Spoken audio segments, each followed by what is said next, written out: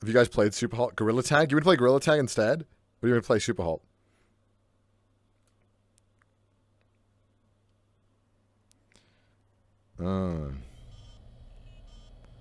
One out of 3 matches? What do you mean? I won 2 out of 3! Duck season? We could do duck season tomorrow, right? Oh my lord, where's the back of this place? Okay, here. Okay, I'm on level C, I think. One thing I don't like about Super Hot on this is that, like, when you grab the gun, you have to, like, fully open palm and then close it, like, weirdly. Right, if you guys don't know what Super Hot is, right? You gotta, when you move, time moves. So, when I grab this and move around, time moves. So if I stay still, time doesn't move, right? So grab the gun. And then shoot. Oh, we got them both in one. Okay, that's good. Ah! Oh, shit! Fuck! Give me the gun! Oh, fuck!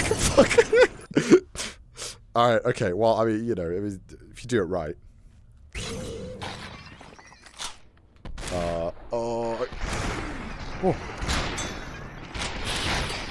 Oh, fuck you! Oh, shit. Just punch him, give me a knife. Oh, shit. Oh, fuck. I'm just gonna dodge them both. Oh, shit! I fucking hate throwing things with this thing, because you gotta, like this. It's really unnatural. Okay.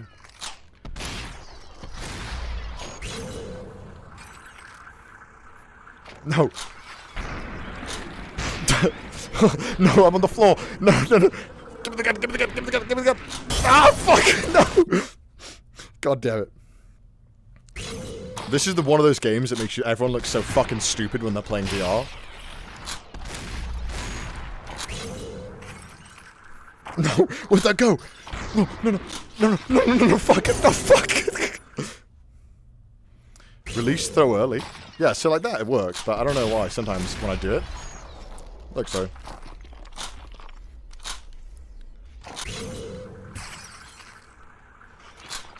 No, not again. Fuck my life. Alright, I'm gonna crawl up to him. I'm gonna crawl, guys. I'm gonna grab his gun. Give me the gun. No! Okay, right. There we go. Got it. See? Throw higher. No! Oh, give me the gun. Give me the bottle. Ah! Oh, holy shit. We got it. Nice.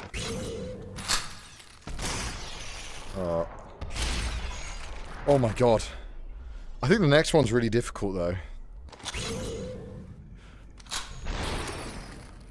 Oh! No. No.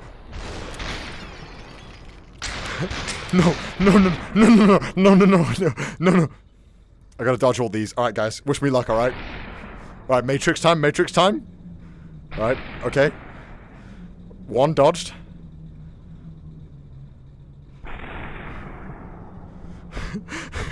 No. Yes.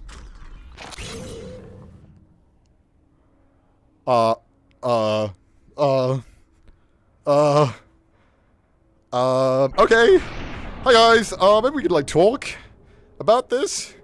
My wall is right there. Alright, okay. And then grab the gun. No, I have to go back to the start. Fuck me. Look down. Was there something down? Really? Give me the gun. Okay. Oh. No. Oh, fuck me. Fuck you. I'm gonna knife ya. Oh, shit. Shit, give me this. No. Give me the gun. Give me the gun.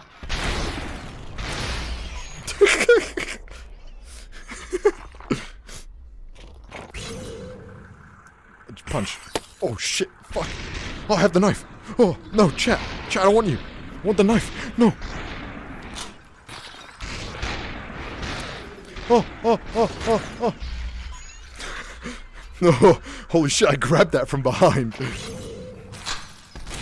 Alright, this guy.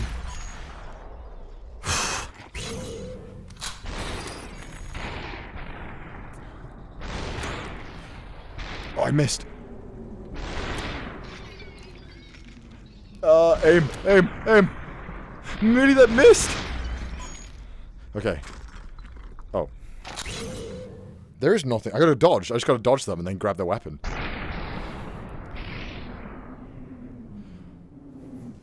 Whoa, that meant jump. You are kidding me. What? Oh my god, bro. Oh. No, give me the gun. Give me the gun. I'm on the floor, bro. Don't shoot. Don't shoot.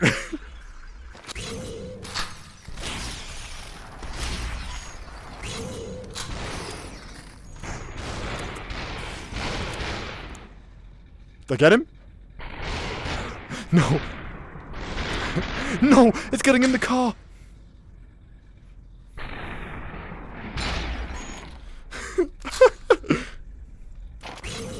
Alright, now we gotta do it. Alright, okay, ready? We're gonna dodge all the bullets, Matrix style, right? Oh, shit! I don't want to grab it. No. Give me the gun. No! Fuck! I shouldn't hit him, because he can't do anything.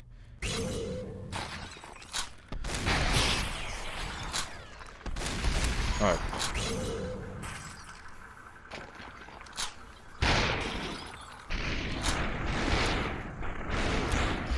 Oh, okay. Grab that. Shoot you. Done. Grab this. Grab this. You. No. Oh, I got him in the dick. Sorry, nothing personal. Oh, in the dick too. Sorry, I'm not trying to get you on the dick, I promise. Alright, Matrix again, guys. Oh!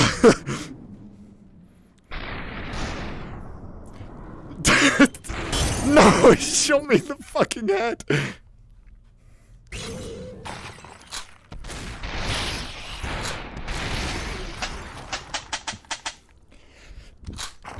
Oh, he's just running. I nearly missed every shot. Man, I'm fucking knackered. No. No. Oh, no.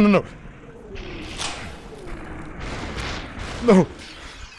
Oh, I'm so tired. Oh, what? Get out of the way. You're dying. You're dead. Leave me alone. Oh, done. Oh, nice shot. Oh, give me the gun, bro. Okay. Where's the guy's gun? You know what? Come here. I'll beat you up, huh? Huh? Come on. I dare you, motherfucker. Come. I'm some floating hands.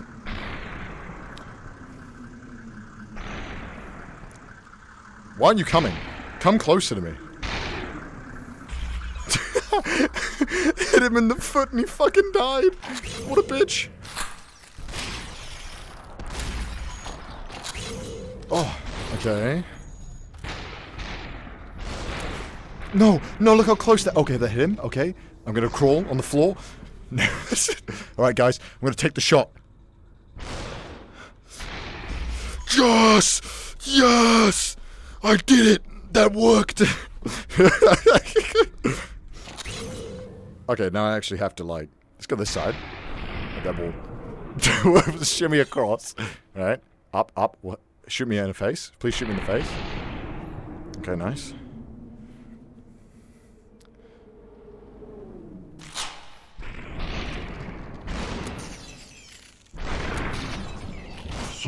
Oh, I did it! Oh, yes! Oh my god, we were so close so many times. You look really dumb. That's VR, man. No one looks good in VR.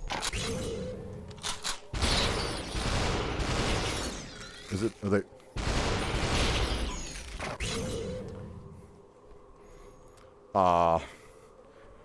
Okay. I can explain. You guys heard about Bitcoin? Fuck!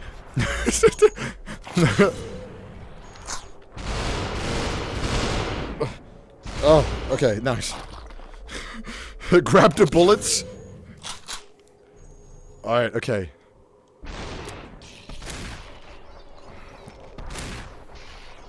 Okay, that's shit. Let's get him. Oh, nice, good shot. That didn't kill him?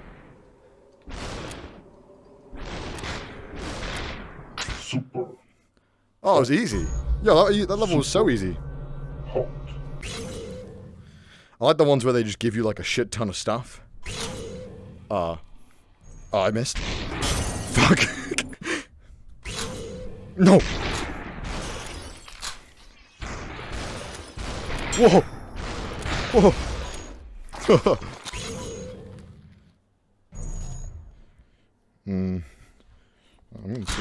Oh shit! The.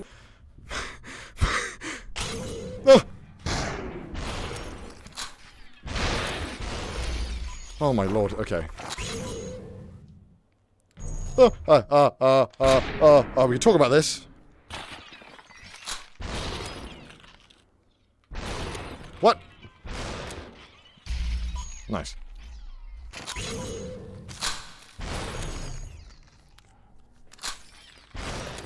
Oh. Oh. Okay, nice.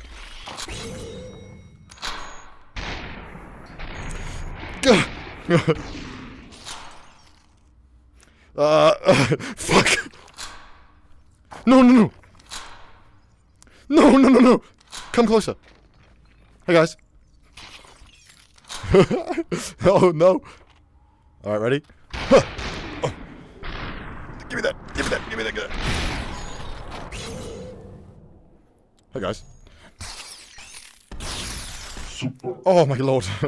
Oh, that was... Like, holy shit. Bro, this is like a full body workout. Nice, we did it. Nice, nice. This is fun, right? Look at us having fun. Holy shit. I must be disgusting. I don't even want to know what this headset's going to smell like. Oh, wait, what's this? Take it.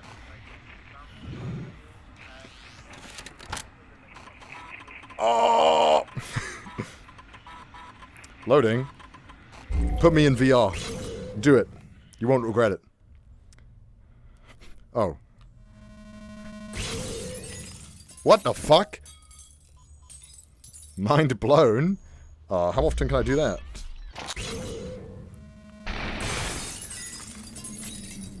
My hands are fucked. Whee! My hands are all fucked.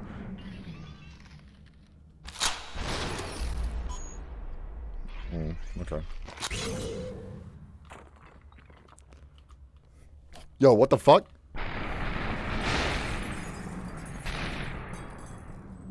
Okay. I don't really know what I'm supposed to do now. 2. Alright.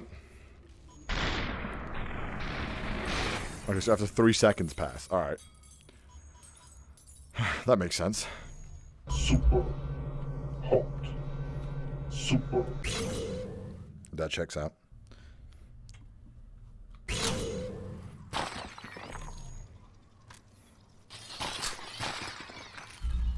Okay. This guy's got a gun. He's moving. That's not good. How far is this guy gonna move? Oh, bullets cancel each other out. It's like Harry Potter. Frisbee. Oh, shit. Let's just fucking knock them all out. Yeah, there we go. Why throw?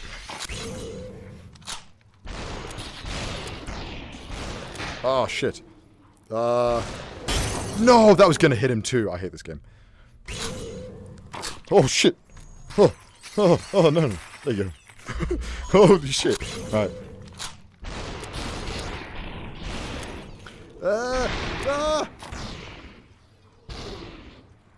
Shit. Well, I only got a hammer now. What the fuck am I supposed to do? I'll just wait then, I suppose. How much ammo has this guy got? Oh. Death by Ken. The deadliest of all. Oh. Oh, oh, oh, oh, oh. Oh, shit.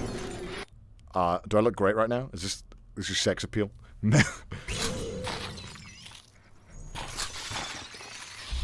Alright.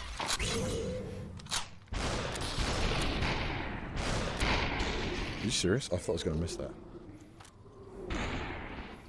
Huh. Fuck.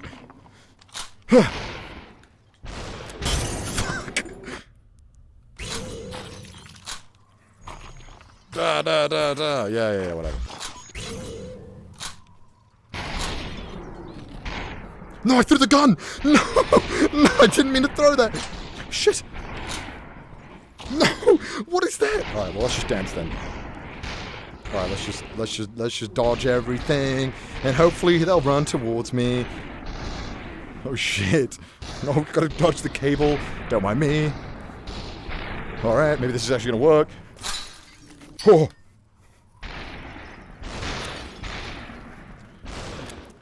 No, I should wait till he stands still. Oh, I missed! Okay, now, there you go, got him. That worked. How did that work? Oh, I want that gun. Fuck, what? No. Oh, we got him. Let's go.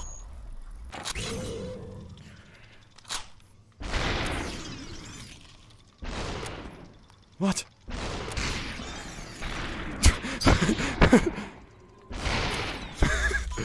They're so fun. I don't know why.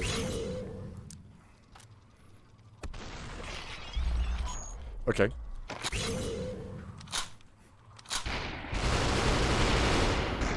I miss everything? What? What?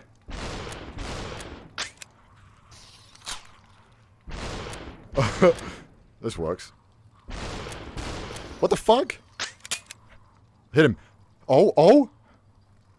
Yo! Let's go! Let's go! How did that hit him? Oh my god. Well, that was fun. I'm guessing that's gonna hit my head. Oh shit. Oh shit. Oh, well, I appear to be a little bit fucked. Oh shit. Shit. I'll just dodge. No worries. We got plenty of space here. Come a little closer. My head's up here. I'm standing on my tiptoes. Oh, big brain strat. I'm gonna grab it. Oh, that's the wall. Fuck, that scared me. Fucking. I thought I was touching his flesh. What the fuck? That scared the fuck out of me. Use my superpowers? Oh yeah, I forgot about that.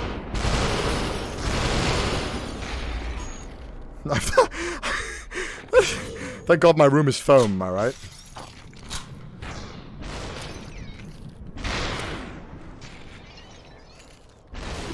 No, you...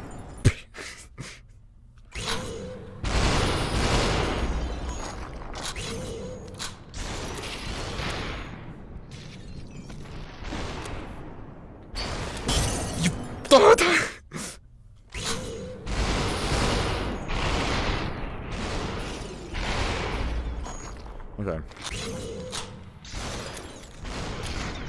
No.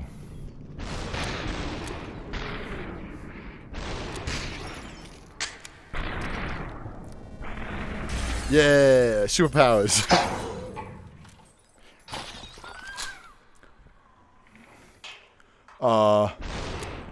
No, come on. No. Oh, what the?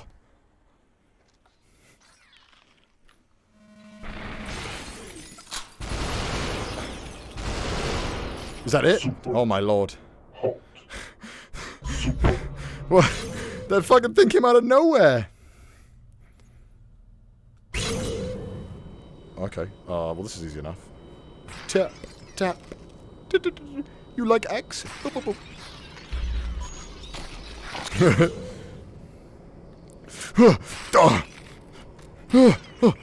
Yeah, dual wield knife now. Haha. So fucking dumb. Oh.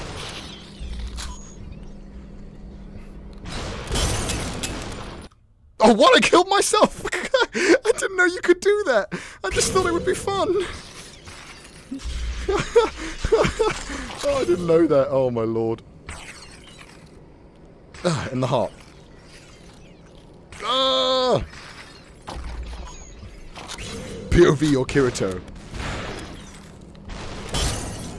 No, no, no. Whoa! Oh, my lord. So easy. You piece of shit.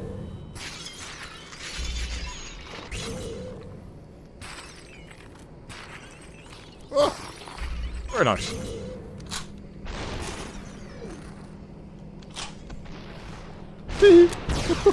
Woo, very nice. No, you did not hit me. What the? Chat, I don't think you hit me. I don't know about that. Omega lol. No, I did not die there. Hello, can I have this? Ooh.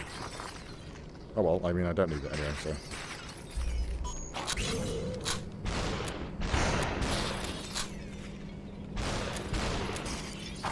I love how you can go around the corner. That's just like such a cool thing.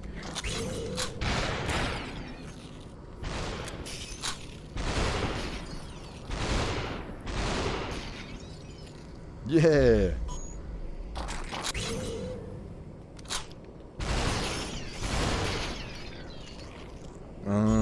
Oh, okay.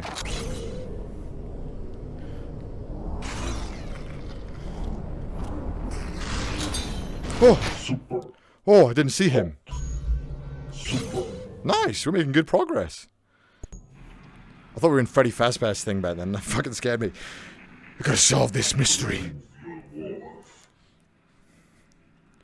reach the pyramid. Obey. Yes, I like your style. Reach the pyramid? I'm down.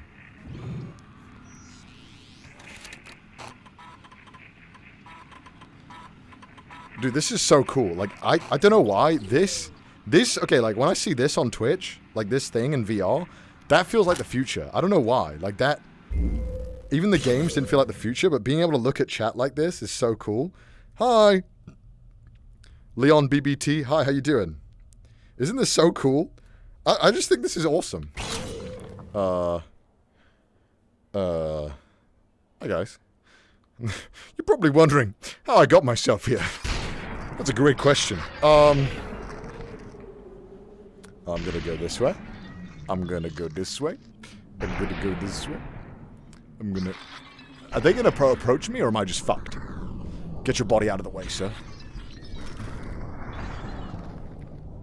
Sound like a fucking lion. Okay, okay, fuck. No, no, no.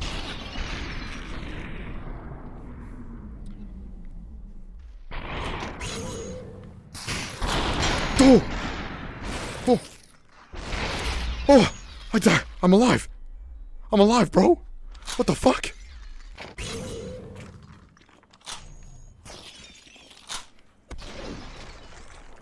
Oh! Oh! No, no, no. Give me a ball.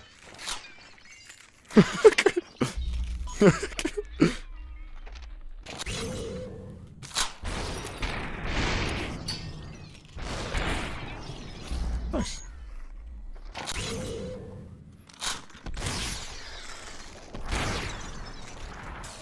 Oh, I'm already out? Have a drink, buddy. It's on the house.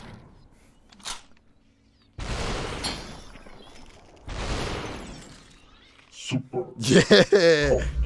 Yo, let's go. First time. The shattering sound is actually pretty satisfying. When they die, I don't know why, it feels really good. No! I want that gun. Oh, it doesn't matter, I can't use it. Fuck's sake. Okay. Oh! Yeah.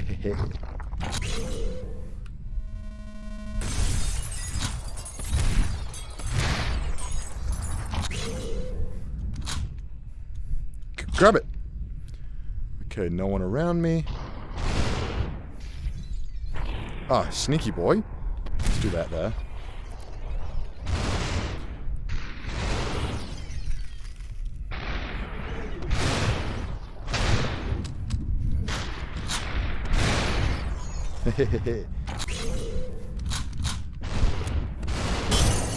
Fuck! I gotta go all the way back. God damn it.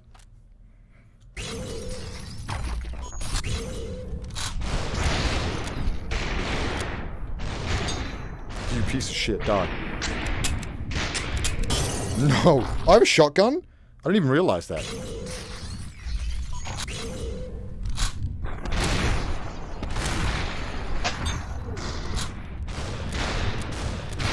Well, that's easy. Can I have that? Okay. I guess not. No, no, no! Alright, okay. Grab. I'll just do this first. Oh, fuck me! Even when you grab it, they're already dead.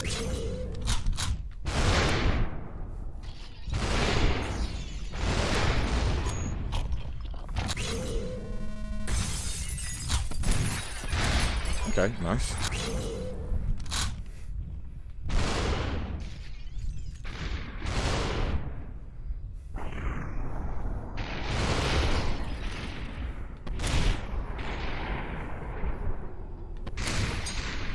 Oh shit. Oh shit, that's my wall.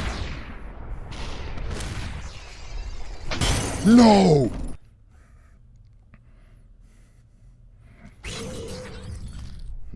Oh, what? Okay. Nice. Oh, my gun blocked it. Oh, you can block bullets with your gun?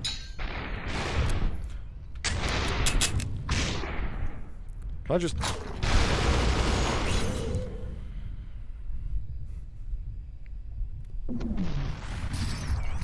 No, no, no, no, no, no, no. Oh, I gotta wait for that to come down now. Oh my god. Yoink! Okay, that's pretty satisfying.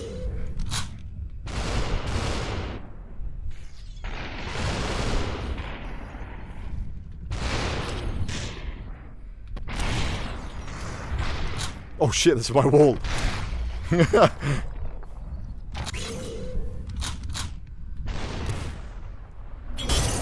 No! Alright, okay, this time, I got it that. This is gonna be it, guys.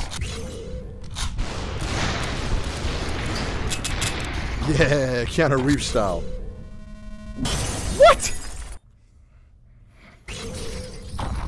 Speedrun?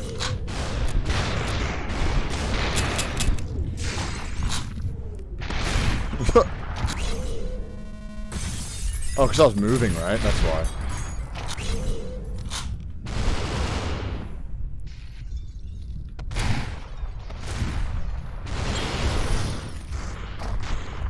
Can I have this, please? Can I have this, please?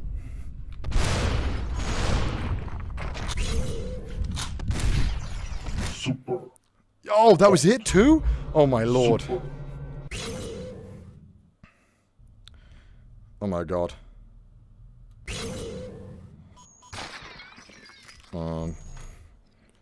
How about that? Oh, there's another guy. Okay. Anyone else? No? Okay.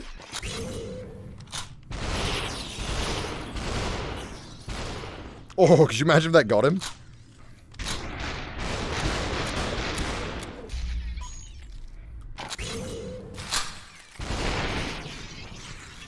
Okay. Whoa. Nice.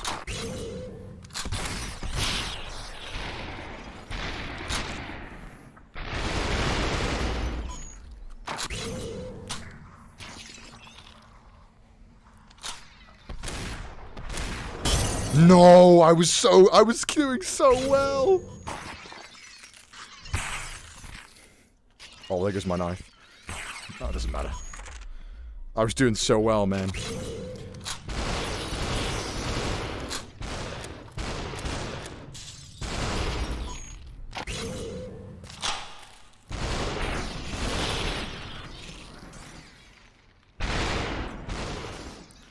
Yeah, boy.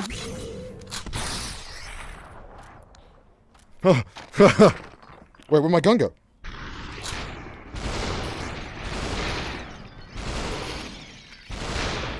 Are you serious? Yo, what the fuck? Okay.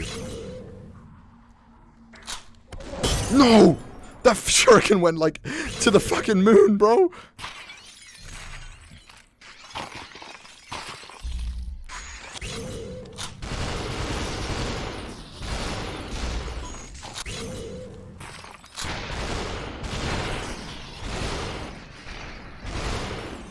Alright, nice. Oh, shit.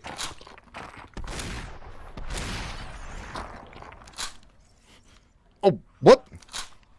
No, no, no, no. Hey, we can talk this out, right? Me and you?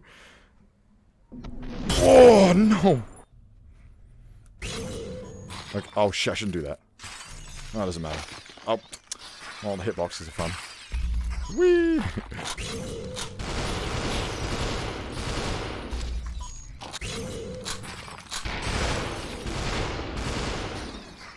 Oh, too early.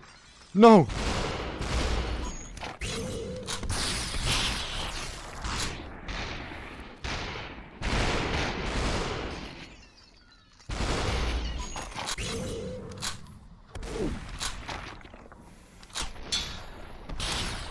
Oh, give me this, give me this, give me this. Let me grab it. What? No! You piece of shit!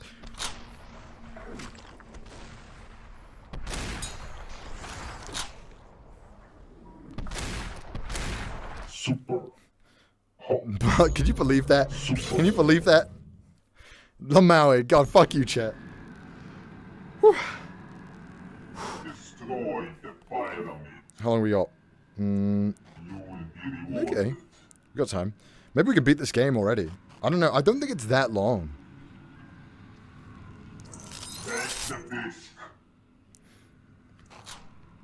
Whee! Shotgun said fuck y'all. Oh, the shotgun is really strong. Oh! 11:30 is Apex when Lily Mara said. Yeet. Hi. What the fuck? Where did that gun go?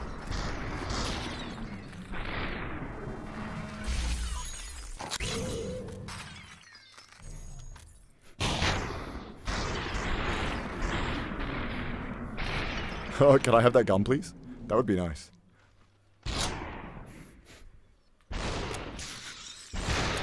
Oh. I mean, that works too.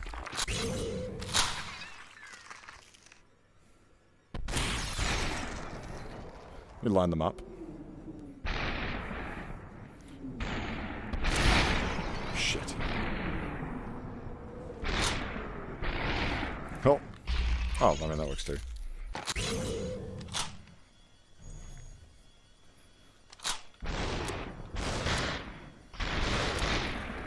Oh, shit! You fucking... You scared me. Okay. Oh, nice. I think I got all of them. Nice.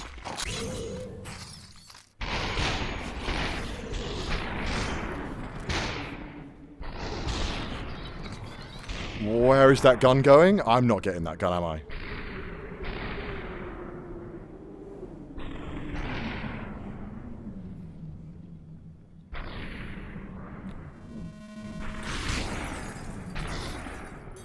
Alright, well.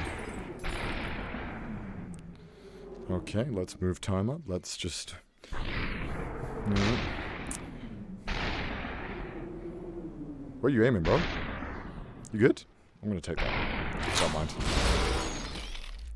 It's cable.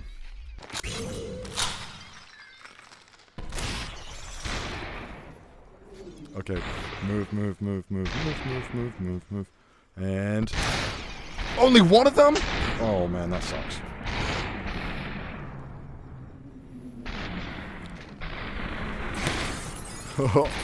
No. Oh, shit, no. I want to grab it. I just about grabbed that.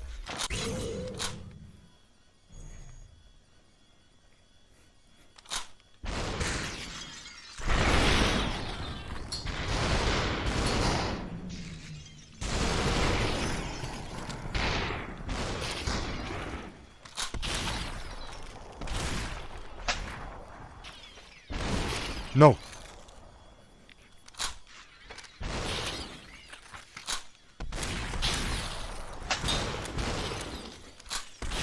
Oh my lord. Oh lord. Is that it?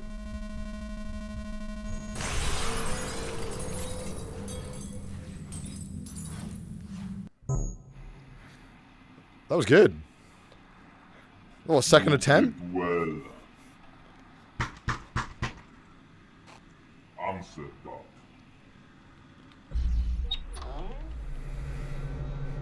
Hello, Pyramid. Yes, I am a fan of the Illuminati. How did you know?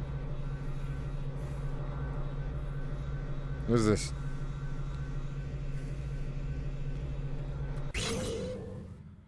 Oh, man, you crank the AC. Oh, Lord. Super Woo! hot.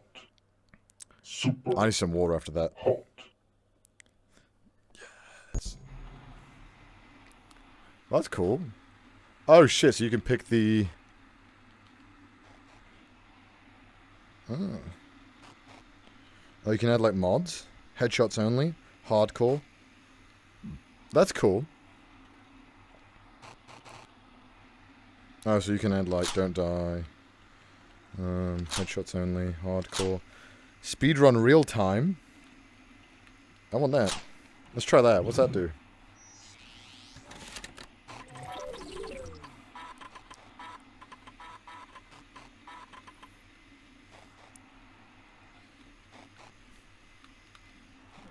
Try it. What is this gonna do? Red. Oh god.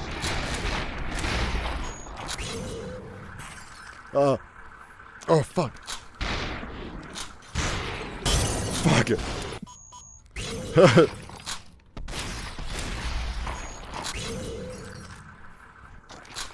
Oh fuck.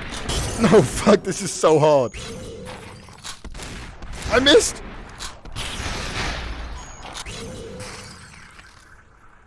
What? No! Give me the gun! Fuck you!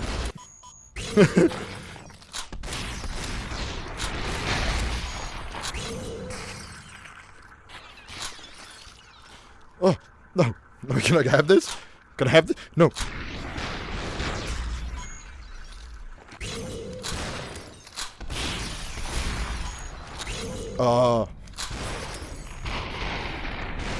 No! This is so hard.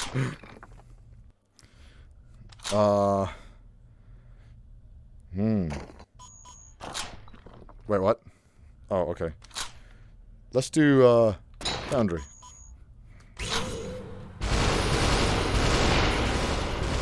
Oh, shit.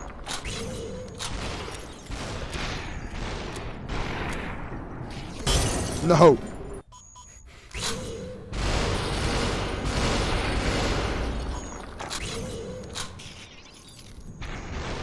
Oh! Oh! No! Damn it. 20 seconds? I threw the gun away.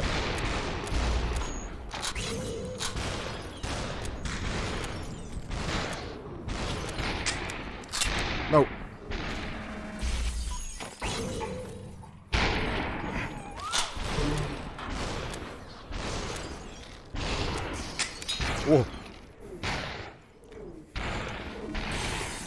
Oh! No! Alright, I think I'm done. Oh, fuck. I'm so tired. Alright, I'm pretty done with VR for now. I'll chill out with you guys. Oh! Holy shit. Oh my god, I'm sweating so much. That's disgusting.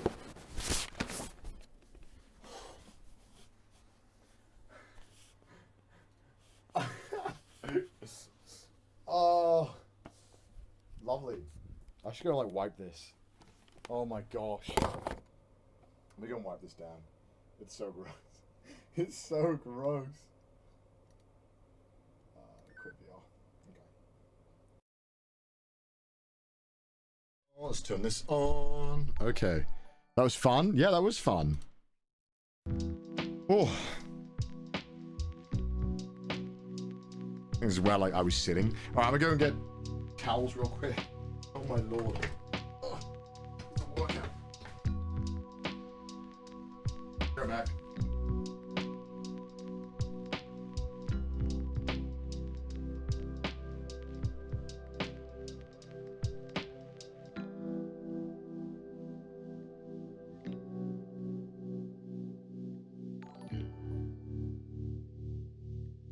Oh, this is so gross. Oh, look, oh, you can take this out. Oh, that's good.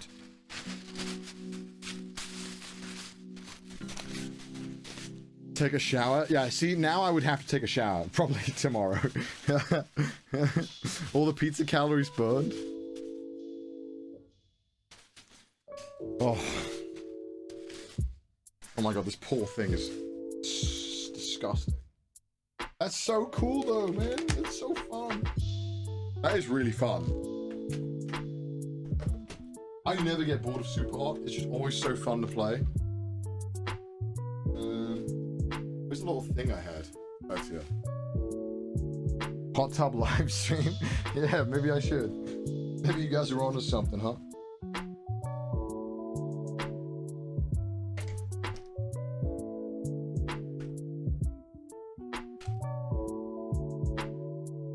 Controllers on the little stand. Oh my god. It's pretty good actually. Oh my lord. Alright, holy. Oh. Oh my gosh. Oh. That was a lot.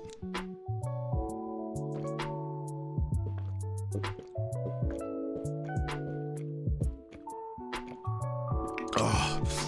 I just demolished that. I fucking destroyed that water. VR sickness? No.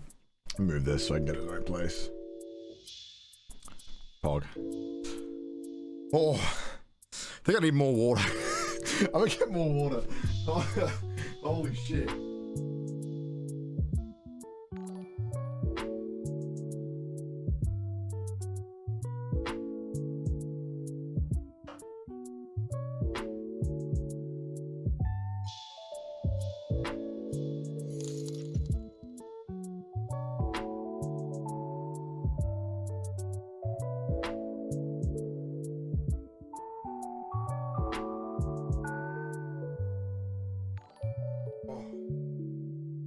Oh. Yeah, my AC needs to go up to like 10,000 right now.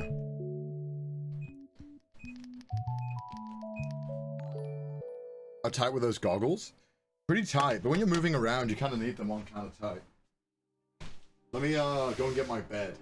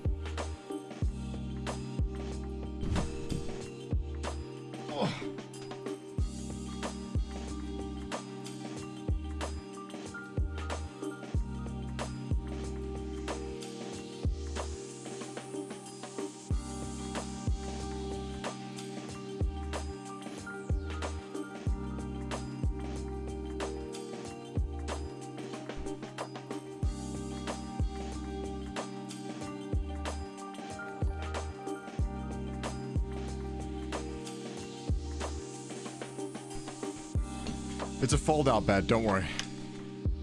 Oh. Oh my lord. Oh lord. It's a fold-out bed. It's a fold-out bed. My face? I need this AC like on my face right now. It's good though, right? Like the the VR, how you can swap between the mic on the headset and this mic. I really love that. And how I can then use that headset and you guys can hear it without anything being fucked. It's super cool. I love how that all works. From white guy to red guy? Yo, you're telling me, bro. You're telling me.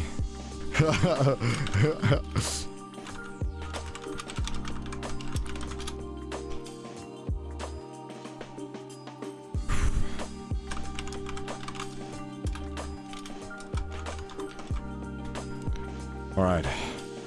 You just shower? Bro, I'm gonna have to shower tomorrow morning. I'm definitely gonna shower tomorrow morning. Whew. Oh my god, I gotta close these doors so we can get more. Cool. Oh, this is falling off. No.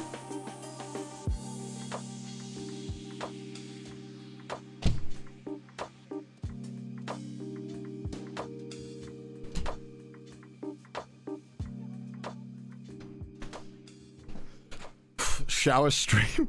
Guys, no. Oh my god. If your chat has escape rooms, that would be cool. I'd be down for that. Why? Blow more. Blow faster, please. That was fun though. Did you guys enjoy VR? That was... I think it's so cool. It's such an interesting, like, type of game, I feel.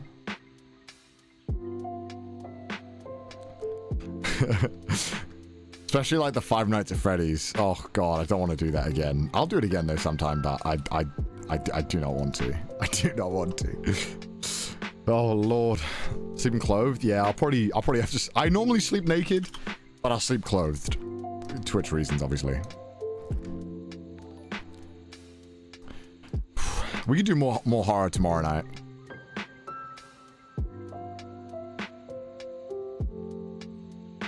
Oh.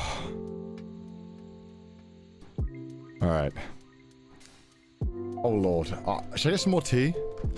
10k though. Yeah, the fact that I'm surprised. I thought we would lose a lot of viewership during VR, but the fact that we've kept around 10k is it's pretty cool to me. All right, I gotta change my headset. It's beeping like a motherfucker. God damn it.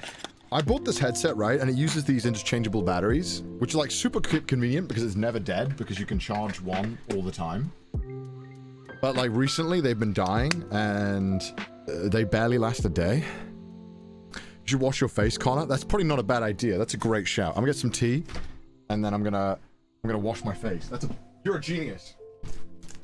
Shit. Stop falling.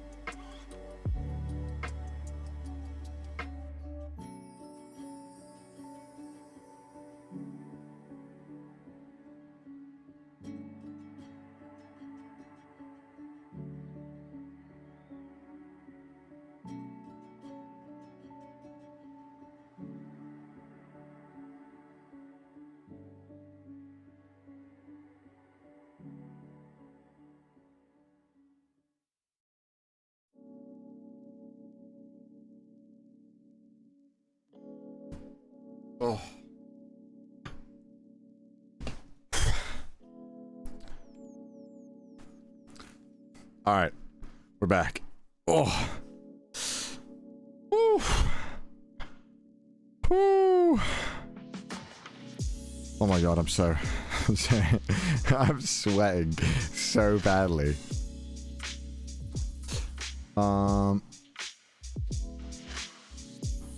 Yeah, I gotta think. So yeah, it's nearly 11:30. Oh. Damn, you're redder than a tomato? Tell me about it. I'm fucking dying. I'm fucking dying. Oh, shit. Alright. That's my phone. What have I missed?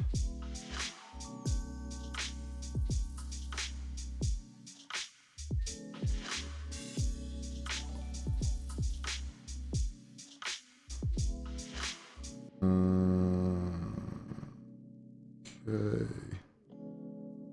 Okay.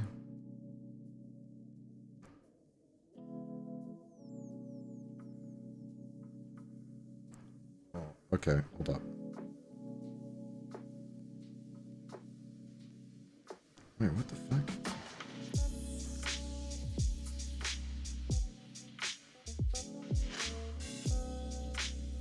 Hold on, I gotta... Alright. Change shirt, maybe? I'll just change it tomorrow. It's already smelly. I'll just deal with it till tomorrow. That's fine. I'll just shower tomorrow. No biggie. It's not that bad. Bruh. Bro, come on, it's the night. I'm not changing shirts, bro.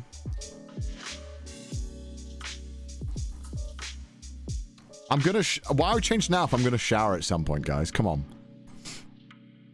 Sleep while stink? That's my life, bro. That's the kind of life I'm living. It's the life I'm living. Dora! Hey, thank you for the 10, man. How you doing? You guys been enjoying the stream so far? How long have we been going for? 12 hours and 30 minutes? Damn, okay. Pretty long. I still feel pretty good. Apex will probably end off this night, and then I'll probably go to bed. Even when I'm in bed, I might, like, just fuck around on my phone for, like, 30 minutes before I eventually do try and fall asleep. It's gonna be weird, man. I still feel pretty energetic, though. Like, I still feel pretty good to go. So, that's pretty good. Pretty good, eh?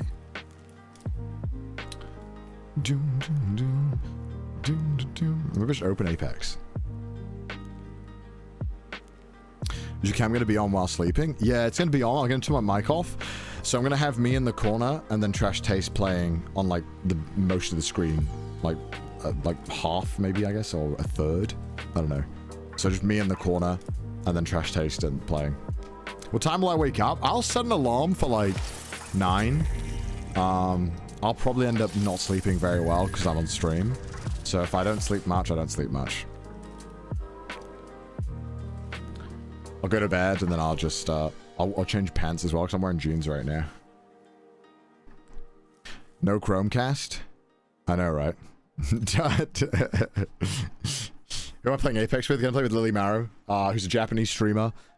She's hilarious. I promise, if you never watched any of these Apex streams before, Lily Marrow is one of the funniest streamers ever. She is Japanese. She doesn't speak very good English, but she's so funny when she does. I'm going to be trying to speak Japanese to her. If there's no one here to translate, I'll try and do my best to translate. If not, check chat. There might be translations. I'll see how it goes. But Lily Marrow is such a funny streamer. And you guys, if you haven't seen her, she's so funny. I guarantee if you come out of the stream and you don't feel some sort of happiness, it won't be possible. It just won't be possible. You just have no heart.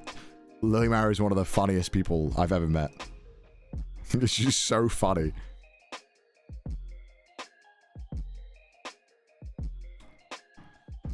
Alright. I've opened up Apex, but it's like doing a bunch of patching or something. I'm not really sure.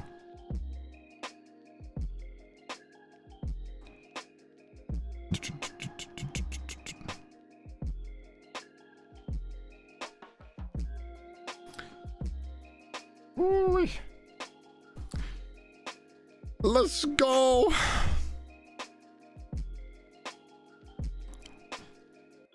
Play crypto? So what changes have they done?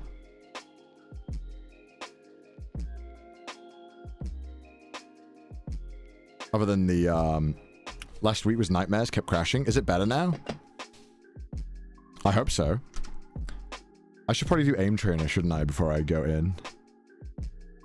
Huge Octane nerf? Thank God. I fucking hate Octane, man. Okay, hold on. What is all of this? What is this? Apex is gonna crash my stream. I'm already calling it. This motherfucking game crashes streams.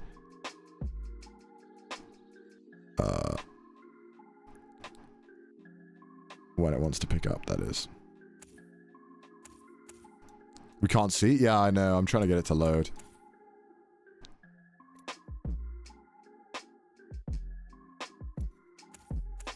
Why isn't it loading? The fuck?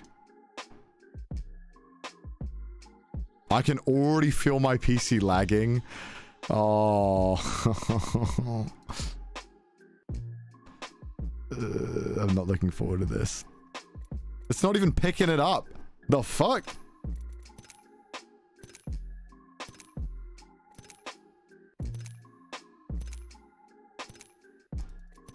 Why isn't it picking it up?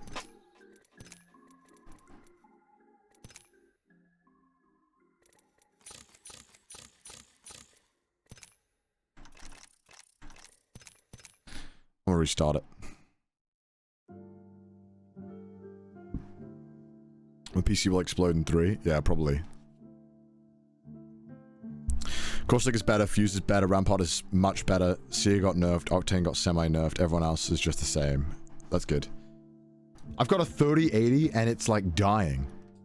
It's like begging me not to open up Apex.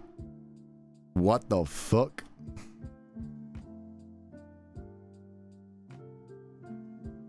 Google Chrome is apparently using tons of RAM. The fuck? What?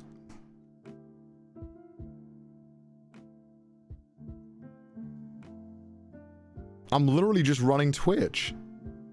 I'm a hard close Google Chrome and open it up. It said 14 or something. 14 what?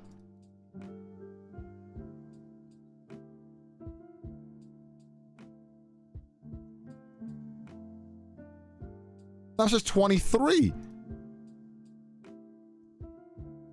What does that mean?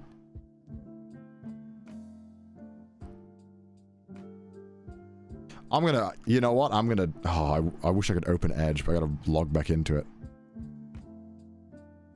Each extensions? Holy fuck, how do I pause all extensions for now? Is there a way I can just turn off extensions? Use Opera? Well, I'm gonna use Edge for now, just for the stream. Just so this thing doesn't fucking shit itself. Okay, Edge is not even working now. Dude, Edge crashed. Oh no. Yeah, whatever. Okay, no it didn't, I lied. Now Edge is very high. What the fuck? I'm gonna log into Twitch. Oh, what is my password?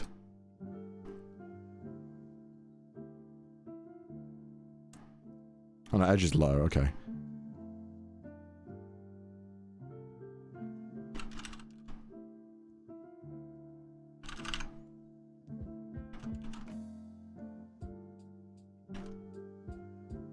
Alright, nice. Authenticator app, okay. Two-factor authentication, because we do things properly around here, guys.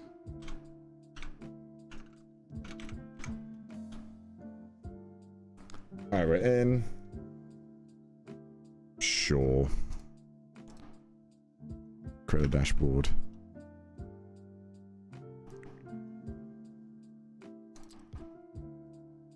Alright, we're on Edge for now, which isn't using that much. We're going to pause our Twitch on it as well. We're going to do literally everything we can to help Apex run. Operation Get Apex to Run. Switch to Opera GX. You can control from inside how much RAM it's allowed to use, so no more RAM hog. Plus, it's pretty great overall. You guys have sold me on it, to be honest. After this 24, after this subathon, I'm swapping to that shit. Fuck this, and I can't use this anymore.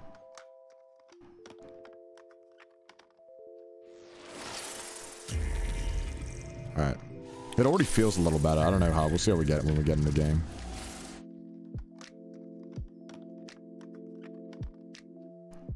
Why am I having so much problem with game capture data today? I don't know why it's like struggling so much, you know? It's kind of weird. Oh, there we go. Okay, it's working now.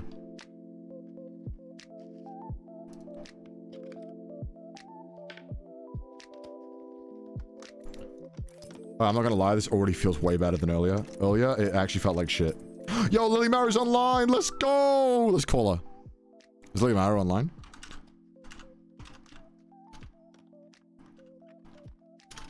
BD Mad. Oh, it's in katakana, her name is. Let me change my keyboard to Japanese. There we go, found it. Just gotta give her a call.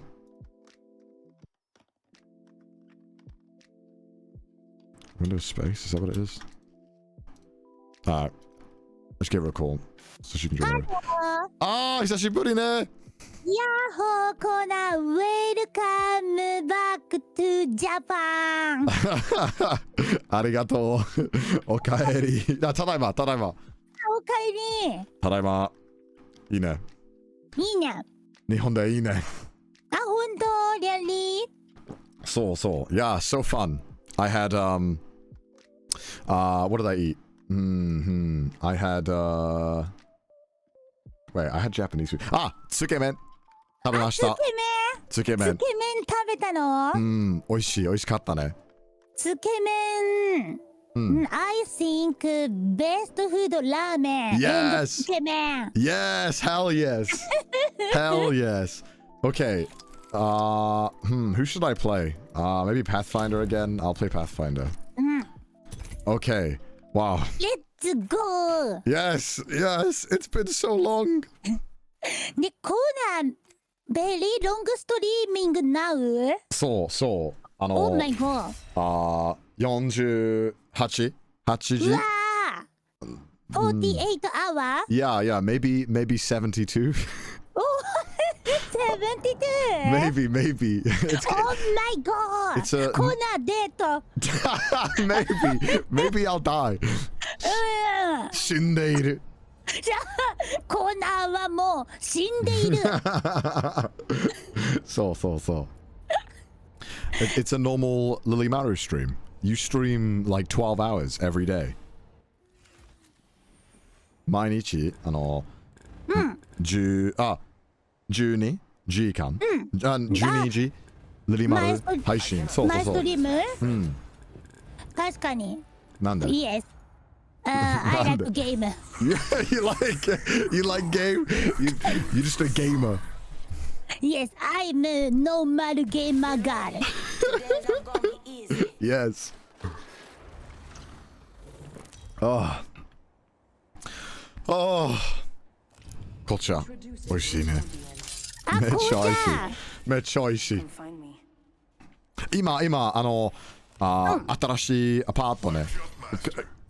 今。新しい？新しい。Oh my god, look at my frames. Oh lord. Oh gosh. どこ行きましょうか。あ、どこ行く？で、バトル。Okay. コーナー2マンス。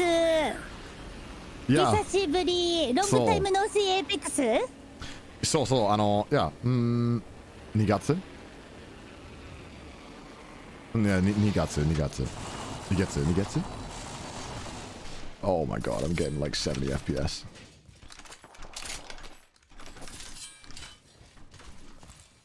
Oh no, these frames. めっちゃいるね。I'm gonna have to restart after this, I think. Many enemies. Yeah, Paksan.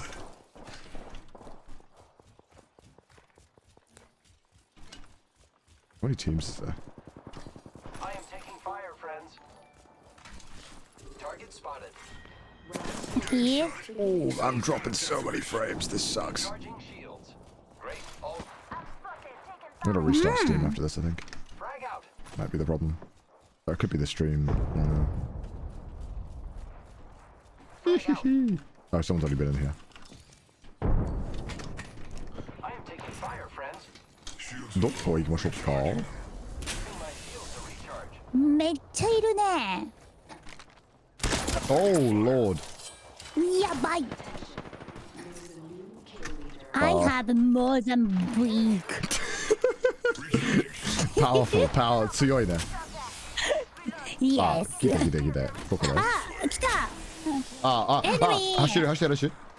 オッケーオッケーオッケー。やばい。おー、やばい。あー、やばい。Oh shit. We can't see your HP? Really? Why not?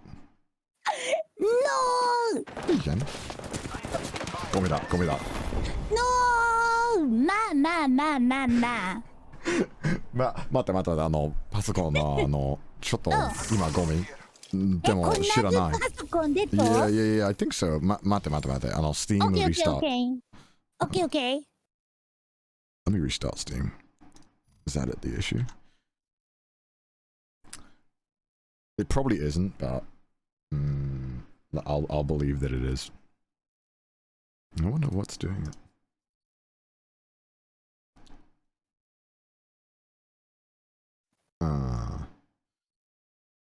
Do you still play Overwatch? Oh. I got denied. Let's restart. Oh. OBS is drawing a lot. But should be fine still.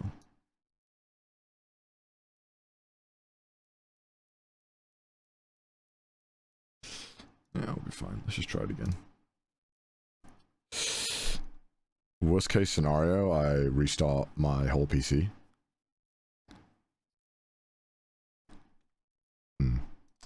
Ah, 大丈夫ですか?うん、大丈夫。すごい。今、もちろん。Apex, do you still play Apex? No, Apex, sorry. Overwatch. あ、オーバーウォッチI like オーバーウォッチ。オーバーウォッチリーググランドファイナル。いつ?ジャパニーズタイム AM9。今日?そう。Oh, wow. 明日? 明日? Well, I mean, yeah, I guess technically 明日. Wow. 上海ドラゴンズ vs レイン。Oh, okay. びっくりした。I'm gold 3. Wow. これ、Do you know 東京リベンジャーズ? もちろん。とても流行っている。日本で。そう。見ますか?I watch ハイスクールスチューデントギャング。いつ?見た、ちょっと前。わかりました。何アニメ見ますか?最近は、待って。ハイライズインベーション?ハイライズイノベーション?いや、ヘプブーン天空審判。Yeah. Netflix アニメ?ネットフリックス?知らない。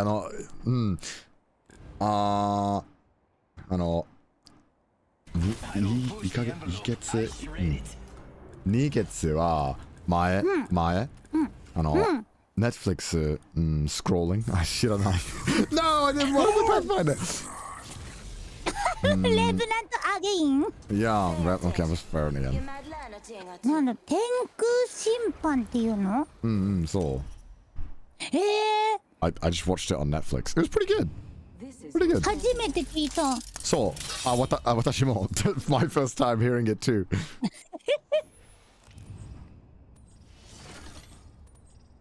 Oh no, okay. Well, the FPS is a little bit better. Oh no, it's me. どこどこ行きましょうか。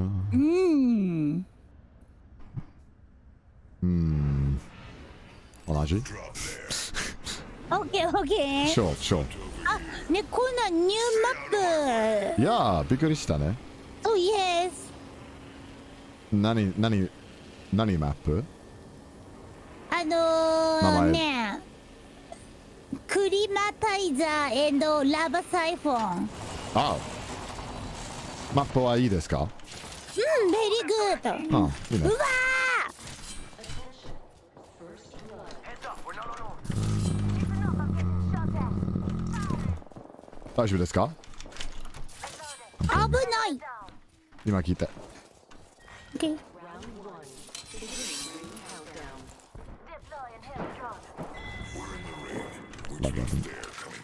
大丈夫ワンダウン I think I can hear something. あ、ここで。あら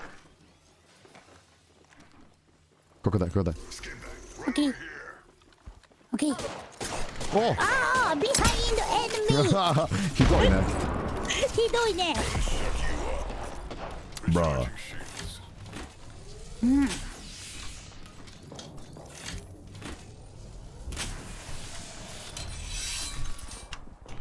I don't want any of this. オッケー大丈夫？わおオッケーどこで？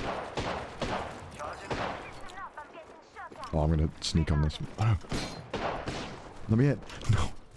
I need energy ammo. No. No! 惜しいね、惜しい。オッケーオッケー20。オッケーオッケーナイス。オッケーオッケー I'm kill leader Hell yes, let's go! ナイスナイスね。I don't know why I aimed down sights. Oh my god, it's so low.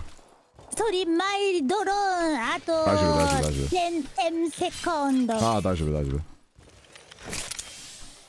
お3、2、1どうぞありがとうございます。あ Barrel stabilizer here. Level 2. ウィーナイス。ナイスナイスね。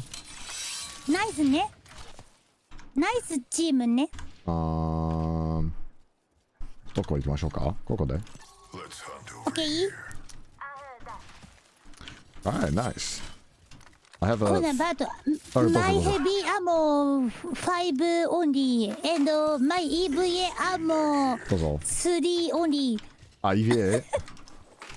shotgun ammo here. あー Thank you あ Okay. あった Someone else is over there. Oh, I need some ammo. あそうマイシールドね Nothing. I'm just... そう nothing Yeah. shield Heavy mag here. Oh, yeah, wow. I don't know what to do. I'm just gonna go this way. Oh, there's bodies. Gonna see what I can find here. えっと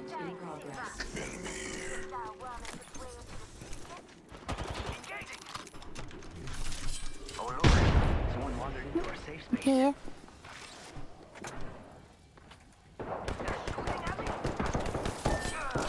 I'm down. No bueno. Oh, God. OK ワンダウン Oh, shit. 大丈夫？あとワンどこだどこだ Everything? やばいやばい。おうわそれ Oh shit, I should have ulted him there. No sorry. Oh shit.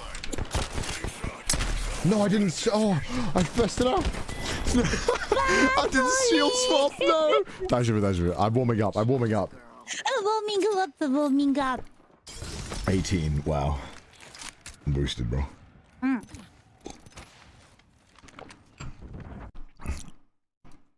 ごめんね、ゴミだ。ゴミだ。No no no no. ああ。最近は元気ですか？ I'm very fine. すごいね、すごい。そう。I'm always fine. なんで I'm a normal gamer. なんで Normal gamer is always fine. なんで always fine? always game play, always fine. Can't be sad if you're gaming.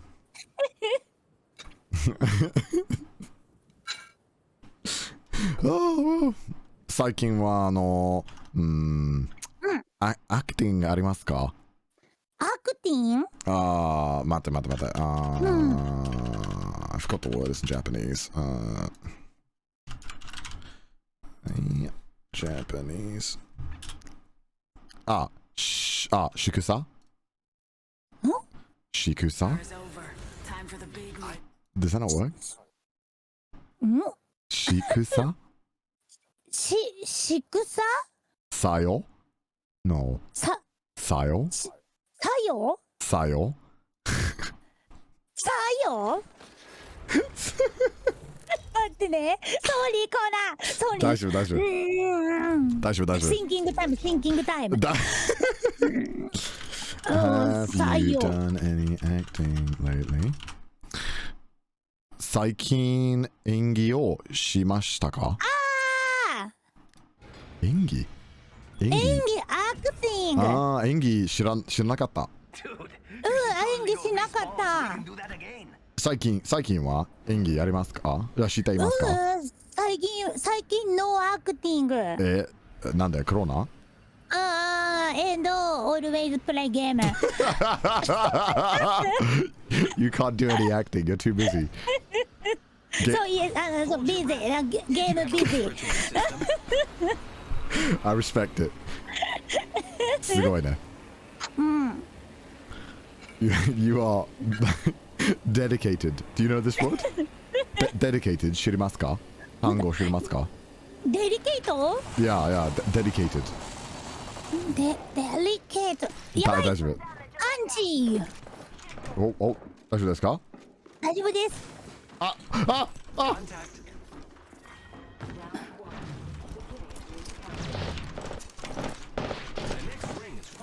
ベリーロー。どこで？ヒューマン。ワンダイ。ナイス。ツーダウン。ナイス。Oh, Prowler. Oh, is that good? ナイスチーム。I'll take that. I want to try it. たまないね。Oh, actually, I'm tempted. これもとか。Sure. I just haven't tried the Prowler since they took it out. Shotgun ammo here. Okay.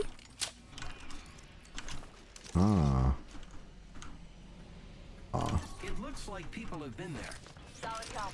了解。Okay. Hemlock here. Okay, I'm kind of getting the flow of things again. Starting to feel it. Oh, エネミーガスおじさん。どこで？コスティック。行きますか？バトルナウエネミー2行きチーム。ましょう。Okay. No, what? Giving my shields a recharge. 今。Oh god, I'm going in so fast.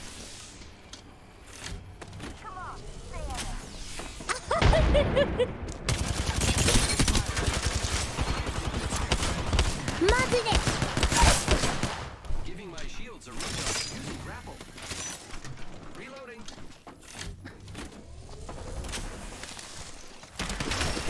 No.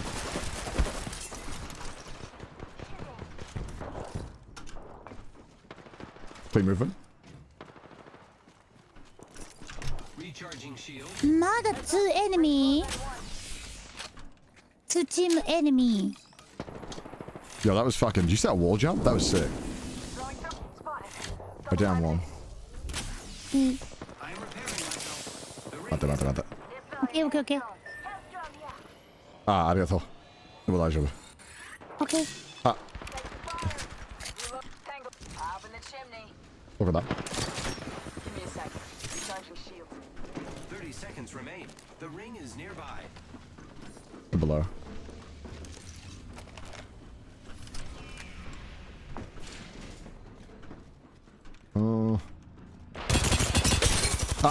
Zero shield? Okay. No! He's one. No! Oh, he just shield swapped. Nice. Spotted. Ah, there. Oh, that was so close. I got double teamed. Okay. Yes! Let's go! Nice team. いいね。いいね。 Oh, fuck. I meant to... Catch up over here. New kill leader. ナイスティーム。プレゼント。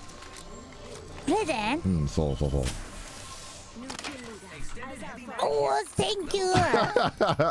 I know you'd like it. Okay. How many shields have I got? Like none. That's nice. That was good. Nice. ナイスチーム。スーパーナイスチーム。 I've got an Evo shield here. Ooh, that's got... No, it doesn't matter. You hear that? There's a care package Oh, I coming need- down. おいしい。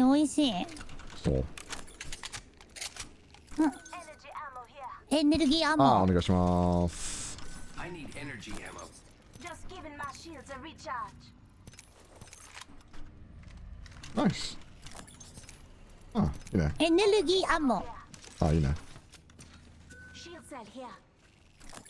I walked right past it. あ、エネルギー3。 An extended energy mag right 同じ。私。あ、オッケーオッケー。 I'm still getting a little bit of lag on the frames, but it's like fine, so I can deal with it. どこ行きましょうか あ待って。Yeah, let's just go this way. Alright, nice.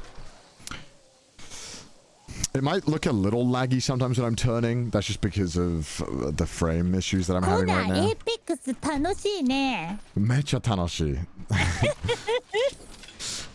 リマル一番楽しい Apex プレイヤー。一番楽しい。うん Thank そう you. そう Always fun, always fun. おお、ありがとう、ベイビー。ありがとう。面白いね。 Might be something. Looks like some enemies have been here.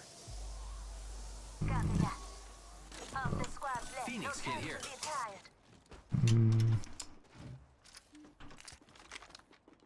Oh. 10 squads left. Grappling. Oh, I missed. Treasure pack.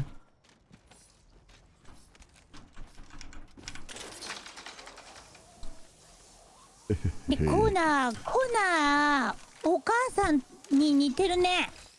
そう。うんおい、楽しかった。めっちゃ楽しかった。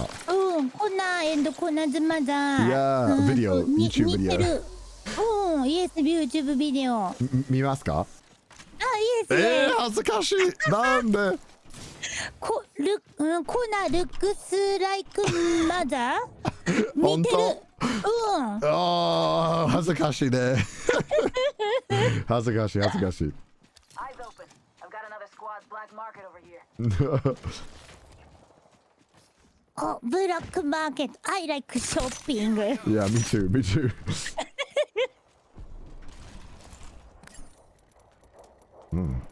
あ、聞こえます。OK。行きますか？いいよ、OK、行こここで止めます。う。OK。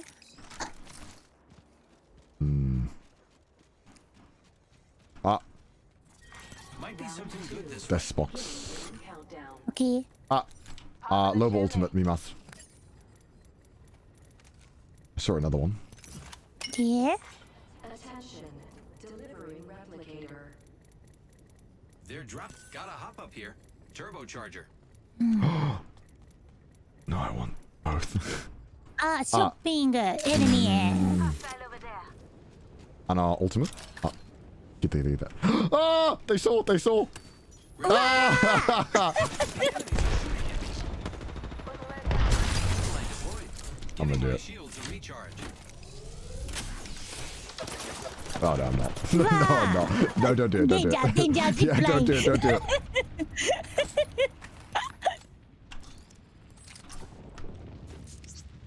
Arc star out. Do this. Oh, I got him. Oh, I got a hit. ハイグラウンド。 Yeah. いてててててて。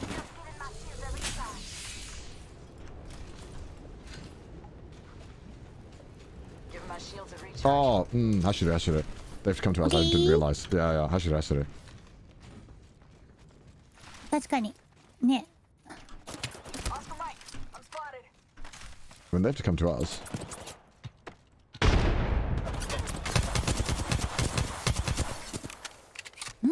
Coco de Anzen. OK。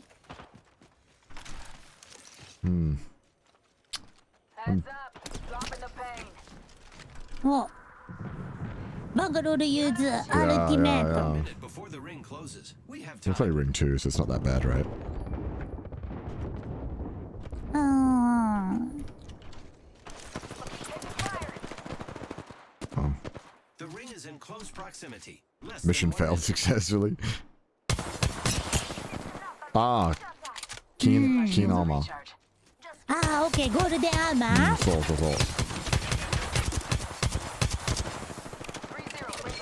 I'm taking fire, friends. Giving my shields a recharge. I thought it was moving for some reason.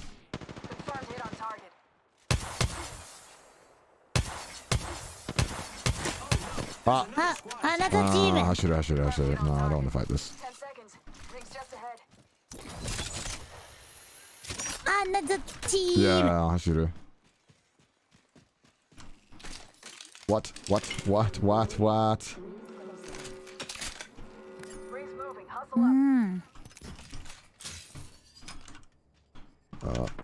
my thing go? Barrel stabilizer here. Level 3.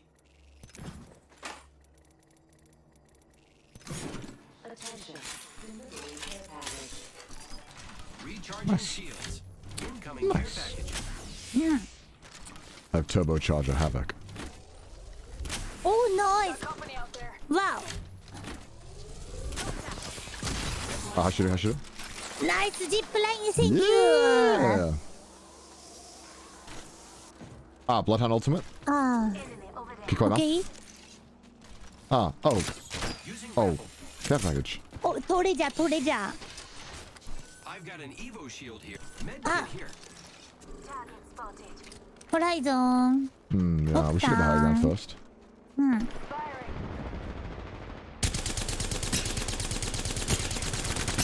Oh, that's some brutal kickback.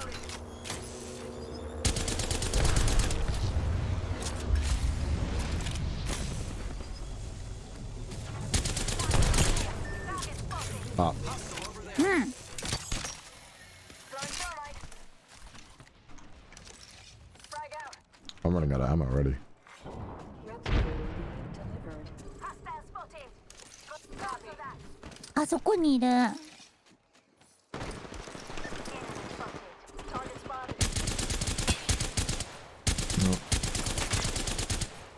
Yeah, bye. I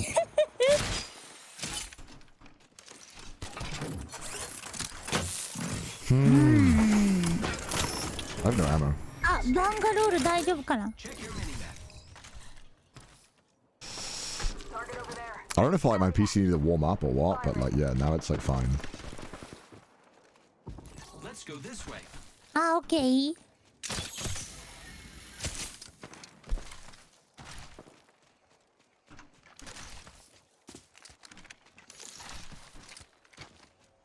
サンドイッチプラン。 Yeah. もう、あ、なんかチーム。 Oh, she must be so low. Contact with hostile. オッケー。 Arc star out. Oh no! Down. Contact. オッケー。 45 seconds. No! Eating lead. Oh, cover the hands in. Cover the hands in. Okay, okay. Oscar Mike. Oh, oh my lord. Nice smoke. Give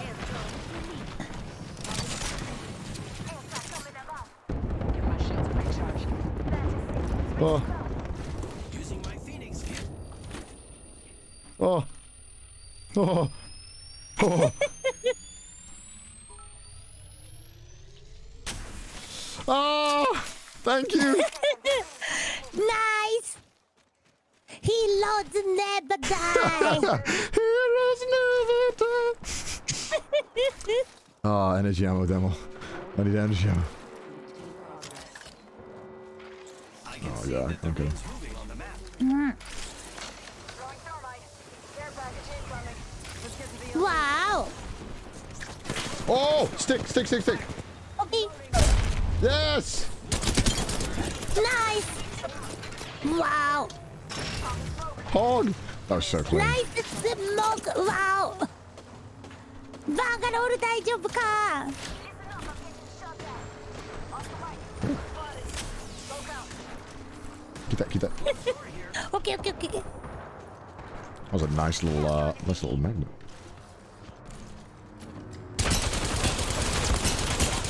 Oh, octane. Okay, okay. Reloading. Recharging shields.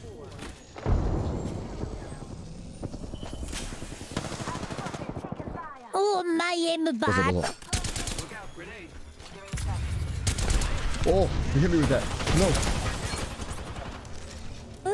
大丈夫。 Okay. Shield battery ありますか？ちょっと待ってね。大丈夫。オクタロー。Okay. I'm boosted. ホライゾンロー。ナイス。ナイス。あ、シールドバッテリー、アイムンゼロ、ソリー。あ、本当？どうぞ。うん。 Hostile close.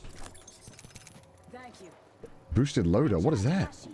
あ、私、アイユズ、ゴールデンアーマー。Okay, どうぞ。シールドバッテリー、OK。 The ring is close. Less than a minute. あ、ここで。後ろ。 OK、OK、OK。あ、上。ごめん。上、アップ、そうそうアップ。OK。 I think so. Ring ain't far. Half of one. Any more? Okay, go on. No. I don't need this many.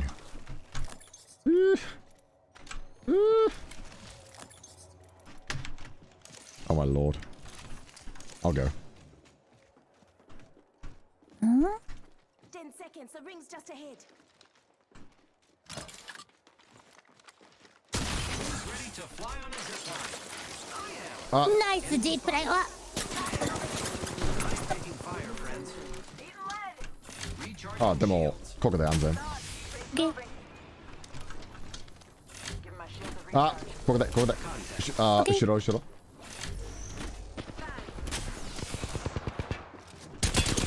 Oh, that really just お trade ー、 that ラ man. イス、ライスレ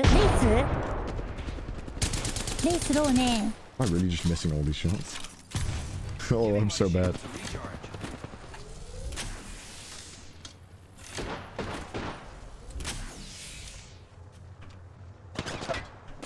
ここにもね、バルキ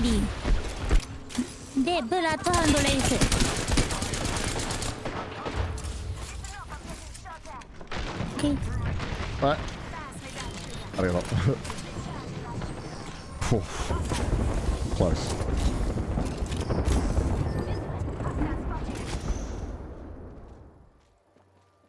Ah. I don't waste too much ammo. Ah, 楽しいね。楽しいね。Yeah, でも楽しい。1 minute till it rotates. There's no cover out there though. Oh. Isn't far. ドキドキゲーム。 Yeah, this is Doki Doki game. Ah. Guys are shooting at me. Oh, he's so low. Oh, In a minute. Giving my shields a recharge. He's literally like 1. Doesn't matter. We're not gonna kill him anyway. Look out, Friday. Ah. Ah. Recharging shields. Reloading.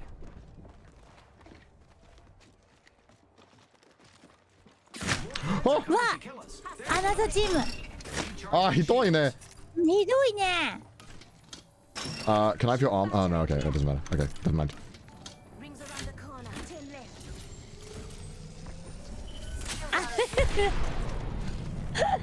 ありがとう。ここで。オッケー。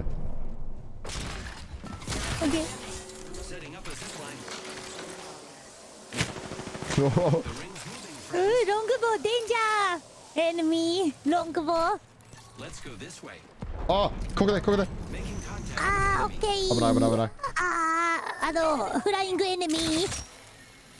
バルキリーアルティメットフライングエネミ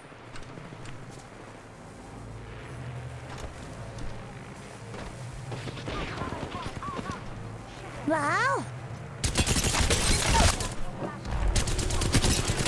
お。あ、ここで。あオッケー。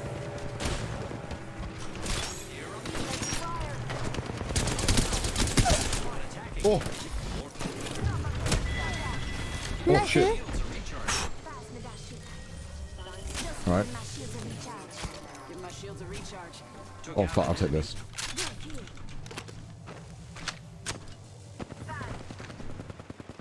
Enemy spotted. Shield battery here. The ring is in close proximity. Less than 1 minute. ありがとう。 Get over there. Oh. Fire on the enemy. Oh my lord. Not like this, bro. オッケー。 Kill leader stunned. Oh, there's nothing there. ラスト2チーム。 Yeah, Give me a sec. Recharging shield. we should let them fight it out. Oh, 聞いた。い今。る。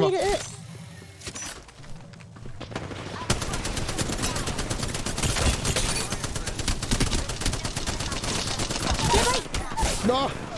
Enemy down. Enemy down. Oh! オッケー。ありがとう。ナイス。 One squad.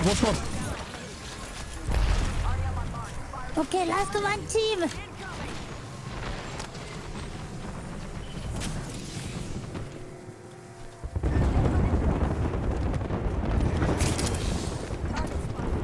オッケー。ヘルメットグレネード。うわー。あで。Wow, why have so many grenades? あ、 What? エネミーガスベイビー。どこで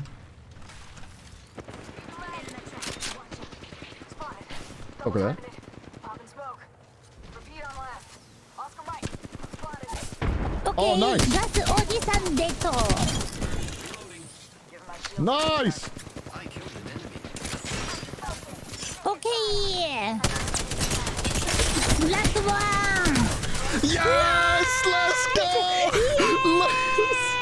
Let's go! Nice! Nice! Yes! Amazing team! Nice! Amazing! You are Awesome! the Apex champions. ナイス Yes! このゲーム、チャンピオンゲームこのゲーム、チャンピオンゲームすごいナイス Wow! 2-1-7-4-2-1-3-1 Yeah, damn. 2027 Yeah, nice! Nice! Yes! そうだ、セブ Yes! ンキルそうそうそう。同じ同じ。見て、同じチーム。ハイファイブ、ハイファイブ。ナイスチーム。Oh my god, nice. That was fun. 楽しい。楽しかった。That was such a good game. Damn, 2k damage too. It's pretty good. Oh, Pathfinder. I love Pathfinder. My wife. My new wife. New wife, Pathfinder. Pathfinder. So beautiful. Oh, I have a legendary pack. Oh my god. Oh. That's so shit. That's so shit. Ah, 待って。Oh. Oh. チーズ痛い。チーズチーズチーズチーズ待って。犬待って。No, not 心。心臓。ハートあ、そう、心臓痛い。ドキドキゲーム。そう、ドキドキゲーム。It's like コナンメニードキドキ。そう。70 hour ストリームデート。Yeah, exactly. Oh no, I should get the heirloom, shouldn't I? I should gamble. ね、Oh. なんでライフラインナーフ？なんでナーフ？ねえ、ワイライフライン、ヒットボックスファット。Oh my god. So fat. リバイブシールド、nothing. ない。And fat. Yeah, she's kind of thick. I'm sad. Yeah. Fat. Very fat. Nice. Oh. 楽しいゲーム。ね、楽しいね。She got a fat ass. Championship is ours. Oh shit, I missed a donation. Oh shit. CDawgVA donated $100 because of you. I got back into Apex and reconnect with friends I had not played within 2 years. Thanks for the streams. Dude, no worries, man. Thank you so much, man. That's so nice of you. I hope you're doing well, man. Glad to hear that you reconnect with your friends as well. That's awesome. Wow, champion team we are. Champion team there. Champion. Yay. Let old man Fusey show you ankle I'm a jump master. あ、コーナー。You there? Now, only new stage. ここ。This position new 行きます。 stage. イベントステージ。行きましょう。OK。誰だっけあれ。ランパートシップ。あ、本当？Yes. Ooh, nice. Ooh, おしゃれ。Wow. So, yes. おしゃれ。Ooh. おしゃれシップ。いいね。あ、so purple. エネルギー、メニこれ。あ、本当？エネルギー。Oh. ベリーストロングウェポンショッピング。いやー、見て。あ、そう。ほら、ゴールデンランページ。いいね。ゴールデン99。お願いします。First blood and it's not us. Wonderful. ターボチャージャーあります。ハバ。ねえ。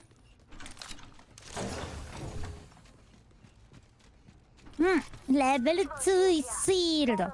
お願いします。どうぞ。I need it. ハブあります。R99 here. Fuck, I love the Havoc. This thing tears, man. When you get like a good aim on them, it just like destroys them. Actually, I need this stuff for now.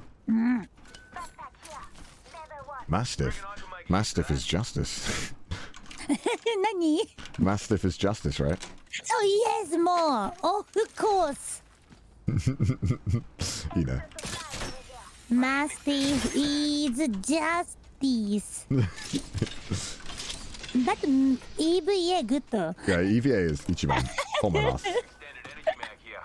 Level 3. お願いします。あ、EVA。あー、what the two? Dibs.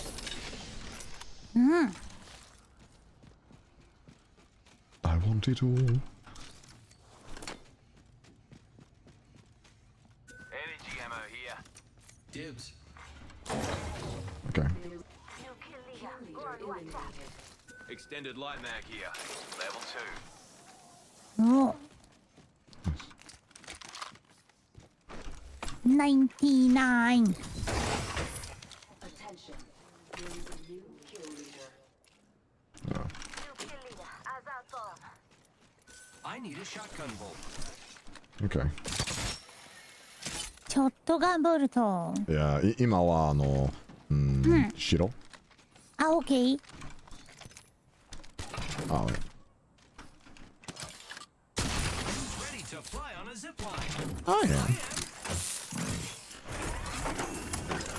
I'm shopping. あ、どうぞどうぞどうぞ。ゴールデン99ショッピング。ナイス。お。あ、ほらあ、イエーイ。ほら、いいね。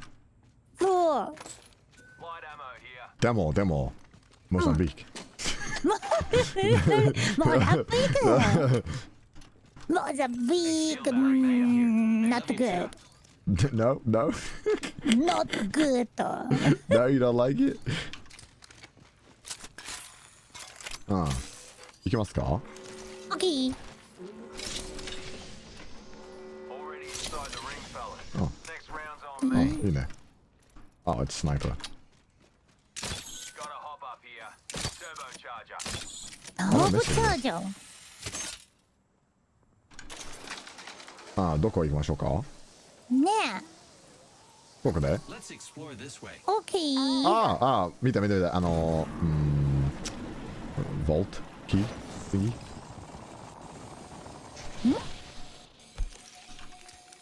あ、待って。あー、 Check it out. Care package. ここノーエネミーね。そう。あ、that's pretty good. I've got an Evo shield here. It's cool. あ、どこで？ Ultimate accelerant here. That's pretty good for me. アルティメット。促進剤。促進剤。そう。難しい単語ね。難しい。そう。 Half the squads are gone. Separate 心 the 剤 boys from the 心 men. 剤促進剤。促進剤。あ、 Medkit here. そう。さしすせそう。そう。促進剤。促進剤。Very good コーナー。ありがとう。 Very good 促進剤。促進剤。難しいね。難しい。 That's a hard word. No.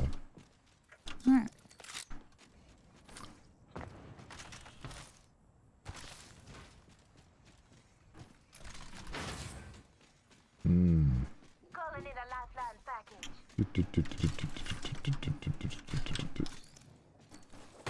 マリオコナー。そう。 Shield cell here. Okay. Optics here. Close range. Man, I'm getting some weird frame rates. I don't know why. It's like, Cheers. Helmet here. I've got So, an so. Evo shield here. It's cool. Oh. Level 3. これでヒューズの。 oh nice. None of them have energy. Nice. あ、いいね。あ、マストロングチーム。あ、いいね。 Line deployed. 安全チーム。そう、イエス。 Reckon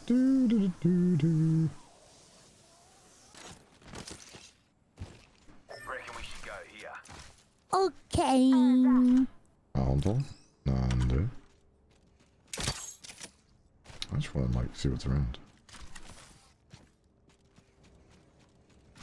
I need a hopper. Grappling. Oof. 静かね。なんで静か？あ、なんか今促進民アルティメット促進罪民ティーチマイチャット。本当？イエス。楽しいね。促進、こうアルティメットゲージピュインアップ促進。一番先生。一番先生？うん、そう。 Heavy mag here. Level 3. Beginning ring countdown.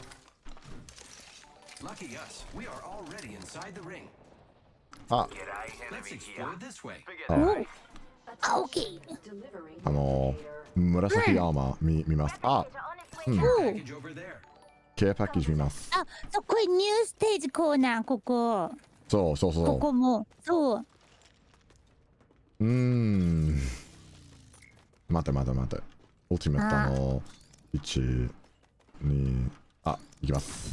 オッケー。 Ready to fly on a zip line. イエイ。 I want to get care package. Might be something good this way. Keno. スペシャルケアパッケージ。 Got a What? cargo bite. Care package over there. あ Heat shield here. あ、ゴミだ。あ、ゴミうん、そう。 Back here. ゴミパッケージ。そう、ゴミパッケージ。 This place has seen activity. オッケー。 Grappling.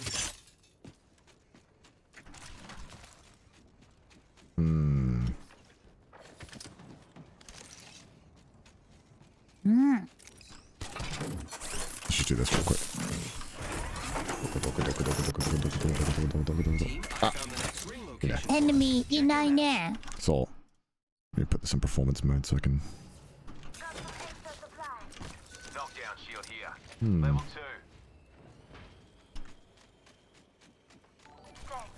ありがとう。 No worries, mate. I can't see anyone. This is such a boring game. We haven't seen anyone. Nasty frame drop there. Oh yeah, that's because I tabbed out. Got a hop up here. Tempo. いないね。そう。 No あ enemy。、ロバウルティメット見ます。あ、オッケー。見ました。ここで？ Let's explore this way. あ、そう、ここで。 Hostile over there. Yeah, I think I saw the thing whoosh that way. That noise. あ、いた。エネミー。 Okay. Hostile over there. Triangle over there. Lucky me. Down there. 何しますか？ Great. Already inside the ring. Knuckle Maybe they'll cluster see the friends. ナ These ックル guys. クラスター。 enemy over there. Maybe they'll come across each other and start fighting. わお、びっくりした。お。ね。ひどいね。 SR スケアリー。 Yeah, why? ひどい。Why is he using his ultimate? You hear that? What's that? Is that like an ability of his ultimate? The fuck?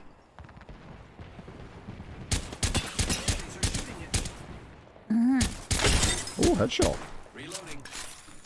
Recharging shield. うわ。SR は No. I have 99 and even yen. ちょっとゴミだ。SR スケアリー。 Ready. It's zipline time. Does this work? あ、いいね。あ、いい。これだ。いい。 OK。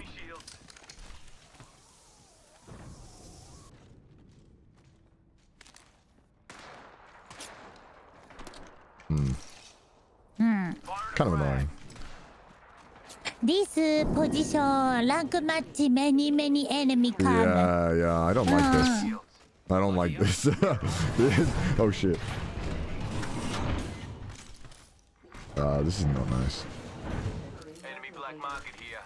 Oh, I like shopping.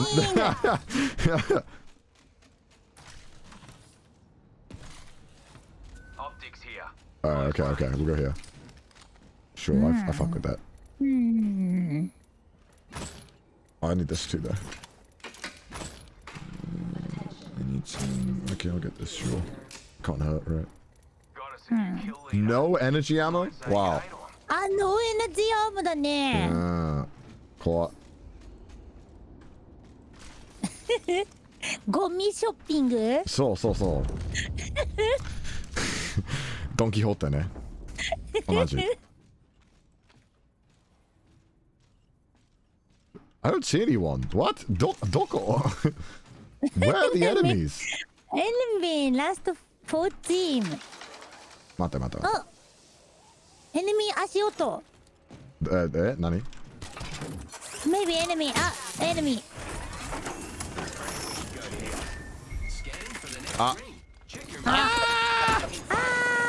That's pretty annoying. お、ホワイトシールドエネミー。わ。本当? うん、yes. But enemy use shopping. Look at that. Okay.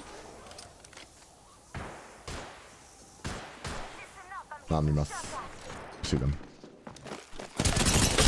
Oh, I just melted that door. やばい。Oh. Looks like a gold there. Ah, 優しいね. Okay.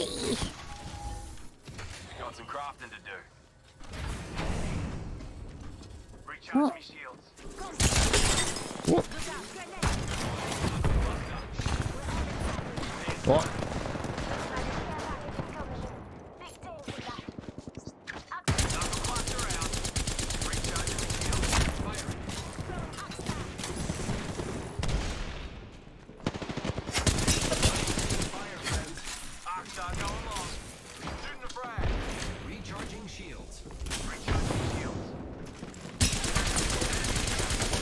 I missed everything.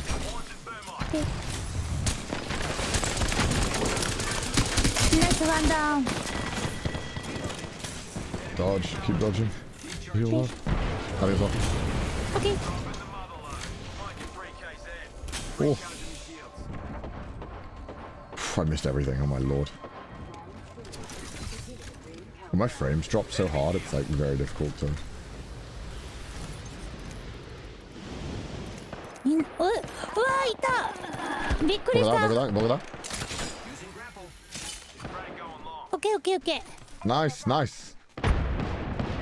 あとラストは maybe this team. You think so?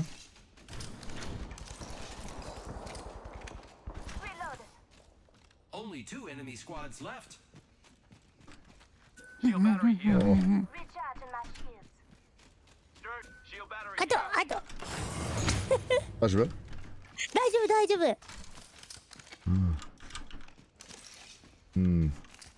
Shield battery here. あ、oh. I've got an Oh. evil shield. どうぞ。 Cool. Level 5. Forget shield battery here. お、レベル5。どうぞ。Okay. Shield battery here. セールのバッテリーいらないバル。Why do you keep trying to give it to me? あとー出ちゃう。 Oh! And help draw. He's so low. Just giving my shields a recharge. やあね。 Help draw near. Using a phoenix kit. Where? Ah, ここで. Hostile spotted. ね。やあね My。shields a recharge. I would like... The ring's close. 10 seconds. Ah, Sun Squad.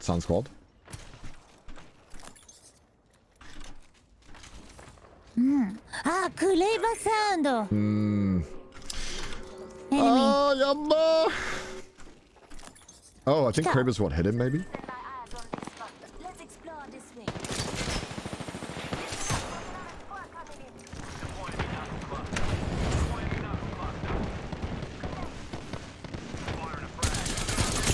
I missed everything. Ah! やばい Oh no! She. あ、オッケー Oh, I'm bad. I'm so bad. I thought I heard him. Go man, go man. うわー、ソーリー Go man, go man. あー、ごめんごめん、 no, こちらこそ my bad, my bad, my bad. ゴミだ。ごめん I just my aim was just shit. Oh, it's so bad. でも It's ナイ so スファイ bad. トナイスファイト Master, by the way. Jesus. Nah, not the nice fight. 私もゴミ。どうぞエイムは No, no. エイムない。ゼロエイム。なんでこんな、なんで頭、何してしますかStormtrooper. No.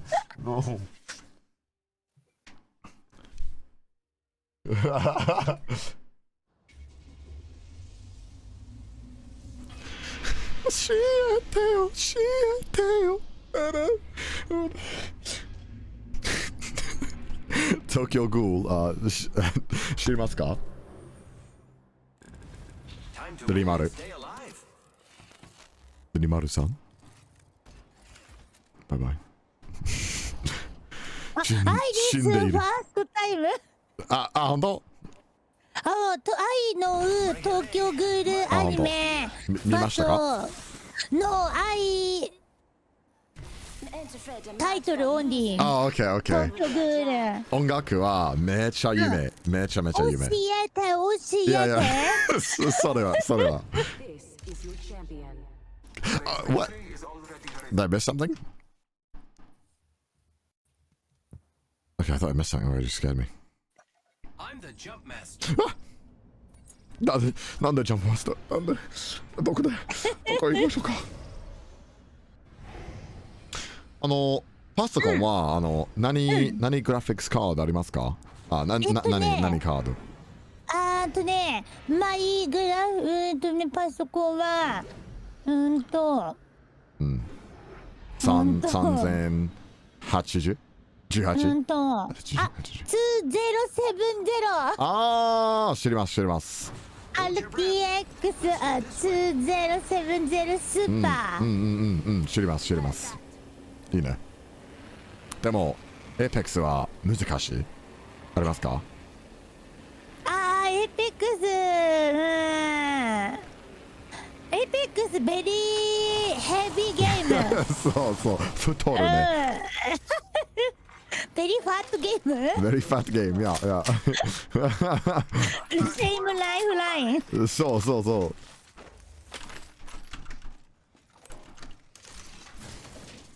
私30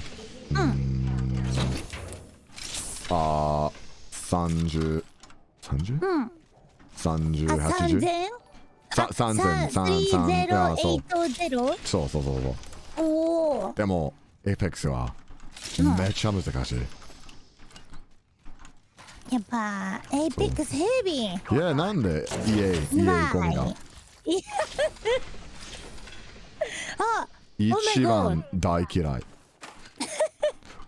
どうぞゴールデンラページいるコーナー I use フラットラインOkay.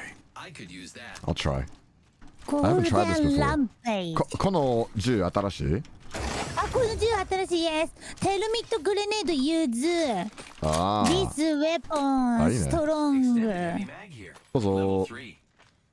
Thank you Must go faster. Thanks. 301 301 Mag here. Your wife OK じゃあ OK yes my wife yes I like 301 Oh 知ります very cute 301紫山見てナイス見て本当だ It's go time. Is it like あら Thank you 大丈夫 Line here. What? How much ammo do I need for this gun? I mean, I don't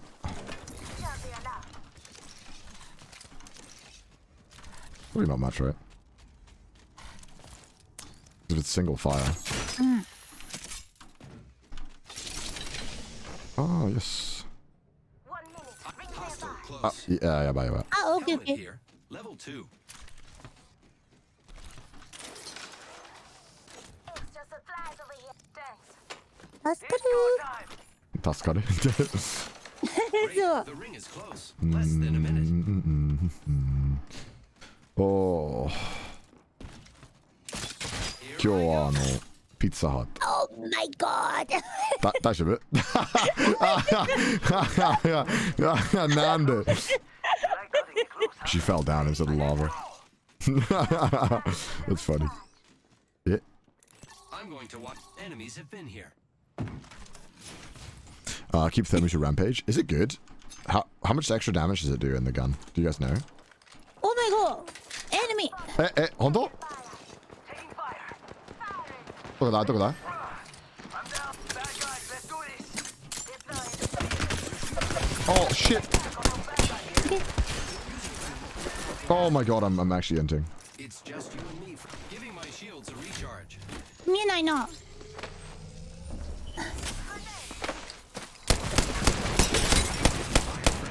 Okay, two I'm down actually enemy. boosted. I'm boosted, bro.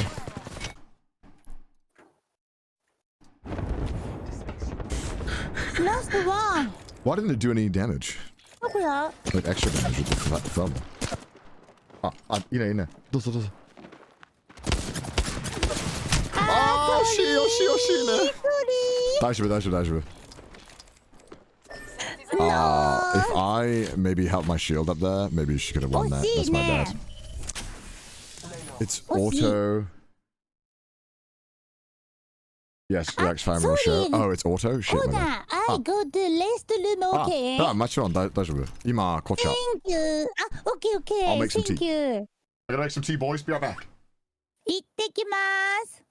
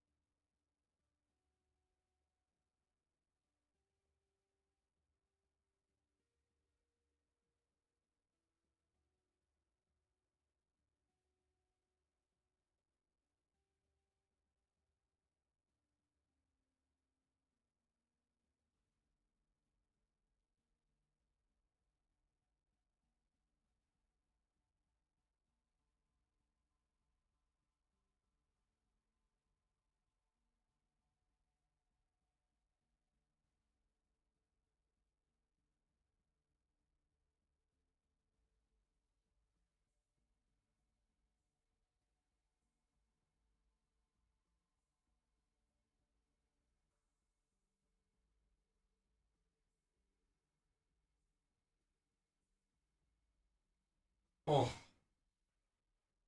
Alright. I got a banana. It's time. It's time. Banana time. Oh. It's a fun stream so far. I've been digging it. It's been a good time. Oh. Oof. Starting to get a little tired. What are we, 14 hours in? Nearly 14 hours in. Gotta get potassium. Potassium gang. I got a little peckish. I think it's because I was jumping around in VR.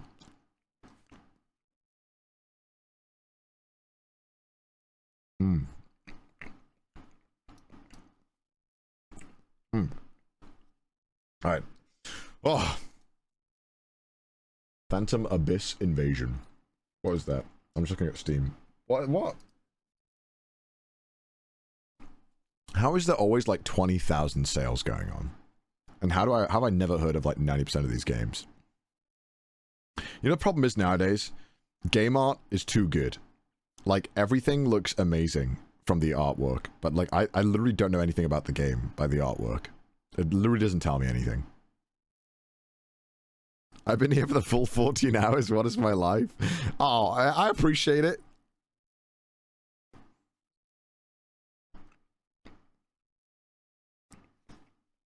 What time is it in Japan? It's nearly 1 a.m. I've been streaming since 11 a.m.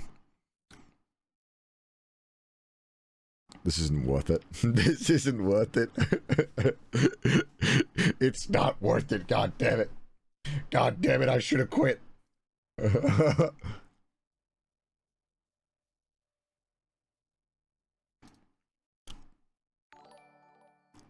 miss FNAF VR. I'll probably turn FNAF VR into a highlight video though.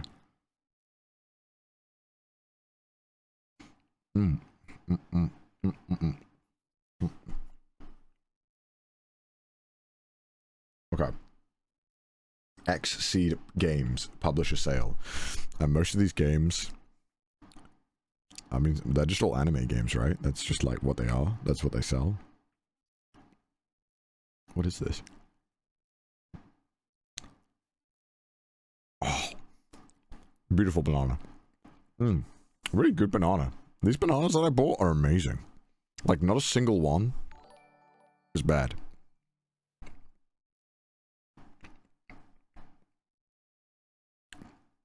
God damn. What a beautiful banana. Oh, I can't wait to sleep, actually. I'm actually kind of excited to sleep. I want to get those hours in, you know what I mean? Take care of myself. Get some sleep. Get some sleep in me. Connor monkey mode activated. True. True. Why is 3080 running Apex at 60-70 FPS? Are you running at 4K? I'm running at 2K. Because that's the native resolution of my monitors. Which is a little annoying, but yeah, it's... I don't know. I still don't think it should be 60-70. I do have like a lot of stuff running. See, with streaming, right? Like, what's the main problem that causes your PC to be slow? Is it the bottlenecking of like just a shit ton of things going on? Because like my graphics card seems like it's okay, but maybe it's like up to 90. Like the GPU is being used up to like 90% when I'm playing Apex and streaming. I'm back. Okay. Oh. Okay.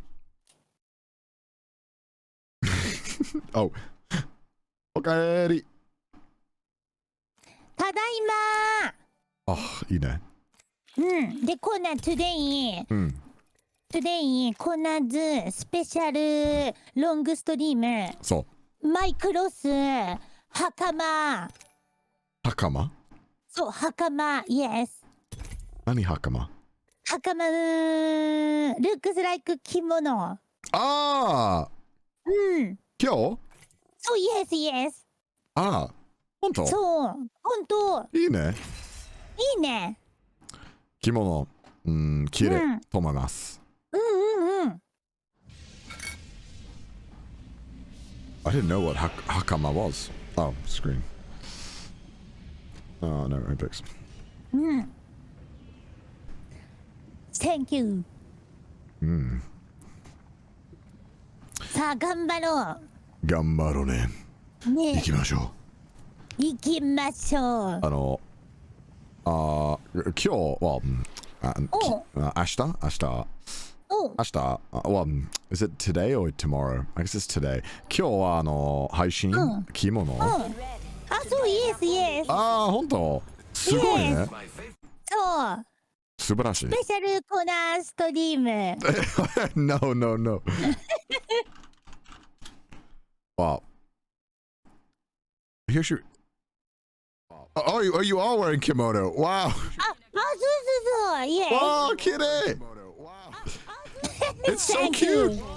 Thank you, コーナー。Oh, wow. なんで入ってる？Today コーナーズスペシャルストリーム。That's why? ドレスコード。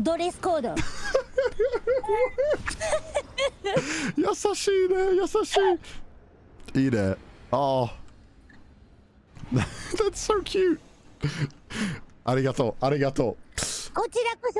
Oh, いいね。行きましょう。行こう。That's so cute. このゲーム、チャンピオンゲーム。そう。ああ。That's so cool. あ、ここエネミーね。Alrighty. でも殺す。簡単です。 Okay. I said it will kill immediately. Oh shit! Team We got Jenna. I kill. can't see it right now. Hold up. Let me. I'll take the $10. Stop watching JoJo because you finished part 6. Gotta say, part 3 is the best one. Fight me? No. Shit taste, bro. Shit taste. Part 3 is good, but not the best. Beginning ring countdown.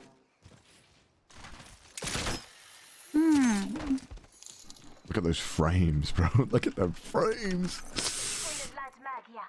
Level 2. Yikes. What's going on, man? What's going on with these frames? Ammo here. I'm getting 40 FPS. Not like this. Shotgun bolt here. Level 1. Oh, it's already been searched. Oh my lord, it's been ransacked. Oh, You can't play your 40 FPS.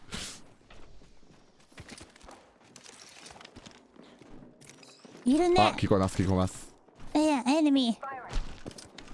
Taking fire. Down. Need a medic. Down to target. Oh, I can't hit. Nice. Enemy down. Oh. Oh! Oh shit, oh shit. Oh, let's go! Let's go, let him out! Nice. Actually cracked. Cracked. Headshot here. Nice team. You know. いいね。あ、ヘルスドローンデッド。 Oh, wait, actually. Watch your six. 何銃? プラウダーエンドロングボー。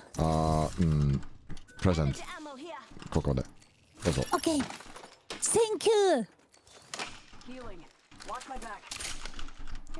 R301. Last 2, 1, 0. Oh, this one has R301 too. Oh, okay. Well, it wasn't as... R301, thank you. Yeah, it does. Long bow, bye bye. Rings their back. 1 minute till close.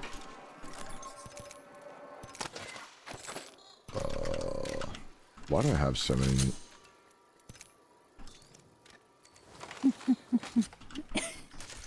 Taking fire. 45 seconds. Is Arcstar still like super OP? I think New it is, yeah. enemy. Recharge. どこだ?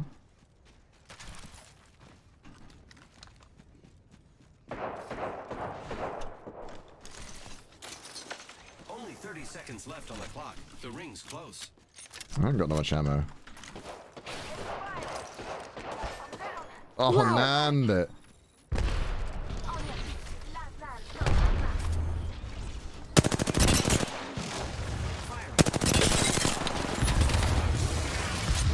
Oh, やばいね。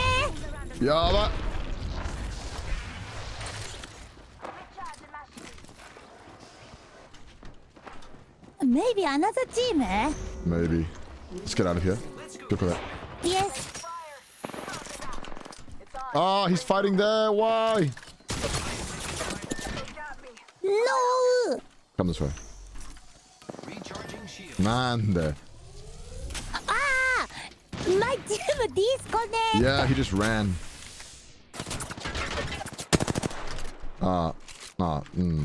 Hashira. Okay, okay, okay. Let's don't fight this. Long, just long. Recharging shield. Yeah, no fight. Incoming care package. Run! Wow. Man, there. Another enemy. What the fuck? No. Fire. Just giving my shield. Hashira. Okay.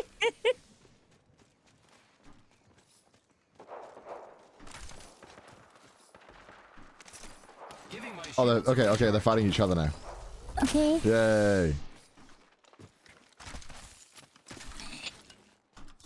逃げれた。So. This place has seen activity. あ、了解。 No, Wow. no, no, Sad no, no, no. team. Give us a break. Extra supplies over here. Oh, you know. Okay. Bro, give me a break. We're getting attacked from every angle. Yabai moment. Here. Level 2. Never mind. ここで。 Let's explore this あ、オッケー。あ、 Hostile over there. じゃあったわ、エルミー。 Oh, I thought they were fighting that way. わー Ah, that's the team that killed our friend. お。オッケー。 I thought they were fighting someone, my bad. Target over there. エルミーロールケーキ。 Lol cake? Yes。2エルミーチーム、エルミーサンドイッチ。 Ah, shoot it. ここで。行きます。ここ。オッケー。 Oh my lord, they're like camping. I'm not camping, I'm running out of something. Champion eliminated. わ 大丈夫 I'm getting shot at. ー。わー。大丈夫危ないね。 Come on, say hello. Just kidding, my Lol cake. 危ない。I don't know why they made me laugh. Oh, this is a lol cake moment. Ah! Teki, meet me doing that. オッケー。 ここで。やばい。やばいね。ほほほ。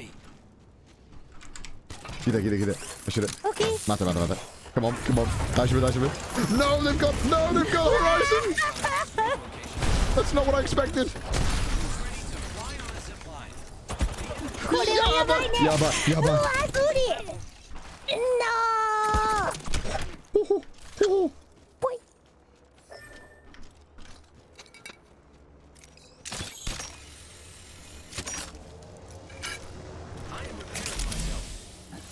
大丈夫。 Sorry。 No, 大丈夫。What? Giving my shields a recharge. Round 2. Beginning ring Amazing. countdown. The next ring is not close. Good to know. Attention. Delivering replicator. 大丈夫。 Replicator incoming, friends. I'll save you. うー。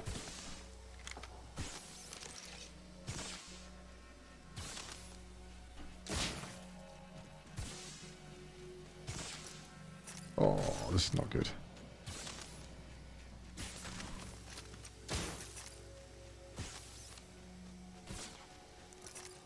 Repairing. This is not what I had in mind.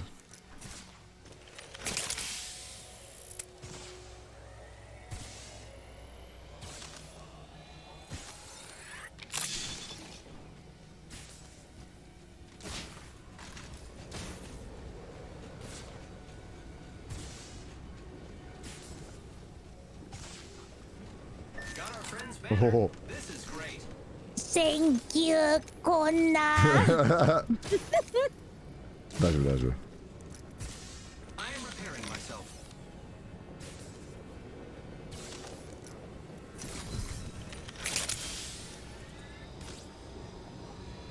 Where are they?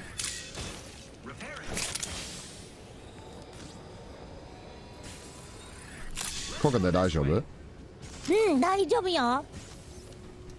Ready. It's zipline time. Alright. Heroes never die. Heroes never die. Thank you. I'm back. Yeah, hell yeah. I am repairing myself.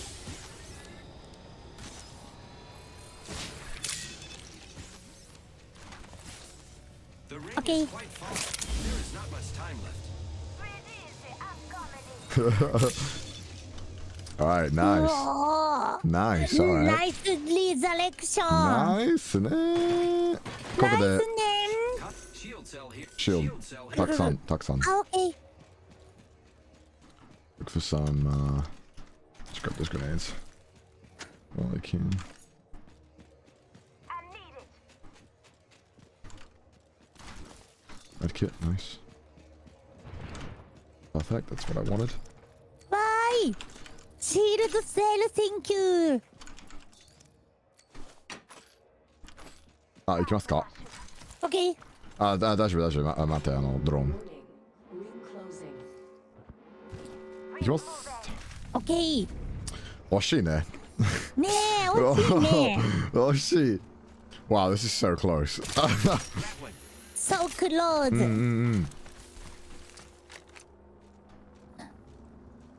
My team mate ディスコネクトサード。いやー、裏切り者。裏切り者？そうそうそう。Traitor. A dirty traitor. Watch out for the new kill leader, friend. Last 4 team. そう。I don't like this. Got some extra supplies. Oh, nice. Okay. Mastiff get. The new kill leader. やば。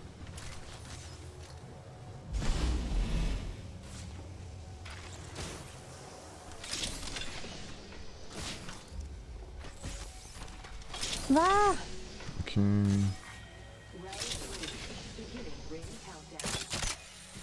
Whee. Faster than sugar. Health drone here. Come get some. Om nom nom nom. Oh, ごちそうさまです。Oh, yummy. Thank you, thank you. Yummy.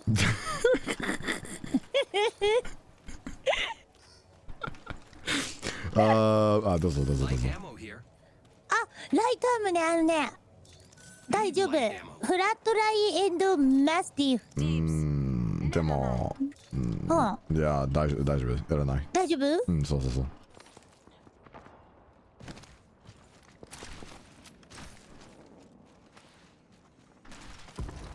Gosh. Oh, I think I saw resurrection. Let's go this way. Contact with hostile. あ、聞こえます。うん。エネミそう。あ、聞こえて。 Contact with hostile. ー。オッケー。あ、 Fire, friends. わあ。red, red, red. Recharging shield. エネミーハイグラウンドね。そう。Contact.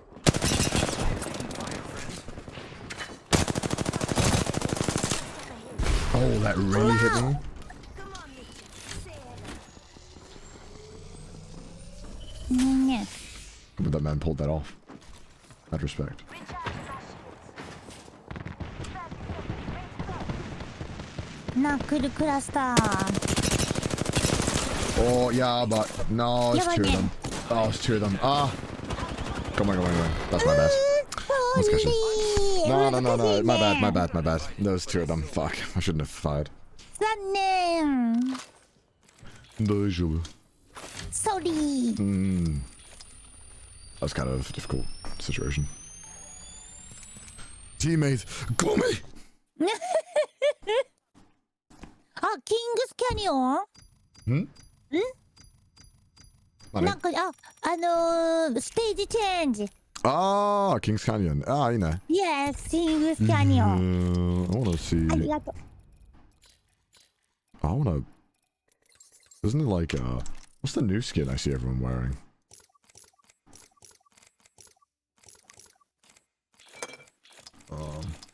Is it this one? No, Peth? What? Oh, I need that. I need that. I need that. Yeah. That's badass. That's hot. Woohoo. Woo. Very nice. あ、コーナー、ランパーとアルティメットチェンジ知ってる？ああ、知らない。何？ランパーとシーラー、アルティメットシーラー。キャリオケ。キャリオケ？シーラー。Karaoke. そう、シーラー。走る？あ、シーラ走る。ああ、wow、危ないね。うん。wow。怖いね。そう、ムービングシーラー。やばい。やばい。うん。Alright. That's wow. 行きます。頑張ろう。すいません、おじさん。大丈夫ですか？おじさん？あ、ガスおじここさんハウス。でおじさんは帰ります。うちで。オーケー、ワン、ツー。うちで帰ります。スリー。ガスおじさんホーム。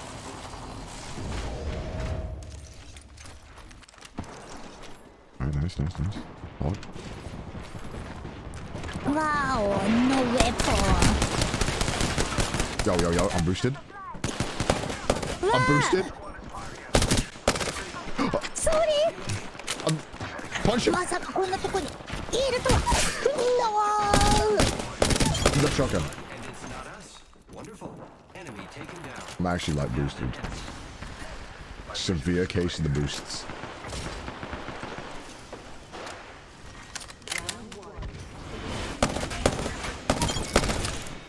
Oh, nice. Oh. Oh. おー、やばい。やばいね。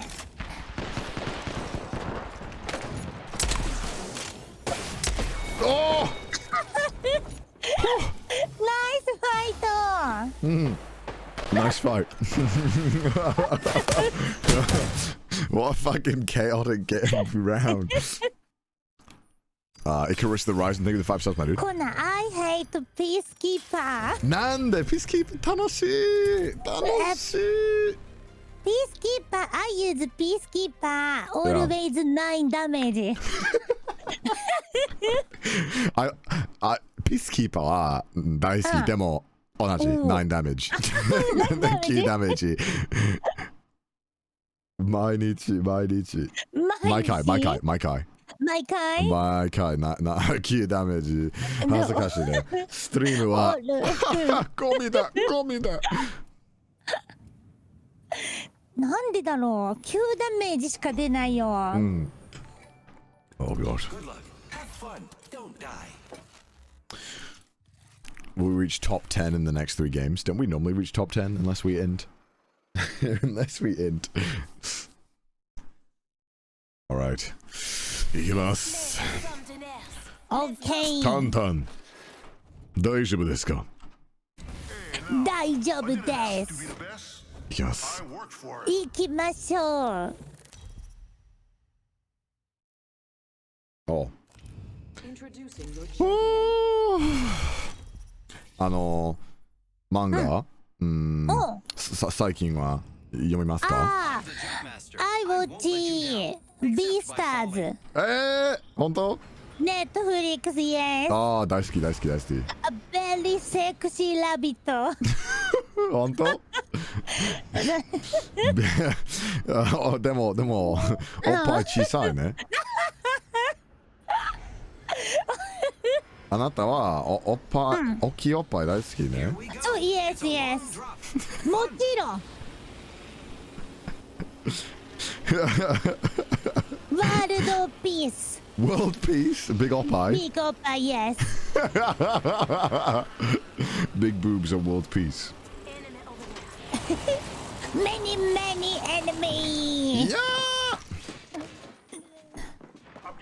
Oh no, not like this. No. Bro, this ain't it. Wow. This ain't it. No weapon. Danger. I got a hemlock. Alright, we're I saving. have a backpack. But you brought to left. やばい。I know I shouldn't take this fight. I kind of want My to. weapon, termite grenade. Oh, really? Only.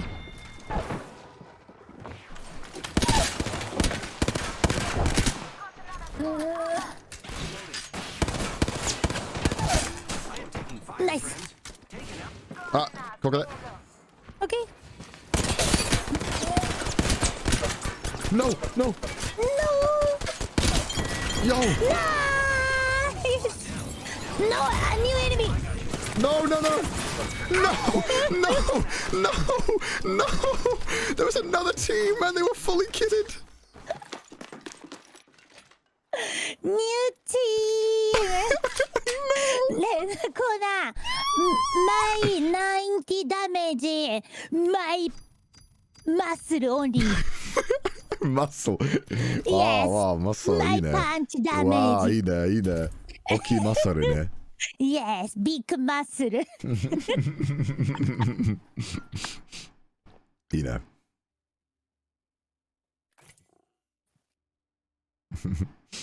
Oh man. ああ、Apex 大好き。It's so fun. Apex very fun. いやー。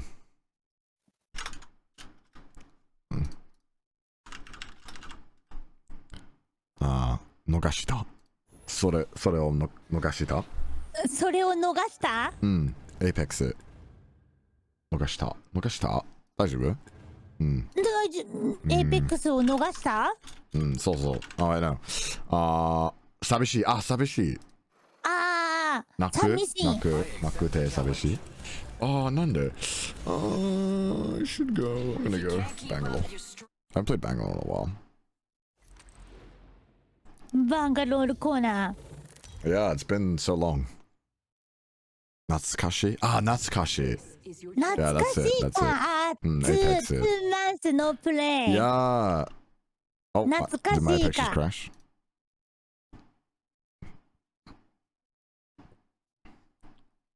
Oh, Apex it. Crash it.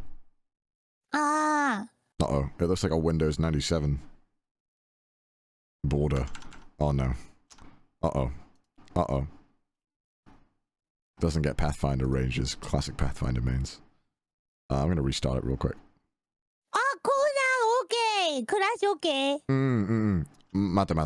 もう、OK、あー。一本。セーフゾーン。I jump master. I jump master. セーフゾーン、let's go. Like, you know the program's fucked when the border goes to like the old style of Windows border. You know the one I'm on about? You know what you know the border where you're like, this ain't coming back. You know the one. OK。はい。待って。OK。This position free. いきます。OK。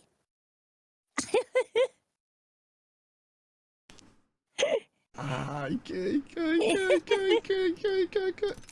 きます。Please. 今。大丈夫。行きましょう。Welcome back. フリー。 Heroes never die. Nice resurrection.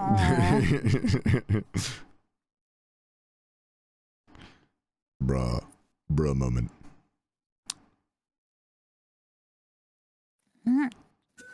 はい。行きましょう。Oh, welcome back. Nice. Heavy ammo here. Maybe I can throw the ammo at them. Heavy ammo here. That's what I'll do. Energy ammo here. Thank you. クラッシュサイトエネミー1チーム。Thank you. If it's between no gun and a Mozambique, I'm taking no gun. Hemlock here. Barrel stabilizer here. Level 2. Go this way. Helps reduce I muzzle could use rise. that. Peacekeeper here. Phoenix kit here. Dibs. Okay.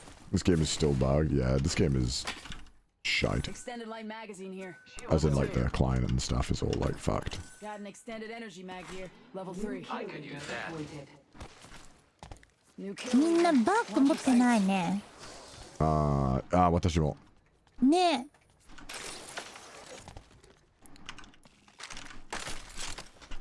Rings closing in 1. どこ行きましょうか Setting up a zip line. そうね。 What?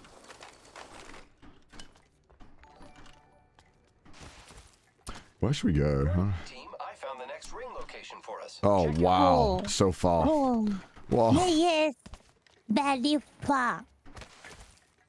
Heat shield here. That'll get you out of a Thanks. jam. I could use that. バックパックバックおパック。願いします。 Heavy ammo here.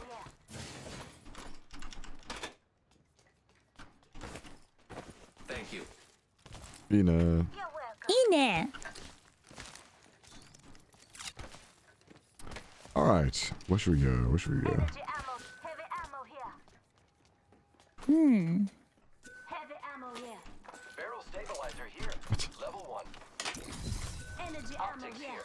Close range. That's 240. Optics here. Close range. It's on. Ring's moving. これは欲しい。 Supplies. Thank you. Attention. Let's go this way. Happy to help, friend. Okay. Okay. Let's go. Oh. Nice. あれ？大丈夫？ああ、大丈夫。 Let's explore Look at that. this way.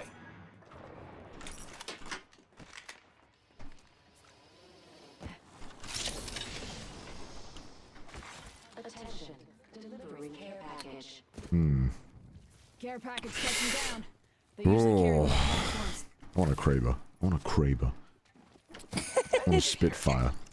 クレイバー欲しいの？あ、ウルティメットありますか？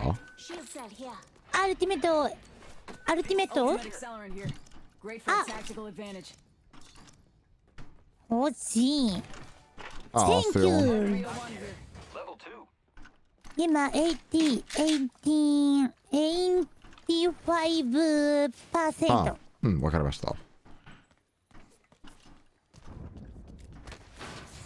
OK。 Leader I need level. Now I'm calling a lifeline packaging. New kill leader. As our Oh. Oh shit. Guess we just keep going. I still got blue shield. The fuck? Oh, I should have opened that, right? Leaving behind my signature to say hi to my enemy. I shouldn't open that, right? It should be. I totally forgot how that works. It's been too long. Might be something good this way. おう。 that. All right. チャージ。 Oh yeah, yeah. Zip line deployed.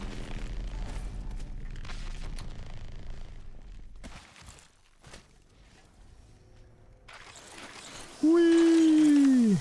Connor for goal. わ Wow, man, these guys are rude, huh? Fire. Give me a sec.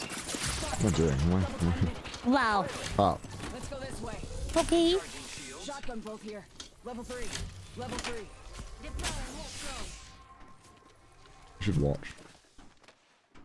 Ah, oh! わお。 That was a headshot with some, it was like a longbow or something. SR 出んじゃねえ。 Come and get your back. Hostile spotted. Half the squads are Copy that. I'll be taking fire. Oscar Mike. I'm spotted. Recharging my shield. This Where are they? Look at that. Evo shield here. Level 2. Oh, it's a sentinel. Okay. Recharging my Thanks. shield. OK。 Oh, what I even poke? Give me a sec. Recharging shields. エネミーセンチネルストロング。 Yeah, コーナ they're ー。 good. Yeah.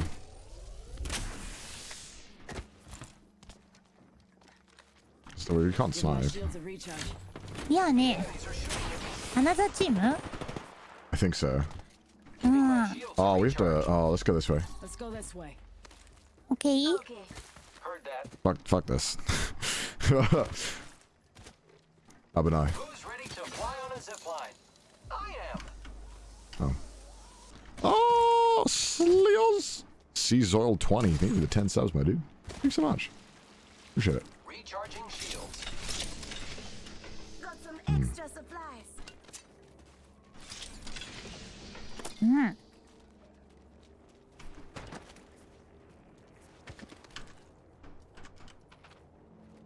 あ、ここだ。 Target spotted. Okay. Copy that. Eating lead. Oh, I missed. Oh. Give my shields a hostile. Danger close. 了解。 Yeah, let me go this way. Making contact with enemy. Giving my shield. You what? Okay. Oh, Ichi. Fuck, he's one shot. Okay. Give my shields a recharge. EMP? Another squad is incoming. I am taking some damage.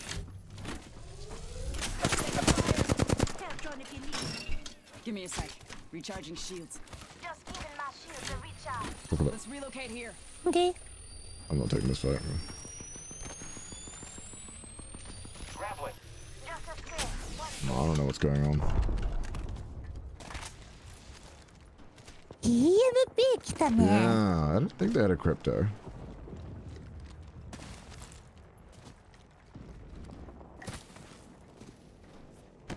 I guess so.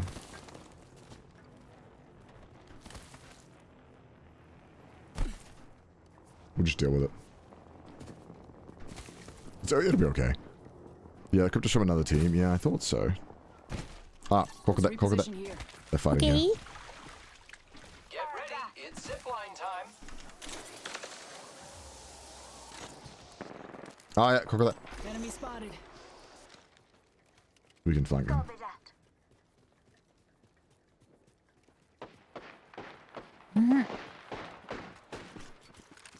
Yes. Ooh, that was down with me. Oscar Mike. I am taking fire, friends. Listen up, I'm getting shot at. Reloading. Giving my shields a recharge. Arc star out. Throwing arc star. Oh. Something. Yeah. Oh, we should wait here. また It's close. Less than a minute. ドローン。 Oh, Hostile. Taking 大丈夫？ うん大丈夫。 recharging my shield.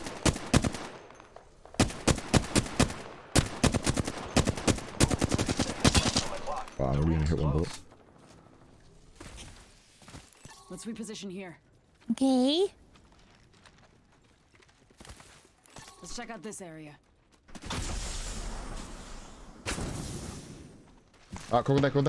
Enemy in sight. 了解。 Rings around the corner. 10 left. Ah, Down range. 弱い。 Cover sectors. Another squad is incoming. うわ総理こっちの Look at that. It's on. だね。 Rings moving. Oh, 弱い。いや総理 Give my shields a recharge.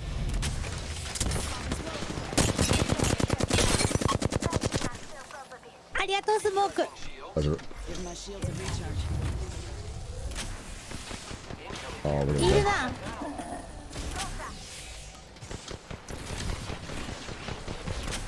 Heads up. Dropping the pain. Just us now.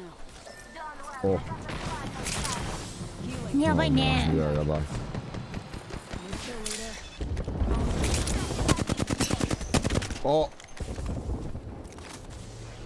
ここで。 Okay. Spotted. Oh, this is not good. I can't see anything. Healing. Watch my back. やばいね。 Yeah.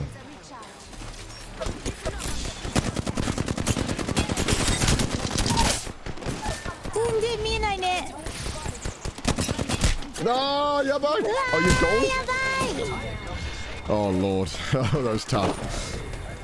うわーラウンページストロング。 Oh, that was rough. What? What? What? It was 2?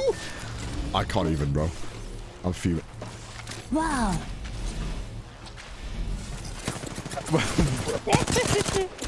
What the? あらー総理 That was you? That was him. Wait, what? I'm so confused. うん Wait, what just happened? What? リング街難しいね。難しい。コーナーなんかリングオレンジリングそう。I not watch enemy いや、大丈夫。めちゃめちゃ大丈夫。むずい。 Should we try this? Let's try this skin out. He looks like a sex robot from iRobot. Oh. Woo. Oh, duo? Hmm. Yeah, let's do duo. Yes. Yes. Okay. Yeah. Round pot heirloom? No, guys. Come on, man. There's only 3 days left on the event. Fuck, man. I might. I just might. There's only 3 days? Damn. Woo. Woo. Woo.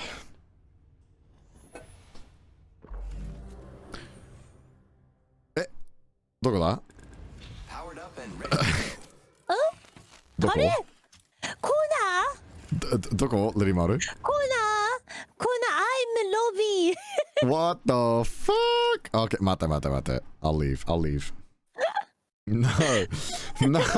Why? なんでレリマル? コーナー very fast I'm sorry. What can I say? Sorry It's okay. I'm sorry. late Come find me. 大丈夫. Oh my lord. あ、コーナー OK I go to restroom コーナーゆっくりプレイ OK でも終わりだ。あ、終わり帰ってきるそうどうぞ。大丈夫。あれごめん大丈夫。コーナー裏切り者そう。ソーリーコーナー大丈夫。ごめん行ってきます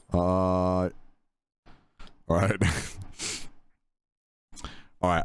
The tide is starting to slightly hit me now. I'm starting to slowly feeling a little bit sleepy. Oh, I feel like, kind of, you know.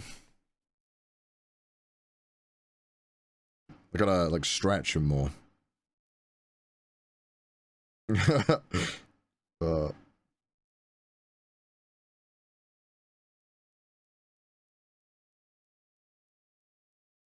Alright. It only took, what, 14 and a half hours for me to be like, shit, maybe I'm, like, tired. Do some stretches. Yeah, maybe you're right. That's not a bad idea. Oh.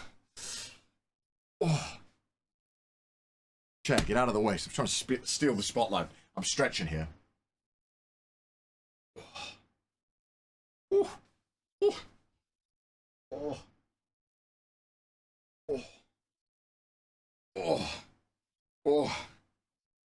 Oh Lord, thank God these are stretch jeans. You know what I'm saying?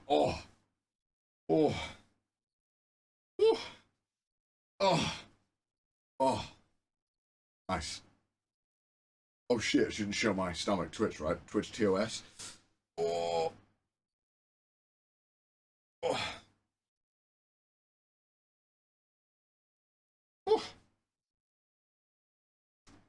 feel good. It's TOS. I don't know. I don't know. Twitch always has weird shit they ban you for. I'm not even risking it. I ain't risking it.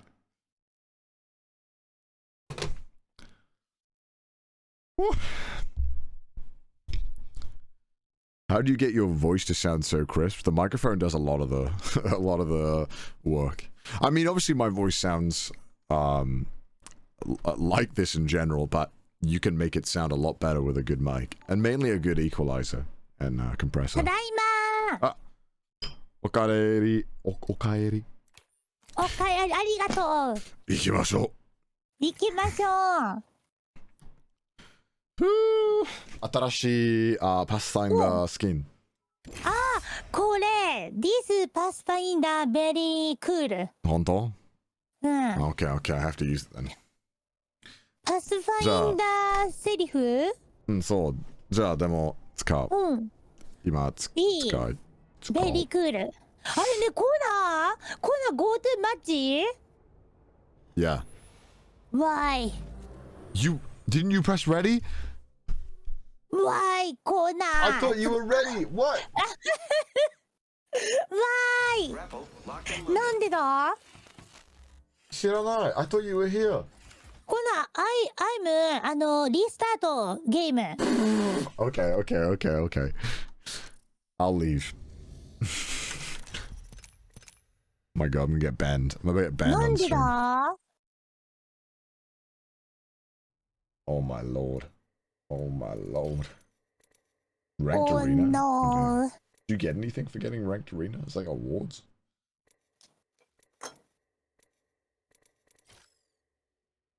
When are they gonna release a new map? なんでやろう。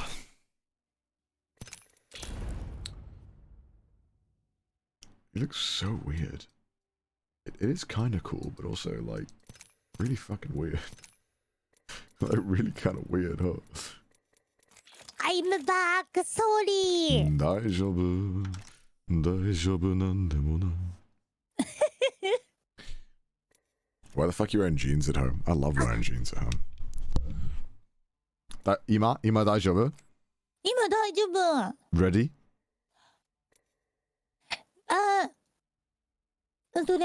前、トリオトリオ？デュオトリオ。うん。あ、行きます。オッケー、レディーオッケー。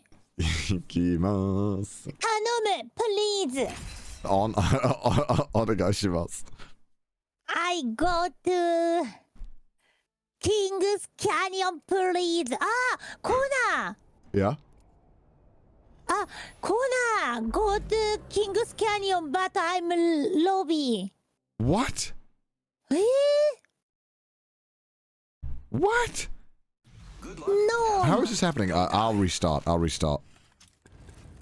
My game, restart. リスタート。ね。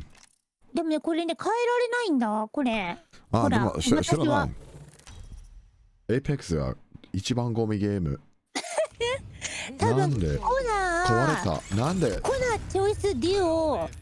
But my screen トリオ。Oh, 3 member 多分バギー。Okay. ロビー今トリオ、今 Now トリオ。デュオ見ますか？ But no デュオトリオ。今 Still トリオ。今トリオ。Always トリオ。なんでリスタート。オッケー、リスタート OK。私よ。Oh, what a shit game. Why does EA just refuse to let their game work? なんで EA? なんでだバグ Yeah, バギーゲーム。知らない。I don't know. It's so shit. It's an EA indie developer Pepe laugh.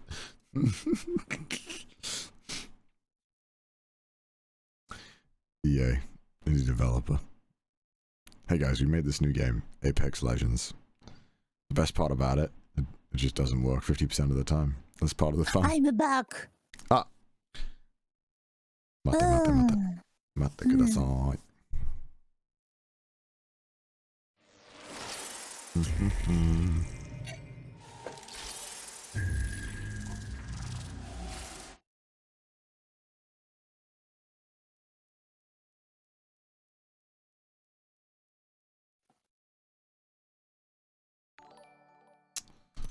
こんなんやっちゃおう。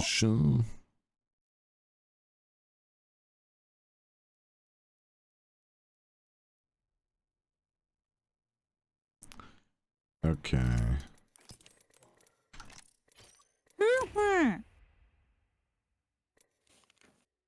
どこ見えますか？デュオ本当？本当行きましょう、デュオ。なんで？ Nice. Why is it always broken? Why is Apex always broken? Oh my lord. Oh my lord.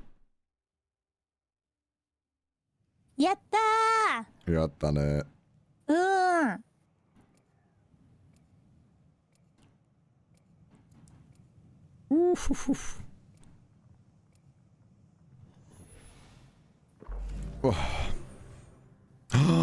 見えます。よかった。見ます。リマル見ます。マイフレンド。マイフレンド。Hey brother. マイベストフレンド。Thank you. 行きましょう、ブラザー。行きましょう。なんかね、ジャパニーズジブラルタルセイ、Hey brother, shield is my life。本当？英語？英語？あ、シールドこそ我が人生っていうの。ああ、わかりました、わかりました。Except by falling. かっこいいね。うん。Let's land here. I like シールドセル。Here we go. me too, me too. そう。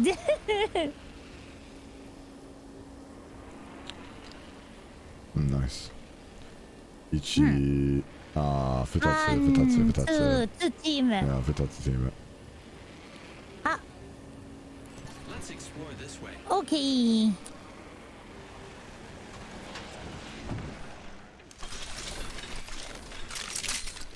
あ、怖い。ノーウェポン？ああ、大丈夫、大丈オッケー。夫。あ、大丈夫？オッケー、ワンダウ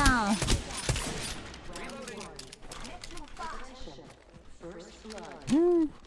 ナイス。 First blood, and it's not us. Wonderful. I'm hurting. Got to use a Phoenix kit. I killed an enemy. ナイス。いいね。うん。 Phoenix kit here. We should go this way. オッケー。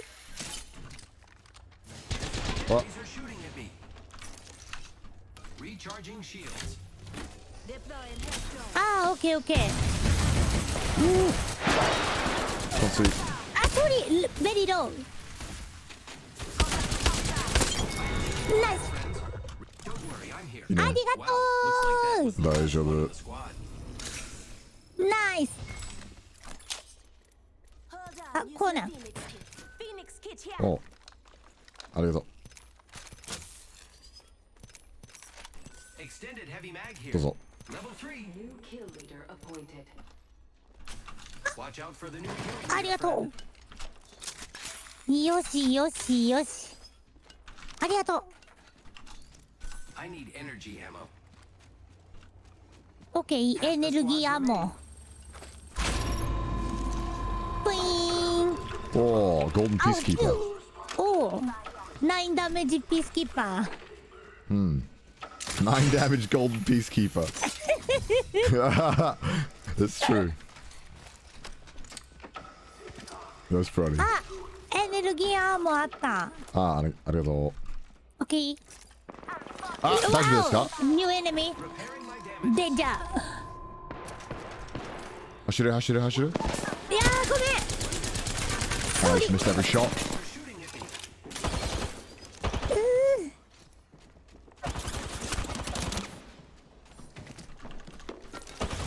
What the fuck am I doing? Yeah, I'm boosted. Just kill me. No, sorry. No, my bad, my bad. It's totally my bad. Watch out.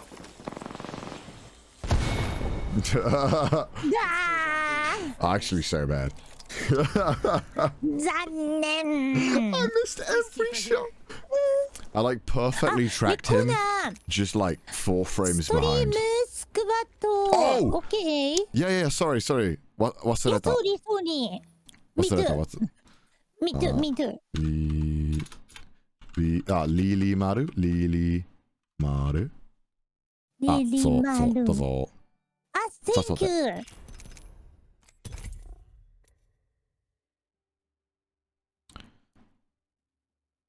早速あ、オッケー。しました。ありがとう。お誘いありがと今、ストリームスコア。う。うん、スクリームスクワットスタート。そ Thank you. う。いいね。うん。Oh my god, there's so many challenges.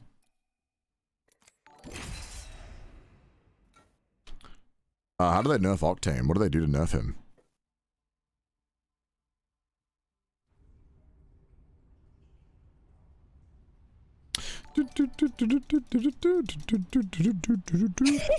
Oh, sorry.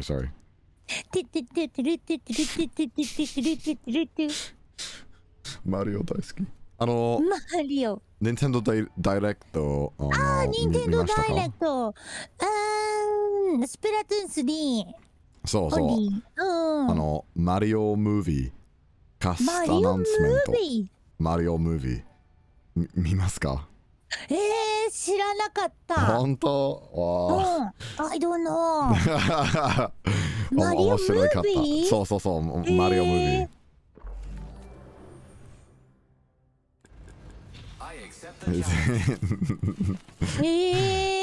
Yeah, very funny.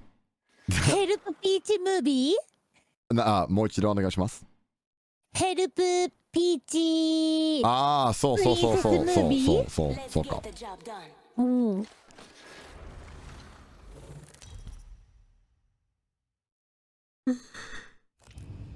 マスターバッチかっこいい。でもゴミだ。今ゴミ。今マスターない。今ブロンズ。No. ブロンズね。I'm getting sleepy.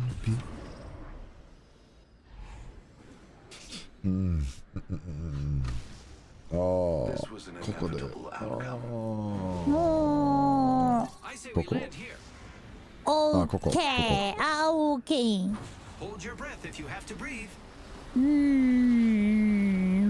ワンチームかな？簡単。2チーム。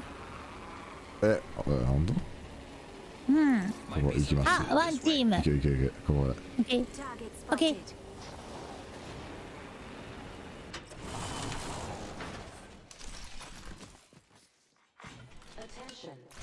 Alright, love to see it. First blood, and it's not us. Wonderful. Love to see it. No guns. Actually, what? Actually, pod guns. Okay.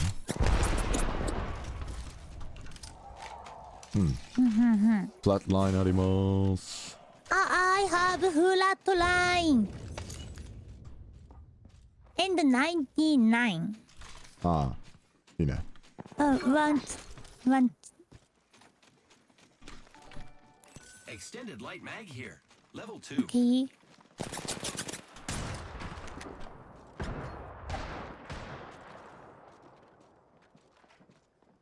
I am taking fire, friends. Recharging shield. Wow. Oh, no. Right.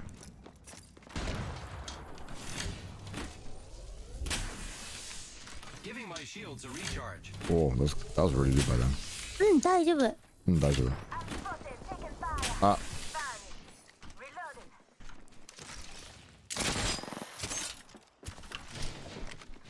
どこだドア。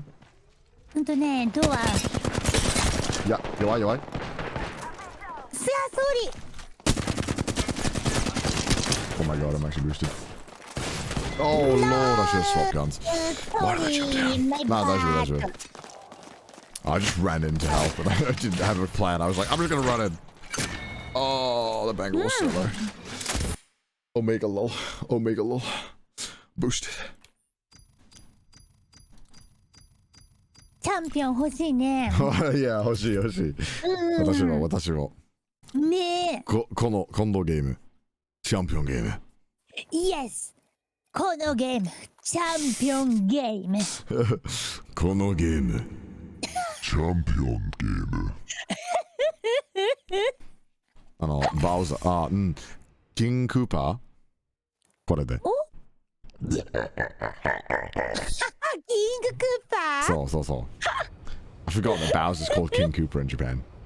私もこれ。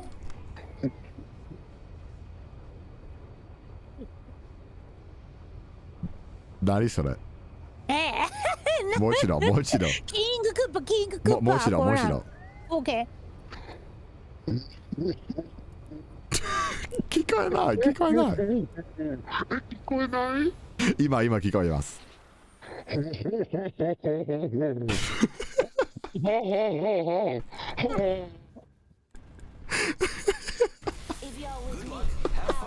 わあ、素晴らしい。Yeah, it sounds just like him. Yeah, you can scarcely tell the difference. You know. King Koopa. Wow. Wow, もちろん King Koopa. Wow, すごいね。 There's a thin line. I don't know why that was so funny. This is awesome. I'm the jump master. This is awesome. I'm the jump master. Alright, we should go. Oh, I really do like going This here. might be a good place to land. ここで、ああ、大好き。めっちゃ楽しい。ここだ。ガスおじさんハウス。毎回は楽しい。マイクラ？あ、毎回。 Hold your breath. あ、毎回 If you have か。a respiratory 毎回 system. か。楽しい。うん。ワンチーム？そう。簡単です。簡単。負けない。いきます。オッケー。次は勝つ。 If we die here, we're just boosted.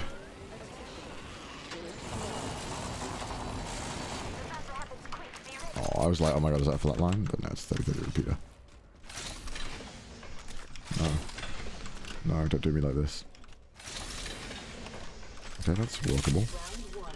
Beginning ring countdown. Optics here. No.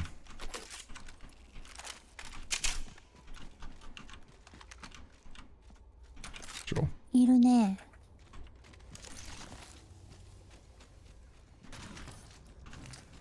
Enemies are baby.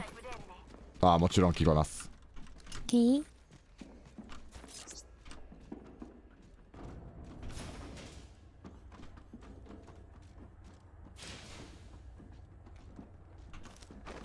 ここ、 I got an Evo shield here. Okay. It's cool. Level 2. あ、聞こえます。ここで。 Okay.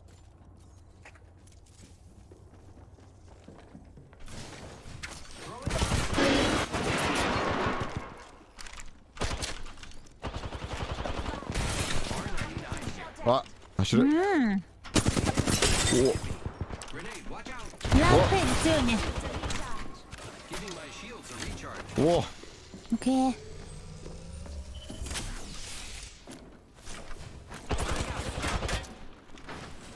Frag out. Man, that's scary. Oh,弱い？ Okay.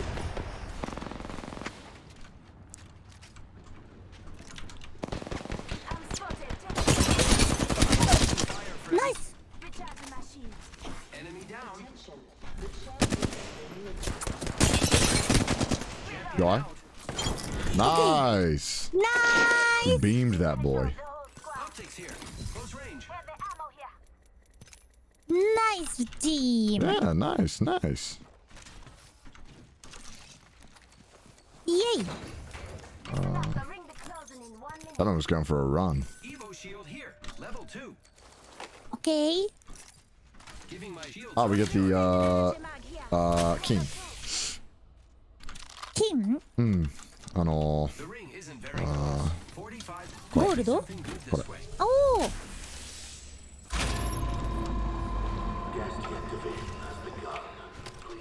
This didn't help much last time, but maybe it will this time. Ah, Backpack here. どうぞ。 Level 4. おお。いいね。ありがとう。 Oh, Charge rifle here. わあ。 My maybe I shield. should take it. Should I take it? Backpack here. Level 2. No, レベル2よん。 no, I don't want it. Ah, ありがとう。オッケー。 Heavy ammo here. Attention. As outboard. Heavy ammo. Got a 30-30 here. 30-30. Out for the new. や Ammo here. やば。ばいエポン。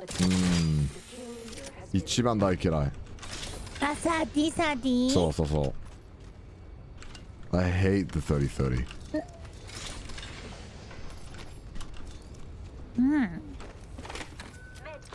あ、いらない。オッケー。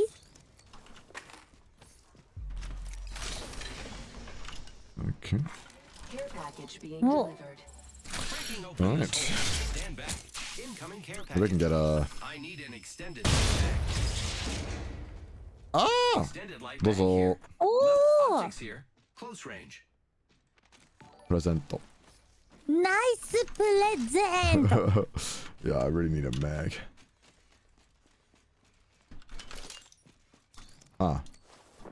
Ultimate accelerant here. Oh, thank you. Queen.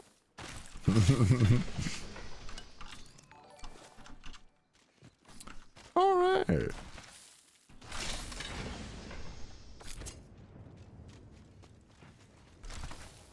Got some extra supplies. I am taking Ah. fire, Wow. friends. ひどいね。 Spotted. あそこね。ハイグラウンド。 Yeah. Recharging shield. いやね。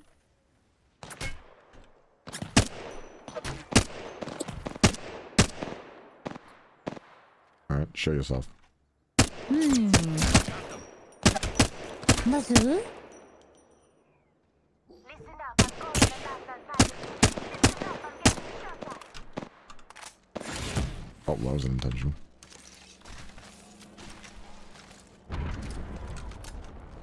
I'm worried that someone's gonna come. I am taking fire, What the friends. fuck, bro? Giving my shields a recharge. ああ、ありがとう。オッケー。 Taking fire. ああ、でも、大丈夫。ジップライン。オッケー。いきます。オッケー。 There we go. Ooh, funny. Zipline. ナイスジップライン。わあ。あ、大丈夫。 Caution. Opening zone with explosives. I need a heavy mag. Recharging ああ、すごい。Perfect. That's す exactly ご what I い wanted. ね。いいね。これ。 Heavy mag here. Level 3. へへへ。 grappling. Nice. おお、ね、ナイス。 Nice. ファーね、ファー。セーフゾーンファそうー。そう。ジャンプタワーでも、あ惜しいね。おお。ねそう。 There's a jump tower over there. Repairing. Let's do it.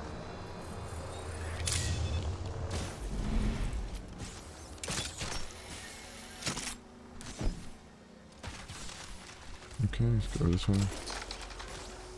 Make some ground. Patching myself up a bit. Let's go this way. Look at that. え。え Copy that.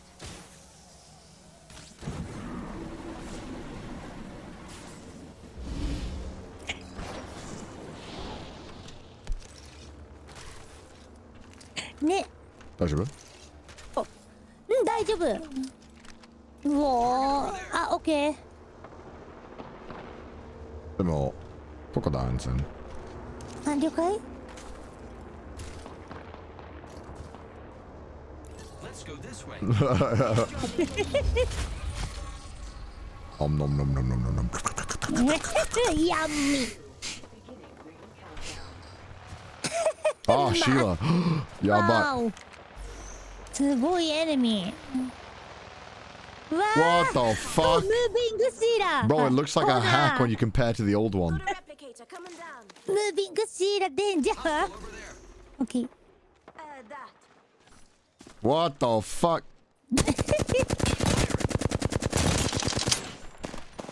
Fuck it.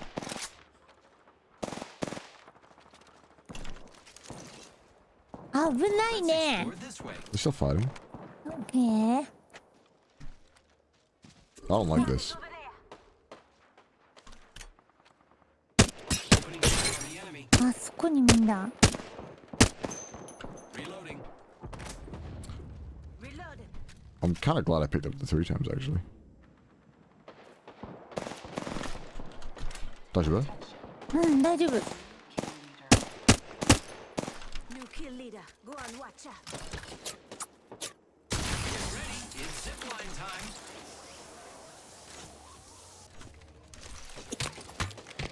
わあ。 Spotted. Taking fire.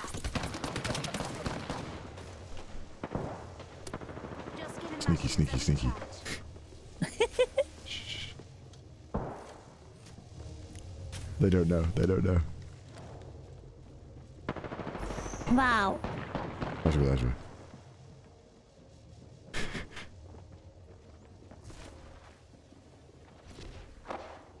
いるね。 1 minute. The ring isn't far.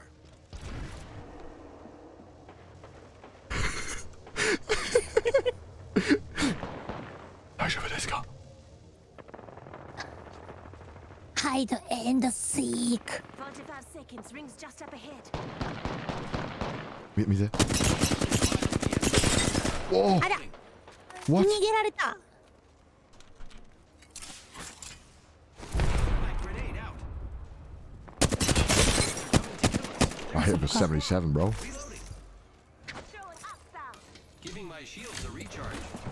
わあ、シーラだ。ここ安全、ここ安全。あ、オッケーオッケー。 Bro, I nearly popped that boy. I missed a few shots though. Rip. 10 seconds. A Good ring damage, just but ahead. Recharging my shields.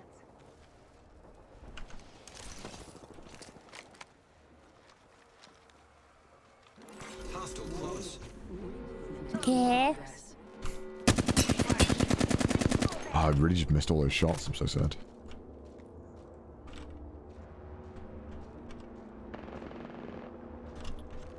何やってんの？ Let's go this way. オッケー。 Oh, they're fighting. They're fighting. Yeah. That's the guy. That's the guy. ねえねえね You hear that? え。お、 There's a care package coming down. Only 2.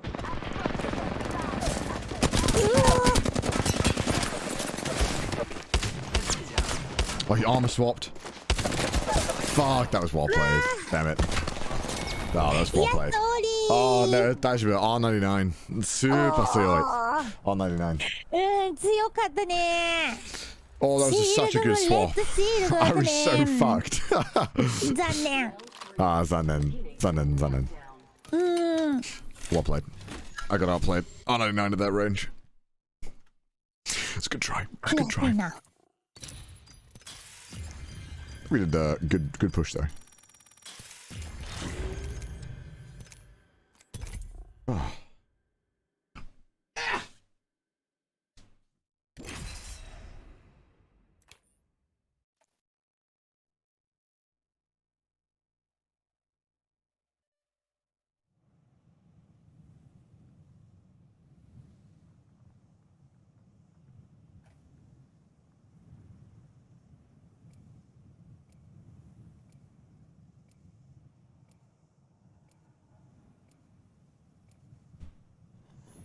Oh. 大丈夫なんかな。So, 行こう。で、コーナー72、アワーノースリープ？ no, sleeper. ああ、本当？ maybe 30分, maybe 1時間? How do I say this? Let me. オーマイゴー。多分1時まで? うん。ああ。いや、でもストリームは、スリーピング見て。 I make things ああ。 by hand. やばいね。やばいね。 I'm not one for bragging, but I'm いつ probably the best リリマル legend to ever set foot in these gates. Hold your breath. 72そうストリームのそ寝ました。 No, I'm ストリームは寝れた。ああ、寝れるのか寝れる最のか。近。そう。ストリームスリーピング OK？ そう。怖い。知らない。でも楽しい。確かに Yes。 First blood. Good day. Now that. Continue.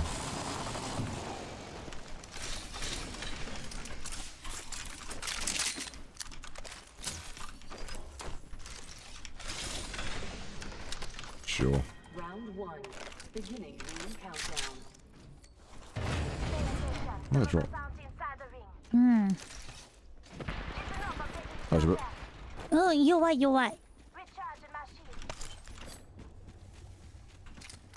Blue armor. Might be Quite a something bit. good this Okay. way. Why do I have this sight on? Thank you. Listen up, I'm getting shot at. Oh my lord. Fire, friends. Rampart. Recharging Okay. shields. I'm gonna run around.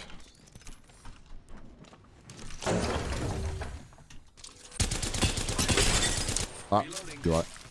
Okay. Friends are coming to kill us. There's another あ、 squad. another team? Oh, yeah, but. Reloading. Recharging shield.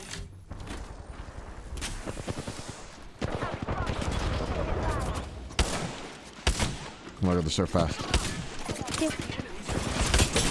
Oh, there's two! Yeah, my- There's two teams! ねえ、two team!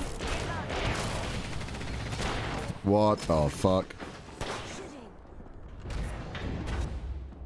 I gotcha. What the? Just giving my shields a recharge. I have zero shield. Okay. Arigato. Okay.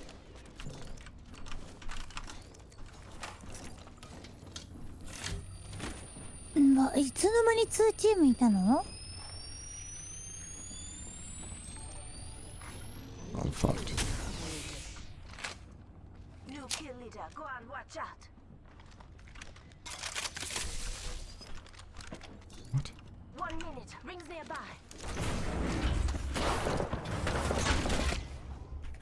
Loaded. うわシーラ Yes! Oh, that was a good rotation. We killed them. ナイス Nice, nice, nice, ナ nice. イス Oh. Oh, I guess I have turbocharger. 30 seconds remain. Barrel stabilizer here. Level 3. Nice, nice. Ammo here. ねえナイス Nice, nice. Energy ammo. Mmm, 美味しかった。いいねいいね。The ring's close. Shotgun ammo here. Giving Ah, my you don't know. shield to recharge. OK ナイス、ナイス。ねえナイスチーム I hate Rampart. Fuck ね Rampart. えランパートシーラーデンジャー金、どうぞ。おおどうぞどうぞ。 Thank you ゴールデンアーマー悪い45ゴールデンうん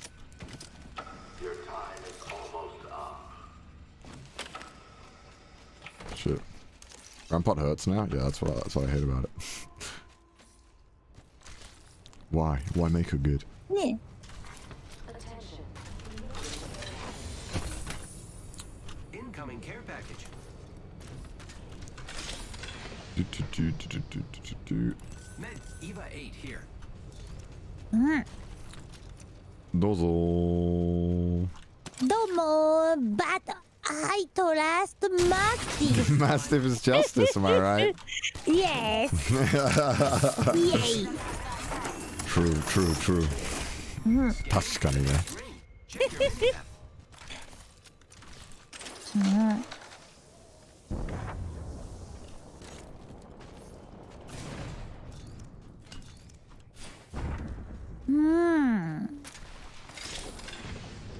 あ Got an extended energy mag right here.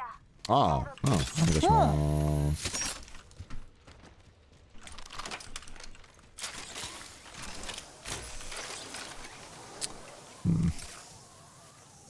クレイバーあるかね Oh, Kraber time, maybe. プリーズ Helmet どうぞ。 here. Level 4. Thank you あ Kraber ー No ない。クレイバー Ultimate accelerant here. お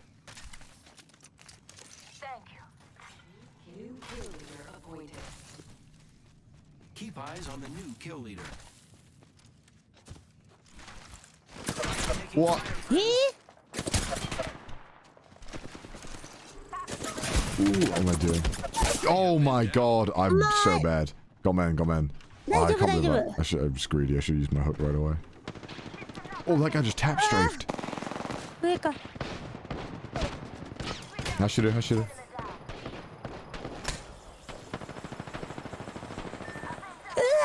New kill leader appointed. 総理。今ね。うわー、総理あと一発やった。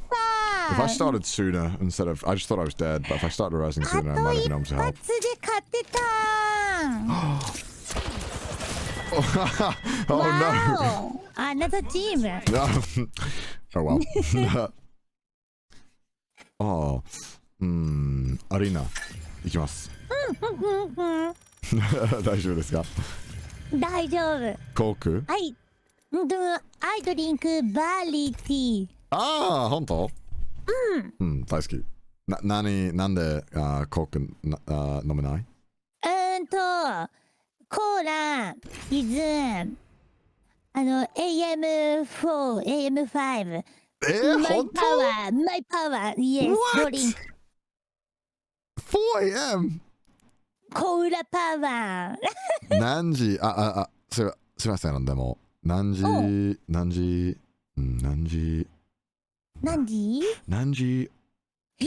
起きていますか？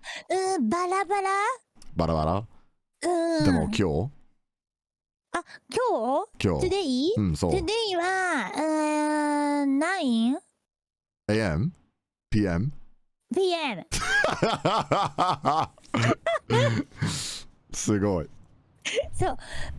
ランパートスペシャルいや。ウェポンアリーナ。At 9 p.m. The absolute gamer. She's such a gamer. めっちゃゲーマー。ゲーマーは9 p.m. 起きてる。もちろん、ゲーマーアワー。もちろん。That's some gamer hours of sleep, bro. That is some... Always game play. もちろん。一番ゲーマー。Bro, no one games like Lily Maru. Lily Maru games like 20 hours a day, wakes up at 9 p.m., goes to bed at like... what? I don't even know what time. I don't even want to know. I don't think she's seen the sun in like years. ランパートスペシャルウェポン。モザンビーク、イエーイ。イエーイ。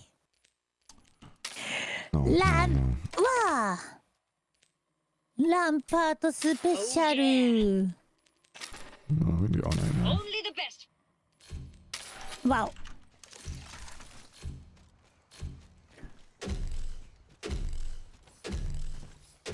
Let's get a dub.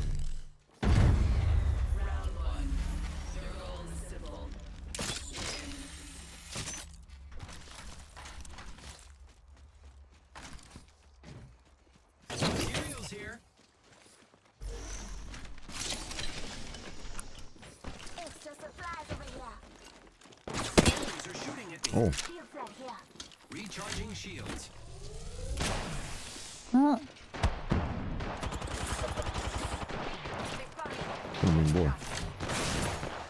Recharging my shields. Is that a Mozambique that's hitting me? Recharging shields. Yeah. Oh, whoa. What? Wow. ゲーム壊れた？ゲーム壊れた？私ゲーム？リアリー？いや、壊れた。Oh my god! あなたは？No, I'm fine.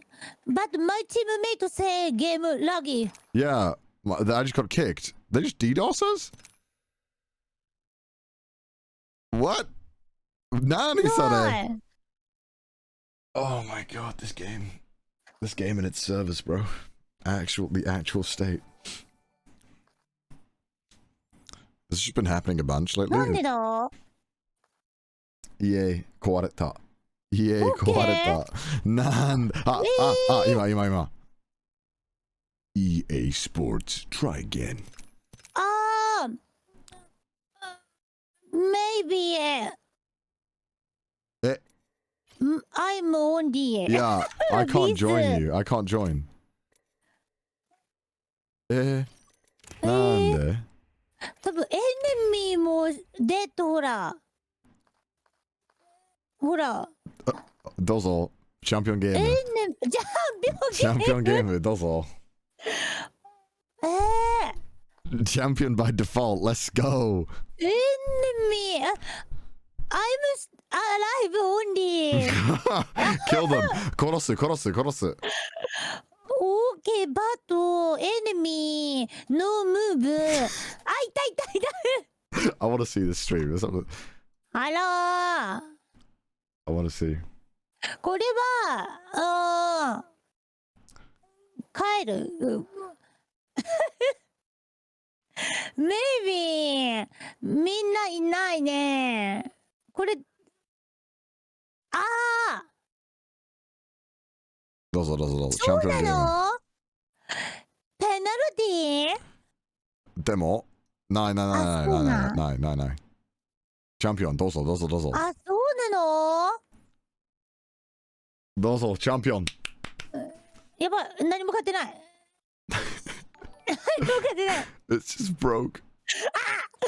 P2020モザンピーク。あれ、多分ね、maybe enemy lifeline only alive。Yeah, maybe. どうぞ。ほら。Sad you can't spectate. あれ難しい。No! ひどいね。ひどい。What the fuck? ひどいね。Oh my god, enemy 3! It ain't right. あら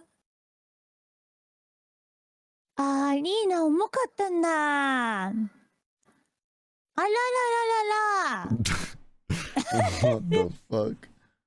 Oh my god! なんで負けるしかないね。ひどい敵だ。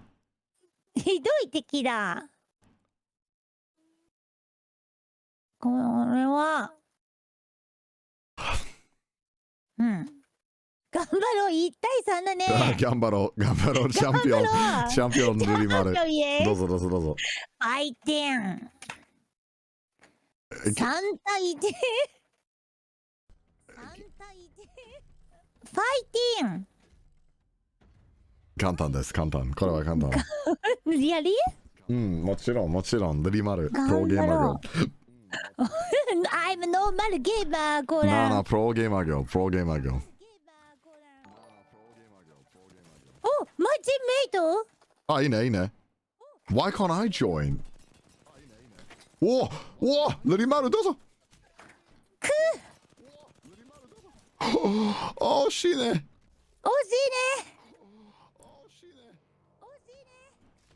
マイチームメイトカムバック。いない。Heroes never die except for me. やばいね。あとここだね。Alright. Gotta throw a Mechikaze. Bro, it's Mechikaze. This game is Mechikaze. 頑張れ。ノイズ。Oh. Maybe. Wow! Oh, wow.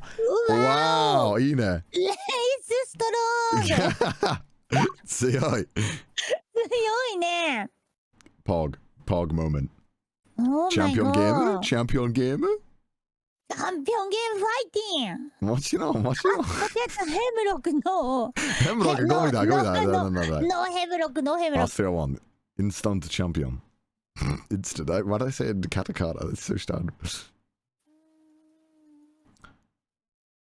Mozambique, yeah.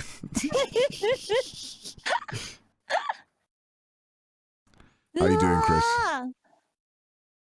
頑張ろう。頑張ろ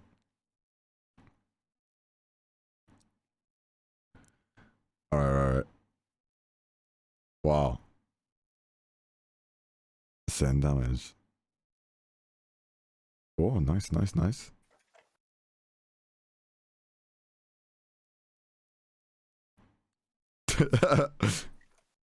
The plaids. うん。Ooh, that's rough. やばいね。そうそうそう。あ、I see.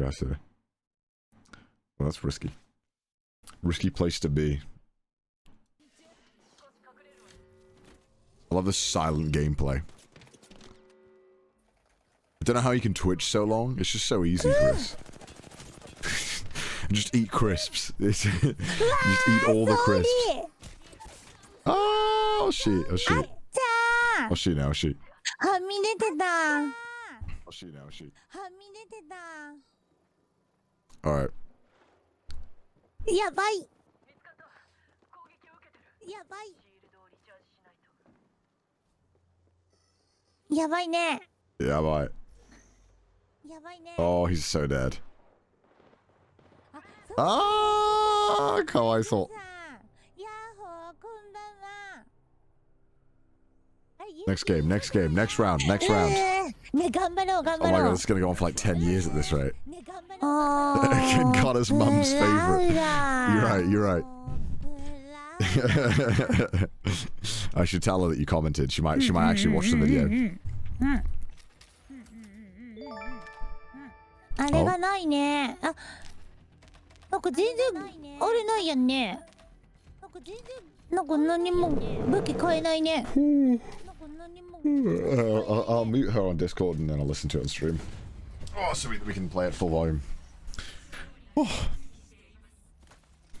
We're waiting. ルールがわかんないけど。 Light mode? Oh, it's because I'm on Edge. On my actual... In the Chrome, I'm in dark mode. The superior dark mode. Oh man, that Wraith insta-died. that Wraith was like, yeah, I'm out. See ya, boss. Oof.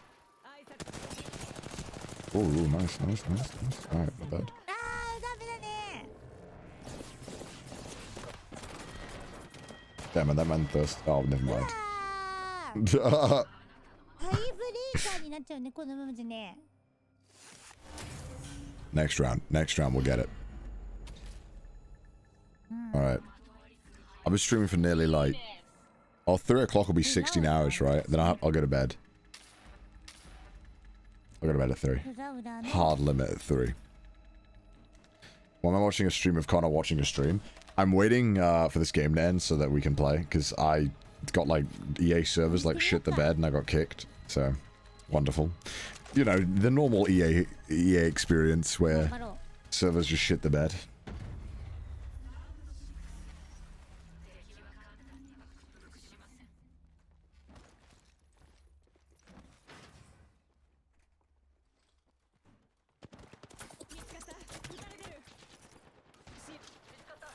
Target 詰めてきたやつをあれだよね。やっつけるしかないね。 Oof. How does it get like 4-star? Like, how does everything get gold? Wait, what does the Prowler get when it's gold? 見たいさんって厳しいね。 EA should hire a game developer. Yeah. They should just fix this shit. And, it's the absolute state of this game. It's so embarrassing how poorly designed this game is. But then again, I guess it was made, like, hastily, I think. ラウダ難しいね。 Oh, this is rough. Yeah, the other team's figured out if they just poke, they can just win, because they can just outpoke. あー、厳しい。負けちゃった。 Is that it? Is it over? No。悔しいね。大丈夫、ナイストライ大丈夫。だった。ありがとう。 Nice try, nice try. ナイストライ。ありがとう。 I got a match delay? ありがとう。 Fuck, I gotta wait. I gotta 悔 post. しい。悔しい。 Look at this shit. Look at this. Abandon game penalty? Are you kidding me? あ、ありがとう。待って待って、30。そうか、これで、ちょっと、あとちょっとだ、じゃあ。そう。コナー、いやそうで、I go to restroom, あ、 OK? どうぞ。もちろん大丈夫。大丈夫？大丈夫かな？もちろん大丈夫大丈夫。あ、ごめん、そうでこら、急いで行ってくるね。大丈夫大丈夫。どうぞどうぞ。行ってきます。Oh my lord. My gosh. I'm free. I'm out of jail. Yes, this is everything I've wanted. 2 days remaining. Fuck. I don't want to waste like $100 though. I don't need it, but I know if I don't buy it, at some point I'll be like, why didn't I buy it? Why didn't I buy it all? Oh, I need that. I need that. Yeah, I need that though. Yeah, I need that though. That makes sense. No, I'm not gonna do it. I don't need it. I don't give a shit about the. Oh, okay, that's a cool skin there. Alright, yeah, that's actually a sick skin there. So like, yeah, that's okay. Yeah, I mean. Yeah. Oh, it's a pretty cool flatline skin as well.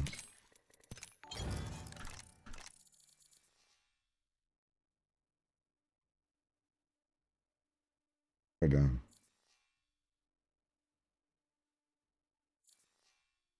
Sure. I like the skydiving motes.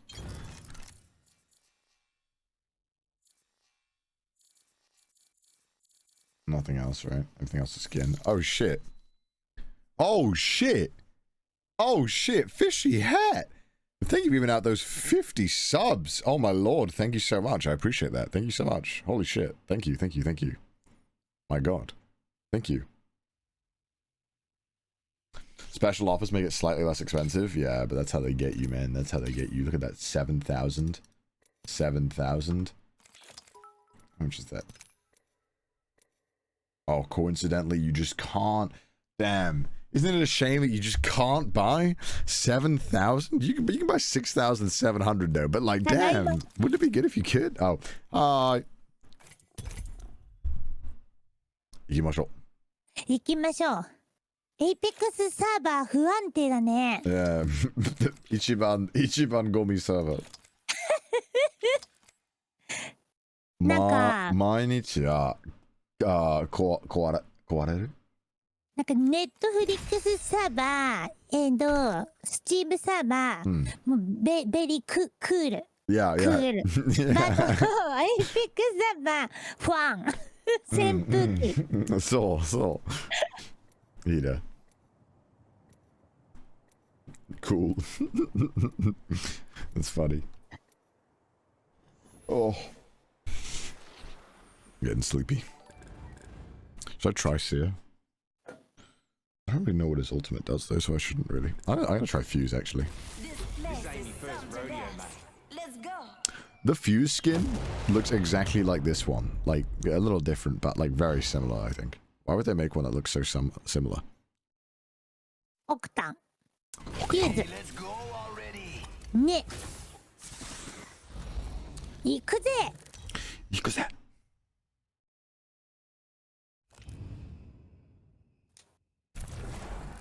I don't fear anything. Can you say the same? No. Focus. Fight. Win. She's gonna be just like the bad old Salvo days. Rampart special. Maybe I can play this time. That'd be good. Play the game.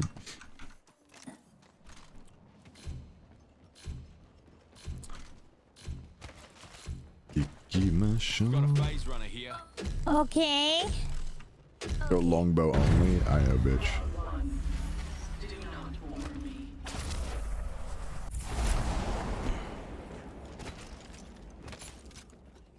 Ooh.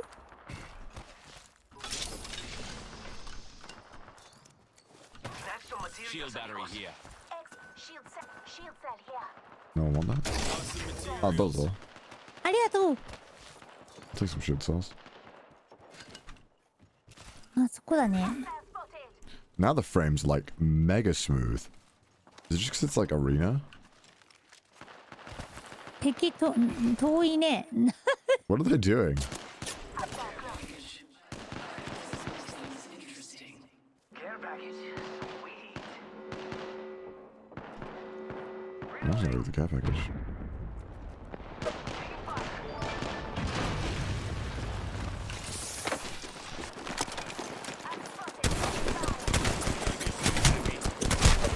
Bro, 11 and 11, you hate to see it. 11 and 11, you get, bro.11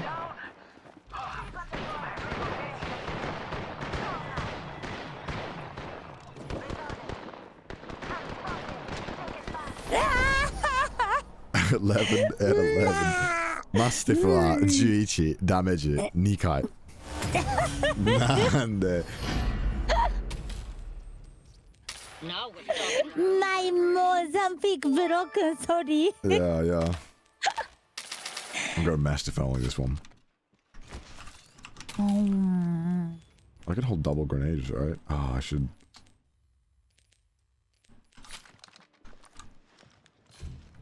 That's some kick W. That's some real kick W. Got a phase runner here. Okay. 行きます。行きましょう。Stand back, knuckle clusters firing.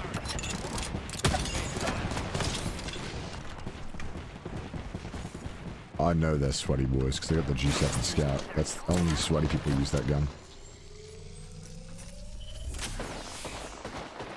Materials, mates. Healing. I'll walk it off. Okay. I only got the Peacekeeper though, so I don't need him. Enemy here, How do fellas. you thought? Okay. Care package. Bloody Joker over there. Looks like a care package is coming. Like, he could. He's alone. Okay. Well, there's 2 of them, I think. 7. Epic. Oh, no. Oh, this boy's aimbotting me.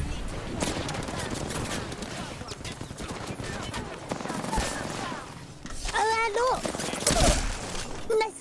Took Look at out a that. Joker. We didn't just become mates for you to cark it, Shay. ありがとう。 Launching me knuckle cluster. Recharging me shields. Patching myself up with Healing. Give me a sec. I got some bad guys here. いるね。 Ah, cover that. Well there. Okay. シールドブロックなんか maybe. Nice. Oh, you know. Nice. Ooh. おー、ナイス。やばいね。ね、なんかやっぱ勝てると嬉しい。Oh. Treat yourself, mate. That golden backpack is OP. It's very nice.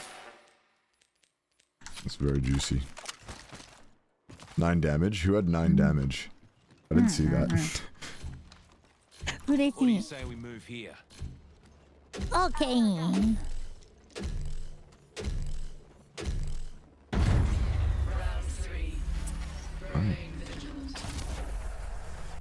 Oh, 9 damage Peacekeeper? Yeah, I know.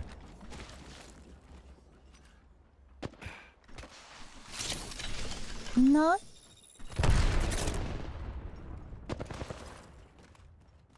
What's the materials? We got some extra supplies.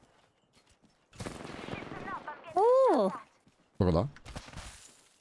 上だな。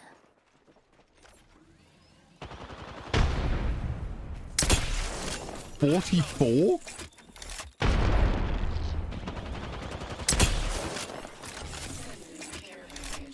Check it out. Care package coming in. I'm spotted. Taking fire. うん。 Recharging me shield.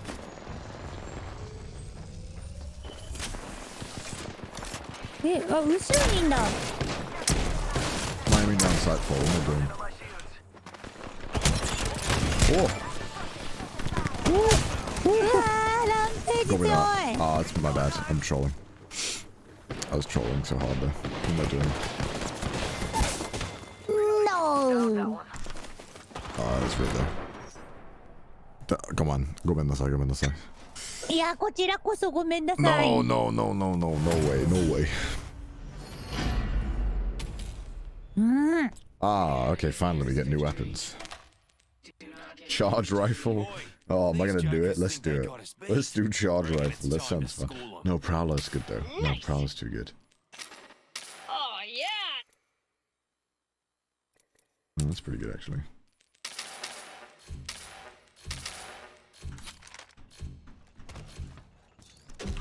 Nice. Good. うわー。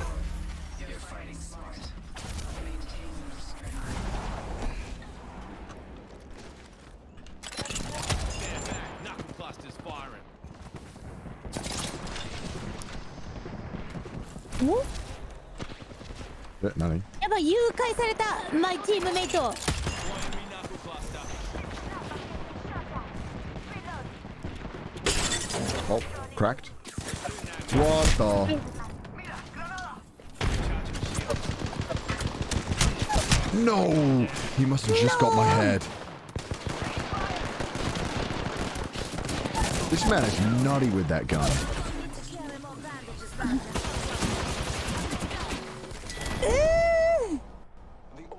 Lord! No! Yaba. Yaba, yaba. Come on, come on. Oh my lord. なんかね、エネミーレースユーズポータルマイオク Yeah, タ yeah, ン。 I saw, I saw. そうすごかったね。 That bloodhound absolutely shredded me.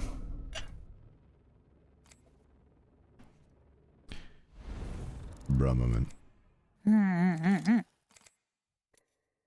Oh, he's been playing for a while. Gimas.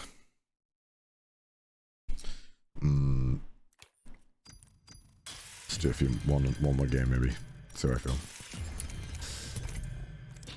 Maybe last game, maybe. See how easily it goes. See how nicely the game is. Maybe last game, maybe. あ、オッケーオッケーオッケー。ごめんなさい。ごめん。うん、大丈夫大丈夫。めっちゃ楽しい。楽しい。ね、me too, me too. Today we are champion. Yeah, yeah, yeah, yeah. 確かに、 Nice. 確かに。And 浴衣 amazing. 着物。綺麗。めっちゃ綺麗。あ、thank you. Thank you, good looking guy. ありがとう。優しい、優しい。優しい。コーナー2。No, no, no, no. Oh, she's so nice. Oh. I've drank so much tea and water today. I'm going to be peeing for days. でんでんでん。 What I look like. Dem, I dem. like this song. アリーナソング。アリーナソング。 Oh, oh, oh. 何音楽の聞こえますか？聞いてる。あ、聞く？聞く。いや。あ、I like ジブリソング。あ、本当？That's my jam, うん。あ、いいね。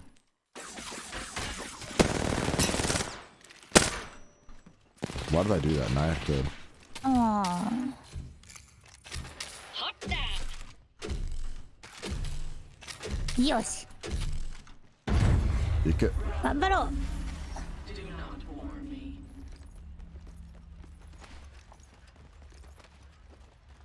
あ、レディオヘッド好き。I like レディオヘッド。 Why did I do that? That was an accident.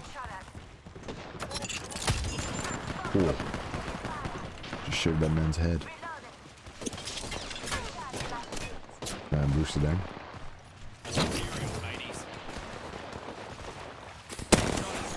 Ooh. Everyone using that G7. 当たらないね。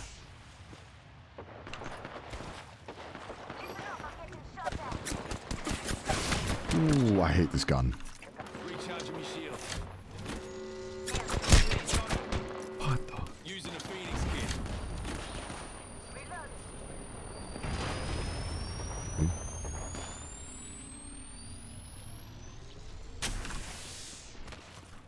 お、レースが攻めてるね。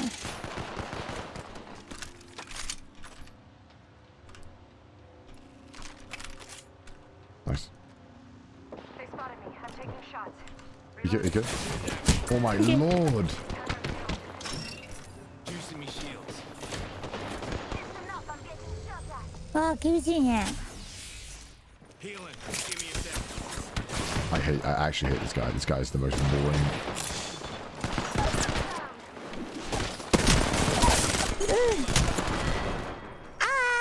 Rampage is. How is that gun? Is that gun broken? I can't do anything. ランページ強い Yeah, めっちゃ強いね。ね強いランページ。 Man, pin me down. Tell him Rami sent ya. Bruh. 大丈夫ですか？うん大丈夫。いいね。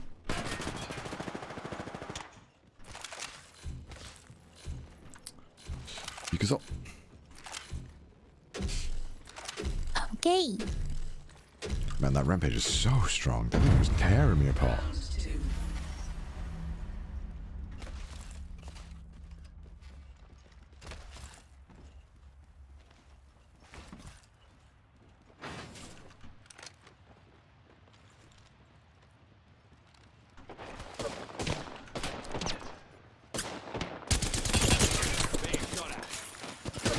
Oh, shit. おーやばいね。 I didn't realize you could push up.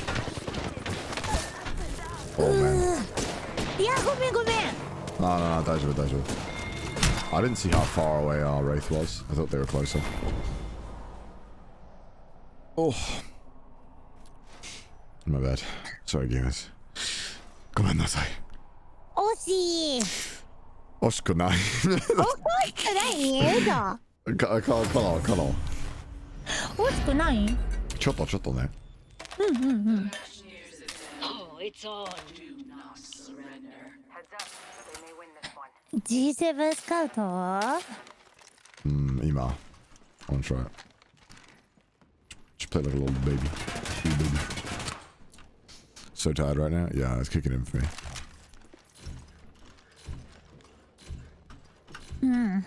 大丈夫ですか？うん大丈夫。いいね。Oh, good luck on the Subathon. Hope you're doing well. Love all your videos. Thanks so much, man. Appreciate it.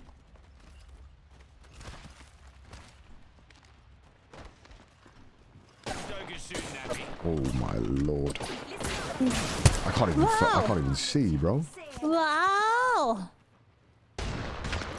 Look at this shit. お。わ Okay, these guys are so good. Fuck. Yeah, Tekio めっちゃ強い。お。ねえ。わ I think so. Bro.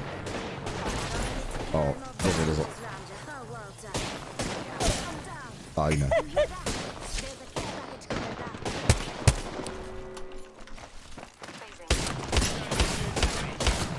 Oh, I'm doing no damage. 強いね。あ、いや、でも。Bro. かわいそうね。かわいそう。ベリーストロークチーム。このゲーム。あ、今度ゲームラストゲーム。あ、オッケーオッケーオッケー。これは、ない。Next game, last game. バッドラック。Yeah. ゴミだ。お悔しい。そう。Oh.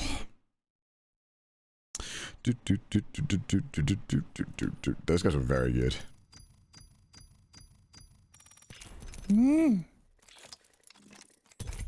Oh, I like this map. 行きましょう。行きましょう。頑張ろう。頑張ろうね。大丈夫コナー体調。今大丈夫。でもちょっと疲れた。そうだよ。そうロングストリーム。そう。でもリマル毎日ロングストリーム。そう。I like どのぐらい about 1 week 6 day about 10 hours そうわお1週60Yes Wow, 60 hours a week. Bruh. Wow. Yabai. Wow. Wow, mecha yabai. やばい Very yabai. Actually insane. Built different. Built different. 知りますか is my life. そうそう。そうね。あー、マスティフか。Bruh. Even like full-time streamers don't stream that much, I swear. Like 10 hours is, 10 hours even for full-time people is a lot. 60 hour stream. But my slow to not good. こっちゃ。あ、こうちゃん。はい、と、そうです。蜂蜜 Time to put some lead. very そうそう。Powerful combo. 強いコンボ。おー、スローとグッドコンボ。めちゃ good throat combo. That sounds dirty. You know what I look like. Good throat combo.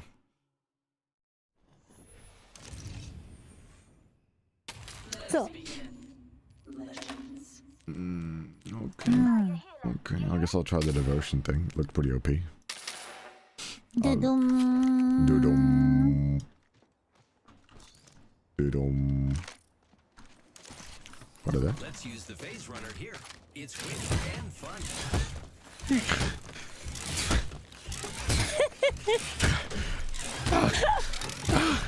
Exciting コーナー。そうそう。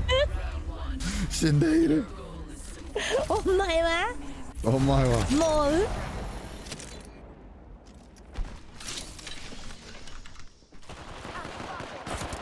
I'm taking fire, friends. Recharge. Ooh, mean boy. I got devotion. Oh, I meant to get rampage. God damn it. Pop in the chimney. Give me a sec.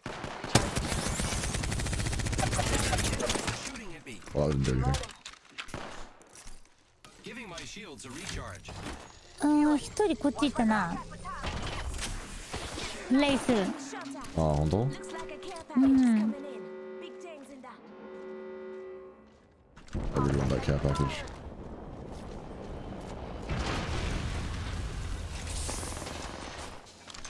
Spotted.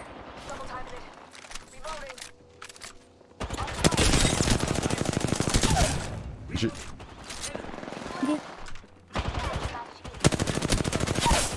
Nice. Taken out.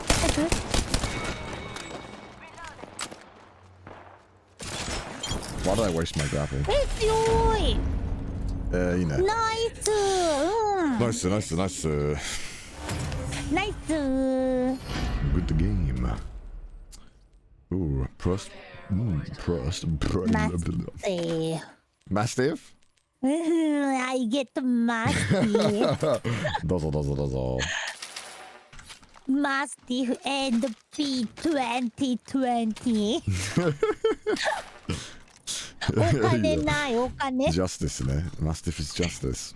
Yes. This one's rocking the double. I'm gonna go for it. Round 2. あら、 Oh, 間違えた。ごめんな。間違えた？そう。ごめんね。大丈夫。Material. Grappling. Material. Check. Got some extra supplies. OK。どうぞ。やばい。Ah, he's fighting alone. なんで No! Giving him the chimney. Give my shields a recharge. どこ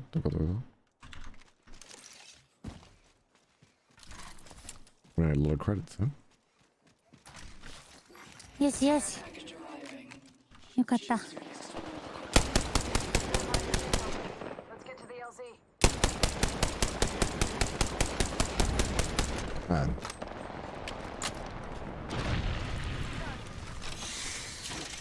Let's go, really. Smoke out.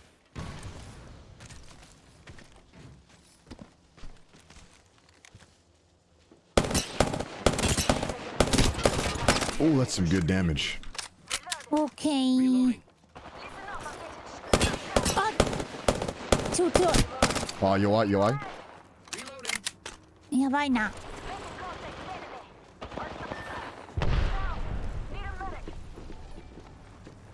うわ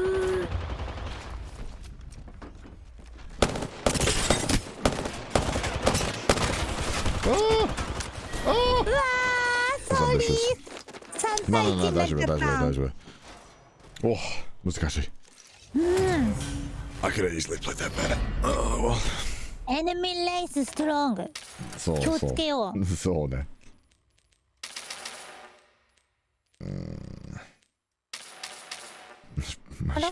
Buy a bunch of these, I guess. What does it do? What does it do when you put it in? No. Why do I get devotion?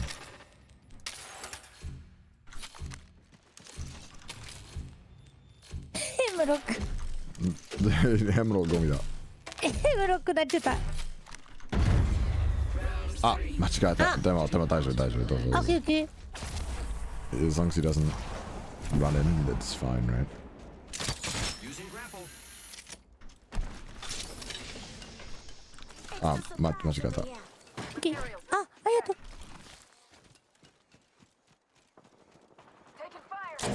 Materials here. No. What's he doing? Up in the chimney. Give my shields a recharge. Alright, so how do I do this then? Let me try this. Wait, Yeah. was it stays?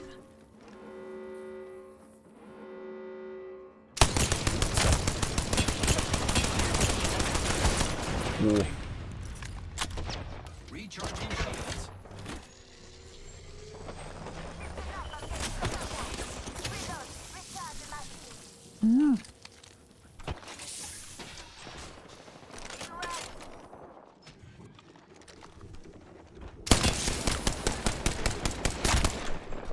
Give me a sec. Recharging shield. Healing. あ、ここで。 OK。 One moment. Gotta use a Phoenix kit. Whoa.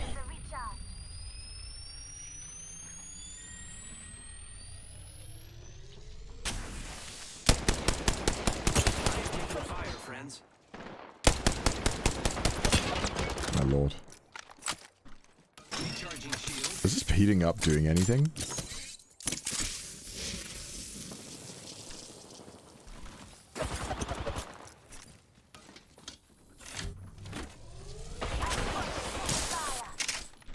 Recharging shields. Oh, why is purple sight on? 大丈夫？大丈夫。ありがとう。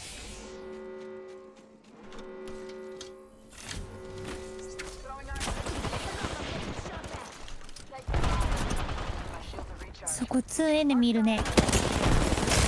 Oh, I missed all of them. やばい。Oh, やばい。OK。あ、Octane low. Oh. やばい。あだ。 No, he's so low. Oh, really lose. Oh, see. Oh, that ring really fucked us. I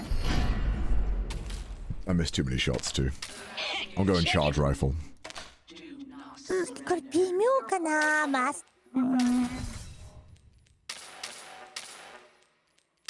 I'm shielding up. I'm going balls deep this game.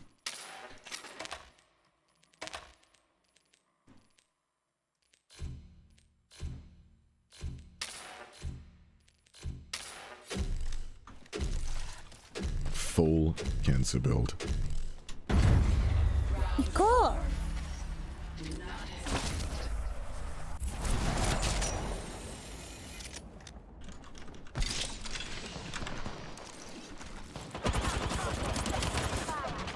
Don't touch me. Materials here. Giving my shields a recharge. Old Painless knocking at the door.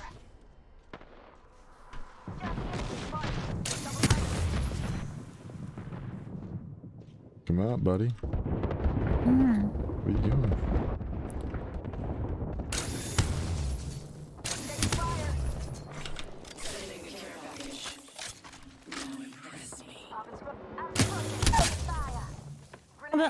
Enemy.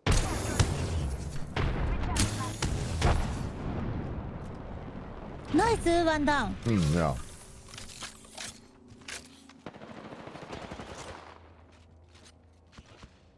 Frag out. Nice. あ、起こしてる。エネミーリザレクションな。 Hmm. Just giving my shields a recharge. You bet. Oh yeah, they rezzed.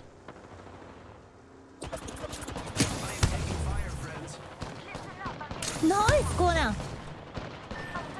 うわ、ごめん。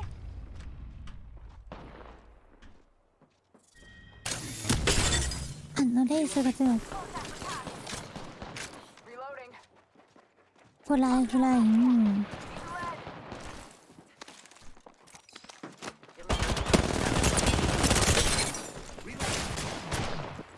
やばいな、奥さんが言った You're な。 right. Oh. Oh, they're all low. Oh no. No, should have pushed. Oh, I didn't think we needed to. That should be. Oh, I should have pushed that. Yeah, we should have pushed that when we downed. That should have been just very easy. Oh well. You messed it up. Ah, Oshine. Go man. Sorry, yeah, my bad, sorry. Go man. I'm bad, sorry. No, I'm bad. No. Sorry. Oh. Ah, 終わりです。ねえ、ありがとう、楽しかった。めっちゃ楽しかった。久しぶりね。またやろう。ねえ、久しぶり。We'll do it again soon. I'll message you again. Soon. Yes, soon. Soon. もちろん。ねえ、またやろう。またね、こんなまたね。ありがとう。ありがとう。またね。ありがとう、ベイビー。バイ。Thank you. バイ。Oh, 優しいね。Oh, always so nice.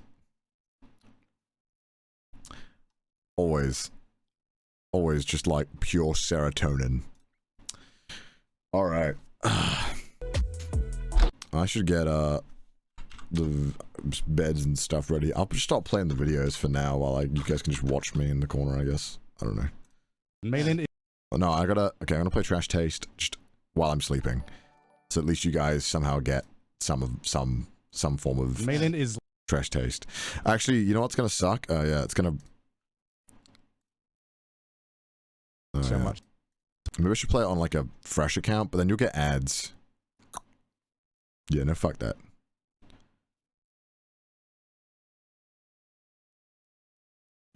Whatever. Malin is Boneless? Malin is like Okay, yeah, sure. Sorry guys, I'm just like there you go. It'll just play them in order, but I mean you're not gonna get past like 4 episodes, so it doesn't matter. Should do media share. Oh yeah, I could just plop it in media share, right?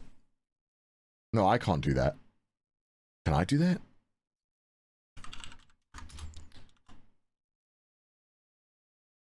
I could do that, right? That makes more sense. I forgot where it is now, actually. Recent events, that's where it is, right? Weirdly. It's weird they put it there. No, that's not.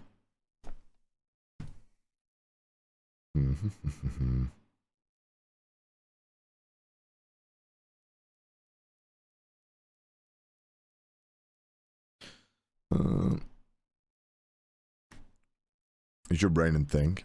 Yeah, because I've got media share right now set to like 10 grand for like 1 second. So no one can like give anything, but I can just put my own links in, right? That makes sense to me. Where would it be? In Streamlabs. Media share. Oh, here we go.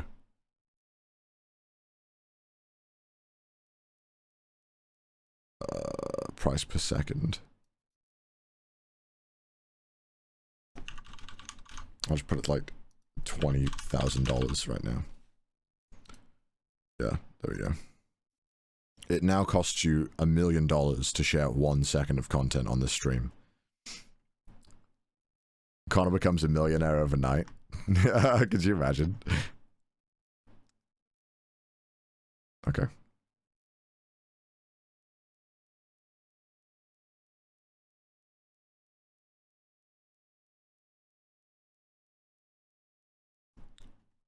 Okay.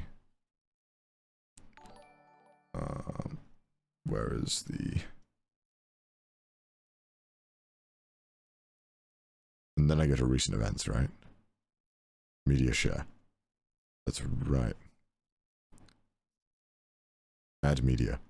Aha. Aha. Yeah, here we go. I've done it. Figured it out. Start time 0, 0. Add. Made it terrifying. Oh, yeah, shit. Okay, Pog, there we go. Epic. And then I can just add a bunch of episodes. That makes way more sense. That way I don't have to share my desktop, which I'd rather not do when I'm offline.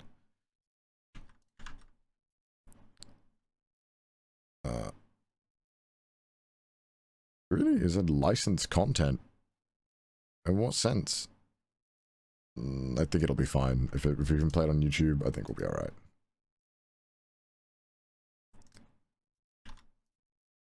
I love how this is like what? It's probably the outro song or something. It's probably fine.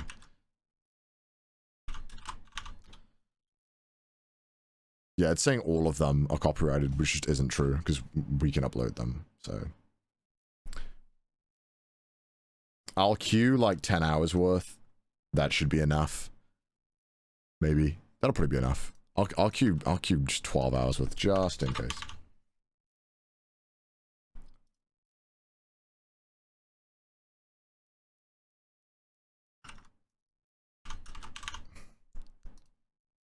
All right, there we go.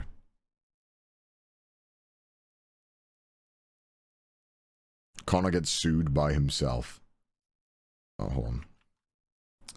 Remove the media share. Oh, that's hard stuck in that corner. Okay. Check Discord.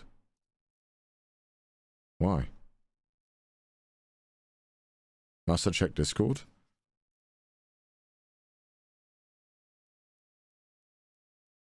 Oh. There's nothing on my Discord. Media share locked.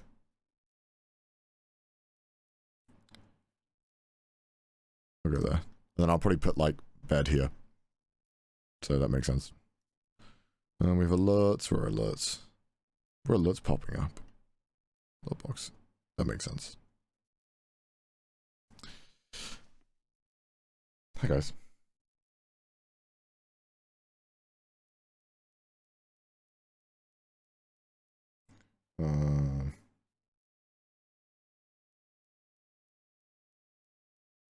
All right.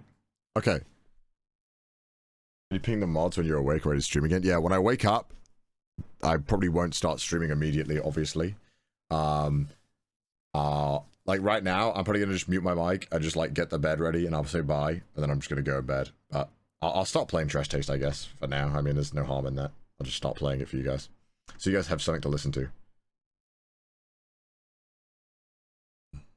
Oh, hopefully my PC doesn't die overnight. We'll see. If my stream dies, don't spam my phone. I'll just deal with it when I wake up.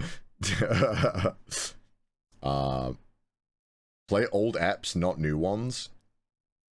Why older episodes? Just alright, okay, fine, I'll restart it. Fine, I'll restart it. I'll restart it. Alright, for you guys, alright. Let me what is it? Okay, done. Alright, we'll do episode 1 then. We'll go right from the start. Oh no, maybe we'll go from like, we'll just grab yeah, let's grab here. Here's some good episodes from here. I like these episodes. These are fun episodes. Episode 22 we'll start from. Maybe I should just play random episodes, TV style, you know? At about 2 AM one night. Okay, I'm gonna put that right back.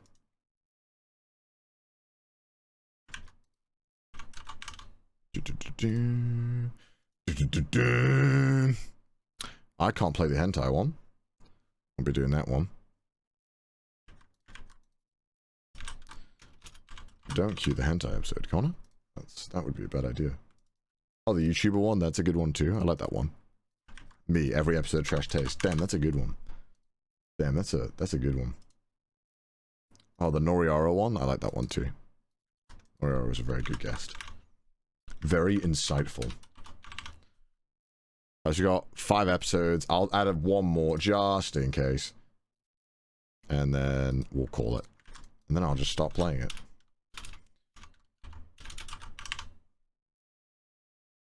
Epic. I'm like basically naked. I open the door and there's just 2 girls sitting there opposite my door. SpongeBob's been on like full volume in my room, dude. Like, what are you? And you're naked. Welcome back to another episode of Trash Taste Podcast. I'm your host Joey, and with me are the boys, the British boys, the BBs. I thought you'd only have like a Neanderthal or something. Oh, like, okay. Come on, Joey. Like, what's up, residents of Cockfield? Welcome back to another episode of Trash Taste know. Podcast. Okay, I'll take I it. didn't I'll take expect it. that. If you're actually from Cockfield, then there you go. There's your shout out. Today, I found out that I was on a Samsung ad by accident. Didn't know. Yeah, I saw that. Yeah, no, yeah, I saw you sent the clip to Sydney, right? No, I didn't. I did saw you retweeting it, I'm pretty sure. Or like Did I send this? I don't think posting I on sent it or this. I something. don't know. I That was for your Fiverr thing. So I right? did a Fiverr video where I became a Fiverr seller, and normally, right, Fiverr you get like vastly undercharged, and it's kind of Yeah. like that's kind of how this website works. Right. But I got contacted by someone this who is was like like, "Oh, let's do an actual ad." Why is it playing I only thought, great, 120 this is amazing seconds? I just content realized for that. video because I Right, can right. actually show. What? We changed the fucking... Hold up. What the fuck? Where is it? It'll be all widgets and I can just go to media player. Damn, why is this shit so difficult to use? I just don't use it often enough. Max duration? Oh, I should just do like 20,000 hours. There we go. Boom.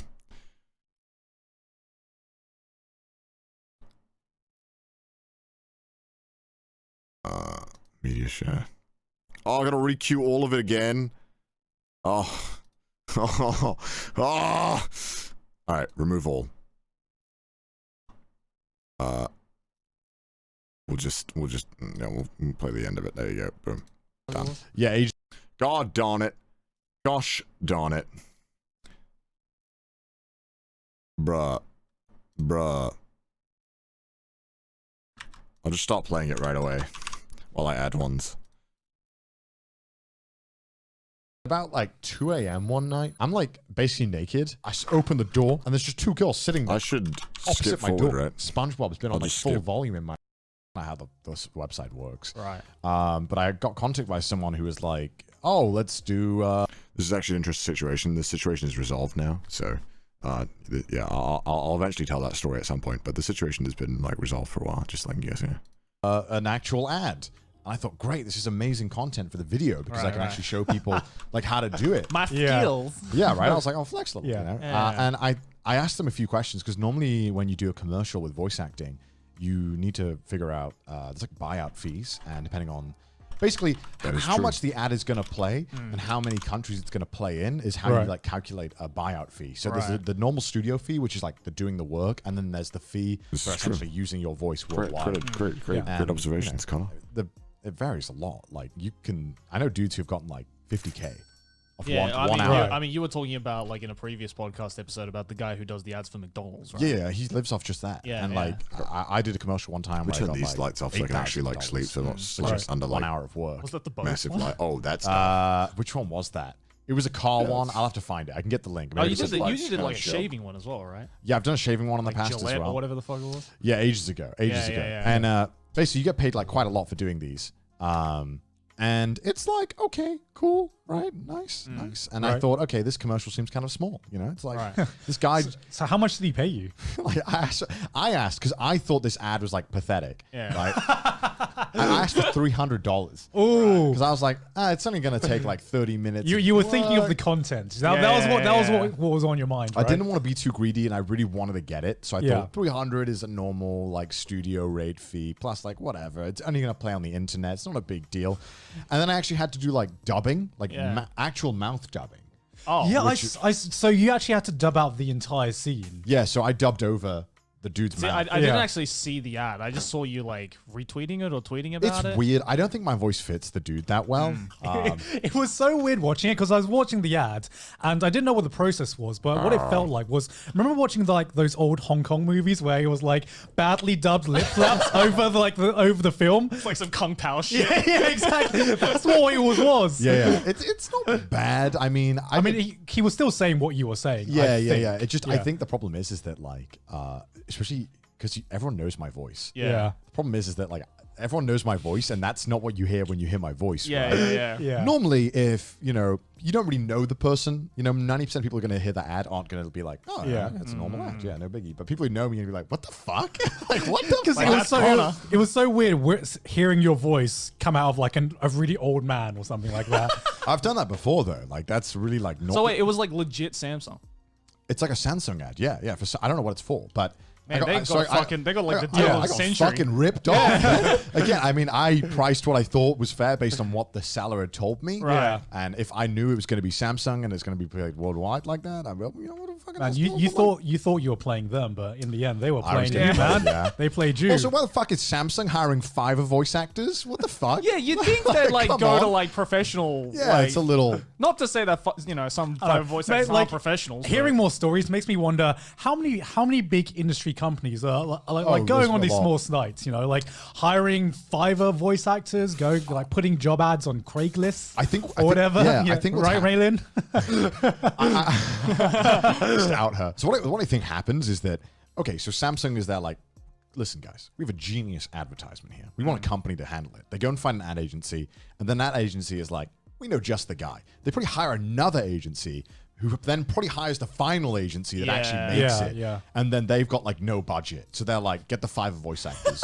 Because I'm not going to lie, a lot of the Fiverr voice actors are really fucking good. Yeah. And they're getting charged like nothing. Yeah. I mean, I would argue that like almost everyone on that website is probably a little too overqualified for what you're paying. I mean, they're either that's how the website works. Yeah. I mean, they're either overly qualified or they're heavily underqualified. That's and true. There's no in between. There'll be people with like a blue Yeti that are like, yeah, I guess I can give you the commercial rights to it, and 50 more words is gonna run you. Oh, geez, $400, man. Yeah. And it's like, bro, what the fuck? I've had that with like artists as well, where like some of them are just like fucking god tier, where it's like you should make an art book, and then other people are like, just started DeviantArt 2 days ago. Let's go.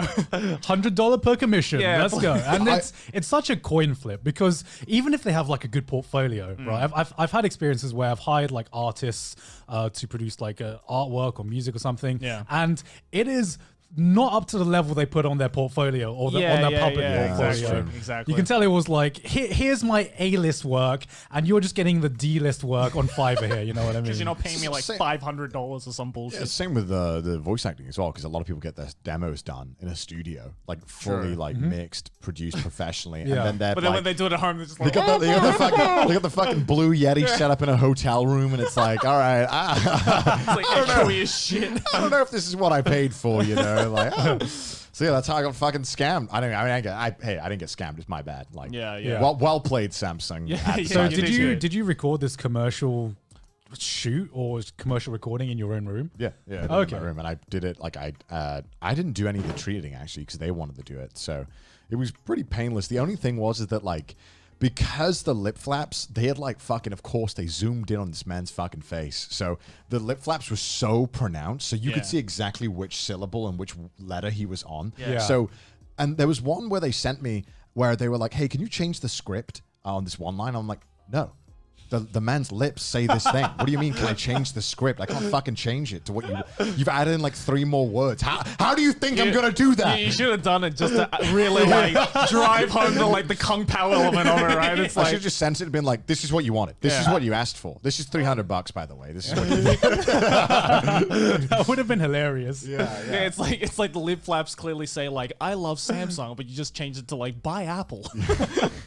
Because it's like the next level from anime dubbing, right? Because with anime It's dubbing, so much harder than anime anime dubbing. You have to match all like the lip flaps with the same amount of syllables. Frames, right? It's open mouth or closed mouth. Right? No, 3 frames actually. I know this because I have to edit lip flaps in abridging. Right. In abridging, it's easy because you take your script and you just fucking edit these 3 frames. I realize of these mouths. lights are going to be Closed annoying mouth, as fuck. half I'll leave open, them on those. and You guys fully can fuck open. with me. Yeah. But with dubbing, Oh my you God. obviously can't edit the lip flaps or anything like that. So you just sometimes you hear some lines and it's a really unnatural line. You know what I mean? But you just got to match Okay. what the animation is. All right, guys. Yeah, I'm gonna it's go on my really phone like makes you, and especially if you try and do reply it, to text really that I've makes you been fucking ignoring all day. appreciate these, like, Fuck, that's in gonna the be countries so where they mainly annoying. dub a lot of the really do the import. Like how fucking All right, guys. insane that is. Good that night, they managed guys. to do like full seasons of shows, Yeah. Good night. and like it's not terrible. Mike But being it's muted so now. hard because you're so constrained with other mouth shapes because you know, I mean, you have to exactly copy it. And luckily, this was English, but like, oh my god, And another then meanwhile, you have language? countries like Japan that are just like, fuck that. Yeah, a lot of it. Yeah, I've noticed Japan is just like fuck the lip flaps. Let's just talk over That's it. what makes it like a million times more hilarious, though. Yeah, I know, Like right? the voices, the change in the voices is already hilarious. But then seeing them like say something that's just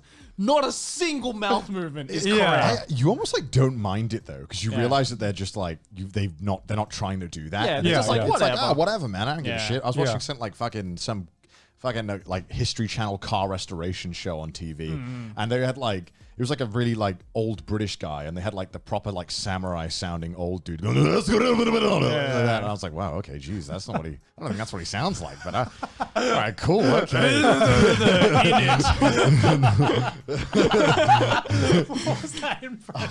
Like, that's what the old dudes sound like in Japanese. It's like, like I don't even know what he Just say. say in Muna, Japanese. Muna. He just did say Muda. Oh my I god. fucking know, dude. Holy shit. Speaking of Muda, did we talk about that time we went to a JoJo bar last week? Or did I don't we think not? we did. So no. yeah, because I wanted to talk about the JoJo bar. yeah. So Yeah. To explain, like 2 weeks ago, we went to the same JoJo bar that Joey made a video on, and it was a fucking.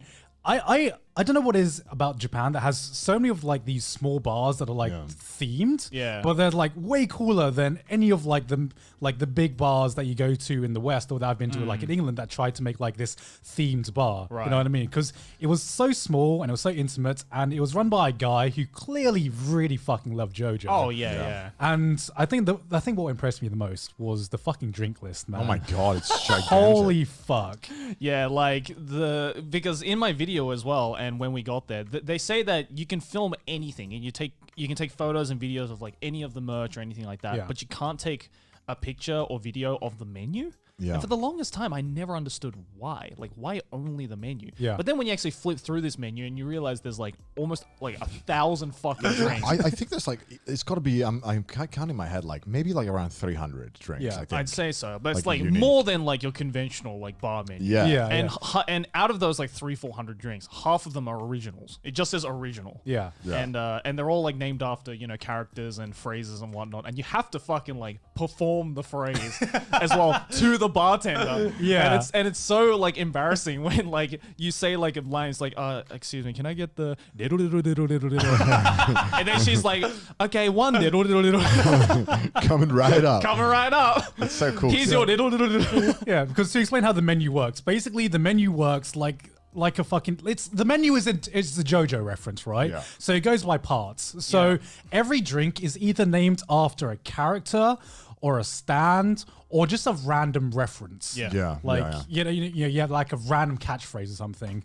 Was there like a drinking platform that was like let's kill the whore or something like Yeah. Yeah, let's kill the hoe. Let's kill the hoe beach. There was like a reference to like the dead dog in part 1 in one of them as well. Or was it Oh something? yeah, it was like Danny. Danny or something that like was that. his name. Yeah. It was something like that. Something like that. And then there was like, oh my god, there was just so many funny sounding ones. Like I just loved it. There was one Bohemian Rhapsody. I mean, that's a stand. But I just loved that I could order a drink called a Bohemian Rhapsody. Yeah, Like, I just found it super cool that I was just basically ordering a fucking, you know, Kira Yoshikage or something like that. You know, you're just basically ordering JoJo references. Yeah, and I thought yeah. that was fucking brilliant. Although there was one thing that I was like kind of upset about, and I don't know if this is going to be a spoiler for part 7, but I was very upset that I couldn't order a Jesus Christ. oh yeah, I would have liked Jesus Christ. Yeah, I was looking through Was part there- 7. I'm like, please say this. Was there a president of the United States as well? I don't think there was either. I don't know. No, I think there was a.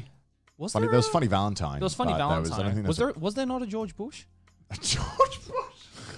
Wait, because he's a canon character, right? That he appears. I don't know. I fucking Or can't remember. it's like a character that's modeled after him or something. I don't fucking know. But See, what I love about being a JoJo fan who's only watched the anime, hanging out with you two who have like read way further in the manga, is that I was hanging out at this bar and you were just like straight up putting like out spoilers for part 6 and part 7. And the great thing about JoJo is that I was listening to these spoilers and I'm just like, I don't think I've actually been spoiled at all, honestly. JoJo's the only show that you can spoil without actually giving anything It away. makes so little sense that when you hear it, it's like you just don't see it ever coming when you're reading it's it. like, yeah, so in part 7, Dio turns into a dinosaur because he's going after Jesus Christ's arm, and you're just like, I guess that's what happens. That was my exact reaction. I knew that happened, but I didn't, like, when I was reading it, I was like, oh, and I only realized it when it was happening. I was like, oh, that's what everyone meant.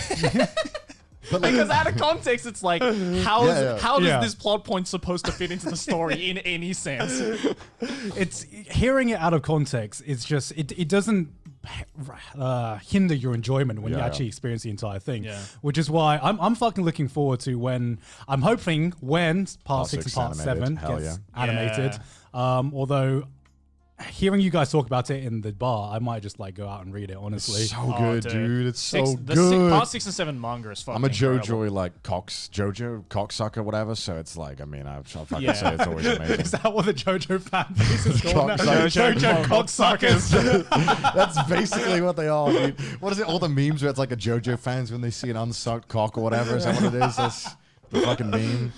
Yeah. Like, the best part is, though, is that, like, you don't know if the drink, like, because it's just as original, right? So you have no idea what it is, but you kind of got to guess. Is it going to be like a fruity, easy to drink, or is it going to be like just fucking alcohol, like straight liqueur? And like Joey just somehow kept ordering, like he was like, I'll have the ri and the ora, and they were all just like basically straight spirits. Yeah, and I kept ordering stuff that was all like Malibu, fruity drinks. And I was like, I actually think he has a kind of like a power leveling system going on with the drinks, because anytime you'd ordered like a main character or like or like a JoJo, it was always a super powerful drink. Yeah, because I know like out of all the powerful drinks I had, I think the most powerful one I had was it was part 3 Dio. Was it really? The Ri was like straight Ri as vodka. well. Ri as well was fucking bad. And I'm like, you had to order a drink by going, Ri hitotsu onegaishimasu. And then this cute bartender girl was like, okay, Ri hitotsu. But here's something. Do you think he actually remembers every drink that he made? Because most of them are originals. I think so. Right? I mean, he has to, right? Oh wait, when you order the Yoshikage Kira as well, it comes with a it came with a severed hand, which I thought was fucking brilliant, cool. man. And the Sex Pistols. Sex Pistols comes on like a roulette, like a style table thing with a gun in the middle. And and it's like 6 different shots. It's just basically 6 shots. Which is perfect because a bullet shoots a shot. Yeah, so you go through the menu. You don't know how strong the drink is going to be, and like 2, you don't know what the drink is going to be either. Yeah. So it was just a fun experience, just working your way through the menu and just being like, hey, this is Akira, or this is like a Sex Pistols, and just being surprised at what you got, basically. But I think as well that's such an awesome like marketing move as well, because that just incentivizes you to go back to just being like, all right, I finished all the part 1 drinks this time around. Next week I'm gonna go back and finish all the part 2 drinks. All right, it's basically like watching JoJo itself. You work through each part until you get through every part. You can't skip any of the parts. You have to like complete it. I loved how there was like 5 Rohan Kishubeis. It was like Rohan Kishube, Heaven's Store, Rohan Kishube at the Louvre. Yeah, no, it was Rohan Kishube goes to Gucci, right? That was one of the drinks. There was like, I was like, how many Rohan Kishubeis are there? What the fuck? No, my favorite one was when you'd order like a Jotaro, and you have to like specify which part Jotaro are you ordering. Yeah. Oh that's so awesome. Yeah. It's like, I don't know. I feel like those kinds of establishments are just the most perfect place to just weeb the fuck out, right? Because it's like, it forgives you for weebing out, right? You get so drunk as well because you're like, you just want to keep fucking drinking. Right. And it's like reasonably priced. It's like, I don't know, like $7 a drink. Yeah, and all the cocktails were delicious as well. Yeah, they were They tasted really, really good. Even though, half of them fucked me up because they were so fucking strong. Joe just kept getting the straight shots and I just kept getting the nice ones. And I'm like, hell yeah. I was like, I want something nice to like soothe my throat after all these fucking shots. Then orders a fucking Sex Pistol and it's just straight up 6 shots. It's not even a cocktail. I love it. That was great. But yeah, go check it out if you guys are. What was it called again? It's called Dio, it's just called Dio. Yeah, it's in Nakano in Tokyo. So when the country opens up, go and spam a visit. They have a Twitter as well. Like Dio yeah, Bar, they have a Twitter. Yeah, it's right near Nakano Broadway, which if you're going to come to Japan, I reckon like a lot of weebs come to Japan and they're like, we need to go to Akihabara. We need to go to Akihabara. But I reckon in like Nakano Broadway is also very much awesome, like it's kind of like the underground version of Akihabara. It's like a condensed Akihabara. Yeah, exactly. It's because everything's you can get most of the things you get in Akihabara just condensed down into one building.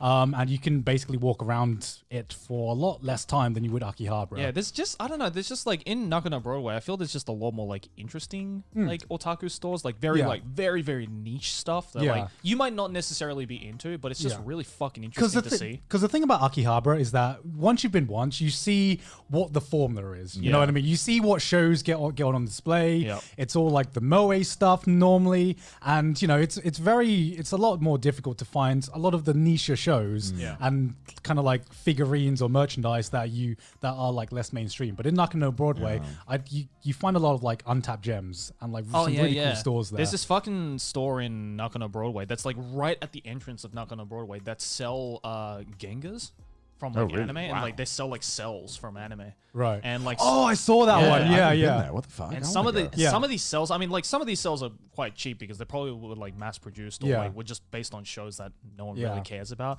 But some of the more expensive ones are just like holy shit. Yeah, I remember there was a cell from the end of Evangelion that I saw from it's in the top floor of Nakano Broadway if I remember correctly, and it's right at the back. But they have some like really classic cells. The most impressive one I saw was one from like the end of Evangelion, and it was the Asuka fight as well. Oh shit! And it was an expensive boy. Yeah, I bet. How much was it? It was like I think it was over like $10,000. Yeah, that sounds about right. For a piece of paper. I mean, at that point, it's basically like a museum art piece. That's true. You know? That's true. Yeah. How can you put a price? How do they get that?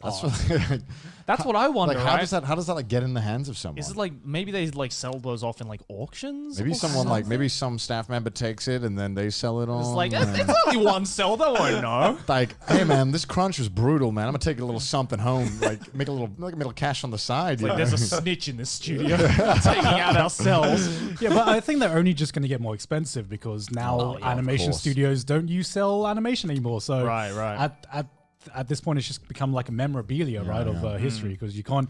I mean, you can get like Gengas and everything like that, but you know, having a good old fashioned cell is just that's just a because flex. you can't like unlike a Genga, you can't like photocopy a cell. Right, because it's based off like a plastic sheet. Yeah, right? exactly. So it's much easier to tell when a cell is completely fake. Because I've seen some fucking completely fake cells, and it's just like on these like flimsy pieces of paper, and people paying stupid amounts of money for it because they don't know any better. Right? I'm just like, no, don't. What are you doing? It's just a fucking drawing. Do you guys miss the old like cell animation aesthetic compared to like much cleaner digital aesthetic of today? It's bittersweet for me. I think like obviously like the digital stuff now is like so much better choreographed. Like the later ends, like you can tell that like these camera movements were done through a computer. But I don't know. There's something really charming about like. It's a manual like camera shake type of thing. Ed Netty, man. Ed Netty, great animation. All cells. Dude, man, I love that. Love the bubbly lines. I mean, it's just great. It's comfy. It's comfy. I mean, like Redline was all hand drawn, right? That was all that's hand fucking. Oh my god. And that took like what 10 years? No, 7 years. 7 years. 7 years. It took a little while. It took a little while. Well, like, but yet no one fucking watched it. Yeah, I mean, I will say that I think on average, animation is better quality now because digital animation has made it easier to get a higher level quality of animation for like most anime. But yeah, I think you're right. There is like a definite charm about watching good old fashioned cell animation. Yeah, I definitely wouldn't want all my anime to be based off cells, but no. So there are some like, especially like when you go back to like the whole like 80s just like general anime aesthetic. Yeah, that like this is an 80s anime girl aesthetic. Like that on cell animation is just it's like a bowl of like Rice Krispies. You're like, I never eat a fucking bowl of Rice Krispies, but when I do, I'm like, all right, okay. It's not bad. Oh, okay. Not bad. But then the next day you're like, I don't even think about Rice Krispies. That's how I see it. You know what I mean? Like I don't, but I'll just I don't give a fuck about cereal. I'll just Norden agree. I know literally zero things about cereal. I don't eat cereal. No, me neither. That's why it's like, it just kind of reminds you of being a kid again. You know what I mean? I don't fully agree I with don't the even- Rice Krispies analogy, but I'll just assume that like you're fucking. That's what it's like. Just saying that it's Old good. animation reminds me of like a bowl of cereal, right? Like I don't eat cereal.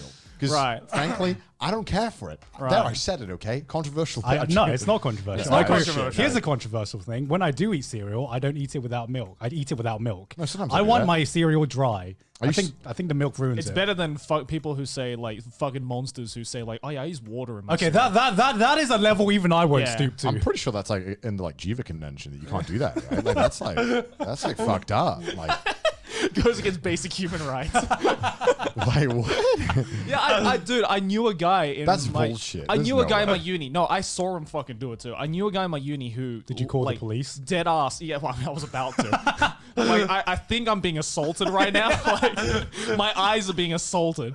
No, it was fucking I've disgusting. never condoned like spitting in someone's food, but Yeah. I think there's an exception to be Yeah, made. he was eating like just, and it was like basic ass cornflakes as well. Right. And I'm like, it's already a human rights crime to just eat cornflakes with nothing in it, let alone with I water. can eat cornflakes with no nothing in it. Depends on the cornflakes. Yeah, but like eating it with water is like. Oh, that's it. Yeah, it's yeah, like, yeah. Yeah, it's like, here, let me top my That's water like with that's more like water. who likes the cereal when it's the soggiest, right? Because that's all you're doing. You're just making your cereal soggy. Like, Exactly. Like, what are you that desperate for hydration that you need it to Right. go for your fucking cornflakes? Like, what the fuck? Yeah, that's why whenever I used to eat cereal in high school, I would eat that shit Did so he make fucking it? fast. Did he make I'm it through high school, or did he like just not make it? I mean, Like, he was in my uni, so I guess he did. Oh shit! Okay, Yeah, wow. yeah, They university took him in. I'm like, man, like you can't even afford milk at uni. Like, are you that much of a? I smell broke. Are you that much of a broke uni student that you can't even afford milk? You just go to the tap and you're like, here we go again, another day. I don't know what it is about uni and like communal kitchens, and the one You see shit, man. the one thing that always gets taken in the communal kitchens is the milk. Yeah. It's always the milk. I don't know why. Everything else It's is because just like you can take it and you think they won't notice. That's why. But everyone does it. like you can label your cutlery, you can label your food to be like, don't touch this, don't touch this. You can label your milk, but it never works. Your milk will inevitably disappear in like a day or two if Yeah, you don't because touch it. it's like a lost currency, right? It's like water, but with calories. I remember. It's water with attitude. It's water with attitude. I had a friend who was in my dorm and I liked him. And then one time, I did like him, but now I don't. You did. I liked him. Emphasize the did.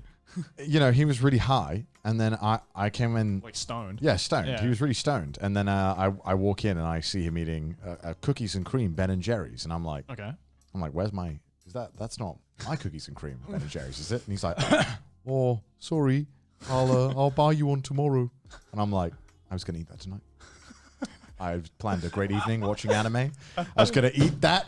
I don't want your shitty Tesco's 1 pound, 4 kilograms of vanilla that looks brighter than like yellow on the like hexadecimal thing. I don't want that ice cream. That tastes like shit. Why would you? That pissed me off so much. Yeah, like vanilla ice cream that's like way too yellow for its own good scares me. Yeah, that ain't. That's like a fear I have. I have a fear of heights and way too yellow vanilla ice like cream. it doesn't even taste like ice cream. It tastes like something. I don't know what it is. Like that's. It's like I don't want to eat No, something. what's even worse than that is when you get the soft serve and the soft serve isn't white and it's yellow. Have you ever had that? I've never had Because that.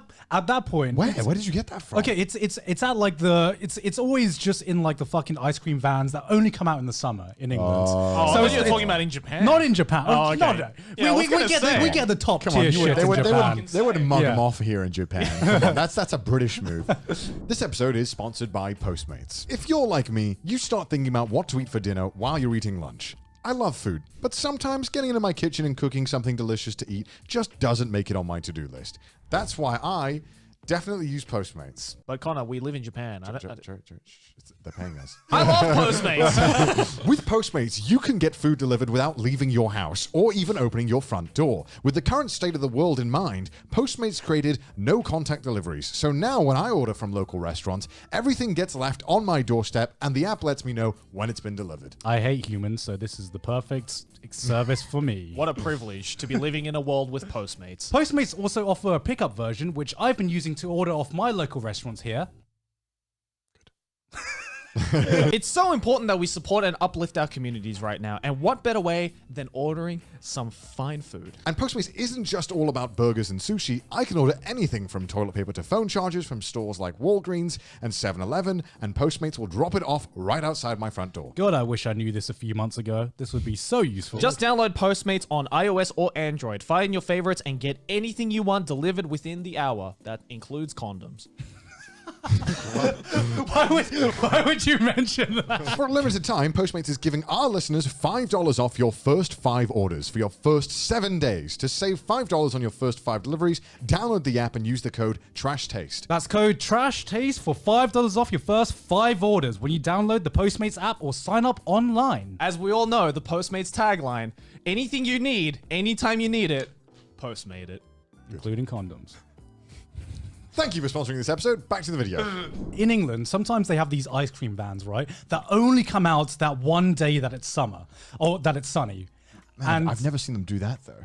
Have you ever had the soft serve from one of those ice cream vans Yeah, before? but you see it coming out of like the machine, right? The flake, right? It's 99 flakes, and some of them they do come out white. Some of them they come out yellow, right? And you always know it's like the shittiest ice cream because it's not even ice cream. Okay, ice. There's the ice and the cream in the soft serve. With this, it's like 70% cream and like 30% ice. So it's like it's not even filling either. Well, was it you who said that you're not a fan of soft serves? I think soft serve tastes too milky.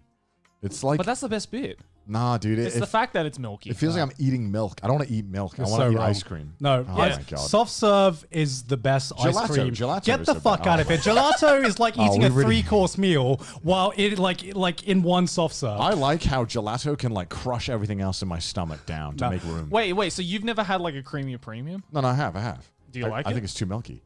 You like it, right?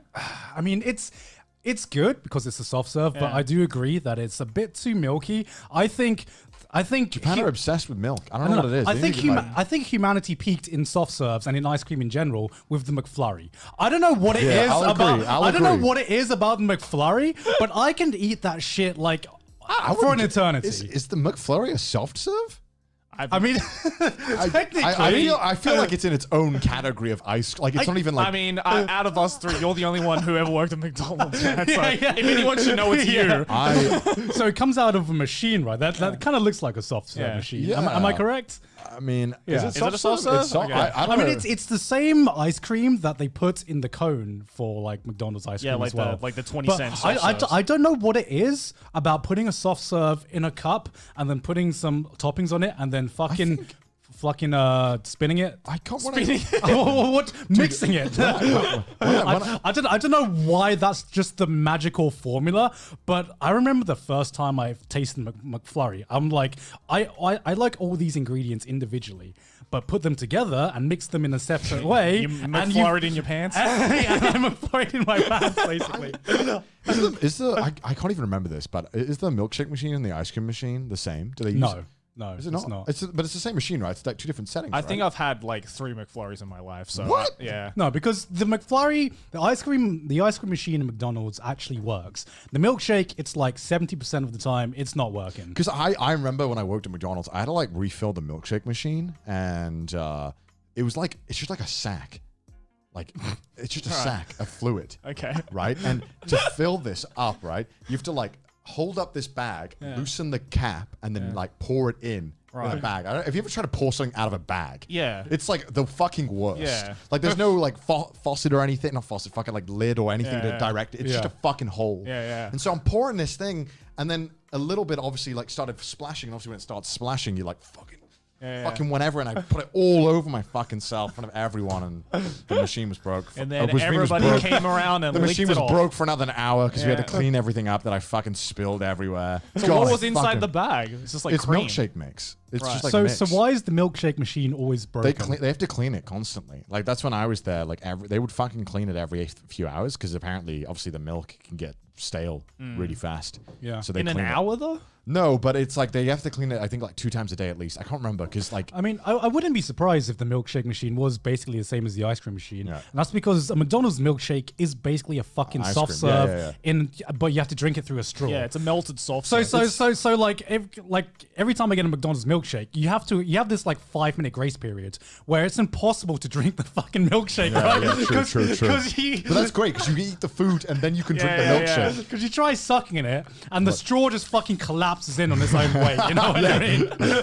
That's like the McDonald's milkshake. You create like a experience. mini black hole inside of it. It's just fucking everything gets crushed. So, like, my brother worked for McDonald's, and when I turned 16, I really wanted the fucking Xbox One. So I was like, I'm going to get a job at McDonald's. Yeah. You get paid like £4.10 an hour, which is like $5. I was like, maybe $5.50.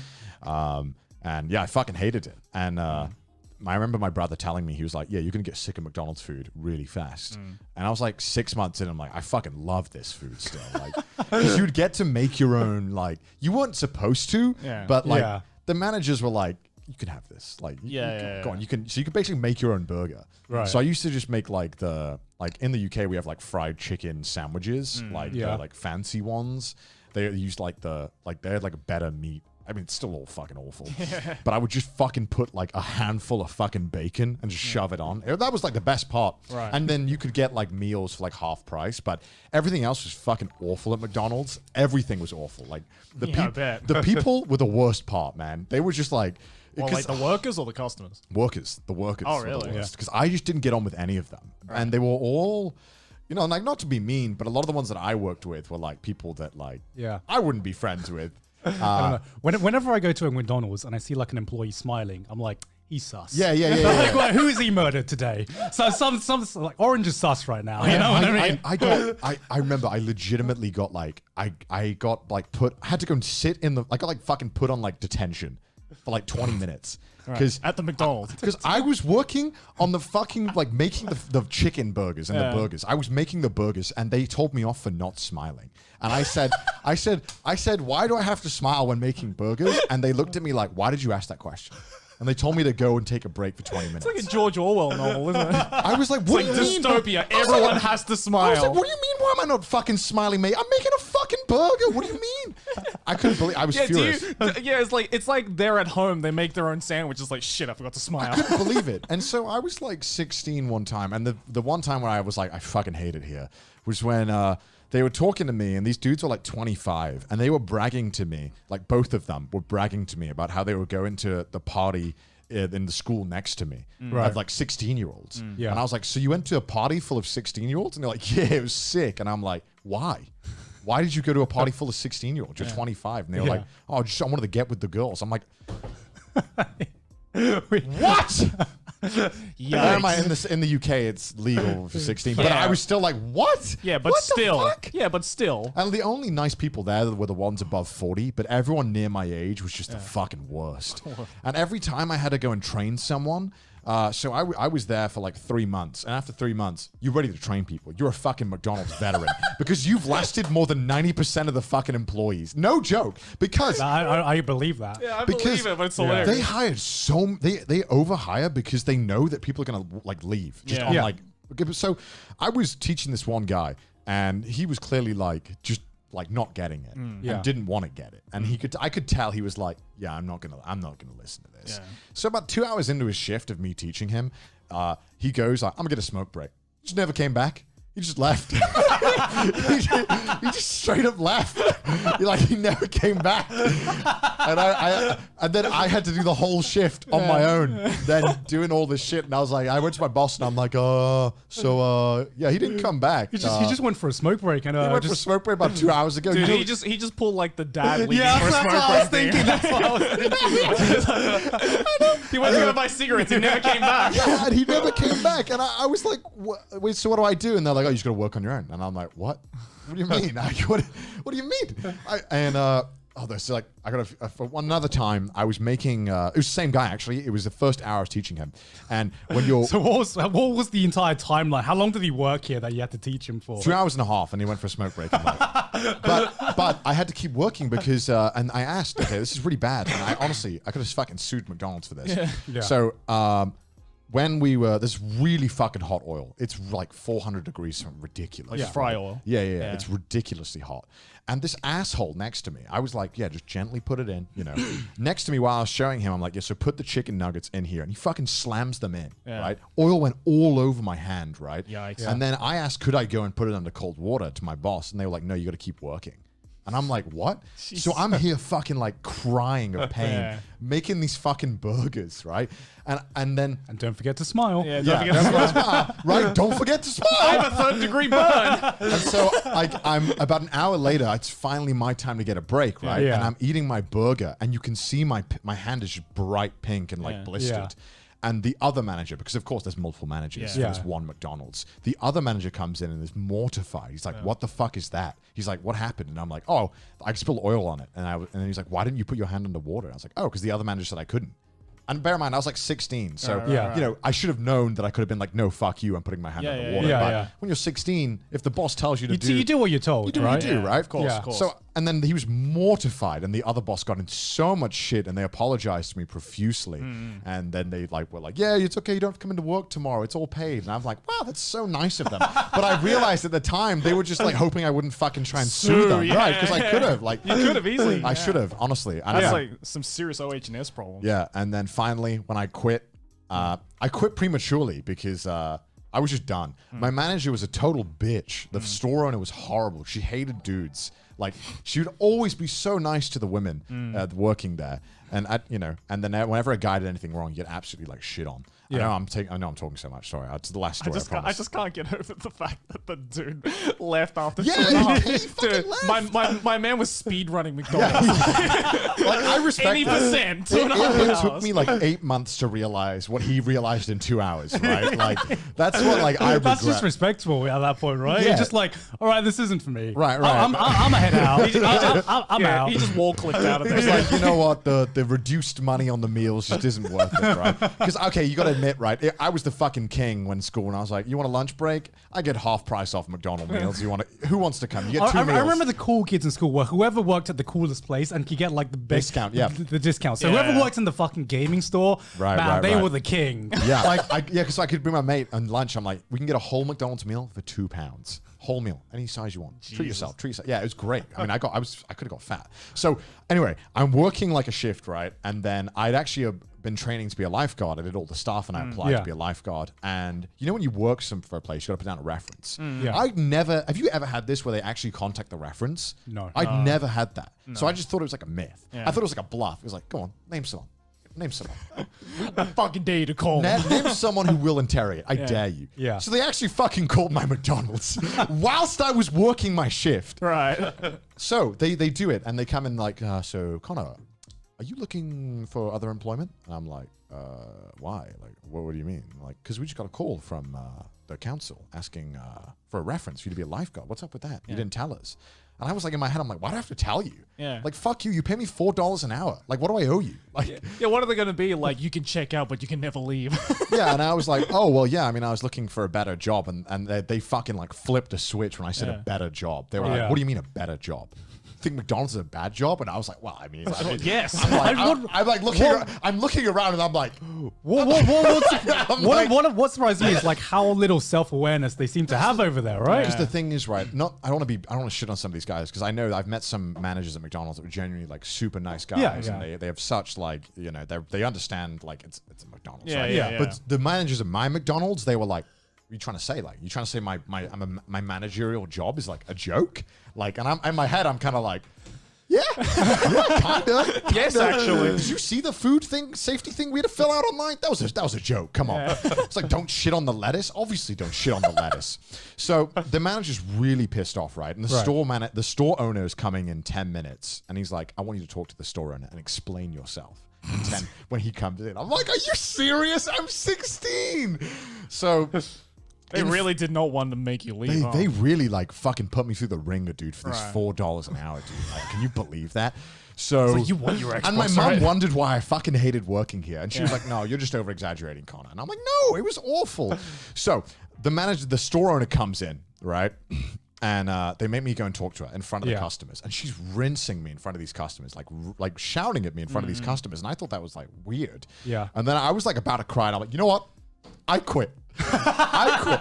He said it. I was like, I'm going for a smoke break. I'm gonna take my smoke break. My mum was so pissed off at me. She was like, you have like, because I'd actually been accepted for the other job, and I had a whole like a month and a half left before I start the other job. She's like, I can't believe you quit a month and a half before your next job, Connor. Like, that's really like, what the fuck? And I was like, Mom, you don't understand how awful this was. It's McDonald's. Yeah, and like she was just chewing me out in front of these customers, and like I was just like, I'm not being paid enough to be humiliated in front of these random people, right? Like I don't. Come on, man. Like I am so fucking young. Did you smile the entire time? No, I was just sitting there like, okay, show the smile as you're getting rinsed. Yeah, and as she was just doing, I'm like, all right, you know what? Fuck it, I quit. Like I quit. I'm done. Like I'm not doing this. I'll finish this shift, but I'm done after this. I'm not doing this. Yeah. I never heard from them again. And then I went there like 3 years later after I'd like been killing it on YouTube. And then the manager, the one who's a dickhead, was like, what are you doing now, Connor? I'm like, well, I'm kind of... wouldn't you want to know? Well, I just got back from LA. I went to visit my friends in Japan. I was just making, I work when I want, make my own hours. It's great, You should have just been like, oh, I eat at Burger King pretty regularly. Just fill my tax return. Damn, did you know the tax rate's so high when you earn so much money? Dude, damn, that hurts, man. I'm sure. Okay. Anyway, can I have a McFlurry? Well, I mean, some of them were nice, but everyone was an asshole. Yeah, I mean, like, working in retail is like this. This isn't a diss at anyone who works in retail, but it's hard, man. As someone who has worked in retail before, a lot of people in college or in high school that get their first job normally works in retail, and it's normally just to fuel whatever hobby they have. Or just stick up for yourself, man. That's like this thing that I wish I did. Like, I wish I just didn't roll over because I was very obedient as a kid, and I didn't really like. Yeah, I was always just taught like whatever the elders or the person in charge says. Just exactly. They know best, right? I don't know what the fuck I was doing at McDonald's. Like, what the fuck was I doing? Like, I had no idea what I was doing half the time. I just did shit, and it would do. Oh my god, I used to spend like when they were like go and get some fries out of the freezer. I used to spend like 10 minutes just sitting in there because I was like, fuck, dude, what am I doing, man? And it's so hot in the kitchen. That when you could get to you're like, who's gonna get the fries? You just had a fucking existential crisis just getting fries. The McDonald's freezer has become like a panic room. I would literally just go there for like 5-10 minutes as long as I could get away with and just sit there and be like, fuck. Imagine if you open up the freezer, there's like 3 other employees in there. It's like, just like everyone's hiding in the freezer. I was so jealous. There was this one dude and his whole job was just moving the crates into the like freezer, and that was his whole job. And I'm like, I want that guy's job. Fuck being in front of the deep fryer, man. That made my acne so bad. Oh, I bet. Fuck. Like I remember when I worked at Co-op, there would be always these odd jobs that I wish I could get. Like there would be one guy's job was just to fucking go outside and collect all the trolleys that people have taken to their cars. Oh my god, I want that. That's so nice because you can just like listen. You don't have to interact with anybody, right? Like those are the best jobs. Because I was always on the till, right? Yeah. And my least favorite part of the job was when anyone would like try to make small talk, and I'm just like, look, I'm just here to fucking scan your food and take your money. Why are you trying to talk to me? I don't give a shit about how your day is going. Beep. Beep. Nope. I know. I got that smile talk as well because like when they talk to you, you gotta smile and you gotta be having a good day no matter what's going on. And I'd just be like, I don't know. I would. I didn't have like any bad experiences with the customers. Yeah. But I mean, I had some like fucking awful managers as well. What's up with those cashiers, right? Where they would like take fucking joy out of IDing you. What's up with that? You know what I mean? Like, do you ever get that? Finally, my power move. It's like literally like I'm being pulled over by the cops when they ID you for like a beer. It's like, ID, please. Because at that moment in time, they have all the power. They like look at you like, sorry, nice address. That's a nice area to live in.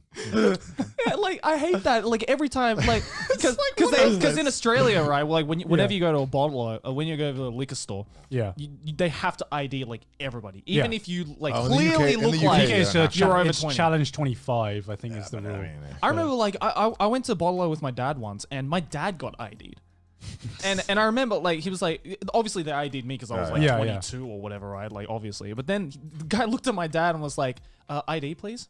My dad straight up said, "You fucking kidding me? Do you know how many gray hairs I have on my face?" Like, of course I'm not fucking 20 years old. And the kid was like, "All right, fair enough." I hate that though. Like it's the movement of looking down at your ID and then just looking at you with your eyes like this. Yeah. It's that movement. I'm like, what is this fucking LA Noir? Like, I would hate the process whenever I was working co-op and I had to ask for ID because I was 16 at the time as well. And like, it just for me, it just felt wrong asking someone for ID when I was obviously like younger than them. So anytime I'd have to ask for ID, it'd be like the most nervous stutter. Like it would be like it was as if like the power dynamic was like the other way around. So I'd be like, can I have your ID, please? And honestly, like if they gave him their ID, I'm just like, okay, they're probably overage. Didn't even check. Oh my god! I don't have the balls to ask my manager to come check this, man. Can you check this guy's ID, please? If they've gone through all the trouble of getting the fake ID, just give it to them. Fuck exactly. Fuck it, why not? No, it was like, remember your 18th birthday though? The first time you go to buy like a fucking bottle of beer. And admittedly, I don't remember my 18th birthday for numerous reasons. I don't remember what I did, but I do remember being like, being able to finally buy I remember that first pint or that first beer that I got. And it was like the biggest fucking empowering power trip that I've like that I had felt in my 18 years of living until then. Always living life on the edge before that, you know. Hey there, boys and girls. It's me, Mr. TT. Whatever the hell I called myself last time. Here to let you know that this episode of Trash Taste is sponsored by Guardian Tales. Guardian Tales is a classic action-adventure RPG with cute pixel graphics, unique story with a different theme for each chapter full of callbacks and references to popular games, books, movies, and other pop culture. Choose from more than 50 characters and over 200 unique equipment within 10 different equipment types. And for those of you who like gacha, characters and equipment can be acquired from loot box summons. You can change up the looks of your characters with a variety of costumes and complete characters and equipment sets for bonuses. So what are you waiting for? Go get them all. There are different modes you can play in as well, like dungeons and unique tower mode, as well as a single story mode where you clear stages with an entertaining storyline by solving puzzles, battling monsters, and finding hidden secrets. In multiplayer modes, you can play either 4-player real-time co-op raids or real-time 1v1 PvP. In the challenging tower mode, you can face challenges that can only be cleared with specific weapons and character types. And there are 4 different types of dungeons to acquire guild experience, evolution stones, and item enhancement materials. There are also a bunch of social and housing features, like the floating castle, where you can create your own floating castle to place buildings and structures that generate wealth over time, and guild houses that can be customized and you can walk around them in real time with other guild members. But if you pick up Guardian Tales right now, there is a brand new update you can play called the Ra Empire. Pick up the new 3-star hero, Noble Succubus Bianca, and check out the new world, Chapter 9 Ra Empire, with 5 main stages, 6 sub-stages, 1 main quest, and 6 sub-quests. So if that sounds like something that is interesting to you, then make sure to click the links down in the description below to check out the game for yourself. I've been Mr. TT, and thank you to Guardian Tales for sponsoring today's episode. Back to the video. Whee! So anyway, let's move on to the actual topic of this episode. That was a very long tangent. Yeah, 50-minute tangent only on Trash Taste. I've seen the subreddit. People are like, they just make a whole episode of tangents. So it's, I mean, that's kind of what just happened, right? Yeah, we went from anime sales to McFlurries to McDonald's. One can argue, what is even the tangent anymore, right? I was going through my bag. Because you just have like fucking papers in your bag that just crush down that you're like, what the fuck is in this shit? Yeah. Then you finally like claw it out and you're like, God, that's disgusting. But I pulled one out and it was like an Anime Expo pamphlet from when I went to Anime Expo. Really? And I was like, I miss Anime Expo so much. I miss anime conventions, period. So much, man. I miss large crowds. I miss getting sick from all the people fucking coughing and sneezing I on never you. thought I'd miss Conflu. God, I just want to be sneezed on and don't worry about dying. Yeah. I just want a handshake with like the sweatiest weebs of all time. I want a hug that's a little too damp for my liking. You know, and just like, you know, I want to put a hand on my shoulder and the shoulder's like really wet for some reason. I miss going into the gaming room and just feeling like the dampness of the atmosphere. Yeah. Like the fucking, I don't know what it is about the gaming room and because everyone's sweating in it. It's all the nen from all the players accumulating. It's all the game of you. Like you need, like the fucking room needs its own weather report. You know what I mean? With like a humidity report. Smash room, cloudy today. There's always mushrooms growing in that room. 92% humidity. Yeah, but let's talk about the actual topic of this episode, which is funny or weird conventions. Well, just conventions, period. Right? Just conventions. Because like I've been seriously craving conventions. Honestly, I never thought I would miss conventions. Yeah. Like I think I hit a new low the other day, guys, because being stuck in the country, you know, I'm very used to, you know, flying out and going to conventions and stuff. Yeah. So like Casey Neistat videos started getting recommended to me of like him sitting in like first class seats. Of, like, I started watching them all. Yeah. And then I watched one, and then I watched the entire series because I just missed the feeling of being in an airplane. So I'm just like, God, I wish that was me right now. God's like in his chair reclining. Oh God, it's so uncomfortable. I miss it. I miss it so much. And every time Sydney comes in, he'd be like, beef, please.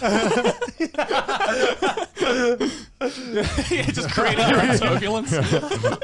It's like, this is fun. Yeah. I remember, I think it was I don't remember if it was last episode or the episode before, but you were talking about like, this is the longest period I've ever been like, that I've spent not being on a plane. Yeah. And so many comments in the subreddit being like, wow, that was the most privileged thing Ghana's Yeah, ever it's said. true. I did think that. But it's true. Like, no, because you know, even you know, I didn't come from a very privileged background, but Right. it's just part of coming from an international background, I would say, because I mean, I'm full, like my full blood is Thai, but I was raised in England, so any chance we could get to fly back home to Thailand, we did, and that was just part of my life. You know, every year I'd go back and visit grandma and visit my plus family again. Sydney's from America, right? Sydney's So from you fly to America as well. Yeah. Damn, good privilege to flex, Gone. I'm not privileged. I'm blessed. Yeah, but like, I don't know, like just it made me miss like this year with just the lack of conventions, because I thought at least that like maybe there might be like some smaller conventions that we could go to here. Because in the back of my head, like just the other day, I was the like, same though in Japan. Like I miss the kind of scummy atmosphere. oh no, that of American course. But I mean, cons like I've been to a have. few. Yeah, I get that. But I mean, I've been to a few conventions in Japan. And it's still pretty fucking fun. Because like just the other day, in the back of my head, I was like, well, I'm probably stuck in Japan until what, at least like end of April, I think the Japanese government said. So in my head, I was like, oh, that means I can go to Winter Comic-Con finally. But then I was like, wait, conventions aren't going on. Like, fuck! The one time I can go to Winter Comic-Con and Winter Comic-Con's not happening. Exactly. It fucking sucks. Well, what I heard, all the stories I heard about Comic-Con is just basically it's you go in and you buy the merchandise or buy the doujinshi or whatever, and then you leave. You know, that's what I heard. Yeah, I mean, it's not like the convention experience that we have in America. Think of Anime Expo or any convention, but the entire convention is the artist alley. Right. That's what Comic-Con is. Right. It's just a stupid amount of just tables and desks where doujin artists are selling their doujins. Or Honestly, artists are selling their though, art. honestly, I remember when you first go to conventions, right? Yeah. I remember like the first conventions you go to, I try to go to every panel. I'd have a fucking full-on schedule where I'm be like, okay, this is the time I'm going to the panel. This is the time I'm gonna hit like the artist alley. This is gonna be the time where I hit up like the convention floor and everything. Yeah. And now you go to enough conventions and you're just like, whatever, man. I Now don't you have go a to enough schedule. conventions, just like, let's go to Chick-fil-A. I've never been to a panel that isn't my friends or my own. Yeah, like, me neither. I've never Me been neither. to. I've never like just seen a panel and been like, that looks fun. I'll go. Like I just don't. Like I'd rather eat.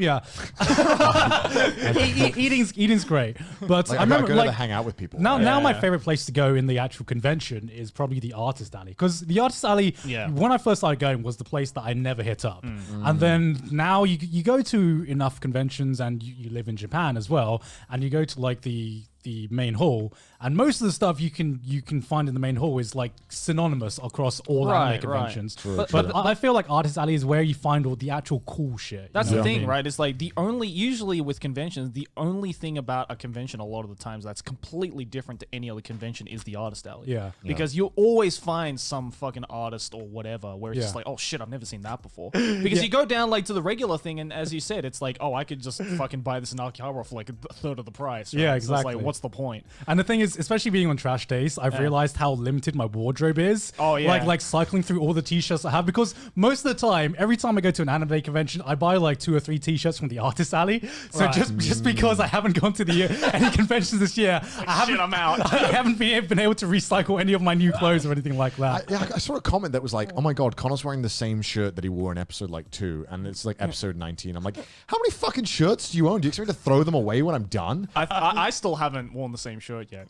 Because now that it's getting colder, I can finally bust out my long sleeves. I'm like, thank God. I was about to run out of like my short sleeve t-shirts. I wore one shirt like a lot recently, and I got a fucking comment that was like, "Why are you always wearing that shirt?" And I'm like, "You never heard of a fucking laundry machine, like washing machine? Like what the fuck? What do you mean? Like why am I always wearing the same shirt?" It's like, what? Do you wear a shirt once and you Do throw it you away? not wash your shirts? I'm confused. Why is this weird? I don't understand. Yeah, but I mean, like, that's all they see, true, right? true, Like, true. a week span on Trash Taste might as well just be a day to them. Yeah, it's made me self-conscious about just how many clothes I have in my wardrobe, Yeah. and how many shirts I can get away with without recycling the same thing too many times that people can notice. Yeah, but right. I mean, especially with you, because you very rarely like actually make a physical appearance in your videos, right? Yeah, Like, exactly. So Normally, you don't have to care normally I about don't it. care about this Yeah, shit. right? Normally, I'm just a fucking disembodied voice. I mean, who knows? Like, Garnt might be butt naked when he's fucking filming the audio for it. You never know. I like to hope so. Yeah. Anyway. Anyway, back to conventions. Yes, is the answer, by the way. Back to conventions. All right. I mean, fuck. What should we talk about? Questions? Funny stories. I mean, like, just, I guess, memorable stories. It doesn't necessarily have to be True, funny, true, but true. just, like, some memorable stories. If you Should have we do like a convention survival guide? Oh, yeah, we okay. can Yeah, do sure, that. sure. I'm sure we can have stories that like. I don't know. I Turn off feel the bat. like, you know, here's the real privilege, lads. I've only gone to like one convention, like not as like a guest or like before I was a YouTuber essentially. Same. Yeah. So I feel like my experience of cons is like vastly different Yeah. from other people's. Like because like I feel like as an attendee, AX is like I don't Here I don't it goes. get it. Here I it don't goes. get it. Because okay. When you hear the lines are like 5 hours to get in, Yeah. and I mean, let's be honest, we can apply for the badge that just lets us like walk right in. Yeah, yeah. All right, we can just walk right in. We can just jump right into it. Yeah, we can jump Jump right right into into the pit. I'm not gonna lie, if you told me I had to line up 5 hours to get an AX, I'd be like, nah, I'm going home. Yeah. I'm going home. What I don't understand about some people at AX is the people who are willingly waiting 3 hours to get to a panel. Oh, fuck or that. like a premiere or something like Yeah. that. And I'm just thinking, I like anime. But that shit's gonna be out on Crunchyroll in like a month. Like I can wait a month. You know what I mean? Right? Yeah. Like, I don't need to be at the premiere unless it's like I get a pass or something. What was or- it? The My Hero Academia movie last year or the year before had like a 4-hour line or something. Yeah, it Something was, ridiculous like that. I'm like, guys, it's Yeah. gonna be out on Crunchyroll in like 2 weeks. the only reason I watched the premiere movie was because someone from G Kids or and Trigger got me Yeah, in. yeah, And yeah. I was like, I'm not queuing 4 hours. To get in. Are you kidding me? No way. Yeah, I don't exactly. care. Like it could be like the second coming of Christ, and I'm like 5 hour line. Nah, get out of here, man. Do you know how many Chick-fil-A's I can get in that time? You know how many beers I can drink in 5 hours? Like, come on, man. Like, Yeah. I can have a good time in 5 hours. You could just go down to the fucking bar or pub, Yeah, which is exactly. what I spend most of my time doing now at conventions. Right. Just like talking Yeah. to different people and catching up with different people, because that to me is the real convention experience. There's the convention itself, but after I'd say about 2 conventions, I was like, I'd just rather just talk to people and Right. just talk to other anime fans rather than going to the actual convention itself. Do you ever try and get people into stuff with you if they don't have like the badge? Oh yeah, all the time. Yeah. I love like seeing like, all right, bullshit. All right, okay. Yeah, no, he's with me. He's with me. Yeah, he's part of the. Yeah. He's just got his badge. Yeah. Like VIP access. Come on. Yeah. You're with me. You're with You me, want to man. like, you It's really like, got to. it's like my friend. What's his name again? What's his name? John. Yeah, John. Sometimes you have like 4 friends and you're like, fuck, here we go. All right, I got to try and bullshit all of this. All right. Yeah, no, they're all part of the Japanese. Security guard. Security guard. You gotta like finger some bullshit on the thing and then like I you have gotta, 4 managers. you gotta hope like because the problem is with some conventions, like I guess their problem is not my problem. Good thing for me, they have so many volunteers and the volunteers don't know shit. Yeah. So Yeah. you can just bullshit to them like. Yeah, no, they're with me. That's cool. It's cool. Yeah. Get away. Get away. If anything, at Anime Expo, I've found that there's always at least one volunteer who knows who I am. Yeah, they'll let you in. They'll let They you just in. let me in. They're like, "Oh, Anime Man, fuck off! Yeah, come in, bro, come in. Oh yeah, the 5 other people behind you. Yeah, come in. Fuck it. You're probably friends with them, right? You're the last to take a picture with you while you're like smuggling your friend. It's like I feel bad, you know. Like, But I think one thing to like nail down is the difference between Anime Expo and basically every other convention. Yeah, 'Cause Anime Expo is a different I feel thing like entirely. Anime Expo exists in its own bubble, and I think like everyone should experience Anime Expo like once, because it's kind of like it's not even a convention at this point. It's kind of like it's kind of like a convention and a business expo all at once. You know what I mean? So you kind of get a little bit of everything and a little bit of nothing as well, because if you don't plan yourself correctly, then you just end up experiencing lines in Anime It's a Expo. clusterfuck in every sense of the word. I spoke to like some people who are like, is AX good? I'm planning to go alone. I'm like, do not go to AX alone. That is like define good. I'm like, you could probably go to a local con alone and probably make some mates. But like in exactly. AX, like everyone already has their group with them. Yeah. So it's like, you don't have enough time to hang out with the group that you have already. Right. Let alone hanging out with like randomers. You know what I mean? Yeah. Fuck. Yeah. I just had like so many flashbacks of hanging out with random people that went terribly wrong. Because, okay, you've all been there, right? Everyone goes to a convention, right? Yeah. You know, you've got to decide, I really want to go to this convention, but fuck, hotel rooms are expensive. Right, So right. it's like, how many people can I fit in this hotel room to reduce it to a point where I'm comfortable, right? Like, and I think we said this on one podcast where like if you're in charge of the booking, you get dibs on the bed, right? Yeah. So that's why I always used to be in charge of the booking. So I'm like, I'm getting the bed. Yeah. And I'm getting the best bed. And I'm getting the key. All you guys getting the 4. Because oh my god, if the hotel doesn't ask you how many keys you want, it's like there's 2 keys between 6 of you, and it's like how do we distribute? How do we decide who gets a key? Yeah. You know, Right. like. The person with the key has the power. Yeah, right? yeah. It's exactly. like because you can come and go as you want. Yeah. Because there's nothing worse than just sitting there with all your bags, being like calling up your mate, Yeah. and not fucking picking up, and you're like, I want to go back to the hotel room. Answer me, you cunt. Like mobile service in a convention is Oh my fucking God. awful. It's non-existent. It's non-existent. Yeah. You just basically gotta you basically gotta pretend you're back into like the fucking 18th century. You're like, how do I contact Joey? Especially when you're in America. Yeah. We don't have American phones either. And, like I have a contract on my British phone that gives me American service, which Yeah. is usable I in just buy- most I places. just buy another SIM. In most places, but in like a convention, you are getting like zero Yeah. fucking service. Yeah, You're- it's like a fucking Greek marathon, right? You have to like ask someone to like, can you run to the other side of the convention and tell Joey that I'm here? It's like, all right, I'll see you soon. Have you ever stayed in a room with people who you're like, fuck, I regret staying in a room with them? Yeah, but I'm not gonna name names. You can't name your name? All right, fine. I can't name my names. Yeah. But I mean, you stayed with some Discord people, right? Yeah, I stayed with a bunch of people on Discord.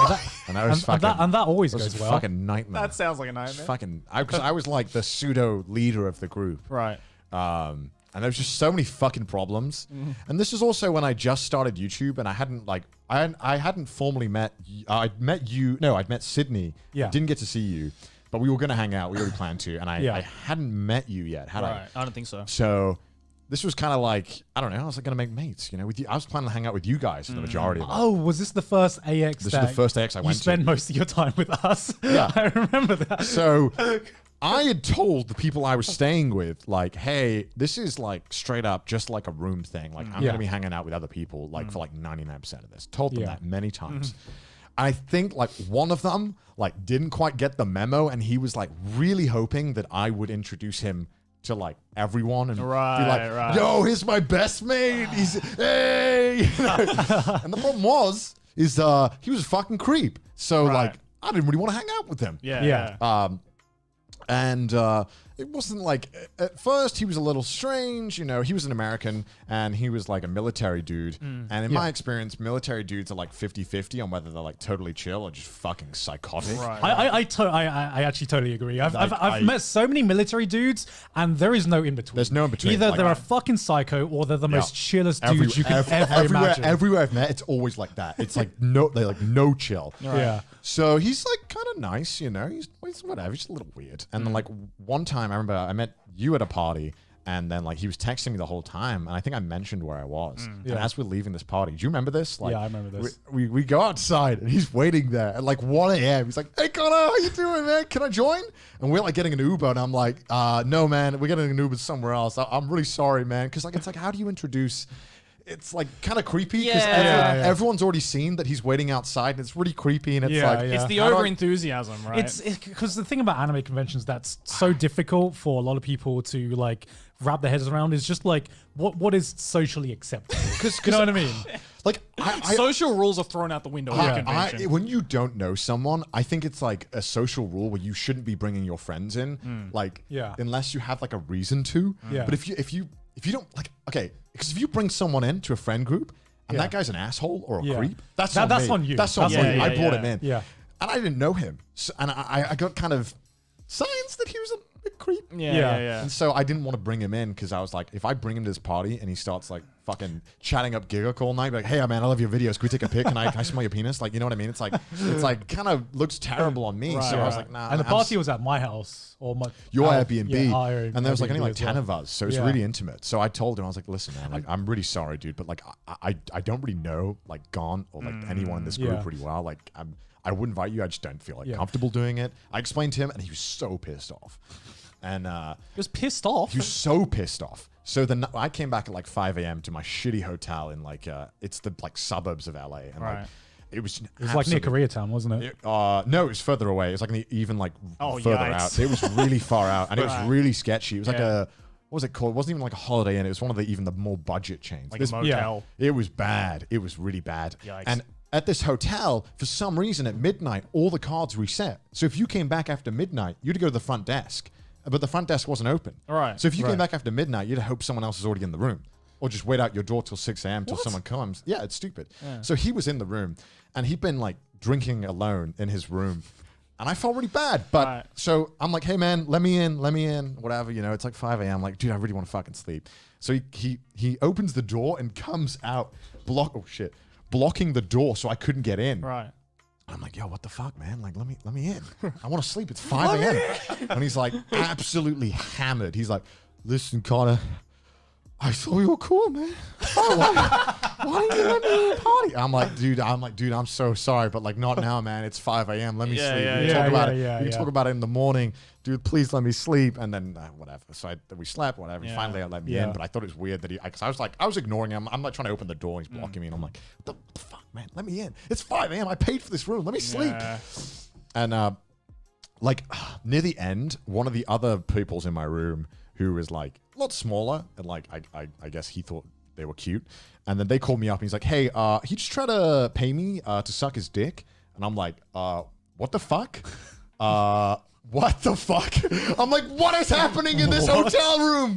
What? Yikes. And then I was like, I'm so fucking glad I didn't introduce you to any of my friends. If you're going around asking people to suck your dick for money, are you kidding me? So, needless to say, I went to the hotel room and just explained to him like, hey, what the fuck, man? Don't do that, you asshole. Like, this is my friend. Don't make them uncomfortable. And then he didn't do anything. And he stayed somewhere else for like the last night. Because I was like, dude, don't stay in this room with them. And so I've never stayed with any random people on Discord that I've never met before, ever again. I've heard so many horror stories from Discord. I don't know what it is about Discord. And I'm going to call it like the Discord hotel room. Yeah. Those never ever go right. Like because even like the best you can do is have like a little bit of drama, but there's never zero drama. Nobody ever comes out there with just like, everyone was just chill. We had the most chillest time. Everyone was understanding everything. What is it that everything that's playing on Discord just ends up horrible? What is it about It's that? because you can't like really know who's weird on Discord. Like the problem is that you don't really know how weird people are until you meet them. Yeah, exactly. Like, you also it's doubly true on Discord as well, where you're here for this server, which is like solely where you talk about this one, common interest or whatever, and you rarely talk about your own personality. I just don't understand the mentality though of like looking at a Discord group and being like, okay, there's 3 other people in here. Never seen their faces. I didn't care because never met them before. I'm gonna stay in a room with them overnight. It's like what? I was broke, Joey. What do you want from me? like what? Like at least like hang out with them outside. I understand to all the convention goers out there who have done the same thing as me because you're broke as fuck. Like you got to do what you got to do. And plus, I knew I could take care of myself. Like I know I'm fine. Like I didn't worry. But when I hear like 18-year-old girls that do it, and I'm like, whoa, with dudes. I'm like, that's just calling for a disaster. I mean, like it's a recipe for disaster, right? Because I've only gone to conventions after I have had after I had a full-time job. So even if it wasn't like a great paying job, at least I could just afford my own hotel room and stuff like that, or like just a really cheap motel room. You know what I mean? But if I had gone before I was like say 21, 22, when I was just a broke uni student, or just God forbid, like before even uni. I can imagine so many horrible situations that could have arisen out of that. Which kind of like there's no real way to protect yourself around that, especially if you're just rooming with random people on Discord, which is such a coin flip. You know? And I would argue, like, is the anime con really that worth it? Yeah. Yeah, I'd In a say- sense. honestly, you know what? All that weird shit that happened aside that I don't think I told you guys that ever, but Yeah. I mean, all of that weird shit aside that I had to deal with, Yeah. I'll fucking do it again. Easy. Yeah, but you fucking do anything for content. No, I mean, that was fun. I mean, like the convention. I mean, the was convention fun. was fun. That was a nuisance, but Yeah. you know, I mean, it's nice exercise in knowing that I can tell someone to fuck off. You know, I mean, I don't know what. I mean, it is what it is. I knew that when I did that, there was a chance that it could go horribly wrong, and it did go horribly wrong, and I learned my lesson, and I'm not doing that again.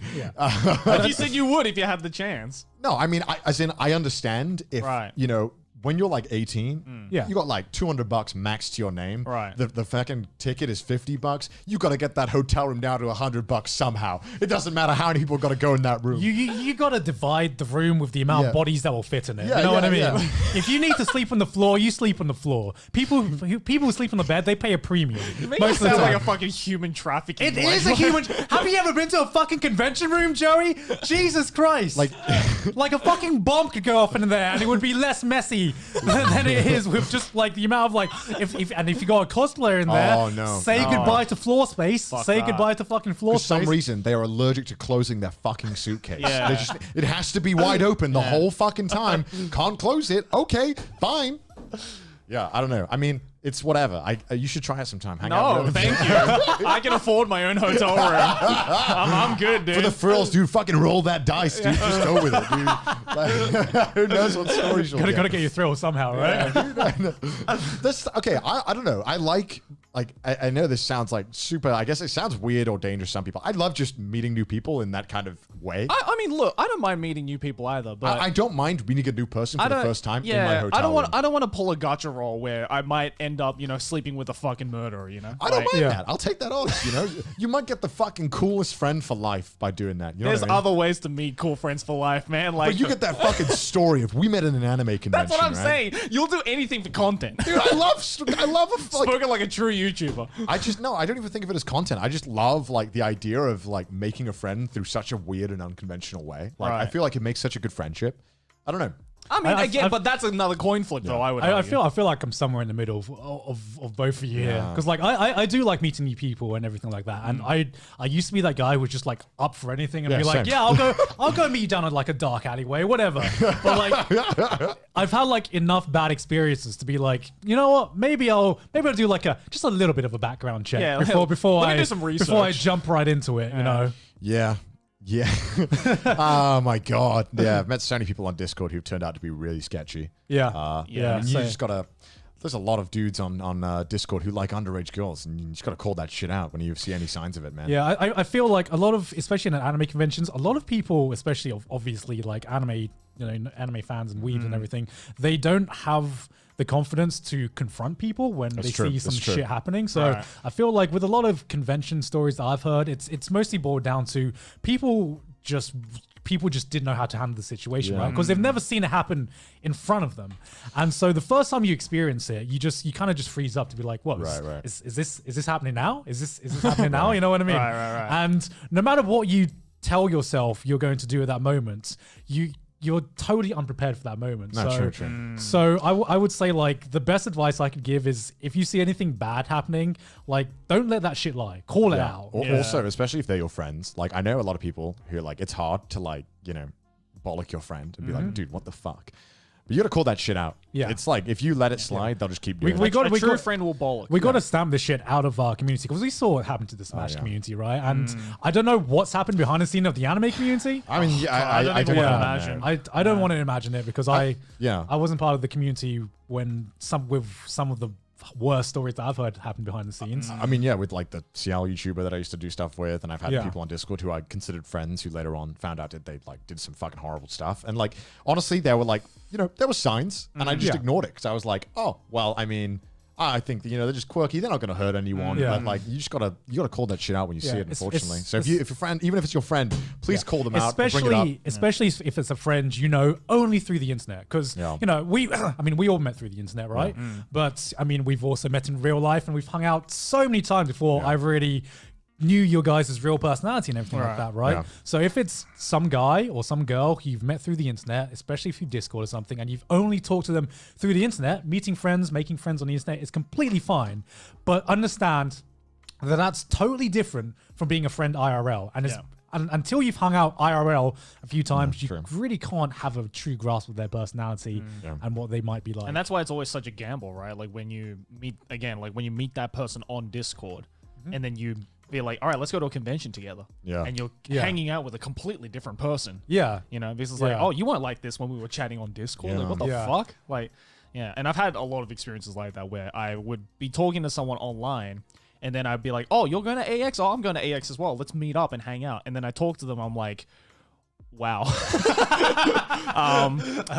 You aren't what I expected at all. Yeah, you are not the same person I texted 2 days ago. Man, yeah. fuck. For better or worse, right? Sometimes they're way cooler in real life. Sometimes they're just like, oof, in real life. And there's so many social norms that you, like... I don't know, like thought of all the dumb shit that's happened. Common sense just doesn't seem to like make sense. Like common sense just isn't common in anime conventions, right? Yeah. Especially when it comes to like meeting people and stuff. Because you talked about the introducing the one friend to like your friend group or something. Yeah. But what happens if you're going to this party? Right, and you can be like, okay, you can bring like this one friend that you might kind of want to introduce, but they're with a group of like 5-6 people, and they're like, can you like get all these people in as well? Yeah, and you're like, what is it about these people who are like, oh, +1? Oh, so +1 group of friends, right? Like, that's what it means? Yeah, all right, cool. I got like 7 people coming. It's hard because obviously you don't want to be like, you only one person can come in, but you also got to have the balls to just suddenly be like, all right, mates, I've got a sick invitation from a guy. I'm going to go to that. I hope you all understand. Yeah. Like, that's what I would be like. I'd be like, hey, man, I got an opportunity that I don't really come across often. Yeah. Can I take it? Please, don't be mad at me. Yeah. I think it's just understanding that it's a convention. People, you're not always going to hang out with the same friend group all the time. Right. So I feel like if you have like some other people you want to meet, then I feel like you just let them go. Don't feel betrayed by your friend hanging out with other people or whatever. This video is sponsored by ExpressVPN. You can use ExpressVPN to unlock shows and movies that are only available in other countries. For example, I used ExpressVPN the other day because Netflix Japan doesn't have any of the Harry Potter movies. So, yeah, weirdly enough. And I wanted to watch some Harry Potter. So, I flicked on ExpressVPN, set it to the UK, as you do, and boom, all of the Harry Potter movies. Netflix Japan doesn't have English subtitles for anime sometimes, so I have to go, actually, no joke, to VPN it to be in the UK so I can watch the anime that's in Japan with the English subtitles. Thank you, Netflix. I don't have that problem, but thank you, Netflix. Fuck you, Joe. I've personally used ExpressVPN to watch some BBC shows on like BBC iPlayer and stuff you can only get in the UK as well. ExpressVPN lets you change your online location so you can control where you want the sites to think you're located. Open the app, select a location, tap one button to connect, and refresh the page to access thousands of new shows and movies. You can also choose from almost 100 different countries, and this works with any streaming service. Hulu, BBC iPlayer, YouTube, you name it. Yeah, you can watch Studio Ghibli films on UK Netflix, which I'm definitely not going to do because I hate Studio Ghibli. You can stream in HD, no problem, no buffering and no lag. I can legit confess to that. I've used it a lot, and yeah, it's great. It's also compatible with all your devices, phones, laptops, media consoles, smart TVs, and more. Not only does it let you change your location, but encrypts all your data as well and lets you surf the web anonymously. I actually watch hentai. Yeah, but I'm not sure. A lot of them ban it in Japan, I'm just saying. Go to expressvpn.com/trashtaste to get an extra 3 months of ExpressVPN for free, gentlemen. That's expressvpn.com/trashtaste. Links down in the description below. Thank you so much, ExpressVPN. Back to the video. Speaking of inappropriate, like the most inappropriate thing happened to me at a UK convention, surprisingly. Oh, okay. I think I've told this story like a million times, but fuck it, we'll say it here again. It's the one where like, I should tell the story as it happened in order. Okay. Naturally. So I'm just finished with a panel, right? Just, killed it. Answered all these questions like a boss. Yeah. I haven't heard that phrase in a while. Wow. Was this 2004? Yeah, right. So, and then when you're done with the panel, I'm like, all right, I'll take pictures outside, at the line. Yeah. So I'm taking pictures, and the first one comes up, first girl. And she's like 14, 13. And I'm taking a picture. She's like smiling, like, hey, by the way, can I grab your ass? And I'm like, oh, this one. Yeah. And I'm like, what? What do you mean? Do you know what you just said, little girl? And she was like, and I was like, no, I think, no. Why would you ask that? What would you ask that? And I'm like, okay, whatever. So, and then, next picture, fine. Next picture, fine. And as I'm taking this next picture, I feel this like grip, like tightening on my ass. That like, and it's getting space. this grip gets like fucking ironclad on my ass. And I'm like turning around, I'm like, hey, what the fuck? And I was in awe because I turn around and she's just like this. And I'm like, what are you doing in my head? I'm like, because I'm like, how the fuck do I react to this? I didn't like swat her away like a fly. Yeah. Like, Be gone. and so I was like, what the? So she grabbed it, and then when I turned around, she fucking ran off. I was like, what the fuck? And I'm looking at the guy who was helping me do my panel. I'm like, yo, what the fuck was that? And he's like, dude, what the fuck? And he went to go after her, like to tell her off, but she went. How many years ago was this? It's like 3 or 4. Is this at MCM? No, this was like a really small London one, like tiny one. Because like a similar thing happened to me at like one of the early MCMs, right? Right. And I was having a meetup, and it was like one of my very first meetups, and it was just after I started dating Sid, so it was like Sydney's first UK anime convention as well. Right. And so I was having this meetup, and we were taking pictures and everything, and then this girl comes to take a picture. And you can immediately tell that she was not respecting like personal boundaries. She was very, very touchy-feely. The worst. Yeah. And Sydney's like razor eyes lasered in on it immediately, right? Immediately. I could feel like the death glare on this girl without having to look at Sydney, right? Like in the middle of the fucking like Harry Potter Voldemort like wand battle. Like So I know that Sydney's watching everything, and she's like being really touchy-feely, and I'm just like I'm trying to just be like, okay, you know, I have my personal boundaries. I'll take a picture and everything. And so we go in for the picture, and she like goes on for like a full-on hug. It's like I'm just there being like the hey, and she just grabs me like that, and just hugs me, and then I didn't need to see what Sydney's face was, but I could feel it. Right? I could feel it. And then afterwards, I'm like, oh yeah, thank you for coming to my meetup, and she goes in for a fucking kiss. And I had to like turn my cheek. I turned my cheek in time, but she goes for my mouth, and then I turn it. She went for your mouth. And she hits my cheek, and then I just hear Sydney. Like I've never heard Sydney make this noise ever again, but she fucking hissed. She's a fucking snake. She's like. What does that do? I don't know. And then same as your girl. She just fucking runs off before I could say anything, and I'm just like, what just happened? What am I supposed to do in this situation? You know what the worst part was? When I got home that day, I go on fucking Twitter, and she replied to my tweet being like, "Hi, I'm the girl who grabbed your ass. It felt good." And I was like, first of all, you were like, block. First of all, thank you. Second of all, what the fuck? What the fuck? And I was like, I would probably like be like, yo, that was super fucking inappropriate. Like, why did you do that? And she was like, oh, I didn't realize. I'm like, I didn't realize. What the fuck? You didn't realize? Which family? What kind of family were you raised in? Where it's like, oh yes, hello. So what are they doing? Like fucking measuring your firmness every fucking day? Why would you do that? What year was this? Oh shit, this must have been like 2016, 17. That's the thing, right? It's like I feel like because I have a similar story that happened around that time. You do? What the fuck? Yeah, because my mom's in about 2000. Yeah, we all fucking survived something here. God damn. Mine was around like 2017. It was at AX, and I had just like started going out with Aki, but this is before we went public. So this is like the convention that I met Aki in, and this was like 2 days, like literally 2 days after we decided like, oh yeah, let's start going out. Yeah. And we were doing a signing together. This fucking girl comes up to me, and she's dressed in like, I think it was like Madoka Magica or something, but she had like a giant wand, right? Like a massive like staff. And she puts it down, and she's like, hi, Joey. And I'm like, oh no, it's one of these kinds of girls. All right. Hey, what's up? And she's like, can you sign the stuff? I'm like, yeah, sure. And I start signing it. And then she's like, also, here's a question, but can I be your Anime Expo waifu? And I just kind of stopped and... How to trigger flight or flight in me. Jesus Christ. And the moment she said that, I just kind of stopped and just looked up. I was like, could you say that again, please? Because in my head, I'm starting panicking. And same with Sydney, right? I could feel the fucking glare of Aki right on my fucking neck. Like, I didn't even have to look over. I'm like, I know you're staring at me. And of course, right, I have the pressure from here and the pressure right in front of me, right? There's two women staring at me for totally different reasons. Yeah. And I just fucking panicked, right? I couldn't like, cause at that point I was like, I couldn't say like, yeah, sure, jokingly, because my woman is fucking glaring There's at no me. right answer in that situation. But I also couldn't say no, right? Because I don't want to hurt her feelings, and she lined up, all this time to like meet me. Yeah. And so I just fucking panicked and I said, I don't know. I got ranks. Oh my god, Joey! You didn't have to murder her like that. It's like I got ranks. And, and then she replied back being like, then can I come to the top of the ranking? And I said, bro, you got to learn to give up, man. Yeah, and I was like, I don't know, man. Like, it takes time. I was just bullshitting the entire time. And the moment, and she's like, oh, okay, no worries.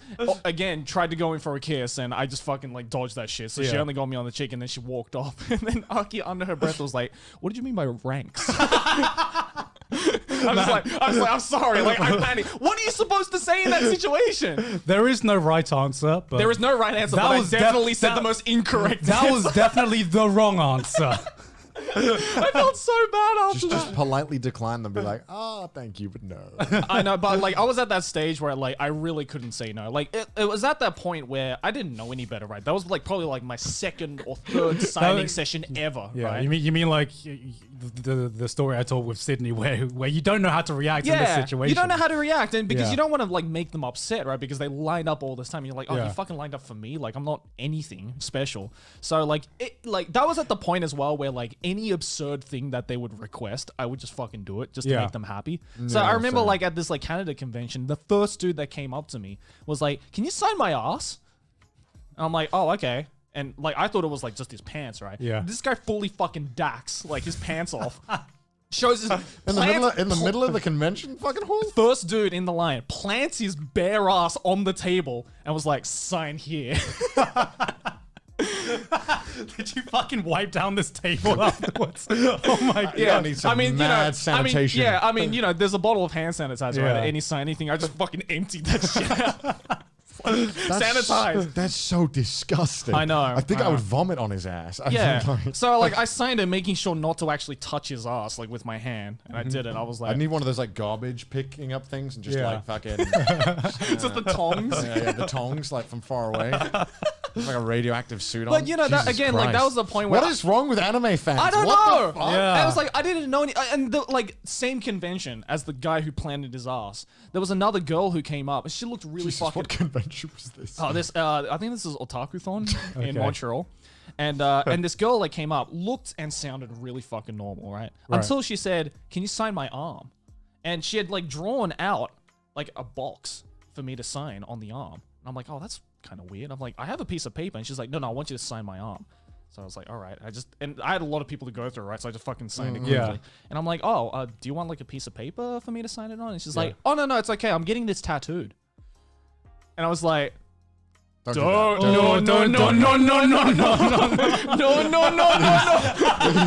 I did a really shitty job as well. It was like the most like fucking messed up signature I've ever did. I'm like, no, please don't do that. I'm begging you. I actually said like, I'm begging you, don't fucking do that. And she's like, okay, I'll think about it. I'm like, no, don't think about it.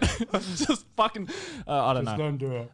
I don't know what it like, but that's the thing, right? It's like, I don't know if it's because of my lack of experience of being in situations like that, or just the fact that conventions have gotten so much more calm in the last like 5 years, or it's a combination of both. Because you don't hear that kind of shit like last year, right? I mean, I feel like things are way more regulated now than it used to be. Because I remember first time going to conventions, some of my first signings, it was kind of like anything goes. You know what I mean? And like last year, they had like a ticketing system, or maybe it was the year before that, where they had like a proper ticketing system. Because I remember I'd be booked out to do signings for like an hour, and then it would end up going for like 2 hours and a half. Yeah.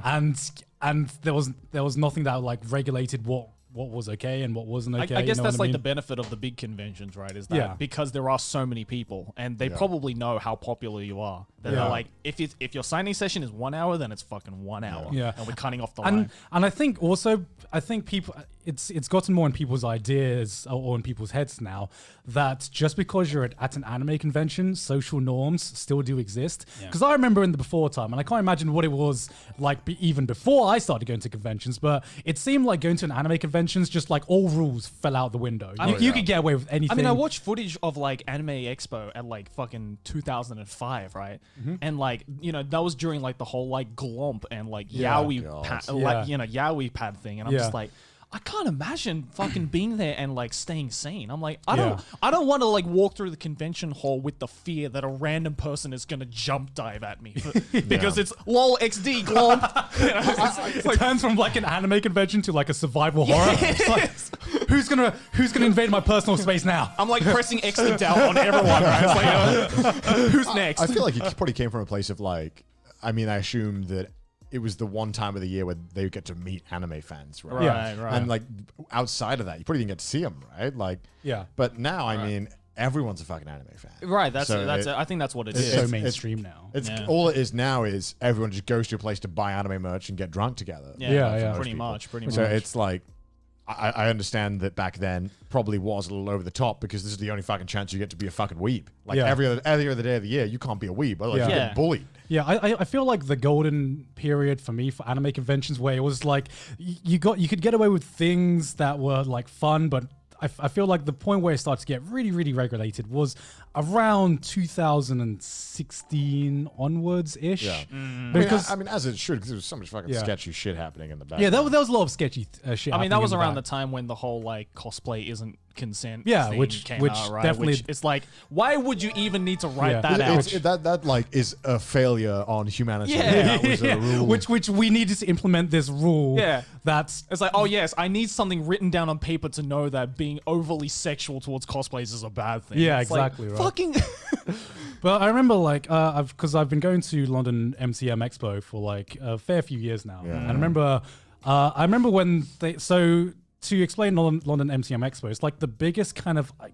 It's a pretty fucking terrible convention. It's a convention in inverted commas because it's more like it is an expo. It just sells you stuff, and there's not really anything to do there if you're like a fan. Right. Yeah, like it's kind of like you can buy stuff, and pretty much all anyone does is just hang out with their friends. Exactly. Right. So there's this grass bit in MC outside of the convention center, which everywhere where everyone used to hang out, and now it's closed off. But I feel like some of my best memories were when people were just doing like the most random shit on that grass. Like, all the alcohol bottles were. Yeah. Like, were you there that year where they did that Fight Club? No. Okay. It is a fight club. Yeah. So I don't know why the mental image of a bunch of weebs beating each other up is hilarious. Fucking Naruto music blasting. No, it was a fight. It was a fight club, but it was like a fight club. So it was like the equivalent of a mosh pit or something like that. But I remember there was like, there was obviously the usual, you got the fucking Jedis dueling it out. But I remember the funniest one I saw was there was these two anime fans, and one was like the scrawniest, shortest anime fan who was like vitamin D deficient. Some of that stereotype. The clearly sick dude. Right? Yeah. Skeletal. Skeletal. And then on the other side was the fucking biggest, like he wasn't like obese, but let's say he was a big lad. He was a big lad, hefty fella. Yeah, and this was like the most uneven fight I had ever seen.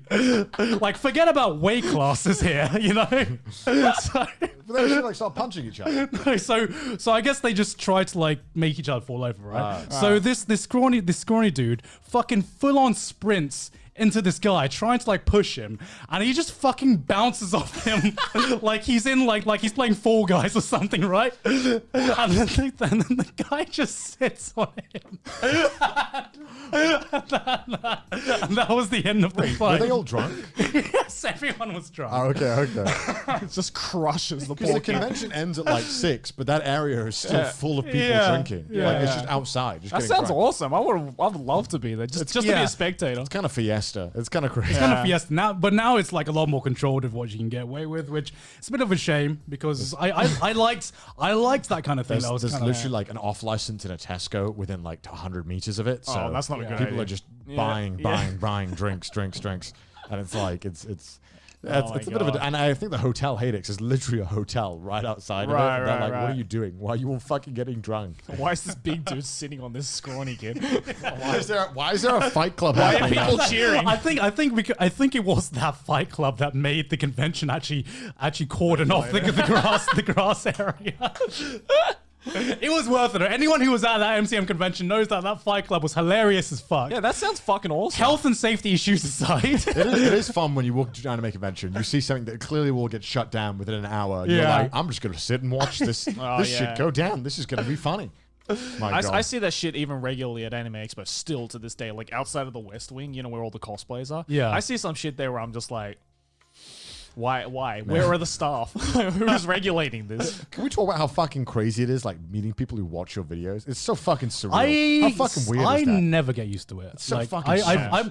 I'm like, now I have like a conditioned response that I could be like, okay, this is how I should respond to like fans. Activating execution 101. But that's why Activate McDonald's smile. But that's why getting recognized anywhere but conventions, you're so unprepared for it because you just never get used to that feeling. Because I'm just like, man, I'm just a fucking dude who talks about anime online. Man, I mean, it's already surprising when people at conventions like come up to you and recognize you. Yeah. But what's weirder is where you're like nowhere near a fucking convention, and it's just like a random like guy or girl who's just sees you, like that fucking dude in Singapore. Oh my god.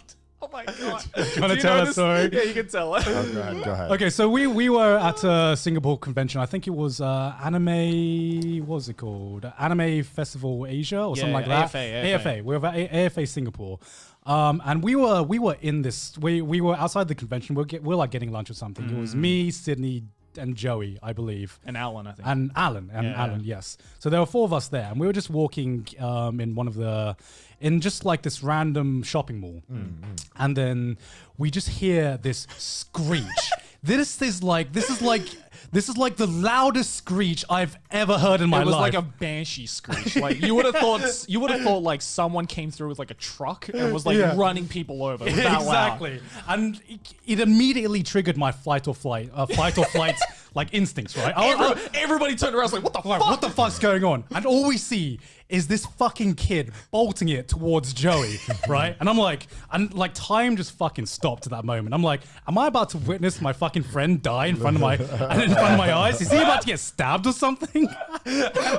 He's like, the dude was like full on like Assassin's Creeding me, like just fucking like low as fuck like this, just like running towards me through this giant crowd. And as the crowd is parting, you can see this kid just coming straight. I'm like, oh, he's coming for me. I'm gonna die. Like because he's like Naruto running almost. I can't see his hands right, so I'm like, this guy's probably got a knife or something. Like he's about to stab me. Yeah. So I'm just prepared to die.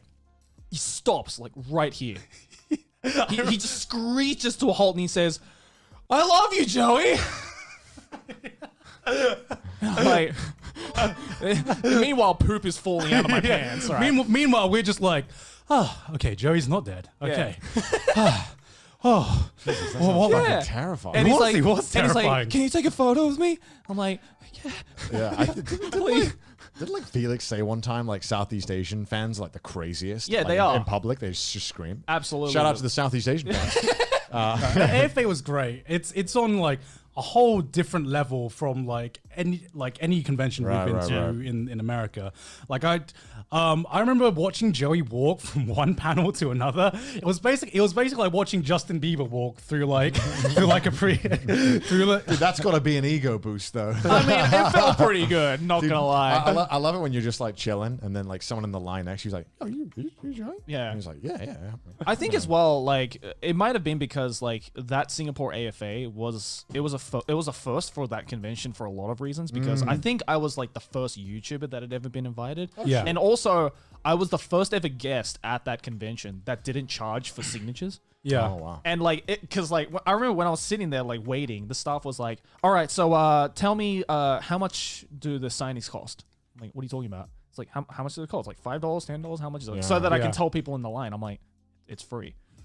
And like, They're like, what do you mean? What do you mean? yeah, he was like, what? What do you mean? Yeah. What do you mean it's free? They couldn't process They it. couldn't process it. They was like, what do you mean it's free? And I'm like, Yeah. it's Yeah. fucking free. I've heard like some other guests get annoyed when YouTubers turn up and don't charge because Yeah. they're like, well, you're just devaluing, you're making us look like rip-offs. And I'm like, well, I mean, you're just like selling stuff. Yeah, I mean, it's just like if I'm selling something like a print or something that like that, you know, I brought but that's the in thing, Holland, right? I was selling prints because I was doing a collab with like Key Studios, right? So it's like people can just fucking buy this. Yeah, I feel like if they like, I shouldn't charge someone to sign something. They already paid the entrance fee to get in. Right, The exactly. There, right? Yeah, exactly. And they're like already buying like the merch that I collab with, right? So it's like I'm not gonna charge them any more. Yeah, when you see these like fucking like it's like the guy who sneezed on set on Star Wars charged $50 for a signature, and it's like, what do you mean? I was Stormtrooper number 1,300. It's like, who the fuck are you? I really disagree with them doing that, and they charge so much. I really hate it. Like I think it's so conceited. Like give them something physical, right? Yeah, like, exactly. Like this should be like an item. My signature should not be worth money. No, I don't know. It should be like a nice little memorabilia. Yeah. But I don't know anyone who. I think it completely destroys the meaning of a signature, right? Like from a famous person, in my opinion. I don't know. I just feel bad charging people me too. for my I feel like I'm signature. ripping someone off. I'm like the greatest fucking like heist. Like the worst I would get away with is charging. I haven't even like charged for prints or anything like that because I've never done prints, but or like it's a pain to sort out. Yeah, it's a pain to sort out, but at least give them something physical. Right. Is what I say. Exactly. If we need to do something like that. Right. But again, like we're doing well enough for ourselves. Like I'm not that fucking desperate to be like I have 500 prints. They all need to go. I guess just sometimes the conventions can't really like pay you much for your time, so it's like I get it that some people want to get some prints in there, get a little income going. But like that's not really the reason I go to conventions. No, right? true. It's like, True, I just want to fucking meet my fans. Yeah. Anyway, any conventions in Southeast Asia want to invite us? We're any conventions in general, please. Any conventions in general, we're fucking always love open. conventions so much. Yeah. I miss it. We miss it so much. After this fucking drought of conventions, we really need to fucking go to some. Like I mean, like crazy people and inappropriate people aside, like my god, I think there's like anything better than meeting someone who's just like nice and just is like, hey, I watch your videos, because it's so crazy because you don't really get to ever. I know YouTubers say this all the time. You don't get to see people who watch your videos. No, because when I see a video that gets like 300,000 views, I'm like, oh yeah, cool, cool. But then whenever you see 300 people in your panel, like that's crazy that 300 people in one room would want to meet me. Yeah. That like blows my mind. And then like most of them are so fucking sweet, so nice. And it's like, man, I can't help but just like, you want a hug? You want a hug? It's also just feels so nice, especially when it's like a small convention as well, where it's like the ratio of like attendees to people who know you is like staggering. And it's so hard to try to voice your gratitude without sounding like that typical corny YouTuber. But that's I appreciate you guys so much. You want a hug? Ask me. I'll give you one. Probably, even if you're sweaty, I'll give you a fat hug. I will give you a hug too. I just pressured Gon into saying that. I mean, Gon has to do it now. Gon wasn't going to give you a hug until I said it first. Just wanted to make that clear. I'm not going to give you a hug. I'm kidding. They're not ranked enough for Joey's hug. Sorry. Yeah, I have ranks. Joey's ranked. Sorry. But like, that's like the other thing as well. Like, I don't want to like dwell on the whole like cosplays consent thing, right? But like, I feel that you can ask me for a hug. I don't give a right, shit. but like, I feel that like now, like at least with me, my general rule of thumb is like, especially if it's of a female, right? Like, because I know like dudes don't give a shit if I hug them, right? Because it's like just a fucking. Oh yeah, let me cup your dick. Yeah. Let me hold your balls. Don't do that. Please don't do that. That's a joke. Your balls heavy or too? Okay. But like, I feel that like because of the whole thing with especially recently, how like cons have become a little bit more sensitive. Yeah. Like, at least my general rule of thumb is, if you're a female or you're not like a dude, comes up to me and like wants to take a photo, I always ask like, is it alright if I put my hand on your shoulder? Or, like, or like I wait for them to be like, can I hug you? I do that, but like sometimes I forget, and then I'm like, "Fuck! I just did it without asking." Yeah, like, am I a horrible person? Like, fuck! Are they gonna go online and say I fucking killed? Like, it's only until the last AX where I like physically told myself I need to get into the habit of doing this. Yeah. Same here. Like before, I was just like trying to read the air. Yeah. But now I just straight up ask. You know what I mean? Yeah, I used to just be like, Jesus. I used to just be like, okay, I kind of get the vibe that you're okay with it. Like, that's just risky. Yeah, because a lot of them are just like, of course you can. Like, why is that even a question? I'm like, no, you don't understand. I have to ask. Because it's weird, right? Because when we started off, I don't think any YouTuber ever thinks they're gonna get any kind of attention or any kind of success. So you kind of come into it with like the small person mentality, and sometimes you just got to realize that you can't get away with that anymore. Right. Unfortunately, even though you still see yourself as that same person who started off doing like YouTube videos in your mom's basement or whatever. I still feel like that. I still feel like that now. Yeah. But you got to the numbers don't lie, right? You got to adapt eventually. It's sad. I mean, I feel like I have to like. In some aspects, it makes you like be a better person, right? Yeah. In general, like I'm not an asshole because I'll get called out for it, which is good. But then also, I feel like I have to make sure everything in my life is completely 100% like no, there is no doubt in anyone's mind that I'm totally like in the clear. Yeah. Whereas most people, it's like, okay, 90%, 70%, I'm not an asshole. It's like, all right, that's enough, right? Yeah. But it's kind of, and also like I feel as well when you meet fans, sometimes they're really nervous because obviously they don't know you, and I feel like they're more nervous to put their arm around you. Yeah. And so I feel like they're like waiting for you to take the lead. Right. Yeah, Which is, again, like it makes it harder because like I used to just be like, all right, I guess they seem like they want it, like, or where they stand for the photo. Because sometimes, they'll just literally just stand in position, touching you basically. Okay, then we're gonna put their arm around. Yeah. But yeah, And I think that's like another good reason why you should ask. you guys Yeah, should I need to answer get in the that. habit. I need to get in the Because habit. they also, some of them are like, oh yeah, of course, like they weren't expecting it. I mean, I'm sure I'll come out of this pandemic being like, I'm sure the pandemic will change a lot of the behavior about what's allowed and a everything million like that. hover hand photos. although I do love the hover hand photo. There's something about it, man. The best part is when they ask for a hover hand photo, and I'm just like, you get it, you get it. And whenever I get someone ask me like, can you do a hover hand? I'm like, I can one up that. Let's do a hover hug. Where you're just like doing this, but you're not touching at all. Yeah, it's fucking great. I wonder, will everyone be required to wear a mask when they finally have Probably for like the first 2 years. I mean, that depends on when the conventions are going to open up. Exactly. True, Like, I doubt that there will be any conventions open next year. Yeah. Yeah, I just don't think. I don't think the world. Didn't they hold one in like fucking Idaho or some shit? Yeah, but I mean, like in the middle of the pandemic. Yeah, exactly. But they got fucking slammed for that, right? Yeah. Like, I don't think there'll be any big profile conventions happening till at least the second half of the year. That's like. And the whole e-conventions are like, get that out of here. Get that out. I don't want to do an e-convention. Are you kidding me? Let's say. I mean, I did a couple of e-conventions this year. Did you actually? Yeah. I did one for AnimeCon South Africa. Oh, I think I saw that. Yeah. I did like a pre-recorded interview for that. Oh, sick. And I'm like, I wanted to. The only reason why I wanted to do that was because when the pandemic is over, I really want to fucking go to South Africa. Sick. So it's just connection building. So it's like, damn, Joey's just playing with Five Head here. Like, yeah, I don't know. Like, I can't get myself to like attend e-conventions because like attending e-conventions is like it's kind of like the equivalent of when you're like watching a food video or something and you're watching this like 3-star Michelin chef like produce this like gorgeous looking food and then you're sitting there with like your combini meal. You're like, this is just as satisfying. This is almost the same. This is almost the same. You know what I mean? No, I completely get that. You like tear open the paper salt like yes, I am gourmet. My 3-star MSG. Dude, do you hate it when you make a fucking great meal? You got a great, or maybe you ordered Uber Eats and you fucking edit all before like 4 minutes into the 1 hour movie you were gonna watch. You're like, fuck, I gotta put this plate away or it's gonna get dirty and like stink. I should have been. I fucking hate that. I don't know how to pace myself with food. I don't, dude. It's like the movies. My popcorn's eaten before we even. That's why I don't even order the popcorn, right? What do you mean? Why would you not do that? I don't order popcorn. You animal. Yeah. It's so good here. Why would you not want it? Because it's fucking I'm popcorn. fuming. Popcorn's that thing that I never get myself, but whenever someone offers, it's just corn with attitude, isn't it? I'll take it. Oh my god. So, like, have you guys had any creepy experiences with people or fans at conventions? Yeah, well, absolutely. Yeah. Oh yeah, of course I am. Because I'd say like the moment when I stopped.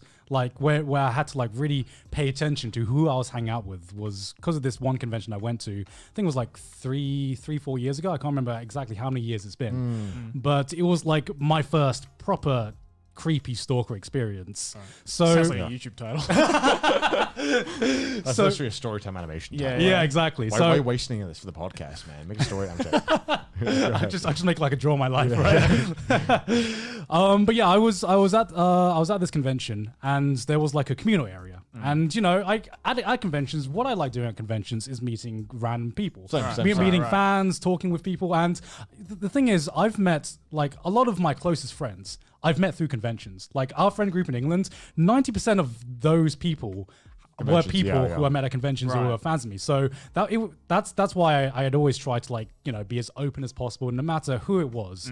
And I feel like this was the point when I realized, hey, maybe my reach is a little bigger than, you know, what I'm comfortable with, because I was with, you know, hanging out with just this random group of people, and it was me and Sydney. And we were having a great time. We were just chatting shit about anime and other shit in like the middle of this convention hall. And then it was like, you know, it was time to just disperse and go our own ways. Right. So me and Sydney start walking back to our hotel rooms, and everyone else goes their own ways. And then this one kid starts walking the same direction with us, right? Oh God, is it the same guy from Akihabara?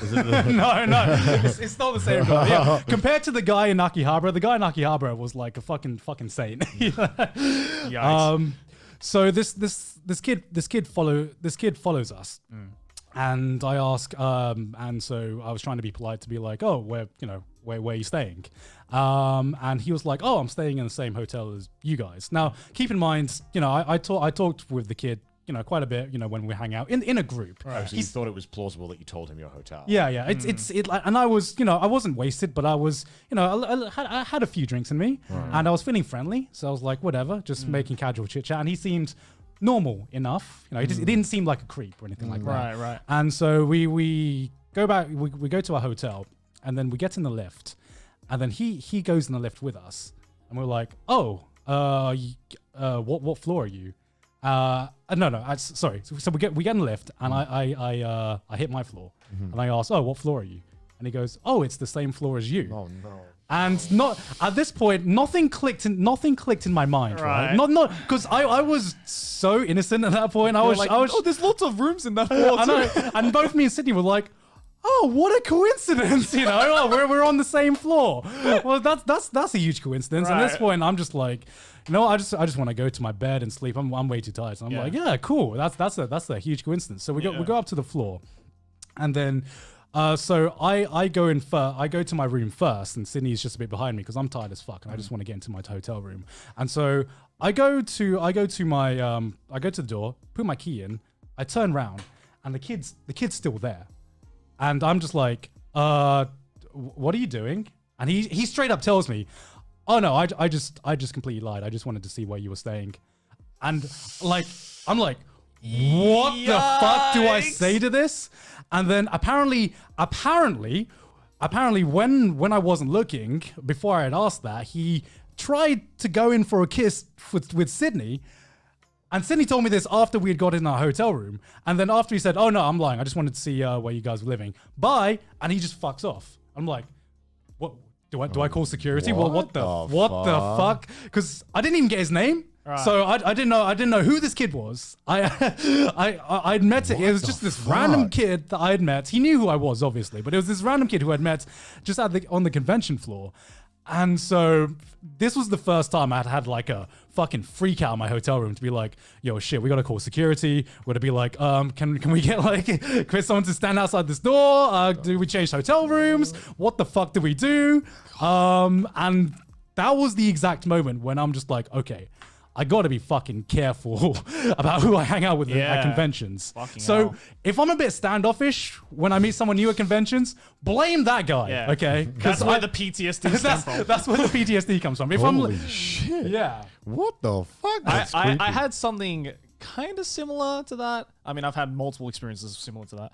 But I think the creepiest one that I ever had it wasn't even in a hotel room. Right. I was staying, it was like the first time, so I'd been to Otakuthon in Montreal a couple of times. Yeah. But first... Everything fucking weird happens yeah, there. legit. Like, nothing against Montreal. Montreal's a beautiful city, but all the weird shit happened to me there. So I was staying at my friend's place at the time, like, because he lived like 5 minutes train from the convention hall. So I'm like, fuck it, I'll just stay at his. And we were staying with like a couple of other friends. And this was before the convention had even started, right? But I was a guest at that convention, so people around Montreal knew that I was going to be at that convention. Right. And it was like midnight, right? Like 12 a.m., and I was just fucking around with my friends, and we get a knock on the door, and there's like, and I was like, okay. I opened the door, and there's just a box sitting there, like not even a package, like not even mail, just a box, and I'm like, is this a bomb? I'm like, what is this? And I told the friend who owned, the place, I was like, did you get a package? And he was like, no. I'm like, did anyone here get a package? He's like, no. What's in the box? And then I flipped the box over and it says to Joey. Oh my God. And I was like, oh no. I fucking looked around and was like, there's no one around. So I took the box in. I don't know why the fuck I took the box in. I took the box and closed the door and I slowly opened it and it was a Tupperware container of, you know what poutine is? Yeah. No. Poutine is it's this dish it's cheesy chips. It's cheesy chips basically with gravy. It's like a French Canadian thing. I fucking love cheesy chips. Yeah. Poutine's fucking delicious, right? But it was a Tupperware full of poutine. Right. And on top of the Tupperware, it said, I'm a huge fan of you, Joey. I made some poutine for you.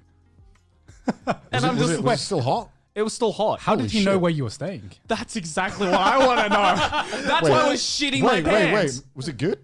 I didn't eat it. What the fuck? I would have ate that. No. Dude, okay. I've seen Higurashi, dude. I've seen the scenes where you eat the fucking ohagi and there's a giant needle inside of it. I was like, I wasn't going to have that shit. All right, one time, right, I got gifted a whole ass bento box, like a legit, big ass bento box. Yeah.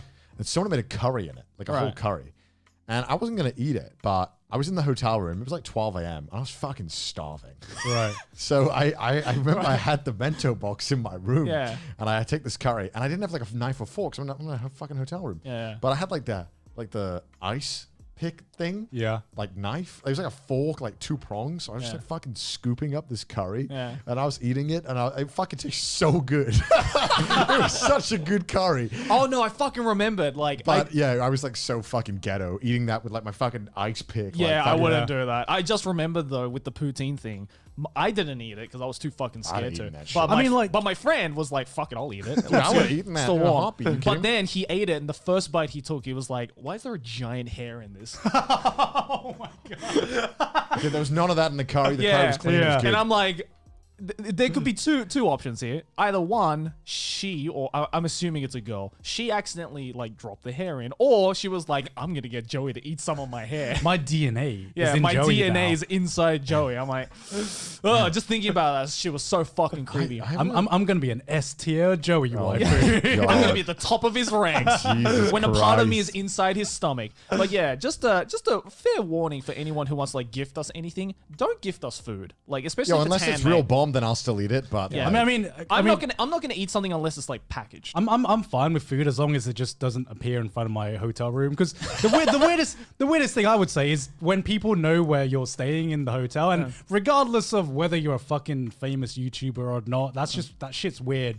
You know? Right. I mean, it was the creepiest Uber Eats delivery I'd ever gotten. Right. I would have eaten that, man. I don't know, man. I just ate I had literally just eaten storebought poutine always beforehand. Room for more, man. Always. That shit fills you up, though, dude. I know. Poutine's fucking delicious. I haven't had anything like that. I've been lucky enough to not be. Really? Yeah, I'm surprised you haven't had it. If anyone was to have creepy fans, it's you. Yo, come on, guys, step up. Come on, I need some more story. I'm kidding. No. I mean, sort of, I guess, kind of. Okay, one time in this convention, so typically they don't put you on the first floor. They're not supposed to. Yeah. Because obviously that's where all the elevators are. Yeah. All the people are there. So Yeah. typically they don't actually put guests on the first floor. They'll normally have a floor that's specifically for staff and guests that's separate so that no attendee should be on the same floor as a guest or a staff. That's what they're supposed to do. But sometimes the cons don't do that. So one of them, I was on the first floor, and I was kind of annoyed because I was literally about 15 meters from the elevator. Right. So everyone knows where I come from. And great placement. Yeah, right next to it. Where do I come from? Where do I go? Exactly. Cotton Eye Joe. So it was just asking someone to see where I was staying, and I'm sure most people saw where I were. Luckily, no one took advantage of that. But at about 2 a.m. one night, I'm basically naked, but I really wanted ice, and the ice thing was right next to my room. And I thought, Mission Impossible, right? It's 10 seconds in and out, no problem. I'm in my boxes only, right? I'm just gonna fucking do it. I don't care. If someone sees me, who cares? I'm building myself up confidence. I could have just put a t-shirt on. No, I'm building myself up. I open the door, and there's just 2 girls sitting there, opposite my door. Right. And I'm like, what the fuck? I've been like fucking SpongeBob's been on like full volume in my room, dude. Like, what are you? And you're naked. And I'm like basically naked. And I'm like, I go to the ice machine and I get it and I go back in and I'm like, as I'm closing my door, I'm like, what are you doing? I'm like, nothing. I'm like, all right then. Did they know you? I don't know. I didn't ask. I just closed the door and they said nothing. I'm like, all right, I'm going back to bed. Meanwhile, they were like huge fans and they're just creaming themselves. Maybe. Yeah. I mean, it's basically watching one of my cosplay videos, so it's not really I like a big saw deal. CDawgVA's nipples. He I- came out it's watching nothing new. They're on Nothing new. YouTube. It's not It's not a big For deal. some reason, he came out of his hotel room butt naked watching SpongeBob. I don't know. want to I ask was- why I he was- was doing that. I just want ice. You know? And one time I was on like the 7th floor in like Minneapolis and I went to my room. No one else on this floor. There was just this like 7-foot white dude just sitting in front of my door. Just sitting in front of it, literally blocking it. And I was like, hey, can I get in my room? He's like, oh yeah, sure. Yeah, I've had that plenty of times too. And I'm like, random people sitting in front of my door, and it's almost always people who don't know who I am. Yeah, because I'm like, why are you here? Yeah. Because it's like I mean, at conventions, hotel rooms just become a fucking zoo. Yeah. You know what I mean? I was just so confused. I'm like, okay. Like he was literally like, not even like next to it, like in front of my door. Yeah. Yeah. And I like kind of like, I'm like, hey, can you move? Yeah. I kind of want to get in my room. Like why do these like attendees think that like hotel hallways are the same as convention hallways, right? So you can't just sit in the hallway. And I didn't say anything because I was like, I'm gonna hope that when I leave this room in 20 minutes after I've had my shower, that you will not be there. And luckily he wasn't. Yeah. so. Yeah. But I was like, that was just So so you've weird. never had like the getting a letter slipped under your hotel door and stories like People that? stalking you back to your room. Yeah. No, they always like give it to my face, which is Oh, like, really? yeah. I had someone who That's much nice. I wish I had that. I had someone who's like, this is for you, and it was an envelope. Yeah. I thought, oh, that's nice. They've written me like a little card. Yeah. And I noticed like it's a little light. It's a little, it's a little light. Yeah. And the helper next to me is like, oh, you should open it. And I was like, I was gonna leave it because normally I like leave it till I get back because people are still coming. And I open it up, and it's a hotel key card. And on the envelope, they've written their room number. And I was like, damn. Damn, son. And then the handler. Did you go? No. No. Any straight, I think they were any dude watching this is like, it's a free They invitation. were like a fairy tale cosplayer, so I was like, no Right. thank you. I'm kidding. I just thought, this is not the kind of Chris Hansen trap I need to walk into. I'm like, this is, no. Yeah. This is like a James Bond plot, but no thank you. Yeah. And like the handler next to me was like, damn. I was like, can I have that? I was like, you want it? Like, I asked them to give it back to the hotel. And I was like, Yeah. yeah, I mean, people give like numbers and stuff. Yeah, I mean, like, but it's just flattering. I'm like, thank you. Wow, you just made. You think I'm worth texting? You want my number? God, get out of here, you. I like it. I don't know. It's nice. Yeah, I Feel think free like to give me a number. the I just nicest throw it away. the nicest gift I've ever got from a fan was it was also at AX where A lot of my enemies.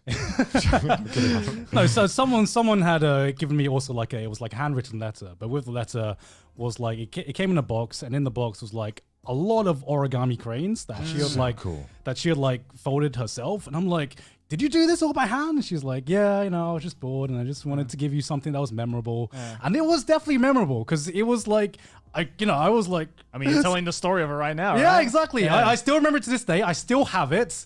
It was the first time I felt like, maybe I'm doing some good in this world, man. I'm so happy. Thank you so much. But yeah, it was just I like just talk about anime titties and I get this beautiful gift. have you seen like that Vine or whatever where the guy's making a sandwich with crisps? And it's like, you made this for me? Oh, yeah. Bro, you made this for me? I love you, bro. That's how I felt in that exact moment. Do you remember that like really like creepy statue I had at my house? Yeah. I loved this thing. Wait, what is it? loved it. A fan had made me this statue. Yeah. And it was like a proper clay statue. Right. And it was like, I don't think they were like amazing at it, but it was so fucking sweet, but it was so cursed and creepy at the same time. But it was so I just couldn't imagine the amount of thought they put into this that I was like, I fucking loved it so much. So I kept it in my house. So whenever people came to my house, they were like, the fuck is that? What is that? And I'm like, oh, it's a statue of me. Like, you?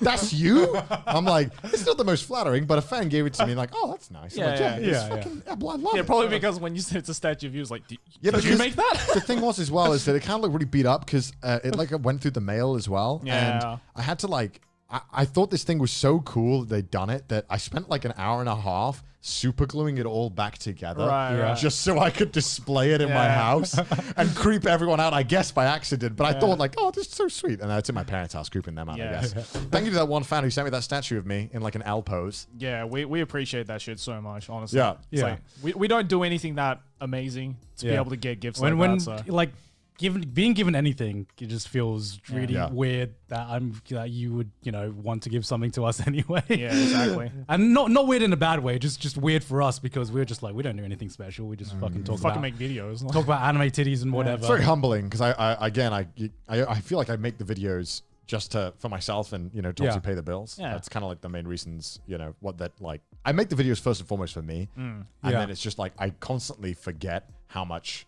people enjoy them, and it's really just like, oh shit, these mean things to people. Like I don't know, not that my videos are like worth meaning anything. I don't think that. I'm not conceited at all to think that. But when people are like, oh, my videos are deep, right? Like you meet so many YouTubers like, I'm doing this because it keeps people happy. I'm changing the world. Without me, depression would go up 10%. I'm changing the world. I'm like, you make reaction videos. It's like I get it for some people. It's like that routine because I've had that where someone's video, even though it's dumb, is like help me out. So I've come to, I don't know, man. It's hard to explain. It's always humbling because what we see on our side is just a number. And a number means nothing. But when we go to a convention and we see a room full of people, and it's like putting actual people and faces and interactions to those numbers is like unless you've experienced it, you can't really describe it. You know what I mean? It's very humbling and it's very flattering, and you don't quite know what the right way to react to it is. So we just hope that we react in a way that, one, doesn't make you feel bad, and two, doesn't make us seem like conceited arseholes. I just want you, if you know me and you come up to me, to just have go away from that interaction thinking, damn, Connor was everything I wanted them to be. That's all I want. And it's so hard because sometimes I'm like, did I say the right thing? Should I have squeezed them a little harder with the hug? Should I have shaken their hand longer? Sometimes every time after a convention, I wake up in a cold sweat to be like, man, was I an arsehole to that one person? Like I was just trying to get food. Like am I gonna get canceled?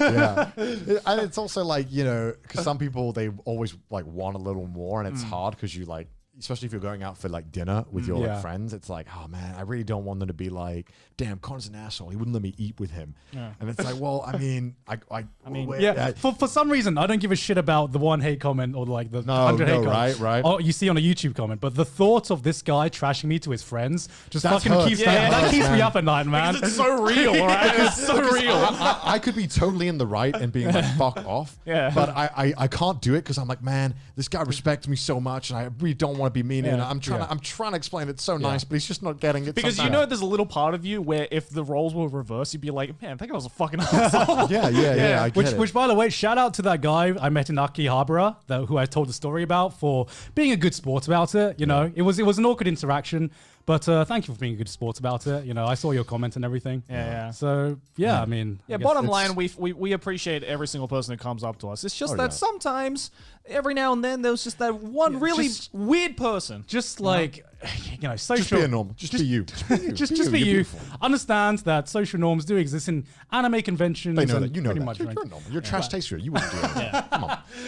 Okay. I think the best way to word it is treat us no differently how you would just treat a stranger. Because it's how I would explain parasocial relationships where I've watched people, on YouTube that, you do feel like a connection with because you feel like you do know them, but you have to understand that's a one-way connection. You wouldn't go up to a random stranger and be like, yo, bruv, I know everything you've done, I know your entire life story. Let's be friends. There are several steps for both ends when it comes to making friends, whether you know the person or not. And our perspective is we don't know you. You know what I mean? So as long as you just come in with that perspective, that is the worst question. I hate it the most. It's like, can we be friends? It's the worst question because there's it's so loaded. It's like, how on earth do you expect me to answer that? Yeah, we're best friends. Here's my fucking phone number. We're going on vacation next week, right? Come join. By the way, what's your name?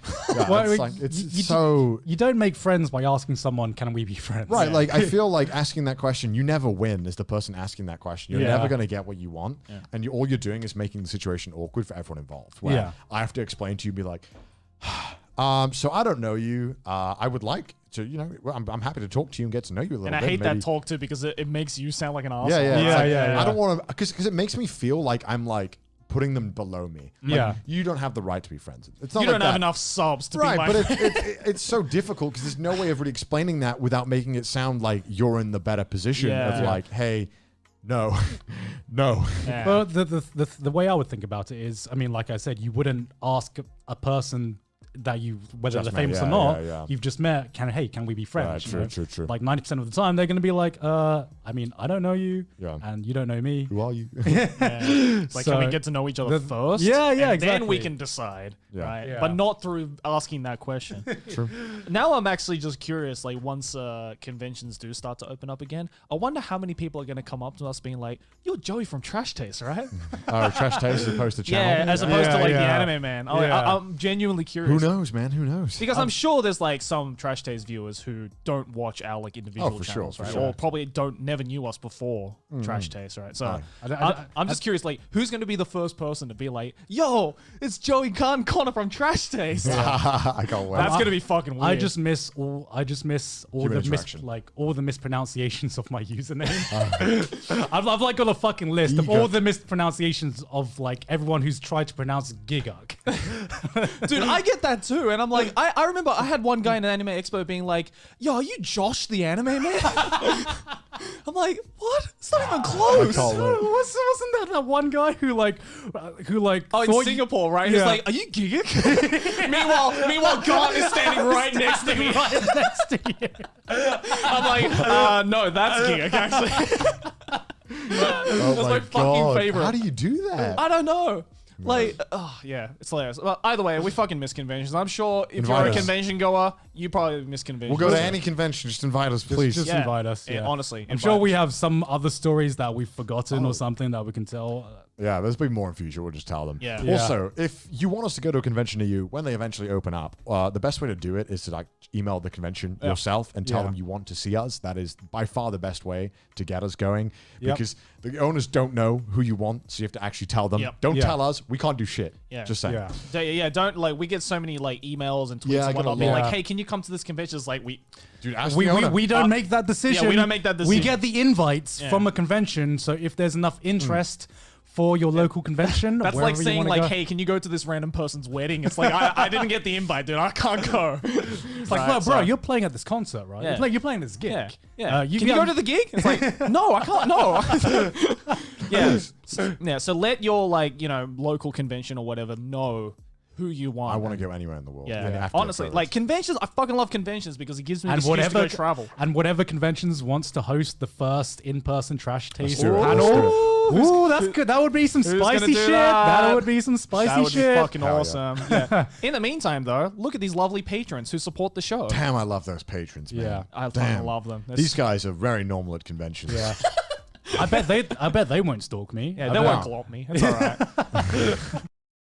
Hello, welcome to a very special episode of Trash Taste Podcast. I am your host for today, once again, Garnt. And you're always the host when there's a guest. Joining me today is, of course, the boys, CDawg and the Anime Man. You've never called us that. The hentai boy now is. God, how nervous are you? Why are you so nervous, Garnt? He's trying not to. Are you nervous perhaps because of the person who is sitting next to you right now? So we have first here on Trash Taste, we have a 2D guest with us today. Looking wonderful in your attire. Thank you so much. Oh, thank you. Would you like to introduce yourself to the world? Sure, okay. Hello, everyone. I'm Calliope Mori, and I'm from the first generation of HoloLive English. Nice to meet you all, and thanks for having me. Yeah, of course. Yay! See, I wanted you to introduce yourself because we've been pronouncing your name wrong this entire time. As most people do. Yeah. As most people do. Okay, to be fair, though, in my defense, it is rather confusing because, like, the English name, right, is Calliope. Right. Right? But when you type it in katakana, like in Japanese, it's Kariope. That's right. Right. Yes. So I'm just like, which one is it? Well, actually, the truth is, I actually never thought about that. Yeah, right? I never thought about that. Actually, there are many things I didn't It's like, which know. one's the law? Which one's the real law? But now we know it's both. Yes, Yeah. indeed. So, like, where did that name come from? Well, actually, it has various meanings, believe it or not. Okay. So Calliope is actually the the Greek muse of poetry, epic poetry. Right? Oh, really? Right. And as you know, I do dabble just a bit in the sick nasty rhyme creation of flames, etc. Is that how you refer to it as? Listen, The fire spit bars. I'm just trying to get used to the way that people say things in such strange ways these days, and I'm not used to it yet. I'm sorry. Well, yeah, because like this is not only a first for Trash Taste having a 2D guest, but Yeah. I think we are kind of making YouTube history in a sense because I do believe this is the first time 2D and 3D have joined together. I feel. Connor's fucking dying right now. It's so funny because the way that we're filming this, Gaunt literally cannot move or else it'll fuck up everything. And Gaunt looks so fucking nervous. He's like, yes, and today we have the guest. Yeah. Are you sure it's not because I'm deaf? That too. But also the fact that like I do believe that we are probably one of the first non-Hololive YouTube channels to feature like do a member. like do a collab, like an official collab with a Hololive member. Well, I think this I'm not sure about the Japanese side, but this is definitely like the English side of things. Oh, yeah, I think this is the first collab where I've seen Hololive do other things with people outside of Hololive. Because I mean, how long has Hololive EN been around right now? Wow, it feels like it's been 3 years, but it's been about a month. Yeah, in YouTube Believe it or years, not. in YouTube years, it's 3 years, right? Because like 3 months on YouTube feels like 3 years. Gosh, that sure is how it feels, I tell you what. It has just been a month, hasn't it? Like just over a month. And oh my god, it feels like it was like the beginning of 2020 that Hololive English launched. Yeah, right. Yeah. That's why it's just shocking to me how fast and how powerful just the Hololive English side of things has grown. Because I mean, like, you don't even have to be a Hololive like simp or anything, or like even follow VTubers. Yeah. And you'll see people like retweeting memes and shit of VTubers.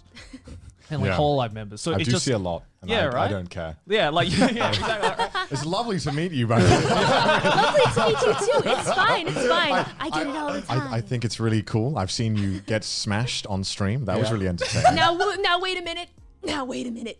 Everyone says that, but listen, here's the thing. Okay. You guys haven't seen anything yet. Oh. Everyone likes to say things like, look at Calliope, so funny, she's drunk, ha ha ha ha, like it's a big funny joke. But if you want to see me drunk, I just mean, wait a bit. To be fair, You'll I've see. seen the stream where you smash down the Spiritus. Okay, well, the Spiritus was a different situation. Listen. So I'm totally unfamiliar with everything. Yeah. Pretty much. You gotta explain like I'm 5, kind of. Yeah. guy. So could you guys YouTubers. explain, and especially you being the professional Death God VTuber, can you please? Anytime. It's totally real. Death Gods are real. Please fully explain everything to me because I'm a total noob and I don't know anything. But I literally don't. I've watched one of your streams where you played Doom Eternal. I thought you were a bit bad at it. And I'm sure as well. No, it's fine. I acknowledge that I'm. You got a pro gamer here, just quietly judging you. Now listen to me. Here's the thing. Okay. Killing with a PS4 controller is much different than using a scythe, okay? Just hear me out. Just hear me out, man. The number of button inputs. I'll take that excuse. I'll take But it. I'm getting better. I'm trying. Every time that I play, I get just a bit better. And I must say, I would quit, but the thing is, it's such a rush. You know, reminds me of the old days when I wasn't off hiatus. You feel me? Right. Is that what you played, Doom, Connor? For my old days. Your old days back of in slaying. school when I The was old days of killing kids. slaying noobs. Oh my god. Okay, so let's hear explain to Connor. I genuinely I know very little. Only. so- And I'm sure there's like a number of people watching this episode right now. Yeah, who there's a watch number of Trash people Taste. watching. We're It's just probably like, slightly why is there an anime girl sitting in this seat? You know what I mean? So, like, in your own words, Callie, like, explain what Hololive is and explain what VTubing is. Sure. Okay. Well, let's see. I can go ahead and start with VTubing, I suppose. Sure. Yep. Because Hololive is a group that VTubes. So I suppose I'll go ahead and start from the very beginning. So virtual YouTuber is basically just that. A YouTuber that is not necessarily human necessarily, I guess. Necessarily. Fictional. Or A 3D. fictional Or 3D. I mean, 3D I'm YouTuber. Sometimes certainly. they are 3D. I mean, I'm certainly real, as far as I can tell. Right. But essentially, I'm, I guess, what many people say is a cute anime girl, right? I am a cute anime girl. In layman's terms, Really yes. gonna out me like this, man. a cute anime girl, and I do various things, like I stream, and I suppose more specific to me is that I also make music. So yeah, that's kind of, I guess, my thing. And you make some good music at that. Yeah. Thank you. Yeah, Wow. yeah. I appreciate that. You are the god of spit and fire, that's for sure. Thank you. Or however you refer to it as. Yeah, Yes, whatever you spitting said before. flames. I Spitting think flames, is that's what it is. I mean, I'm pretty sure that's the name for it. Maybe. Yeah. So I'm going to jump right into it. What's your opinion of simps? Wait, no, I thought we were going to ask, do VTubers poop? Is that a real thing? Oh, yeah. I need to ask that. So do Is it true? do 2D anime girls poop? I don't know. That's a wonderful question. The truth is, I don't actually know. Oh, didn't expect honest. that. All right, cool. All right. I'm sorry. Back to your question. Wait, you don't I know? mean, Wait, hold on. well, You here's don't the know. thing. I don't know about anime girls or VTubers, but I am deaf, and deaf does not have to. So Okay. I can't Okay, actually answer your question. I was gonna say, like, do you not know as in like you don't, or you don't know as in like it just comes out without you knowing? Like you're not Certainly even not aware that that one. it's out. I don't think it's that one. Sorry, back to your question But about yes, Sips. what's your opinion on simps? What's a VTuber's opinion on simps? You mean shrimps? Shrimps. Shrimps. Oh yes, I think that's that's what what Gura calls them. Yes. Oh, yes. I think that is the term that humans today are using for supporters, avid supporters. I don't That's know a nice much. way of putting it. That's a very generous way to look at it. All I know is that sometimes in chat when I'm streaming, they throw rainbows at me, and I tell them to stop, but then they keep doing it. And the more that I tell them to stop, the more that they continue to do it. And I still don't really know how to handle it, to be honest.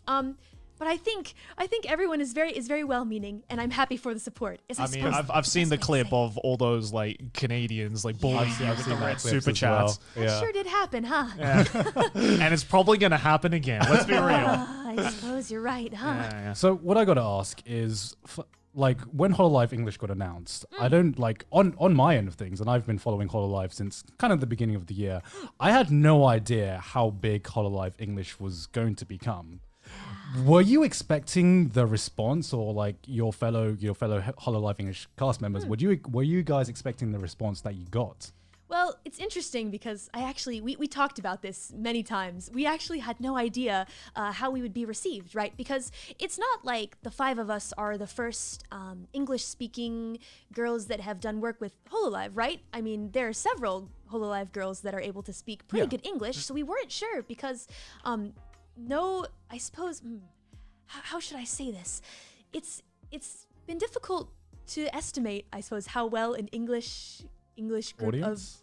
yes, exactly, an English group of VTubers would appeal to an English-speaking audience, because those who came before us have done well, of course, but it's hard to tell because we're the first mainly English-speaking, right? Right. So we basically had no idea, is what I'm trying to say, in my long-winded explanation that made absolutely no sense because I'm a bit of a scatterbrain. Everyone knows this. My brain's So like, full of did you like all the Hololive English members? Did you guys like meet beforehand, like before all the reveals were happening? Nope.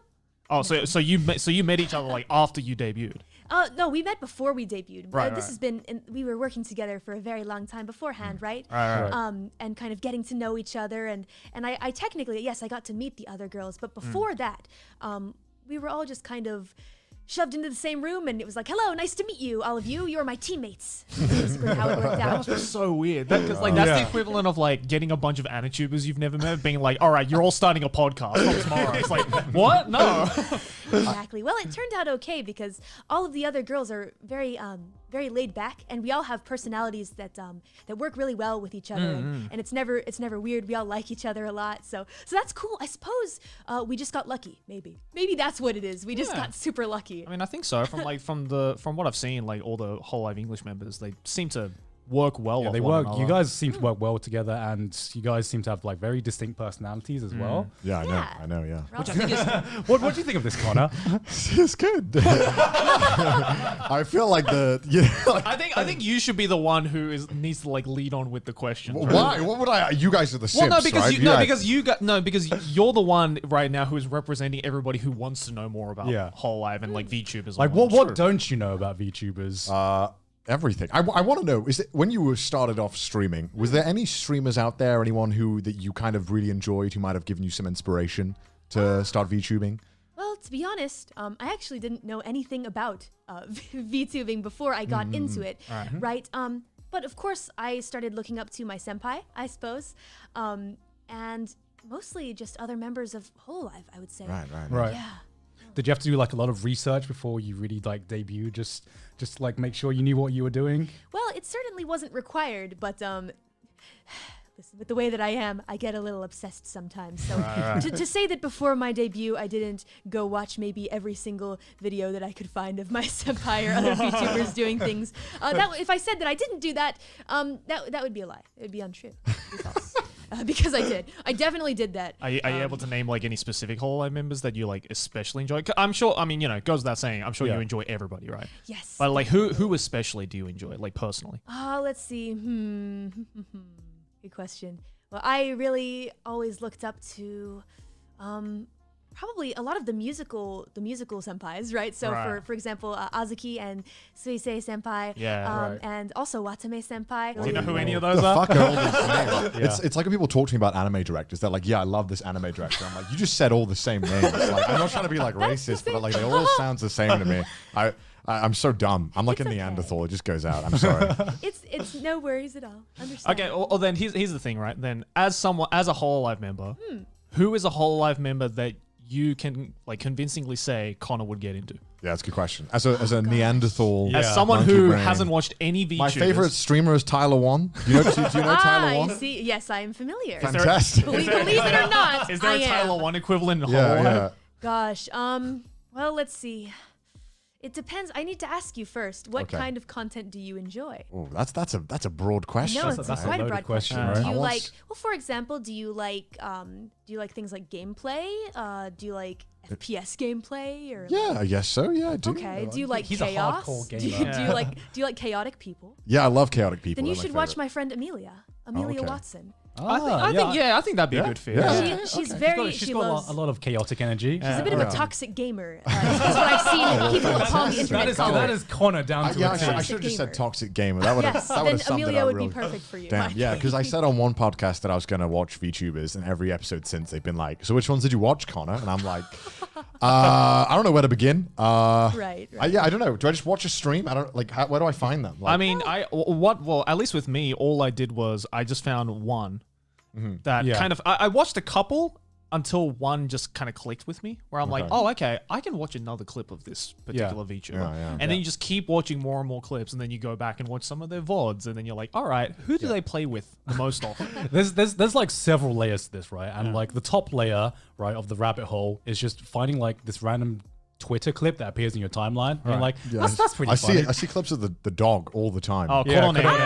senpai. Yeah, then like the second layer, I would say, is like getting some random YouTube recommendations, like certain clips. I do. I get a lot of those. Yeah. Because trust me, you watch one VTuber clip and your recommended is just all VTuber Yeah, clips. exactly. Yes. It's like, I don't know what it is about VTuber clips that they just seem like they're designed to take over the YouTube algorithm. Yeah. Because you watch one and then your feed is suddenly you're like full of them. Yeah. And then you're like, this clip sounds kind of interesting. And then you watch some and you're like, that VTuber kind of clicks, you know? It's like, oh, that clip was interesting. Let me go watch the whole VOD now.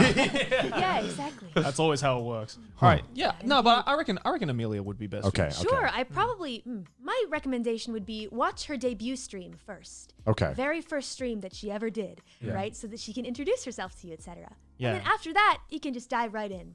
Although, to be fair, I've seen a lot of the Hololive members who have changed greatly since their debut It's true. stream. Yeah. But that's part of the fun, I think. Yeah. It's like seeing character development, right? Exactly. IRL.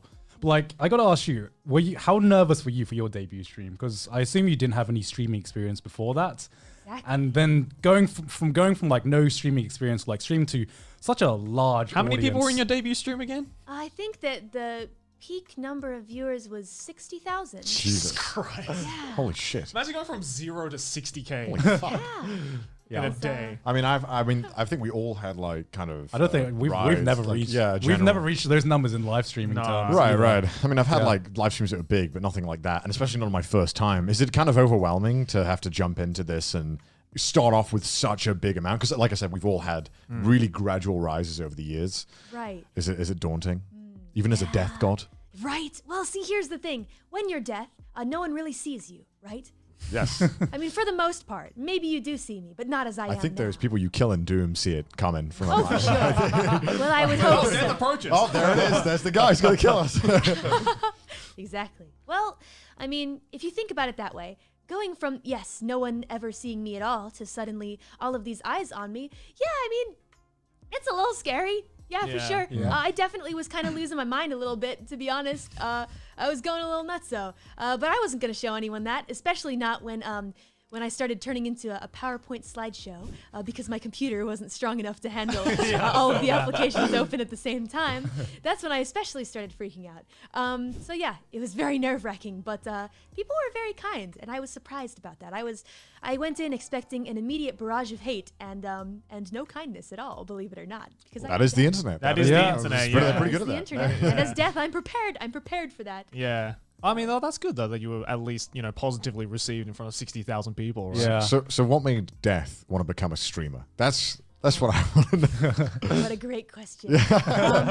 Sometimes you just get tired of slaying people, man. I tell you what. I mean, I feel like I'm asking Dora why she keeps asking me questions. You know what I mean? It's like I know it's an obvious thing, but like, Why do you keep exploring? Dora, what's up with that? Like, why? There's nothing more left to explore. Dora, you know what that is. It's the number 4, Dora. Don't ask me these stupid questions. the best I mean, best You number. know you have to turn left. I'm sorry. It's all right. It's Yeah. the best number indeed. Sorry, I got hung up on Sorry, that. I interrupted you. I'm sorry.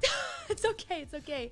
I mean, what's the question? I'm kidding. What made What made you Death want to wanna become a streamer? streamer? Right.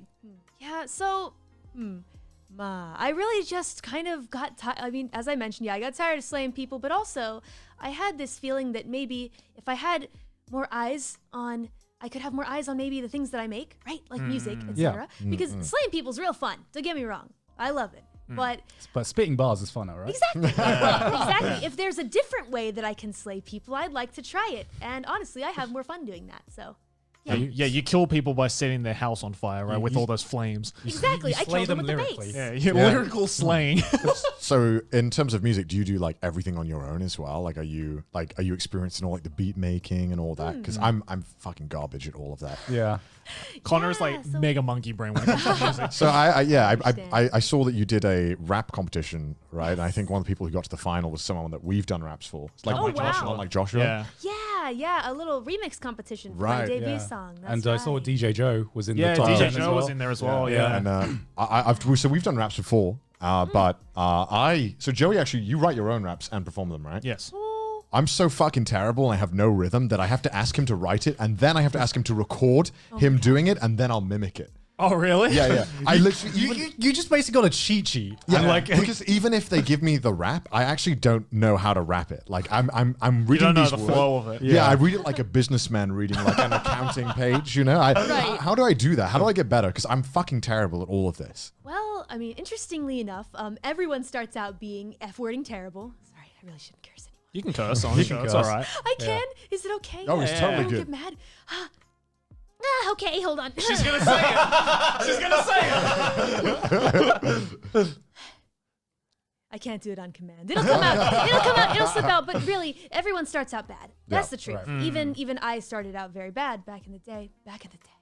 But that's why I was afraid to start repping actually, because I had already gotten so good at killing folks, right? Right. Yay. Why change your day job, right? Yeah, exactly. I mean, I'm already good at this, right? So why would I switch to something that I'm not good at or that I know I'm not skilled at? Right. But I was so inspired, I suppose, by multiple people, mostly in the Underworld's rap scene, I would say, is very low key and as you would expect, underground.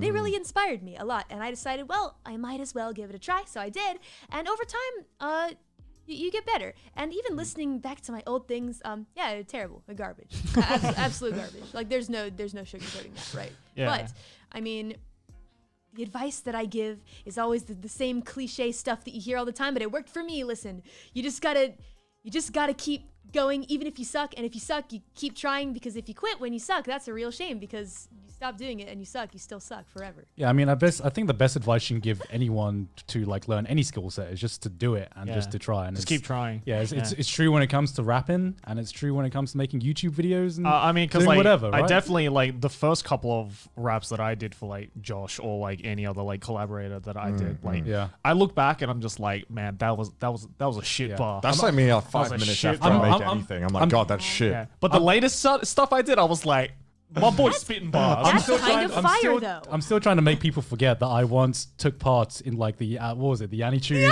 Oh, can we show you Gaunt rapping? No, can we do Is that something? Is that a real thing that I can watch? Okay, yeah. So this is like a community thing that we used to do every year, where it's called the Anitube Cipher. That's what it's called. The And Anitube basically, Cipher. it's like the anime cipher. Yeah, the anime cipher. Yeah. So like one person would find a beat, like a Creative Commons beat, and then spit like an 8-bar or a 16-bar or whatever, and then they would tag another Anituber to be like, all right, now you have to like respond. I'm getting right. And, No, I'm fucking leaving if we're getting this out now. And so like, when was this? Like you did it like what 2018? It was 2017. 2017, I think. 2017 and 2018. I forgot which one it was, but that was the year where like the most amount of Anitubers did. Yeah. It. And of course, Gaunt got tagged like 60 million times. Yeah. And so he joined in, and his bars though. It's Were they awful. fire? Were they flames? No, they weren't. I bet they were. They weren't even an ember. Okay, they were not even. Oh, do you want a little taste of I'll be the judge of that. I'm gonna leave it. Move, I'm gonna head out. You're trapped. You're trapped. I won't allow you to move. I'm gonna head out right now. No! Here we go. Get it out! Here we go. Get it out! Ha! God. Here we go. We'll link it in the description as well, just in case you want to hear the whole thing. Well, my favorite bar was from Gaunt was what was it? It's like it's that motherfucking tea, right? I've wiped that rap from my memory, and I fucking hate everyone for mentioning that we now. all did a rap, right? We should do a bonus video where you react to all of our raps. I think that would be fun. That would be fun. Yeah. Yeah, that sounds cool. I'm down. I hate you all. I am down. I hate you all right now. I gotta ask, as the Death God, do you have a favorite meme? Mimi? A meme? A meme? Meme? Whichever you prefer Meme? pronunciation. I don't want to die. Gosh. It's okay. Can you kill me right now? I just want to die. Everyone die. Please. I'm sorry I had to do that to you. God. This is like the parent pulling out like the baby photos with the dick out. It's like, look how tiny his dick was. sorry. Yeah. Shouldn't talk about unsightly things around a Death God, sorry. Oh, it's fine. You can talk about whatever you like. Oh, okay. Also. Yeah, it's cool. Were you like nervous to debut your first song? Oh, yes, definitely. Because you all can tell I'm very different sounding, right? I have a very interesting style. It's kind of you certainly have a distinct like voice, like rapping voice, definitely. For sure. So yeah, I was pretty nervous. I didn't know how people were going to receive it, right? So that was a big worry. I thought that there would be a lot of backlash against it for whatever reason. I also just hold myself to a really, really high standard. So listening back to my rap again, I was like, is this really any good? I don't know. To be fair though, you set it up really nicely because like you kind of like hinted like during your stream, because I remember I was watching your debut stream again yesterday and you debuted your first song on the debut stream. Yeah. Right. And like I think the way you like kind of set yourself up being like, oh, I'm just like, trying this rap thing, and then the song starts and people are like, all right, well, she sounds nervous. I'm not gonna expect like the most amazing rap, but it's still gonna be cute anyway. And then 3 seconds later you're just like spitting like this insane flow and I'm just like, holy shit. Well, yeah, I mean, you gotta lower those expectations first, am I right? Exactly. Like if you had set yourself up being like, yeah, I can rap. The shit. Yeah, I'm the shit. Yeah. That's hostile. Yeah, then it would have been like, all right, but I think you went into it really nicely. Thanks. Okay, yeah, so I want to know as like a person who also likes his rap music, like, do you want to like give any shout outs, I guess, or like mention like your any influences or yeah, anything the like that? influences basically, like Japanese or like Western rap. Right? Oh, sure. Yeah, absolutely. Well, let me think about it because a lot of my favorites are definitely under the radar, I would say. Who would you say is like the most well known? Gosh. Out of your favorites. In terms of like the Japanese rap, I wonder. I feel like I mean, I think on the broader scale of things, like to a Western audience, not a lot of people know a lot of Japanese rappers, right? Right, Like, yeah. I'd say probably the most well-known Japanese rapper might be like Shingo too. Yeah, of course. Who did like? Do you know Shingo too? I do not know Shingo. Oh, okay. Okay, you know the Samurai Champloo opening? Oh, okay. Yep. He's the guy who did all the stuff with Ninja Bears, basically. Right. You got to explain things to me in anime terms. If it's not in anime terms, I probably wouldn't get it. He's the guy who did the Samurai Champloo opening. Okay, Yeah. okay. So he's probably like the most well known in like the Western anime community, maybe. But like, because I don't even know a whole lot of Japanese underground rap either. Right. But like, what about like Western rappers? Let's see. I feel like all the Western rappers that I like are very, how do I say? Very obvious, sort of. Like Tupac? of course. Yeah, well, of course. But Yeah. like my favorite is of course Eminem, which is the very obvious answer. I know that one. Every white guy, and you ask them what their favorite rap is. Exactly. I love That's Eminem. exactly Yeah. what I mean. Exactly. Yes, and of course, Snoop Dogg. Oh, Listen, yeah, of am I allowed course. to say? A Of legend. course I am. Yeah. I like his memes. Yeah. Well, yeah, you do get some quality memes from that man, am I right? Is Yeah. that the pronunciation? I thought that's what it was. Is that not what it was? I thought it was when I was Yeah, like 10. sorry. Oh, okay. How's the right way to say it? Memes. Memes. Meme. Memes. Memes. I'm getting mixed signals here. Hold on. I'm sorry. Me too. All right, I think I get it. Memes. There you go. There you go. Noted. Thank you for teaching me. Then do you have a favorite Calliope meme? Wow, I've seen so many of them floating around. Let's Do see. you hang around on like the Hololive subreddits and everything like that? Do you Oh yes, secretly I stalk? check them. Yeah, for Okay. sure. Yeah, I don't react or anything, but I'm watching. I'm watching you guys. I'm watching Everyone you. on the subreddit's like, all right, it's time, boys. They're like, ah, Get to the shit. presses. Get the fresh memes. And then there are plenty of them. They're like, ah, shit, oh fuck, oh no. Yeah. Well, let's see. There is one. I mean, I like a couple of the reaction images. There's one that I always remember where like they turned my face red and they put lights in my eyes. Oh, and yeah, they like yeah, shoot yeah. out, and it's really quite scary and frightening. And I'm like, I like that. Is that the one with like the screen Is that always? like the deep fried meme? Where Yeah, that's deep the fried one. meme, yeah. Yeah, I like that kind of stuff. Yeah, that's good. So like Very wholesome. you do like a lot of types of streams, right? I mean, I've seen you do like drinking streams and obviously Doom and just Q&As. What's like your favorite type of stream to like kind of do, and what's like kind of like some of the favorite content that you've made so far? Well, that's a tough one. Recently, the only time that I have to play games, right, is when I stream. So those are always quite fun because I get to relax and play a video game with chat, which is cool. But let's see. I also really like the streams where I can just talk because it's fun just talking to chat or talking about what's going on with me, etc. I never really run out of things to talk about, which is something that I always think is going to happen, right? Yeah, I always yeah. think, oh man, I didn't come up with some kind of outline. I don't know what I'm going to do. I don't know what's going to happen if I have nothing to talk about, right? That's literally this podcast. Yeah, exactly. But somehow, some way, I always come up with things to talk about. I don't know how it happens. It just does. And then if I crack open a bottle of wine, it's even better. Yeah, exactly. I mean, like people always wonder, like, why do you guys like drink so often on the podcast? It's like, because otherwise we'd just be like. I feel like we haven't So, drank yeah. that much. I don't know. We haven't drank that much recently, Yeah. but I feel like anytime I don't know why. Anytime you stream and you're like drinking alcohol, people are always afraid that people will go like mum mode where they're like, Right. oh, you seem like you're drinking a bit too much. You Are better drinking watch enough yourself. water?" It's like, yes, Sure you mother, I hydrate? am. It's like glad you guys care, Yeah. But don't worry, we can handle our drink. Yeah. I get a lot of people telling me I gotta hydrate. I know. Yeah. Alcohol is hydration. Exactly. I mean, it is. It's a isn't fluid. it? Yeah, sure. That's how it works, for sure. Yeah, that's definitely how it works. So keep drinking and don't stop, please. When I'm thirsty, please, I just please drink don't. more wine. Okay, so like you obviously watch like all your fellow Hololive members, right? Yes. But is there any non-Hololive YouTubers you like watching? Ah, that's a great question. Let's see.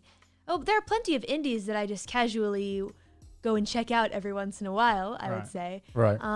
But for the most part, the VTubers that I really enjoy, like their content, etc., I would have to say are musicians. So I check out their music and that kind of thing, or like watch their shows and concerts. I actually don't watch a ton of actual streams, I guess, because I'm just I'm very busy. I'm so busy all the time, and it's hard. Sometimes I'll have something on in the background while I'm trying to do more work and that kind of thing, but it's not always a stream. Right. Yeah, and I'm also very picky. I don't stick around in streams for a long time. Actually, I never really watch them start to finish. Right. Yeah. So like, what's what's the life of a VTuber like? Like, what does your typical day look like when it comes to like your VTuber work and everything like that? Right. Well, of course, as I've mentioned before to many know that I work 3 jobs in my existence. Which is absolutely crazy when I found that out. Yeah. I work one job and I'm like, fuck, man. Holy shit, you know. I mean, yeah, it'd be like that. I mean, on the daily, I'm swinging my scythe around. I have those scythe swinging lessons, right? They're real important, and I have to do them. I can't just stop doing them. Right. It's not something. Even it doesn't matter. It doesn't matter how successful I am or how many souls I've taken, etc. How many rainbows chat has thrown at me. That's something that I can't get out of ever for a while. Right. But I do those, and then I come back to my apartment and I stream. Whatever I think how is you have cool. the energy to stream after that is just beyond me. Yeah. Well, see, here's the interesting thing about what you just said is that I don't have the energy. I don't. Now that's where the wine comes. Exactly. That's why you do so many drinking streams. Oh, it makes so much sense. So that was a fucking lie. No, because it's insane. Like, it's not just like you, but like, there's so many Hololive members, right? Especially, and like other VTubers who can just stream for like. I already have trouble streaming for like more than 2 hours. Yeah. Right. And I'm extremely way more relaxed in my streams than I am on like the show or like my YouTube videos, and I still can't maintain. Like after 2 hours, I'm like, I actually like can't even act like I'm relaxed anymore. Like I actually have to just be off camera now. I know on a previous episode that I said, "Oh man, I hope the cut is fair," but and that makes it sound even more like the cut isn't fair. But the Hololive people over there assured me. Just want to say, watching he was closely. like, "Connor, it was very mean what you said. The cut is good, I assure you." And yeah, it's all good. Just saying, I found out. It's good. It's good. It's all fine. They don't work 2 jobs because they're broke. It's It's because I have to. I have to. Because they can. Am I allowed to say that? Is that good? Can we leave it? All right, sick. Sick. Okay. Yeah. Cool. Sorry, I just wanted to say that. Yeah, of course. No, of it's course. all good. Okay, one thing I've always wondered with like a lot of the Hololive members, but it's about like how you guys see yourselves, because you guys are technically virtual idols, right? I guess so, huh? Yeah, but do you see yourself as an idol? You know, when you like debuted and get all these simps and donations and everything. Like how do you view yourself as like a public figure? Wow. To be honest, I'm still trying to figure it out because it happened about a month ago, right? Right. I suppose all that I can say is I actually, before all of this, when I was just doing underground things in the underworld rap scene, I kind of like stuck up my nose a bit at idols, I suppose. I had this attitude of oh, there's this whole industry built around like worshiping these people that are supposed to be more than human, right? When they're not. Right? Sounds like, pulls 10 on Gacha. And I really kind of stuck up my nose like, oh, I'm so much better than them. I'm no idol. I'm not an idol rapper. I'm an underground rapper and that kind of thing. But then after actually getting into the industry, and actually no, it was before that. I guess I will give a small shout out, I suppose, to the indie, well, not necessarily indie VTuber, but one VTuber that kind of changed my mind about idols. Is she's really under the radar, I think. Her name is Milky Queen, and she's like a rice themed VTuber. She speaks fluent English and Japanese. Oh wow! Wow. And we kind of became friends, and she really changed my mind about idols because she's so down to earth and kind and an incredible singer and talented. And I saw that the activities that she was doing, and I went to her events where she was doing like the gacha events that are big competitions that VTubers do to get like sponsorships and that kind of stuff. VTuber and gacha. Wait. Gacha events? It's called gacha ibe. Right. What are those about? I'm not totally sure. It's on some application. I'm sorry. Let's go back to the gacha. right. I think it's a different meaning though. It's different than that kind of gacha, right? But she'd do events to like compete for sponsorships, and there's this whole other culture that I don't know anything about. But I saw how hard she was working. It's like a tournament for sponsorships. Yeah, kind of like that. But they stream, and it's like whoever gets the most stuff thrown at them in this application that I probably can't mention. I really need that first prize, Ray's Shadow Legend. Right? Yeah, that's. Excuse me, I'm a diamond ranked gacha player. I'll have you know. In my parts, it's called a whale, but no, it's I'm a challenger tier. I'm not a whale. I'm a Diamond League gacha player. I'm a professional challenger tier gacha player. I have you know. I kind of love that. Yeah, it was like she competed against a bunch of other VTubers, and they were competing for like to be the image girl of a restaurant or something. So how would you compete? By streaming, and you stream at the same time as some of these other VTubers, and it's like whoever gets, I think, the most stuff thrown at them. There's an application I probably shouldn't even talk about or mention, but there's a place where they do that. So anyway. basically, it's just like a donation war. Exactly. It's a donation. Right. It's a simp tournament, guys. Which, by the way, that's what it is. I will state, HoloLive has nothing to do with this. By the way, this is just something I know as me, Calliope the Death God, from what I've been Surely watching. that must add more stress to streaming, though, right? Right, Streaming's exactly. already pretty stressful. Exactly. Adding that kind of these boys are fucking dying here. I'm trying to find. I kind of love that, though, to be honest. That's a new meme on the subreddit coming up.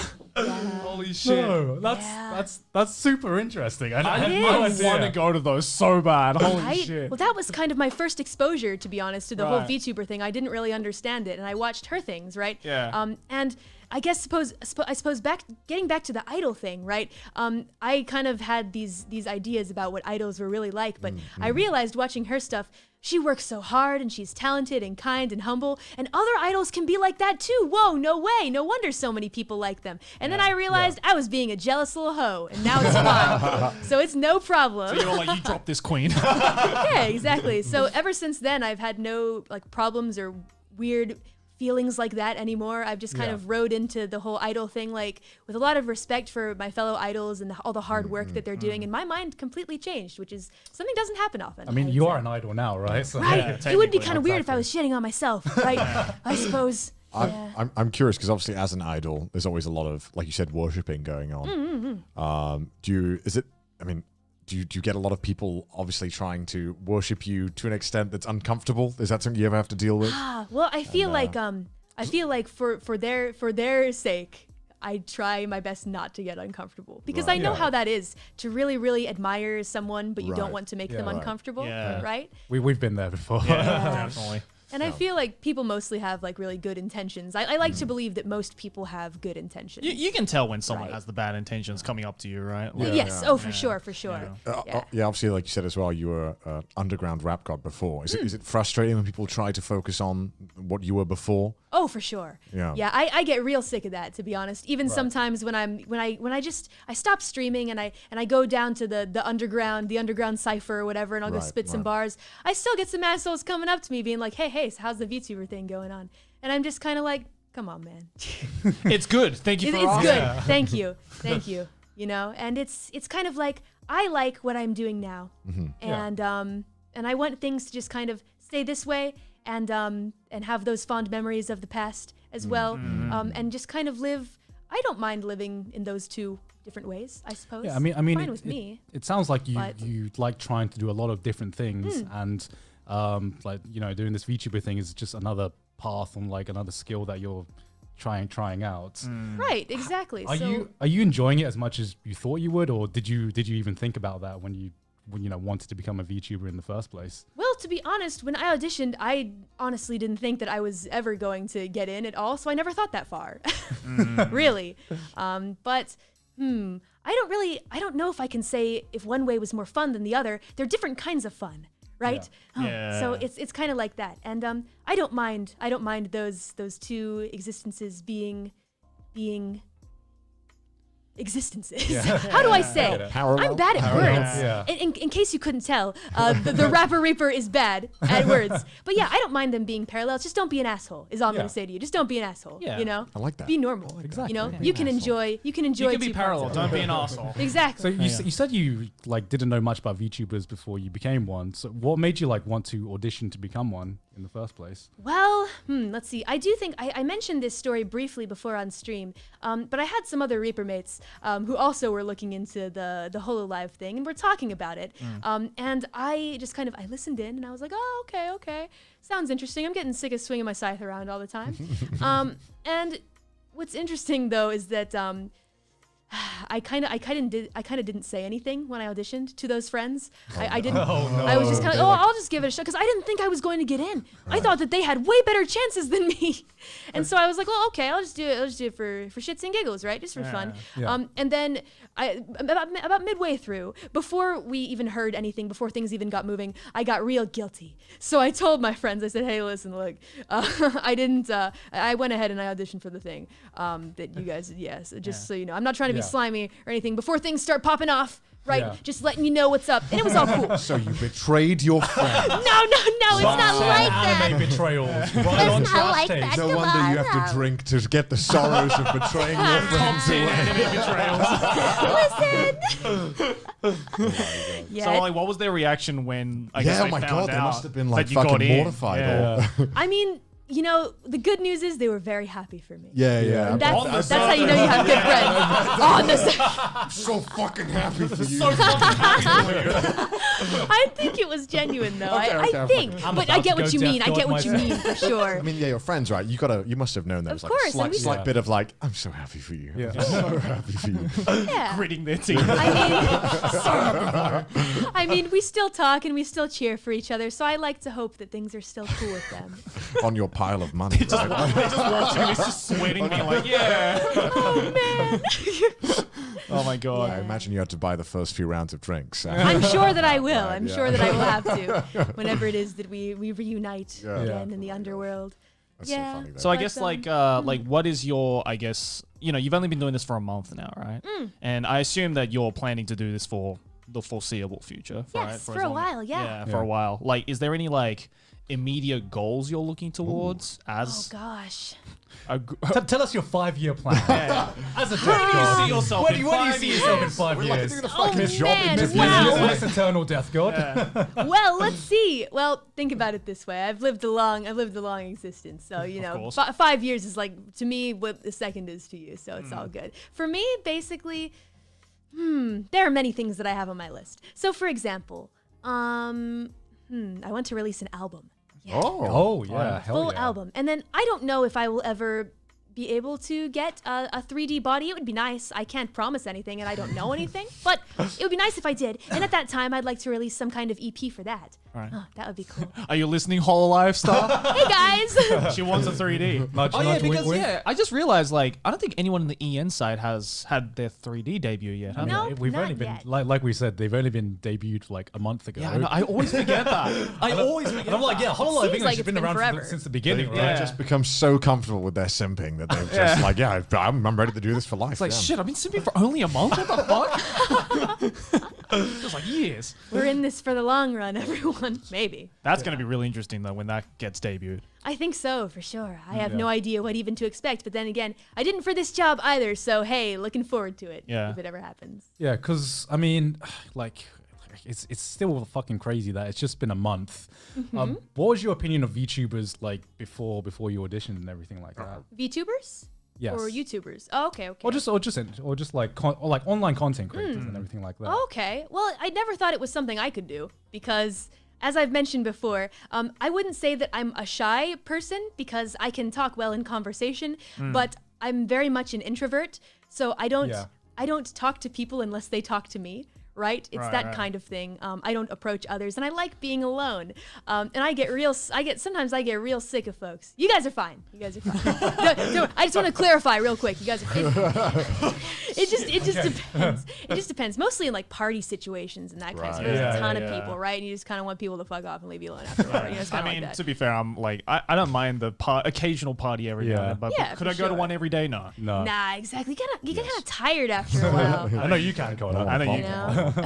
And so I also am not gosh, I've gotten used to talking, but I'm not a being that really enjoys. It's not that I don't enjoy it. I'm bad at talking about myself, and I have a hard time talking about myself without getting a little flustered, I guess. Right. So for this job, I thought, wow, I feel like there has to be a certain level of not just confidence, but like ability to talk about yourself and about yourself, I guess. Yeah. So I'm not sure if I knew if that was for me or not. I've been very unsure about it. I really didn't have any streaming experience at all. I mean, I've always said that YouTubers are like like the best YouTubers are always the most narcissistic, right? Like you have to love yourself quite a bit, I feel, in order for you to be confident enough to be on camera to be like, look at me and look how awesome I am. I would say that it is a skill that you can learn, and I mean it's but I'm talking about like the most like naturally talented YouTubers. Oh yeah, Right. They can just go and be like, hey guys, hit that like and subscribe button, etc. You know, like that really kind of outward. Like no one says that on their daily life, right? No, like no. anything of that sort, right? Like you. I mean, I think in order for you, like you can learn to do probably that not, after right? years, but the people who can just like come immediately onto the scene and just look like they've been doing it for like 5-10 years. Honestly, I've been doing this for 10 years, and I still die inside a little bit when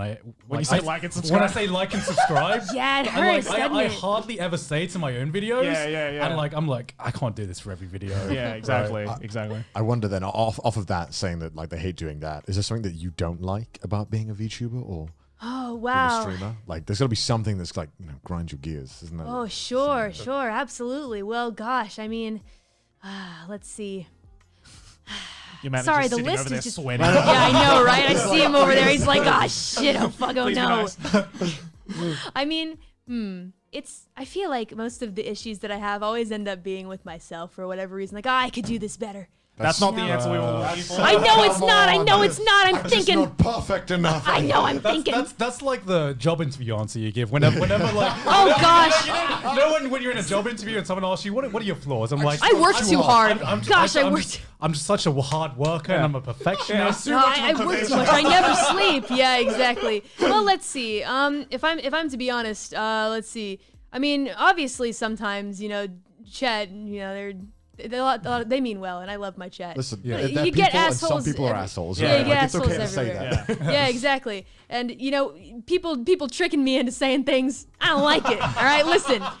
Listen, I understand that you support me. Go fuck yourself. Please don't. Please stop. Yes, can you stop she it? said it. She Can you said can you That's stop? on brand though, right? Telling someone to go fuck themselves, right? Yeah, I mean, I'm trying so hard to be entertaining and for all of us to have fun together, right? And you're just trying to shit on my day and everyone's day. It's rude. Yeah, you tell them. It's fucking rude. You tell them, man. Be 1 hour of you talking dropped this shit. queen. Start going off. Gotta get the angry face going, right? This is my sad face. It looks like I'm in pain. I'm sorry. Excuse me. Sorry. Here, wait. No, now I'm blushing. Hang on just a moment. I have to adjust myself. Okay, yeah. Fuck you. I'd raise my Nakayubi if I could, but I can't right now. Oh, brilliant. I'm happy we got that moment, man. Yeah. There's gonna be Hold on, I'm plenty of changing my face. Changing my face. Finna change my face. You Gonna won't like change me when my I'm face angry. real quick. Hold up. Let me just get angry. Yeah. There's also some other stuff that pisses me off in terms of like technical difficulties and whatnot because I was under the impression that I was doing a pretty decent job, right? Yeah. But in the beginning, my PC specs are fine. They're still pretty shit, right? Yeah. But eventually they got, we got better stuff. And I just there's a lot of feedback about stuff that I can't change, and I know it's my job to take it and do what I can with it, and we did that. But there gets to a point where just kind of like shut the fuck up. I get it.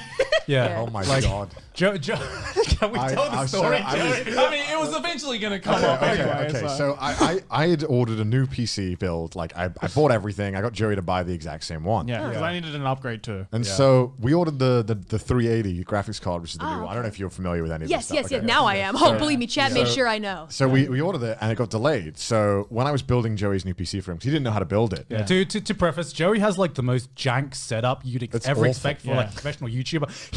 He fucking streams and edits on one screen. One screen. Oh man. Like, how would you do that? That's like what a monster. I tried The like manager's looking at me like I killed a puppy. It's like what? Dude. I try working on one screen. I'm like, why am I blind in one eye? You know what I mean? That's how I feel when I have one screen. He's a professional in all senses of like. I've been doing this job. for almost 8 years now, and I've been doing it on one and I'm like, screen. how do you read the comments? It's like, oh, I just pop it up. Do you have two Alt monitors? tab is my friend. Do you have 2 monitors? I have 4. Joey, come Joey, on, come on, man. come on. So I was building Joey's new PC, and obviously the 380 hadn't arrived yet. So I said, don't worry, Joe, we'll just take the old one out of your PC. Yeah. Right? Because I had a 980 in my old one. Yeah. And you know when you have a new graphics card, they have like little rubber pieces in the HDMI and the display port, right? They were still in on Joey's thing. And I thought, oh, did you put them back in, Joey? And he was like, no. And I'm like, did you ever take these out? And he was like, no, I never took them out. So Joey for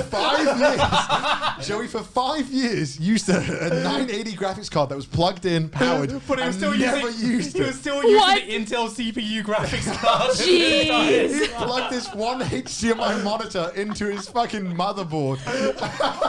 Oh my god, He's a dude. professional YouTuber Dude. and streamer. So basically, when we pulled out this like dusty It old was thing, so dusty. yeah, And it's never been used. It was dusty as fuck because it's never been used for 5 years. Jeez. So basically, it was the dustiest brand new 980 that you'll ever see. Oh my god. I have no idea how he didn't have problems with like streaming or editing videos. Yeah. Like, It's what? pretty nuts. Yes, that's what you get for like just playing anime Look, games, right? honestly, dude, like I only play retro games, and B, I'm a console player, right? So like I've never had to deal with like graphics card or any of that kind of shit, but I guess now I do. So no, it doesn't matter how bad you were. Joey losing. Joey, Crying. the Hololive staff members were crying on stream. Jerry, for 5 years, had a graphics card that he did not use. I never used it. And this wasn't like Joey built it. It was pre-built. So It he was had no pre-built. excuse. Yeah. But that's the problem, right? Was because like every computer I've used up on like my entire life, because my dad worked in IT for like fucking 30 years, right? Just stop. He never taught me any of this shit. Oh my god. He would just man. set this shit up for me because I remember like You're when I was like the boomer grandma. I It's am. just like, how? I'm literally one step away from like how does email work? I get that. Yeah, Don't worry. so I like understand. because I never I never PC gamed like my entire life. Like I've always been console only like ever since I was a kid. And it's only recently I started PC gaming, right? Because of this guy. Yeah, because of like all my friends and whatnot. So and especially when streaming came into the image, You because need a like good PC, I couldn't yeah. stream in Australia, right? Like my upload speed. Do you know? That's what I've heard. Yeah. Do you know Word how? on the Do you know street. what my upload speed was? In Tell Australia? me. 0.4. Come on, man. That can't be 0.4 real. meg. You can't stream on that. I couldn't Oh, stream. Dude, jeez. I streamed for like an NES emulator and it was still lagging. What? Yeah, I couldn't stream, right? So of course, because I had this garbage computer with this garbage internet, PC gaming was just completely out of the option for me, that makes right? sense. And so when I moved here, and I was like, oh my god, I can actually Internet stream. can be It's fast. like Internet- coming back to the 21st century. Yeah, right? it was like, oh my god, upload speeds that are more than a megabyte? Holy shit. And then, I just never used my graphics card, basically. I was an absolute clown about it. And these two will never let me forget about it. There's something kind of beautiful about that. I feel good about myself now. Thank you for that confidence. Were you boost. I feel mainly good. a PC gamer or a console gamer before? Nah, I've played consoles ever since back I can remember. What's your favorite like? What's your favorite What- console? favorite console of all time? Let's go. Oh gosh, PlayStation 2. Oh, I have the good best choice. memories. Good choice. Good I choice. also Best like white memories. bread as well. The best memories I have around Don't the you mean just a PS2. DVD player? Yeah, I did. I played many DVDs on it as well. Of yeah, course you it did. was. Yeah, it was very, very. What's the word? I forget English. You can use it for many things. Versatile. Versatile, there you go. That's the word. This video is sponsored by Mac Weldon. The new normal uniform has a lot of us searching our closets and drawers for men's essentials that aren't there. Instead of the usual business casual button-ups and jeans, it's soft knit polos, tees, joggers, and active shorts. Whatever men's basics you need, Mac Weldon has you covered with unmatched comfort to fit. The script tells me to show you. These are my boxes that Mac Weldon sent me. No joke, they're great. I've worn these many times. This is probably slightly. You did watch them. These are clean. You want to feel these, Joey? Maximum comfort. Memes aside, they're fucking good. Yeah, I'm wearing the Mac Weldon t-shirt. I wear this all the time to the gym because, oh look, it's so breathable, Man, there's so many holes there. Yeah. Man, I could fucking breathe out of that. I don't see your nipples, basically. You might notice that I'm looking a little different this sponsorship, but that's because I'm covered head to toe in Mac Weldon.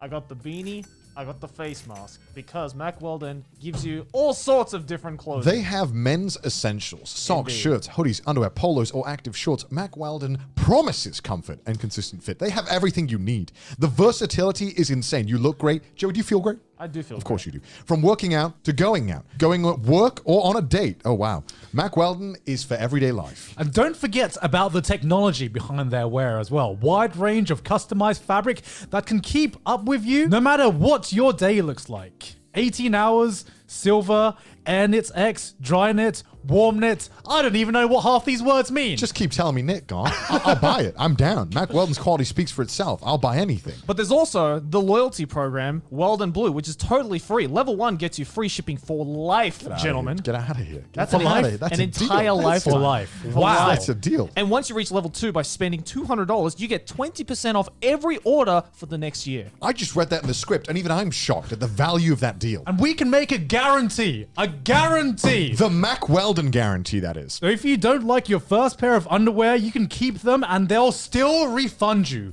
No questions asked. They're basically giving underwear out for free. We're so excited about this that we just keep interrupting each other. Mac Weldon. For 20% off your first order, visit macweldon.com/trashtaste and enter promo code TRASHTASTE. That's macweldon.com/trashtaste. Mac Weldon. Promo code TRASHTASTE for 20% off. Mac Weldon, reinventing men's basics. Mac Weldon. Thank you to Mac Weldon. Mac Weldon. I gotta say, my favorite console though, GameCube. I don't know what it is. Oh, for sure. GameCube for me, I'm a GameCube boy. I'm really sad that like even the GameCube, there are, like some of my favorite games of all time are GameCube games, and yet I never owned a GameCube. What? Yeah. Well, then how did you enjoy them? Because I had a childhood friend who I used to go to his house like 3 times a week, and he was that one friend who clearly had like a really rich dad. Yeah, yeah. Or like a dad who like worked in like the gaming industry, like the tech industry, and he just had like all the consoles. You knew that someone had a rich dad when they owned more than one of the consoles. Yeah, right. You know? Right, wait. You can be a GameCube kid and a PlayStation 2 kid as well? Like, how does that work? And almost always, for some reason, that one kid always has like a fucking like projector as well. Yeah, like big on the wall. I'm like, what do you use this for? It's like to play games. Yeah. It's like, I have like a shitty CRT TV that I play games on. Yeah. I really liked the GameCube, and I got it super cheap when I was a kid because obviously it bombed so hard. Yeah. They were Yeah. basically like giving it away with like tons of free games. I fucking loved it. I played the shit out of Sonic Riders. That was terrible. For me though, like my favorite's still the Super Nintendo, just because I'm like a hardcore like retro head. I really want to get a Neo Geo. Neo Geo, but they're so expensive. Oh, they're like yeah. $700 to get one, and all the games are like really getting any Metal Slug game is like $300. It honestly would be cheaper to just get like a cabinet, like an honestly, arcade like, cabinet yeah, of Metal yeah, Gear. yeah. Not Metal Gear, Metal Slug. I love That's Metal it, Slug. Metal It's my Slug. favorite like game series ever. Yeah. I fucking What love are it. like your favorite games? Oh gosh, let me think. I've got FIFA? quite a few. Oh yeah, for sure. You gotta Football love. Manager Yeah, 12. throwing the ball Madden? for the 3-pointer. Yeah, I love my football. No, let's see. Actually though, I really, I have a wide range of games that I enjoy, but right off the top of my head, some of my classic favorites, I would have to say one of my favorite games ever is Bloodborne. I love Souls games. Hell yeah. Because let me tell you something real quick. I suck shit at Doom. I get that. But get me into any Souls game, we'll have some fun. Listen. Have you streamed any yet? I can't. Oh, okay. Unfortunately. But you know, maybe someday. We're working on it. Who could say what will happen in the future? I really want to play Bloodborne with Ina because she is familiar with the Cthulhu stuff. Oh of yeah, course, yeah. As you may know. I like Bloodborne because it's the only software game that I actually could finish. Yeah. Like I've never been able to finish a Dark Souls game. I'm still way too I hard. know of I. Have you played Sekiro? Oh yeah, for sure. Did you like that? Yeah, I loved it. I fucking loved that game. Yeah, it was so great. I hard, still haven't though. played it though. It's so good, It but is it's really so fucking difficult. hard. Yeah, that one gave me some trouble, honestly. For me, in terms of like, I guess skill at the games, I would probably say Bloodborne is the one that I can pretty easily do.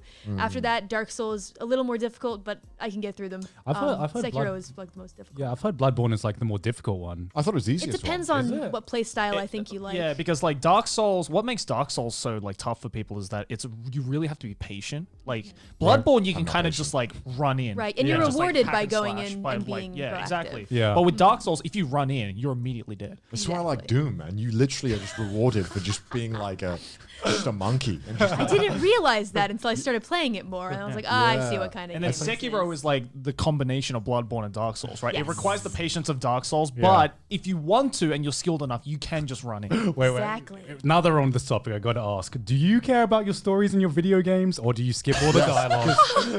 yes. Are you just a gameplay gal? It depends on the story, to be honest. It takes a lot to get me invested in a story. It has to have something really special, I think. Otherwise, I'll skip everything if I just enjoy the gameplay. Yeah. It really depends. For example, I really liked Bloodborne's very subtle lore, I would say. Right. I enjoyed that aspect You're of the it. 1%, by the way. Yeah, I'm pretty sure, I guess. But I liked the subtle storytelling. It just depends. Is I guess the basic answer that I would So give. the game boots up, right? The first cutscene plays. You'll always give the first cutscene a chance. Or Yeah, I would say so. I'll just immediately skip. Oh, wow, okay. Every single time. I'm like, I want to get in the damn game. Stop fucking making me watch shit. You know? I see. Yeah, and I'm like, oh, there's an hour cutscene before I can play the game. Fucking brilliant. Yeah, exactly. Grab your popcorn. I was going to get Grab a cold a one. PS4 to get Death Stranding, but when I heard there was like a movie at the end, Oh that's, yeah, like, the last, unskippable, the final cutscene. I was like, I'm okay. I don't want I mean, that. Death Stranding sounds like the worst game you could possibly play because I even the don't think you'd enjoy gameplay it. is not really gameplay. Yeah. It's just walking. It's a walking simulator, right? That's what I've heard. That is the word on the street. I personally haven't played it yet. Like Yeah. that's the only reason why. Like I love my story-based games. Don't get me wrong. Like JRPGs, I'm like fucking all over that shit. But when I heard that the last cutscene for Death Stranding is 2 hours, Yeah, I long, was like, I'm not and you buying can't this for- skip it. I'm just like, Kojima, why? You should have just made a movie. Like, why did you? That's the thing. Death Stranding isn't a game. It's just a movie with a game attached to it. That's Right. basically what it was. Kojima's like, I want to make a movie. Yeah. People are like, no one's gonna watch that. It's like, but what if I put a game in it? Well, I think like, oh. I think that when you find the balance, it's perfect. For example, the game that I really want to play on stream, but I can't right now, is Ghost of Tsushima. Oh, it's such a good game. I That is such a good fucking love that game. It's Oh so my good. God. I've never been obsessed with the game in so long, but That's like that is the perfect mix of story and gameplay. In my opinion. I wish life was as beautiful as what it is, but how it's portrayed in Ghost of Tsushima. Dude, I still really want to go to Tsushima. Yeah, after playing that game. same. Like, holy shit.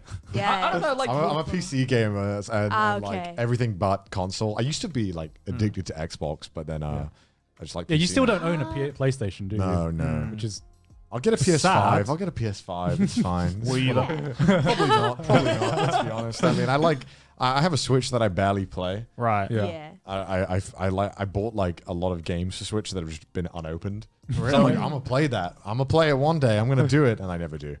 Because then I'm just like, all right, boot up League of Legends again and be depressed for another hour.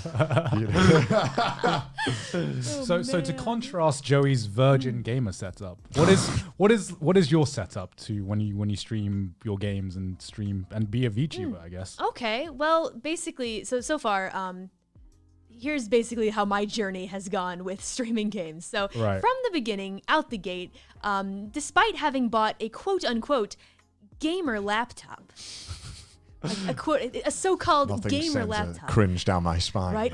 Yeah. That's what they call it, right? When you stroll into the store and you're like, I need something kind of high spec for what I want to do, right? You walk in there like, let me show you, and they take you you a over to gamer? the gamer. Yeah, exactly. Well, I needed something that would suit my needs for animating, for doing my animation freelance. Right. So I, told them what I needed, and they said, well, how about this gaming laptop? And I said, I kind of like games. I kind of like games. That's how they get you. Okay, well, I'll get this gaming gamer laptop. girl, right? Yeah, and I can play games on it, and I can animate. So I buy it, and then I realize, yeah, I can kind of play games on it at like a medium quality, but can I stream them? Oh fuck no. Yeah. Oh, I cannot do that.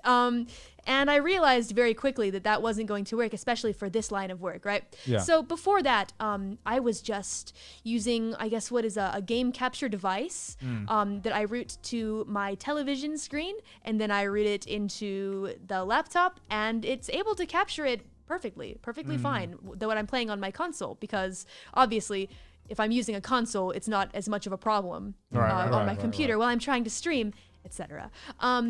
But I recently, to fix that, because of course playing Doom on PS4 has been something else. I tell you what, with PS4, it's just been something else. I decided, we'd try and get like a new PC, and I received one. I was very fortunate, and so I set it up. And then I thought to myself, okay, great, I can play PC games. And then I set it up, and I realized, my apartment is so small, I actually don't have any space for the mouse or the keyboard. Oh my so God. my mouse setup, my mouse is currently sitting on top of the tower, the rectangle, the powerful rectangle that is, I guess, the computer. Are you serious? Oh my god. Yeah, so my mouse is on fucking top with of it. me. You're fucking My with me. mouse is on top of it, and I move it about 2 inches, and then I have to pick it up and put it back, and then move it another 2 inches to try and get to where I need to go. What? The mouse to where I need it to go across 4 monitors, right? Imagine just a crouched goblin sitting on the floor with a chair on the floor, a desk on the floor, surrounded by 4 monitors, with my mouse on top of the tower that is my computer. Yeah, we need to get you a new cardboard box, I think. Yeah, for real. The cardboard box size you got right now is not big enough. Well, unfortunately, you know, when I try to put the mouse somewhere else, but then I realize, my bed is there. There's no room for anything in my room. Well, the good news is though, I've already mentioned this before on stream. I'm moving. Hell yeah. So now the new place is much bigger. New desk, new setup. I'm finally going to be able to play PC games. I'm very excited. You can finally get your gamer chair, like a true gamer girl. Yes, a true gamer. I was about to say, like, the Sims are probably hearing this being like, don't worry, Queen, we got you. We got you. Need a new apartment? Well, we'll get that for you, Desk Queen. fund. You accept card? Oh my gosh. Yeah. Open super chats. Here comes the rainbow.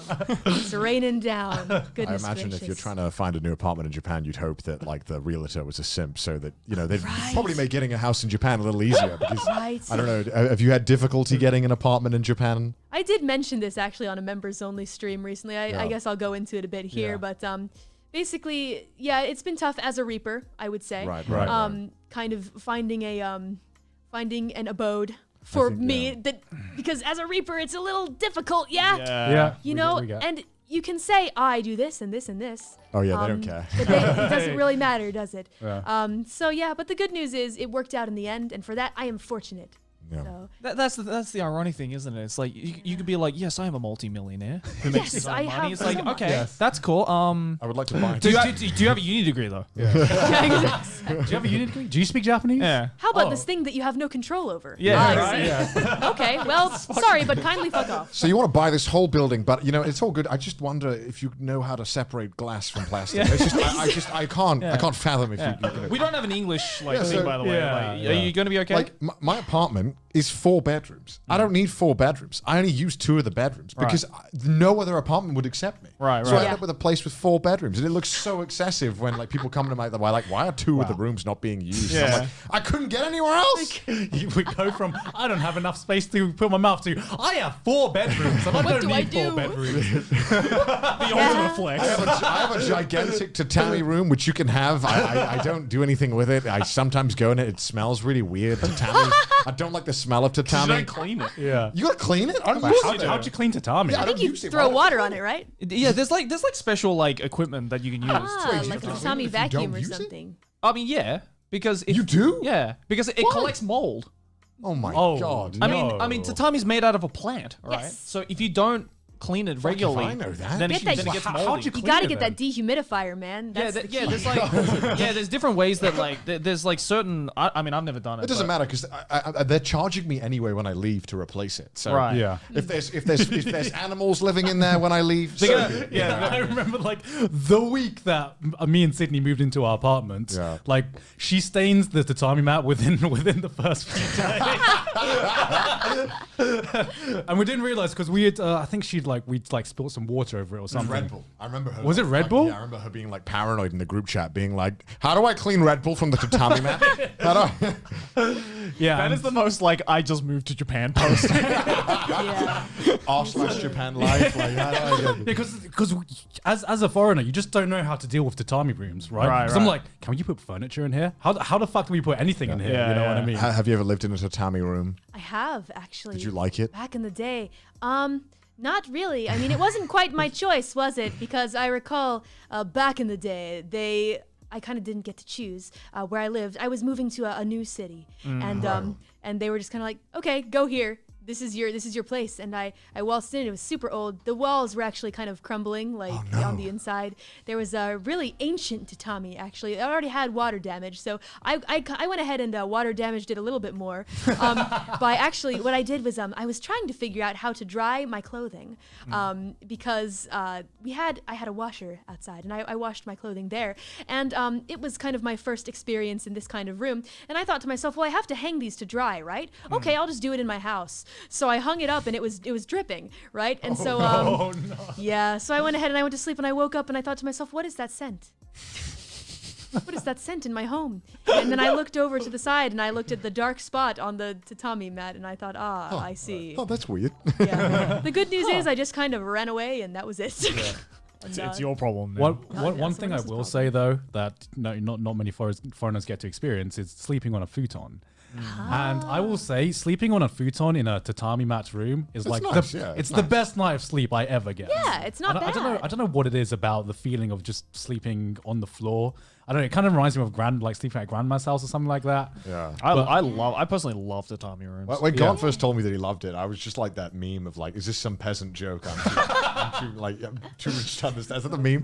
Yeah. Is this some peasant joke? I'm too rich to understand. Because I have a whole tatami room. I'm like, why would I voluntarily sleep on that? I have a bed. I don't know, man. Like, because like I like it now. I like it. Yeah. Because when we go to ryokans, we're forced. Yeah, exactly. Yeah, And like, you know, my grandma's house was nothing but tatami, right? Because it was in the middle of buttfuck nowhere in like the Japanese countryside, and sleep like just lying down on that in like on a summer day is like the best fucking nap you'll ever I feel like take. it did wonders for my back. Oh yes, it is good for your back. It straightens it out. It's strange to think about that sleeping on the floor is like more like it feels more healthy for your back and stuff than sleeping on a bed elevated. Yeah, it is weird, right? It's kind of an oxymoronic almost. Yeah.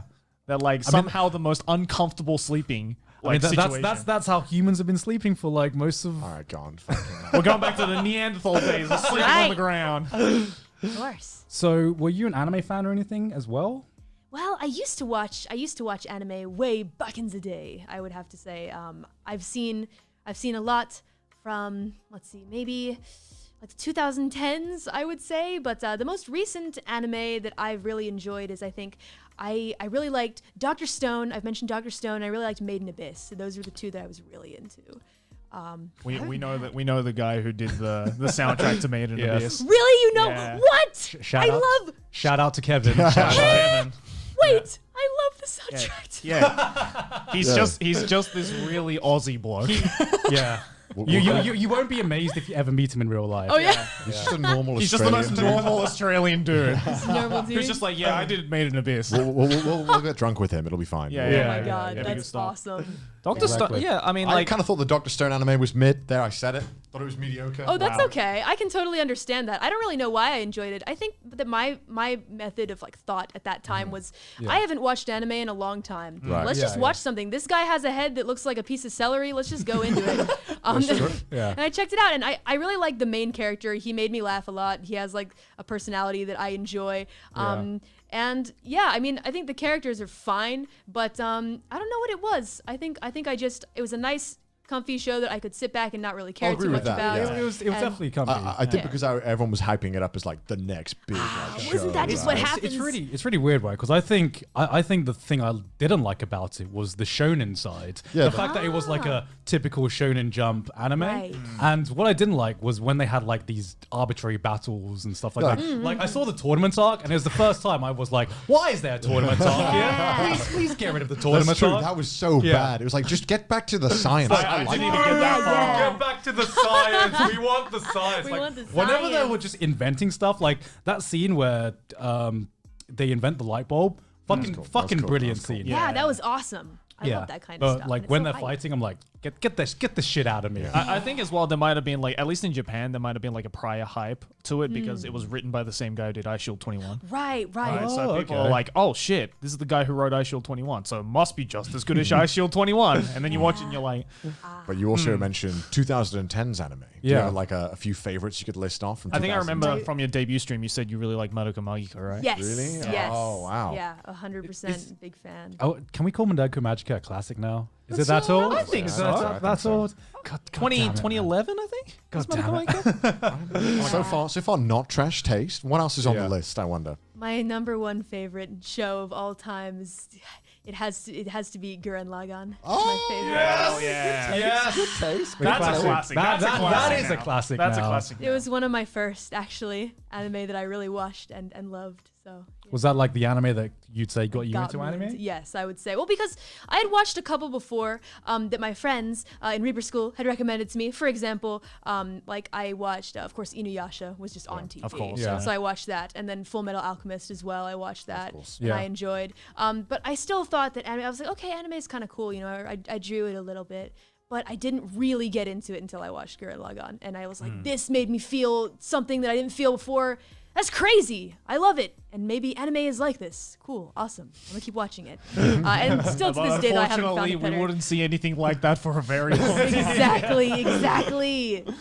Yeah, I just checked. Madoka Magica is 2011, so I'd say almost 10 years Almost old 10 years. at this point, which is fucking nuts. Like I just remember what magical girls were like before Madoka Magica, and now like every magical girl I see, it's like an edgelord. It's like an edgelord fest show. Yeah, right? exactly. Yeah, remember when people were like, "Damn, Revolutionary Girl Utena is so edgy," and then it's like, "Oh shit, never mind." Madoka Magica has like people actually dying.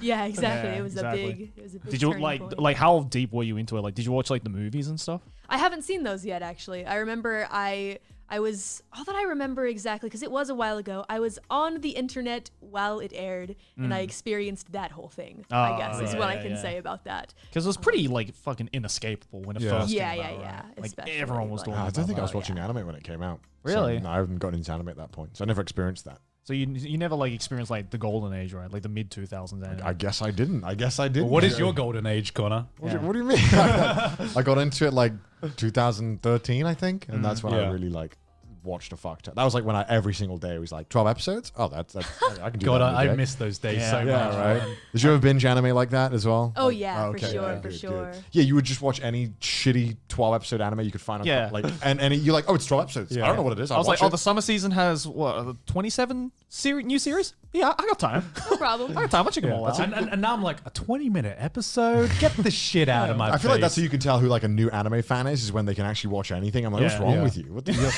why would you watch this? I don't know. I find it so weird, right? Because it's my mentality with watching content has like changed so much. Where do you know what I mean? Where sometimes a 20-minute anime episode just seems like such hard work, and then I see like a 2-hour YouTube video or like a fucking 3-hour VTuber stream, and I'm like, I got time. I got time. It'll be 20 minutes of like super highly produced $1 million budget, and then on YouTube it'll be like 2-hour speed run of Mario's nipple percent. Yeah. Which one do you choose, dude? Mario nipple percent. Sure. Every time, man. Like I need to know. It was really interesting, actually, is that back in the day, I used to be able to watch a lot more anime because I've always been very busy. I've always been a very busy being, right? Except back in the day, I didn't have a problem watching dubs because I could do my work and I could listen. But things have changed. And so are you just like a no-dub person now, or? It's not a hard no on all dubs. Yeah. It's not a hard no. Do you have a dub that you like? But Bacano. Yes, but good. I feel like that's a classic, like, of course. Fuck you, Joey. I never said the Bacano dub was bad. There's so many motherfuckers on the Reddit who are like, wow, Joey thinks the Bacano dub is bad. I'm like, no, motherfucker, I never said that. Better than the sub, I just think the sub is also good. All right. All right, I'm and gonna that's head fair out as now. well. I'll let you two have your little. Thank you. You're my favorite guest so far. Jesus Christ. Sorry, you go They did a great job. You were talking about dubs and stuff like that. Yeah. I mean, I don't want to ever be one of those people that's like, no dubs, because that really kind of just puts a damper on all the hard work. Yeah, and Joey's got that on lockdown. It's like, you want to steal this thing. Yeah, but Joey's like, as a professional Japanese person, but see, as a professional Japanese voice actor. let me just put out my resume. Yeah. I don't need to watch dubs. I'm sorry for interrupting you. No, you're fine. It's okay. The thing is, at the end of the day, there's also the fact that just because you work hard on something doesn't mean that it's good. It's harsh.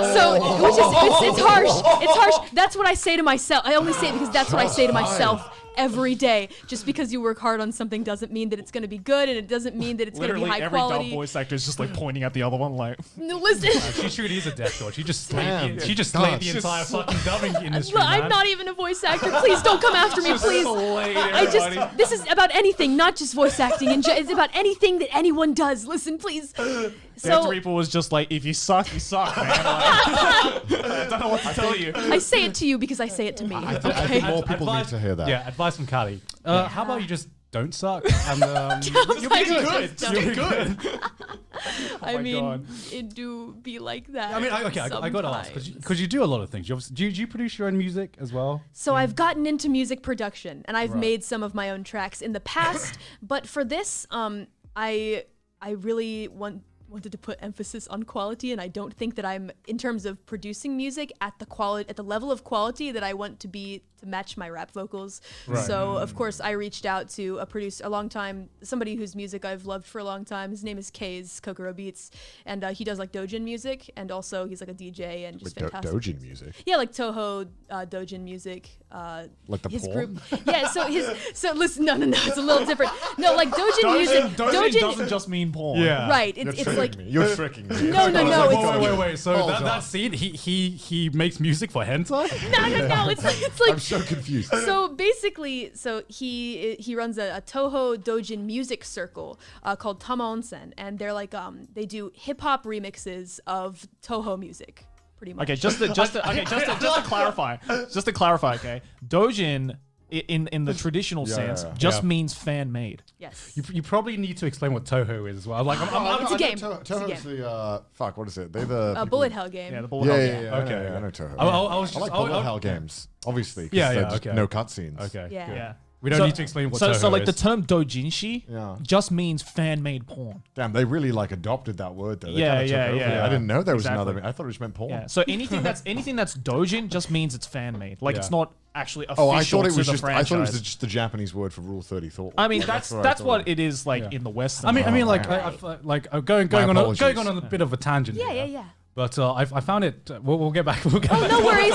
No, don't worry at all. You're fine. I'll make a mental note. It's But all like, good. I found it super interesting that when I first moved to Japan, when we were having a conversation with a bunch of Japanese people, and we were like and they have like no word for hentai. You know what I mean? Yeah. And that was super surprising for me. Where like, what do Japanese people call hentai? Because when you want to refer to like animated porn, they don't have like specific word for that. Doing this in conversation? You were there in the conversation. Was I? remember? Was yeah. I? You were just like mentally checked out. Wait, what was this? When did this happen? It was like outside. It was like one of the Bookwalker parties. And I think I do remember something like this. Yeah. And I was just like standing there like, what is happening? So Callie, do you watch hentai? What a great question. No, I don't. Okay. I don't know what that is. Thank God. All right, I saved your I reputation. just saw the manager wipe a sweat off his forehead. There's no need to be. I don't know what they're talking about. Getting back to your music, you were talking about shit. I can't remember what you were talking about. We were talking about my producer. Producing your My own producer. Producing your own Right, music. yeah. That's what we were getting at. Yeah. So basically, so I found, or I rather asked for some help from one of my favorite producers. Who I mentioned is in the Toho Dojin music circle, and I wanted to pick someone whose music that I really, really enjoyed. So we just started working together, and he's been really helpful because at the same time, I'm also trying to learn how to mix, right? And back in the day when I was doing my own independent stuff, I got decent at it, like okay. But there's always this feeling of like, this could be better. And if I do it myself, it's not going to be the level that I know that it can be, right? So we'd work on it together, and I would mix the initial file, send it over to him, and then he would fix it up and like, tell me what he did and like that kind of thing, and kind of a collaborative effort, right? So I can kind of learn a bit, see what he changed, etc., and get better, but also put out a quality product, I guess. Yeah, because I mean, you said you're producing your own music as well, and you've done animation. You mentioned earlier. Yes. Like, is all this self-taught, or do you have any background in it? When I went to Reaper School, I did do a little focus on drawing specifically. I went and I studied comics, actually, comic writing. Yes. Oh, okay. And a little bit of animation as well, but that was mainly what I wanted to do. Aside from reaping, of course, but I would say that was my focus. But then, of course, things changed dramatically when I realized I wanted to do music. And that was pretty late in the game, I would say, to be honest. yeah. I had finished my schooling and whatnot, but when I realized what I really wanted to do, and I was like, oh shit, what have I done? What have I done? I've existed this long, and I'm now realizing that I want to do something else. And then I started doing the music thing and realized, oh, I'm better at music than I am at drawing and reaping. Literally everyone who goes to uni. Yeah. Literally our entire lives. I feel like you go to university to figure out what you 100% don't want to do. Which is normally the subject that you majored in. It's normally the case where if you're forced to study something for 3, 4, 5 years, you normally have a good inkling by the end of it whether you want to do it or not. Right. And a lot of the times when you're like fucking forced to pick something when you're 18, you're like, maybe I'll be good doing this. Yeah. Most of the time, you're gonna get that choice wrong, right? Of course, sure. yeah. Because I don't know a single person who like actually graduated from like a degree of any kind and actually went into that field immediately afterwards. Like I feel that's pretty rare. I mean, of course, it's not zero, I know right? a fair amount. It's not zero, definitely. But like I know a lot of people who just went into completely different job. Yeah. Right. Is there anything else you'd want to try in the future, perhaps, or any Wow. skill sets you want to do? Because you seem to be up for doing anything. Yeah, honestly. yeah. Right? See, and that's kind of a bit of a double-edged sword, isn't it? Because I want to do everything, but then I start spreading myself a bit thin, I would say. Yeah, There's so I many get things I that. want to Yeah, do. I get that. You know? Where it's like you want to focus on one skill, and then you're like, maybe doing this would be fun. Maybe doing that would be fun. Yeah. Right, exactly. That's how it is, you know? So like, has being a VTuber affected like your schedule, when you're off camera or anything like that? Oh, for sure. I only sleep for about 4 hours a night, actually. Yeah, fuck that, eh? Yeah. I need at least like a 7 or an 8 hours. Yeah. Otherwise, I just cannot function the next day. Yeah. I just love sleep too much. I understand. Yeah, and I guess because you're a VTuber, you don't have to deal with people being like, "You look tired. You look tired." Exactly. Isn't that Are wonderful? you eating enough? Like people just ask me questions like, "Connor, you always look tired, and you look angry, Connor." No, I just always fucking look angry. Okay, I always look like this. All right. Joke's on you. I am angry all the time. You're right. You got it. Being on Trash Taste has made me super self-conscious about the tiniest things I do. Right? Yeah, like the other same. day, I had like this thread that was just me drinking like weirdly, like taking a weird sip, and I'm just like, do I take sips weirdly? Is that a thing? Am I a weird drinker? No, because we saw earlier on the train here, right? That like, do you know what the most liked post on our subreddit is? Right. It's the video of Gant from like the Sydney episode drinking a Corona and then laughing to himself. And it's like, because like at least like, in the case of like Gant, for instance, right? Like you almost never made like an IRL appearance in your videos, Yeah, right? no. You've almost always You exclusively could have been a voice. VTuber, gone. Why'd you fucking Yeah. spoil it and show your face? Yeah. Fuck's sake. Maybe I will. Maybe I will one day. Maybe I am. Maybe he is and you don't know.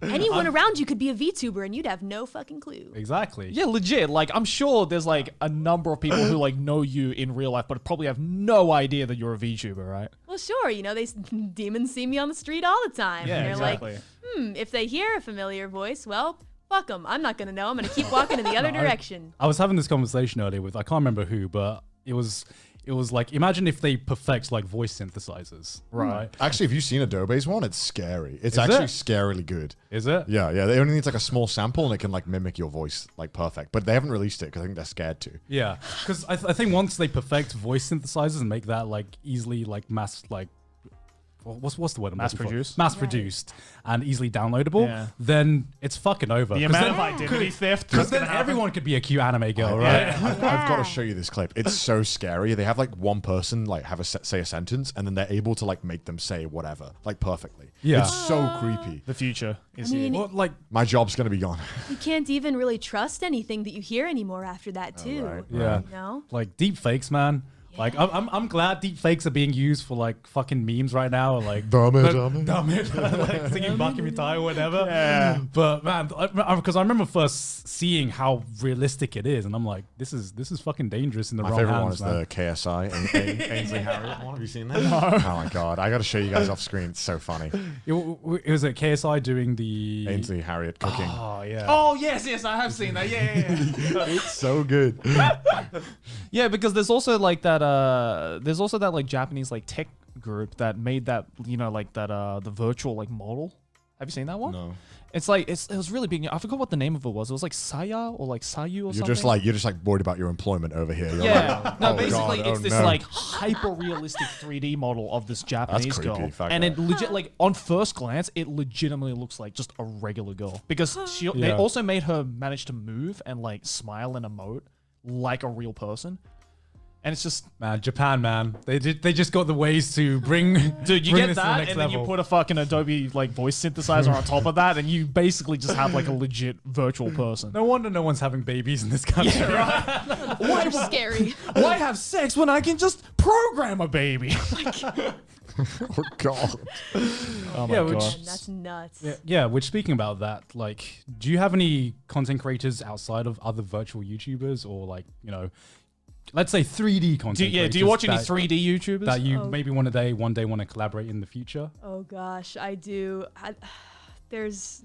Go on, you've had enough simps. It's time to simp yourself. Yeah. Who'd you simp? I'm so embarrassed because there's really only one, but I feel like if I say, I don't know if we'd ever do a good collab or if you'd even want to, because it's a part of his personality that I like a lot is that I don't know. I feel like it would be odd, but I've been a huge fan. I'm a huge fan of Critical. Oh yes! Do you know Critical? Yes. The other day I let slip. I accidentally I was playing Minecraft with Gouda and the other girls, and Gouda was leading me into battle, and I accidentally let out like a quote from him. We were trying to taunt the enemy, and girl was like, okay, well if we taunt them and we break down the bridge, then maybe that's how we get them. And I said, hey pussy boys, and I was like, oh fuck. Immediately after I was like, god damn it. He's probably gonna see it so Critical. Just saying. Critical. Come on. He's collaborated with Project Melody before, so that's true. I don't think that would Charlie's be like clearly a weeb, right? Yeah. So he'll totally. I mean, do he's like very clearly a weeb. Yeah. I remember after we talked about JoJo, he DM'd me and be like, "Yo, I'm ready to come on, boys. I'm ready to come on." Speaking of JoJo's, do you like JoJo's? I have to ask. I've never seen it. I'm sorry. It's on my well, list. it was nice having It's on my you. list. Listen, it's on my list when I get some time. Connor was just like, "You're my favorite guest." Now he's just like, Just kidding, she was get the off. most awful guest. Get off. You're in the top 5 guests so far. Listen, I'm going to. Though I will say, I did watch a lot of your videos with JoJo scenes and voice actors that you found on Fiverr. I'm honored. Oh my god. Yeah, it kind of made me want to watch the show, actually. Wow. Yeah. Well, do it. I will. It's a promise. It's a promise. I'll do it. I promise. Once I get just a minute. I'm glad. This is just like Trash Taste is just casually like secretly it's just like a cult to get people to just watch JoJo. It's like every personality is just like, so JoJo, have you seen Everything goes back to JoJo. Yeah, exactly. We should get you to do some voice acting. We should get you to. That would be a fun video. Should we get you to dub over some anime scenes? Do you want to do that? Well, I can give it my best shot. All right, perfect. Damn, free content for me. Let's go. Try. That's my idea. No one take it. No one else. Well, no, because I've actually wanted to like collaborate with you on like the rapping side of things. Ooh, yeah, sure. Because like I definitely want to like get more into that. Because now that I've been doing a lot of This stuff. is how like, YouTubers simp, by the way. Yeah. We Oh, simp cool, by really? collaborating together. Nice. Yeah, that sounds about right. I'm down anytime. But Yeah. unfortunately, I have to say I'm no good at freestyling. I mean, oh no, I can't freestyle to save my life. Cool. Well, I am pretty good at it. Oh yeah? No, because legit, like when I saw your tweet about how your debut song hit like 3 million views, I think it was, or 4 million views, Yeah. some ridiculous amount of views, and I was just like, I'm gonna try. Let me try and get her attention. So I just replied being like, hey, we should spit on the cypher together. Never thought I would get a reply, and then you were like, hey, yeah, I'm down. Yeah. Everyone was like, collab. Oh my gosh. It's like immediately when you see two YouTubers like talk Yeah. on Twitter, they think like, oh yeah, there's gonna be a collab 2 days later, right? Like that's how it works. I guess so, huh? Wow. It's just so funny where we could have like the most minimal interaction. Yeah. Like you could not even talk to them. You could see like some just see you like their tweet or something like that. Yeah, And people would be yeah. like, yo, they're totally boning behind. They're definitely gonna collab. This is a sign. I feel a collab coming. Oh yeah, for sure. It's like, wow, like can I just not casually interact with someone on the online without having it be related to business all of a sudden? Have you had any awkward moments where you've maybe like liked a tweet or followed someone and then the viewers have been like, oh my god, why? Oh, for sure. I mean, really? Yeah, I see people's messages, or rather their conversations all the time, where they're talking about the order in which I followed people. I think actually there was some discussion over the order in which I followed the other HoloLive girls. They took note of that. Well, they and thought there was like drama because of that? Not really drama, but just people assuming things. I suppose drawing their own conclusions, right? What? Like creating favoritism, right? Yeah, exactly. Yeah, that kind of thing. Could you imagine if that happened to like just us? Like being like, wow, Joey followed Connor before Gant. That must mean that Connor and Joey are like this, and there's something between Joey and Gant. The amount of conclusions that I jump to when it comes to our That's relationships crazy. with other people is like crazy sometimes. Over like the smallest details. It's the whole mentality of like, I know your life better than you know your life, right? It's like, Yeah. all right, dude. Yeah, exactly. You can say all you want. I mean, it's but people fucking I mean- diagnosing us with a new mental health disorder every episode as well. I feel like people are grasping at straws because it's all that they have, right? They don't That's actually true, know that's true. any one of us, right? tell So them, they Queen. take what they have, and then they write these stories because it's all that they have to go off of, like detectives. But as we all know, it doesn't really. I'm sorry I sipped my water really weird, chat. Well, not chat. Yeah, fucking sorry chat. about that. I went into Twitch mode there. I'm Pog in the chat. Yeah. Can I get a feels bad, man? So I presume you have lots of like, you know, maybe is there fan fictions about you already? I assume so, right? Oh, for sure, but I actually am you- not really one for reading fan fiction, so I actually good. don't I like check that. those I out. don't do that either. Yeah. I hate that. Why not?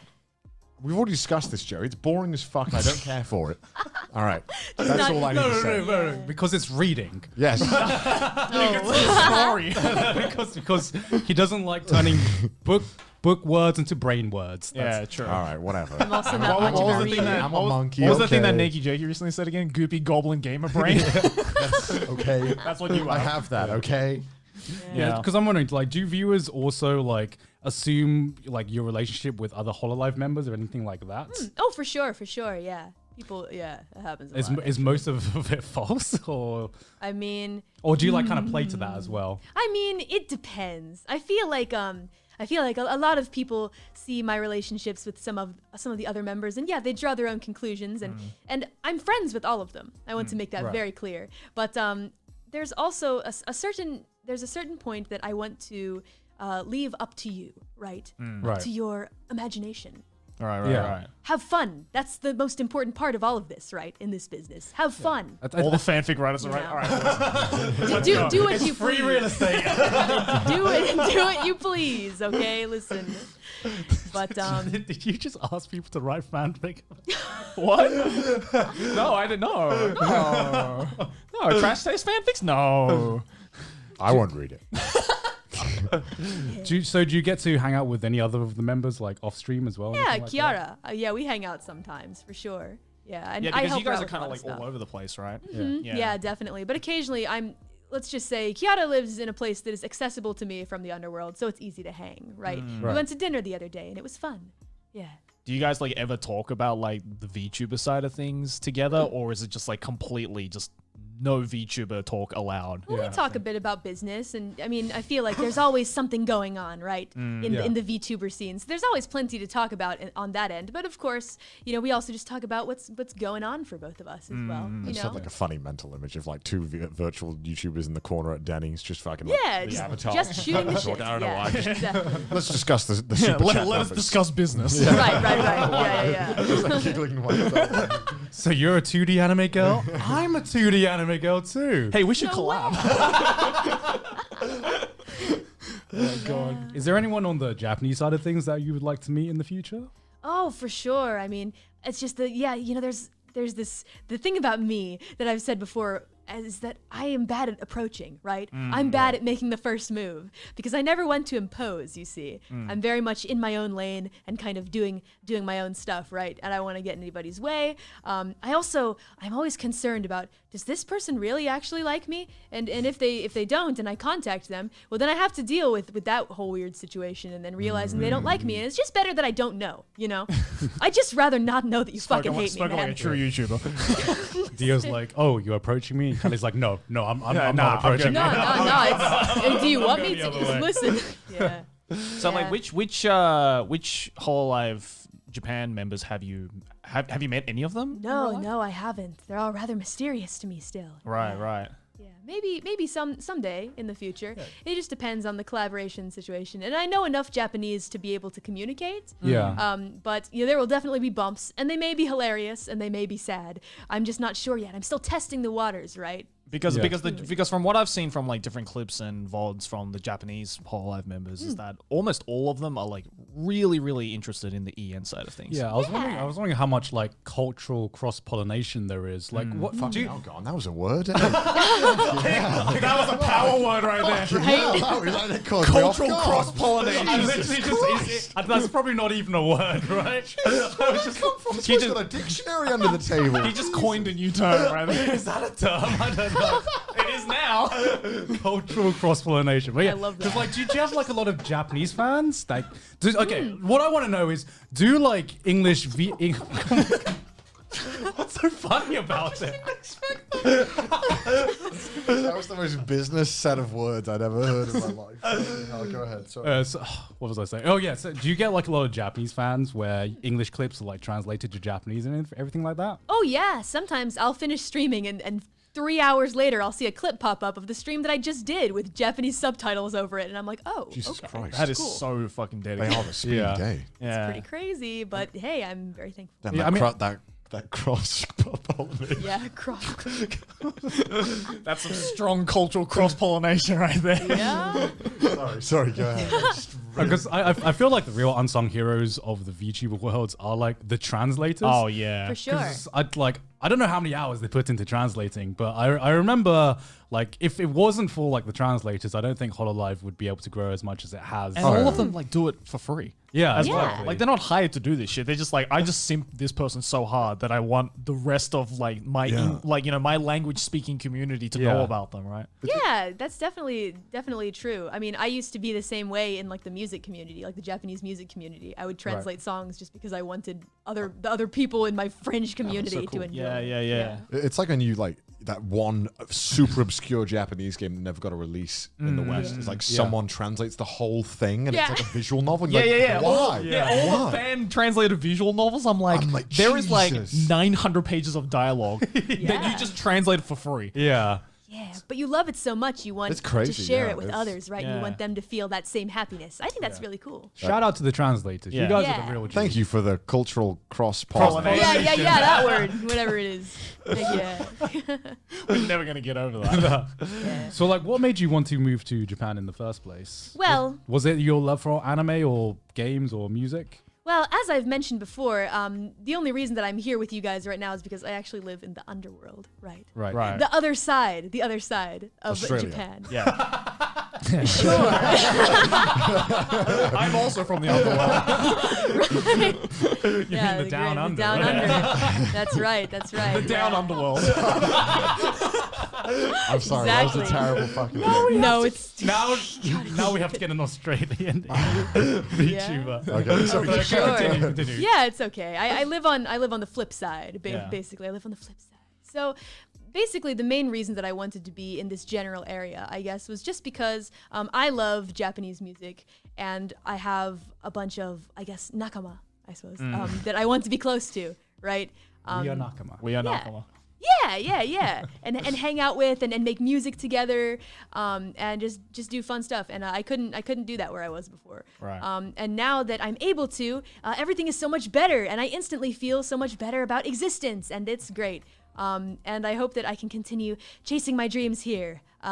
Because when I first arrived, it's like everything that could go wrong went wrong, and I was in a terrible place when I first came. Did you get like the culture shock of moving here and everything like that? Yeah, definitely, and not knowing any Japanese at all, etc., and having to figure out everything on my own, having no souls, no money, nothing. Yeah. And you didn't have any friends here or anything either. I did from the internet, but I was not located in a place where I could hang out with them. I Okay, guess. okay. So yeah, it was just not great. And we had a hard enough time moving here when we one know each other and two have an agency helping us. So I can't imagine how it was for you. Yeah, it was something else. But you know, I look at it this way. Every single day, I get a little bit closer to being at the exact place that I want to be, that I thought of like 3 years ago when I set out to do all this. That's awesome. And, that's progress, right? Yeah. So, Yeah. Absolutely. Yeah, because nothing sucks more than, working towards something and then 3 years passes and you're like, oh, I'm still here. Yeah. Yeah, You know? exactly. Yeah, that's. I mean, like I've heard your Japanese in your streams, Yeah. and it's definitely fine. Like you Decent definitely enough. sound like. Well, no, I mean like definitely it's super. perfectly No, it's adequate. okay. I'm Super not saying, gaijin. I'm not saying you're like Super like gaijin. super fluent or anything, No, but like no, it is no, but- definitely more than sufficient enough to like get by here, right? much Yeah, better to than me. get by, Yeah, right? it's much better I than can these get two. by. Let's just say that. Yeah. Well, thank you. That Yeah, feels yeah. good to know. You don't suck Thanks. like us, Callie. Yeah. As you said earlier. Your Japanese good, Callie. Your Japanese Thank good. you. Just don't really, suck. really. Just don't suck. Yeah, just just don't suck, Just right? get good. Just get good. Despite my, really, really like henna ikata, like I really can't say things in a way that is natural. I feel just that yet. that like adds like a completely like different type of charm to it though. Well, that's what Kaze and Kiara were saying when I was saying things strangely when we did our collab. Is they were Yeah. laughing so much, and I said, "I'm saying things weird," and they said, "No, it's cute, like it's funny." And I'm like, Yeah. "Really? You don't think it sounds like like fucked up and like it makes you like me less. They're like, no. No, there's like a weird innocence to it. Yeah, I think everyone likes like the other accent, right, where they struggle. It's really endearing because they're trying so hard. It's like witnessing like a Japanese person try and speak to you in English, but you hear it and it's clearly broken. But there's like a weird charm to it, right? Because it's like we have an entire fucking genre of clips where it's just VTubers trying to speak English. Yeah, words, right. That's true. Those are really and like good those point. usually do like the best because it's just so endearing that you look at it and you're like, oh man, they're trying so hard. It's so fucking cute. Yeah, man, when that dog said, "I love you," I felt that. Yeah, I felt the that, dog. I felt that. The dog. I mean, right? Like that. The whole reason why Coroner's English only streams do so fucking well is because it's literally that for like 2 hours. Yeah. Right. yeah, and it's just that's clips true. galore, right? So I think like in the opposite way, like I think you're able to achieve that as well when you speak Japanese. Like I'm sure Japanese people are like, oh man, like she's clearly trying. Yeah. But like the fact that it's not exactly perfect is like what makes it endearing. Right. Yeah, that's a good point actually. Yeah. Now that you say Because it. I certainly don't get that when I speak Japanese, right? Oh yeah. They don't Everyone hear just me and they're like, expects- oh man, he's trying his best. It's more like, holy shit.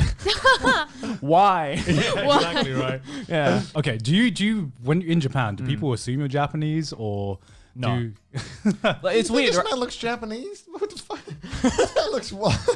I look white as fuck. Yeah, I was gonna say he looks white, man. Are you kidding me? No, it's really weird, right? Because like whenever I'm walking with like say Aki, she's usually the one that gets approached in Japanese. Yeah. Because she looks more Asian than I do. And then when the opposite effect happens where she can't speak a word of Japanese and yet I can, is where like the whole like what happens, right? Because Right. like when I remember like when I used to intern at like a tech agency here, like during uni, Right. I used to be the guy who had to like invite guests in for like during business meetings for that company. So Okay. I was the one on the phone organizing like the time and dates and being like, okay, I'll come down and get you from the bottom floor, so bring you into the office. Yeah. And every time I did that, I'm sure they were expecting a super Japanese dude to come down from the elevator. But the moment the elevator opens and they just see this white dude come out, they're like, you're the guy we just talked to on the phone, right? And I'm like, yeah. And they're like, okay. This is weird. And it happened every fucking time. Yeah. Like, yeah, I never get used to it. Especially, dude, every time someone at the fucking konbini gives me a That's so Nihongo funny. Josu. Oh Yeah. jeez. Do you get Nihongo Josu'd a lot? all the time? But what's interesting about that is that when they say it to you, that's how you know it's not Josie. Yeah. You know? That's how Have you you ever know it's explained not. what Nihongo Jozu is on the podcast? I don't think so. Nihongo Josu just means you're very good at Japanese. Yeah. Right, basically. Which is basically like what they say to every foreigner who attempts to speak Japanese. Yeah. Like if you're actually fluent in Japanese, they won't go Nihongo Jozu. Yeah. Right, yeah, exactly. Yeah, exactly. Like it's only when it's like your Japanese is like broken when you get the Nihongo Josu. Yeah, now Yeah. it just feels like condescending. You know what I mean? Yeah, exactly. Like, oh, Nihongo Jozu. I But bet see- you get it every time as Yeah, well. it's like all I said was arigato. I'm not fucking. Yeah, and they're like, Like, whoa, there's nothing Josu about it. amazing. Everyone can say it. Got Yeah, Nihongo Jozu from saying arigato. yeah, yep. Just the one word, and they're like, whoa. That's like if a Japanese person came up to me and said thank you. You don't go, oh, ego Josu. Wow, your English is Say great. that, right? It's so Nice condescending. English. Do you ever, Yeah. do you ever ordering in Japanese at a restaurant and then like as you're talking in Japanese like to them they'll be like, oh, here's the English menu, and I'm like, but, Yeah. but I was just talking in your language. And then you keep talking to them in Japanese, Yeah, and then they keep talking to you in English. Ego? menu? Ego? Yeah, exactly. But the way that I try to think about it, somebody said it really well before to me when I was kind of like, oh, I wish that they would stop. What someone said to me was, well, it's not about you, it's about them. You know, they want to be polite, I guess, and it's just their sense of like, Very kind. being kind and polite to you, right? It's more about them and not about you. So try and think of it that way, kind of thing. But I just complain about everything, so Fair enough, I could have for a sure, successful for heart sure. operation. I'd be like, bloody hell, that took a fucking long time, didn't it? Jesus Christ. The worst though. I'm sorry. The worst though than like a Nihongo Josu is like when I get this all the fucking time because like they always ask Nihongo daijoubu? oh, Like, right. can Is you it speak okay? Japanese, right? Like- and of course I say like, yeah, Nihongo daijoubu. Yeah. And they're like, oh, okay. English menu is here. In all Like, why the Subathon fuck did you English. ask me that question? It's never gonna matter. I had the NHA guy, which is basically like the TV license The guy. television man. The television man. Yes. Basically, if you have a television, you should be paying a television He's the other license. Death Reaper. Yes, the other one. I'm acquainted with him. Yeah. Came to my door and he was like, he looked at me, he just stared at me in like awe when I opened the door. And he was like, Nihongo, wakarimasu. What is it? Like, wakarimasu? Yeah. Yeah, wakarimasu. Yeah, and I was like, I saw the NHK thing in his hand and I'm like, wakaranai. Ain't that And just then he was like, terabi, no. No. No. You told me you didn't have I see. To explain, the NHK guy is like it's like it's not cable. It's like the TV. The guy. national, It's like the BBC. It's the BBC in the UK. It's national broadcast. Yeah, company yeah. in Right. And Japan. basically, the NHK guy comes and like you usually, if you own a TV in your house, you have to pay like a fee. Yeah, like a license. It's the law. It's the law. If you actually. use the TV, if you have like a kind of like a TV connection, right? yeah, if you I have a don't. TV connection, Yeah. yeah, that's the thing. A lot of people just own a TV because they use it for things like streaming or like Yeah. for games, like not to actually watch Japanese TV. Yeah. But the NHK guy doesn't give a fuck. No, he doesn't Like, care. He's like, if you own a TV, you have to pay the fee. Yes, it's actually the law apparently. Yeah, it is the law apparently, but Yeah. like a lot of it's also just like a waste of money to just be like, I'm not going to pay I a don't- fee for something I don't use. I actually Like, can't get the TV because you need a card. yeah. And I don't have the card. Right, it's like So- the NHK card. Yeah, I don't have it, Yeah, so I can't. And yet they're just so persistent to Yeah. like get you to pay that fee for something that you don't even use. Yeah. It's like no, you have to understand. I don't use the TV to watch fucking NHK. All right, like I'm a millennial. I use it for other things like gaming. You stream. And streaming. You can't run away because even if you don't speak Japanese, they will pull out Google Translate. Oh, so God. Oh, have fun. Worst. I felt like I had to be careful mentioning them because I was doing a playthrough of a game and there was this character that reminded me of the NHK man, and I just had to keep. I had to keep. It's the Mad Father. No, yeah, the NHK man special appearance in Doom.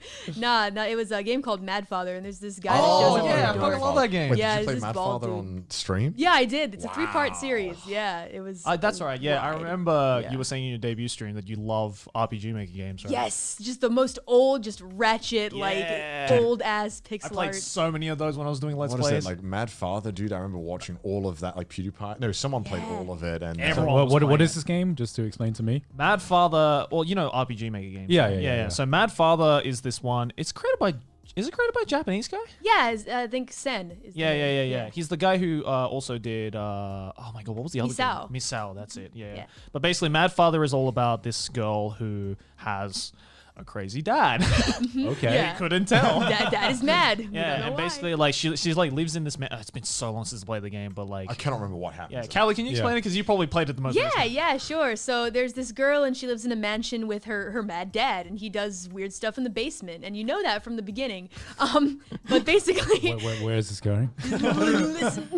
it's a ride. So basically, her mother has died, and the game starts off by you get these flashbacks and you see her life, and you realize that she's kind of like alone in this mansion with her fucked up dad and his mistress, and they're doing weird stuff in the basement that isn't just what you think is going on. There's other stuff happening too. It gets Fucked pretty up fun. stuff. Yeah. And so she hears like screams from the basement, and turns out there's a curse on the house that's based on like some bullshit with like her mother is angry or something like that. Maybe that's a spoiler. Maybe we should cut that. It's too late. I mean, the game's like how old at this point? It is a really It's old really game. It's a really old game. So basically, yeah, there's a curse in the house, and all these like bodies start coming to life, like reanimated corpses and whatever. And it's basically like your classic RPG Maker horror game. It's got like jump scares and puzzles and story, and it's super fun and super crazy. But there are also some scuff parts that I just love about it. It's just classic old RPG Maker game. For example, when your mad dad is like chasing you with his chainsaw, whenever he comes after you, and it's the jump scare when he gets you, right?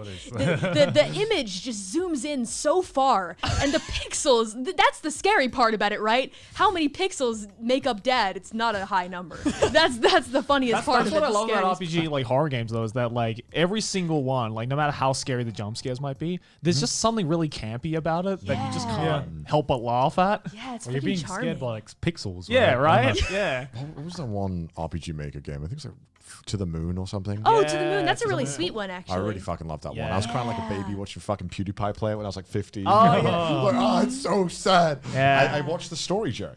Wow. Yeah, I was about to say, I was like, that is like 100% story. Yeah. I actually think I enjoy game stories. It's fun when he's watching someone else play. I genuinely think I like game stories when I watch someone else play it. Yeah. Right. But when Makes sense. it's me playing it, I'm like, You want that gameplay, man. Just Yeah. that straight gameplay. Rip and tear, man. You know Yeah, how rip it and is. tear until it is done. There's also there was a sequel to that as well. Yeah, that there he was. made. Mhm. I I played didn't it, play it's that great. later, right? Yeah, much later. Yeah. I actually liked it more than the first. Believe it Really? or not. Oh, really? Yeah, Okay. I liked there's like a twist that's really good, and the plot is just it hits some like relatable spots. So I As we recommend say on the checking show, out. it hits different.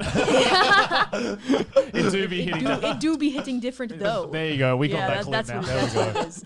That's what it is. Yeah, To the Moon. Like I remember I played that on my channel when I was doing Let's Plays, and like it's the music, man. The music just fucking kills me. It's so good, and it's all done by one dude. Yeah. Which is crazy to think Really about. Like, What, you all mean like the entire game or just like the music? the as guy, well? this guy who did the story, the art, the everything was just all done by one dude. Like he had Yeah. help with like the music, like composition. Yeah. But he wrote it all and just got someone else to like do the composition for it. But Oh, he okay. did the story, bad. he did all the like the programming and everything. It's just I love it's that talent, kind of man. stuff.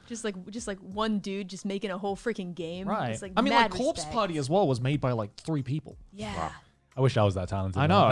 It takes a lot of passion Why and am I dedication. so lazy? God. Or like Toho was made by one dude. Like, it's Yep. just, I don't know, talent. And all I know and all I know what to do is how to talk about anime titties. Yep. That's just my job. That can be a talent. I sure can't it's do not that. a talent. And I I can't, can't though, so it I can't is. even do that on my own. I have an editor.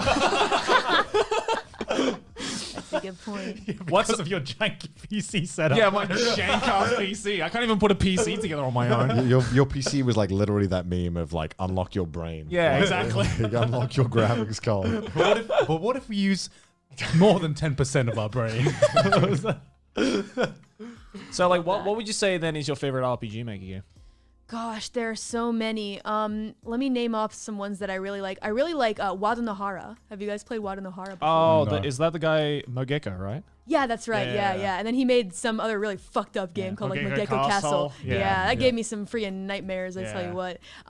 I really like the Crooked Man series. Did you guys ever play those? I played No, that. I haven't. Yeah, they're really good. I think I've played almost every RPG horror game. Oh, seriously? Yeah, I used to do like Nice. Just a worldwide. Yeah, no, because I used to play them like exclusively on my channel because I got really massive off the Corpse Party. Oh, yeah, Corpse Party. series, Right. So naturally, I had to go into the Yeah. RPG Maker Yeah. stuff. Well, Um, the first one that I ever played was Ebe. I feel like that's like I a know first that for a one. lot of people. Yeah. I know that Yeah, one. it's a first for I a lot like- of people. let's play it's of old that as too. shit, I know man. some of these because Sydney loves these kind of like RPG horror games as well, Yeah. so that's why I know some of these. Ebe is probably like the most famous one. Yeah, Right, and it's right. old. It's old as fuck. Yeah, like yeah. super old. And then I feel like a lot of people also know Witch's House Yeah. as well. It's like a classic like jump scare one. I need to play that on stream. I feel like everyone would really enjoy. Pocket Mirror is also a really good one. Oh yeah, as that's a well. good one too. Yeah, I recently played that. Yeah, I don't know. I'm not like I should get out the room. Leave you two. Listen, hey, all you have to do there's someone who translates a lot of RPG Maker games, and I recommend, of course, obviously you buy the games, of course. Yeah, yeah, but yeah. but for those that it is impossible to do, the translated patches are available and they're very easy to access in one spot. And they're You should really go look good for them. too. Yeah. Yeah, they're really good translations. Really well done, Again, yeah. like just someone is just talented and has the time to just be like, oh yeah, 5-hour game where it's like exclusively talking. Yeah, I'm gonna finna translate that. Yeah, exactly. yeah, shout out to the translators again, man. Yeah. Sure. For sure. I got so into RPG Maker games though that it got to a point where after I played all of them, I went onto the RPG Maker forums and just started downloading people's like projects that they were working on and playing them. Oh wow. And that was something, let me tell you Were what. any of them like memorable? I mean, by how not great they were. I mean, well, listen, I don't know. That makes me sound like such a You dick. should have Hold on a replied to them second. being like, "Why try when you're not good?" Oh, gee. Just get good. I mean, Just get good. I mean, I got. Don't be shit. I got a fine, laugh it's out of simple. some of them, and getting a laugh. Hey, listen, man. That serotonin release for one laugh. Okay, good, fine. Be proud of yourself for that. I Hours felt of good work today so I because of could you. chuckle once. I'd like to laugh at you. Hey, listen. Listen, man. No, I had some fun times. I remember some real janky ones. I don't know if this was someone's project, but there's this super like obscure ass one called what is it, like Desert Nightmare or something. And That sounds like an indie game. I think I got it off the forum, and it's like you're this chick, and you get out the car, your car is broken down, and you're in a desert, and it's a horror story. And I remember it was so freaking jank, but I played it all the way till the end, 3 hours. Someone's just project on the RPG Maker game forums, and I got invested. It was shitty, but I got invested, man. Yeah, I remember that. It was Sounds good. like Connor's nightmare. Is this a compliment or not? No, I'm unsure. listen, dude, whoever made that game, good on you. I know you're out there somewhere. You might see this, you might not, but fuck yeah, man. There might be a Cali simp. You never know. Oh jeez, don't take it as an insult. I genuinely had a lot of fun with that game. It's like the next red super chat you get is like, "Hi, I'm the developer for this." Oh shit! Listen, man, hold on, wait. Maybe I'm joking. I cannot imagine going on a forum looking for shitty games. Hey, I was desperate, man. You get desperate sometimes after you go through all that stuff, and you're like, I want more. I need my fix, right? Imagine like a You're cut crazed like you addict. doing that, and then me just doing Super Hexagon for like the millionth time, trying to beat the hardest level. You ever seen Super Hexagon? Yeah, of course. I fucking love that game. What is that? It's like a visual crack game. It's hard. Yeah, it's like Epilepsy, the game. Yeah, basically. yeah. Is it like a puzzle game? It's on screen right now. Yeah. It's very fucking difficult, but I love it. That's the rhythm. It's like not the rhythm game, but like it's like a. How do you explain a games like that? Fucking seizure Survival games. I game? don't know. That Survival sounds kinda seizure. It's have you played that game where you jump the block? Yeah.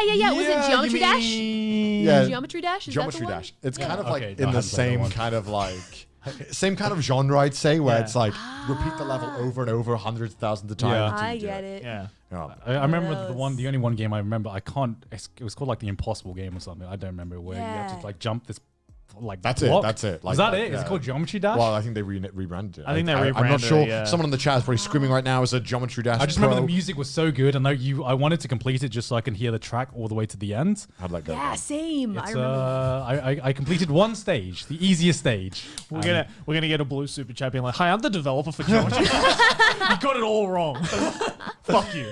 What's like the weirdest super chat you've ever gotten? Or is there any that stand out in your mind? There are some pretty fun ones. For example, there's a reoccurring character in my stream called. Am I allowed to? We actually never got that checked, huh? If Ghost Rider, right? Ghost Rider outside my house. There's a freaking skeleton on a motorcycle that just every day when I'm streaming, 5 times a stream, just outside of my window, just. And it gets on my last damn nerve. Well, everyone's called him Ghost Rider, right? And Okay. he appears sometimes in the super chat to say sorry for being loud outside or whatever, that kind of shit. And I'm like, thanks for your super chat, man, but that doesn't change the fact I'm fucking pissed at you right now, man. Like, Maybe they're trying to use echolocation to determine your pinpoint address. Oh, yeah. Based off the sound reverb. Yeah, exactly. How far away? It's Judging like, okay. from that frequency, I know that it's this type of engine. That's some Reddit shit, man. They'll find that out, dude. oh, for sure. No, I believe it. Yeah, it's like that news, of like how like someone found that Japanese idol because of like Reflection in her eye. reflection in your eye. I read about that. That's nuts, fucking man. scary. I mean, you don't have to worry about it because Of you know. course. Oh god, why you we're don't not have wearing a- sunglasses right now? Yeah. Yeah, Gar's just like, I'm not gonna look Move at down, you. blow our eyes. Blow them. Oh my god. Yeah, Oh you my got God. it. Be careful. Be careful. That's Yeah. so Yeah. But pretty nuts. I guess like for those of for people of Trash Taste who don't know anything about you, like, do you want to like shout out your stuff? Yeah, sure. Come check out my my streams anytime. So basically, I stream. Well, it really depends on the week and what's going on. I'm busy right now, but by the time that this comes out, things should be back to normal. So I usually stream maybe 5 or 6 times a week. It depends on what's going on with me, but I try to take 2 day breaks, and then sometimes I stream twice a day. My time zones are a little weird, right? But I try to stream at, I guess it's morning time in America, and either afternoon or evening in Japan. And then on the weekends, it'll be afternoons, mornings in Japan, and evenings, afternoon-ish in America. So come check them out. And I also do music. I have a playlist in my YouTube. Just look up Mori Calliope or Calliope Mori, or you can even just look up Mori channel or Mori Hololive, and you should find me immediately. And come hang out. Subscribe if you like my stuff. If you don't, that's cool. You don't got to do that either. I mean, you don't have to. I Don't forget to like and subscribe. Self-confidence radiating. If you don't want to, you don't have to. My stuff isn't You're for a death everyone. god. Let them know they'll die if they don't. Oh, okay. Just do it then, please. Please. But yeah, we'll leave. Assert chat energy, assert dominance. Exactly. Yeah. But yeah, You we'll leave should do that. the links down in the description Yeah, as of always. Thank you. Yeah, if you like an interesting rap, I guess pop rap, Japanese rap inspired English rap. I If don't you know. want to see check an it out. anime girl spit bars, Sure. Fucking Yeah. check out her That's channel. the place Check to out go. her The tracks. fire, They're yes. fucking fire, man. yeah, Thank you. legit good. I hope you haven't enjoy listened to them. them yet. I will. Actually, they're availavailable on some music stores now, I believe. Oh, awesome. Definitely Are they actually? Apple Music worldwide For Okay. Sure. Oh, awesome. Okay. Come check Awesome, it out. awesome. Yeah. Spotify, maybe. I don't know. By the time this comes out, who could say? Maybe Yeah. go check just in case. I don't know. We'll see. We'll see. But So, yeah, I think that's everything I wanted to talk about today. this has been the most interesting This- episode of Trash Taste. This thus has far. been a venture for all of us, I would say. Did you? so honored. Yeah, thank you very much for joining us today and being our very first 2D guest. I feel Thank you bad for that I having haven't me. watched any of your stuff before this, but I it's certainly okay. will fix that. You've been a You've great learned guest. a lot, though, at least. Yeah, today. you're Yeah. Have very, you learned very anything? charming personality. Thank you. I appreciate that. Come watch me really suck at Doom if you want. But listen, here's I'll the do thing. it. We're just gonna Listen, see Red super chat being like, you suck. you suck. CDawgVA. Oh, thank you. I appreciate it. Yay, CDawg, CDawgVA thanks. sends his regards. You're terrible at this game. Thanks, I know.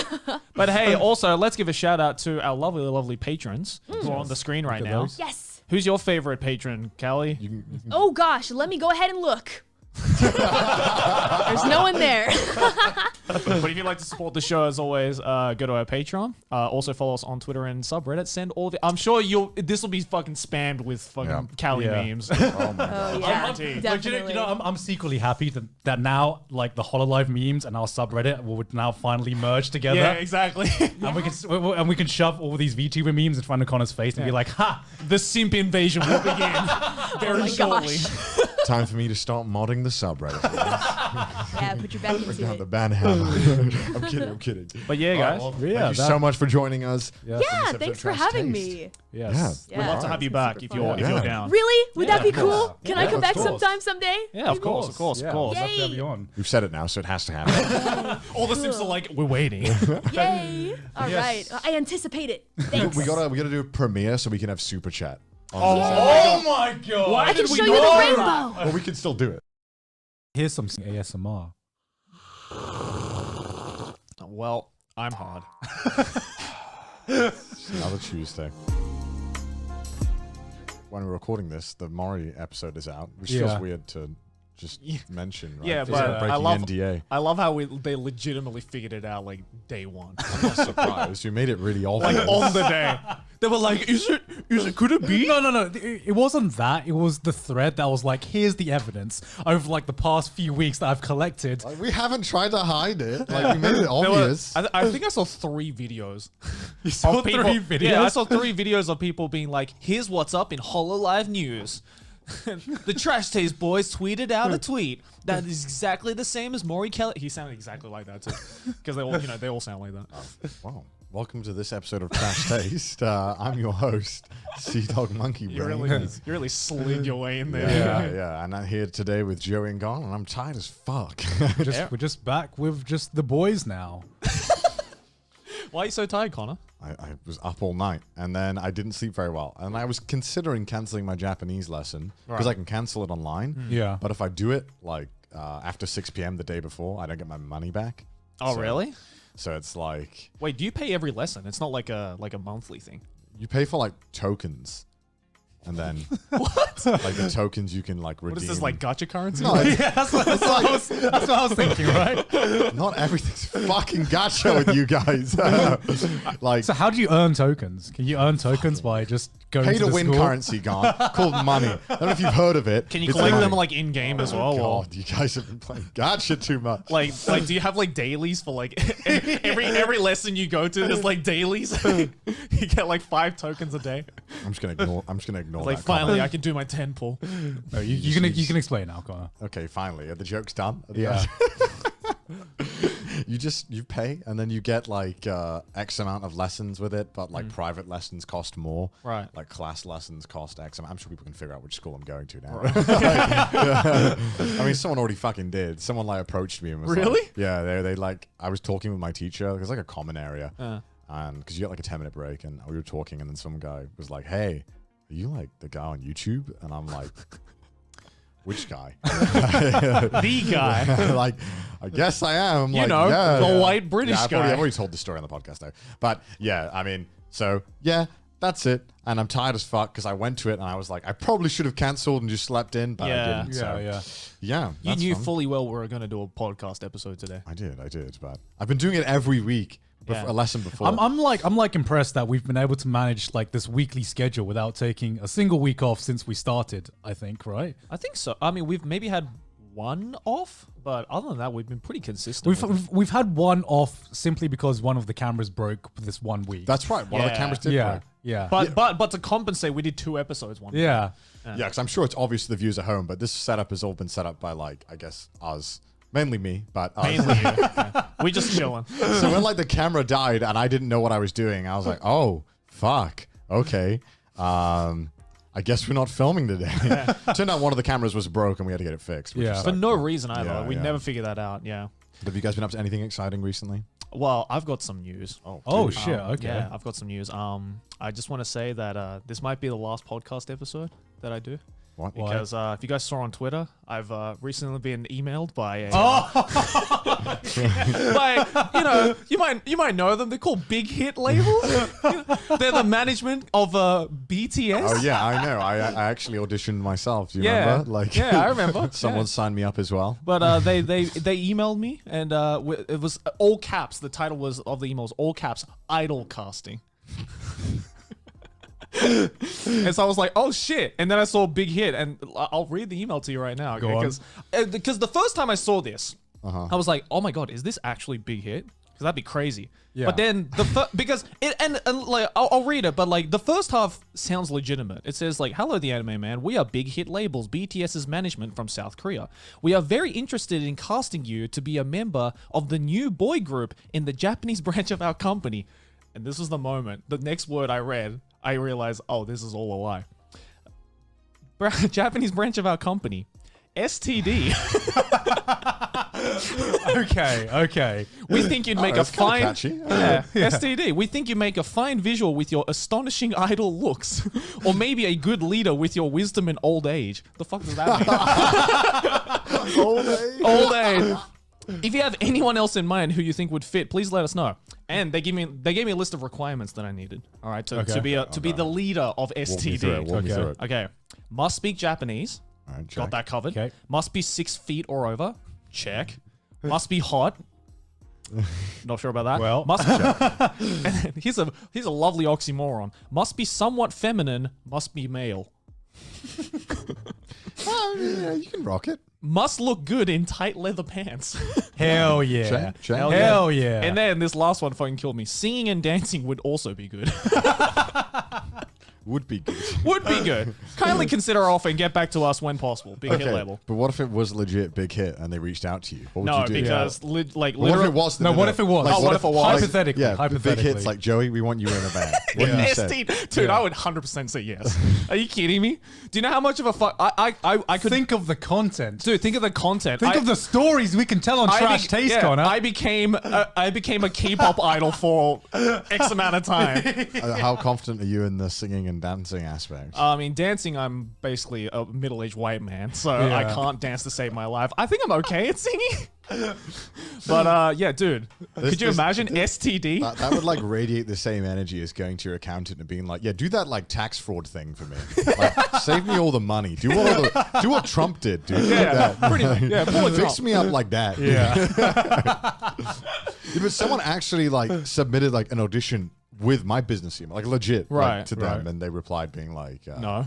I think it was no, or like to do the next step or something. Like it was some like verification thing, and I was like, oh, thanks. But I've had so many. I've had like every single dating site you can imagine. Like I've had like singlemuslim.com be signed up for, christianmingle.com. Classy.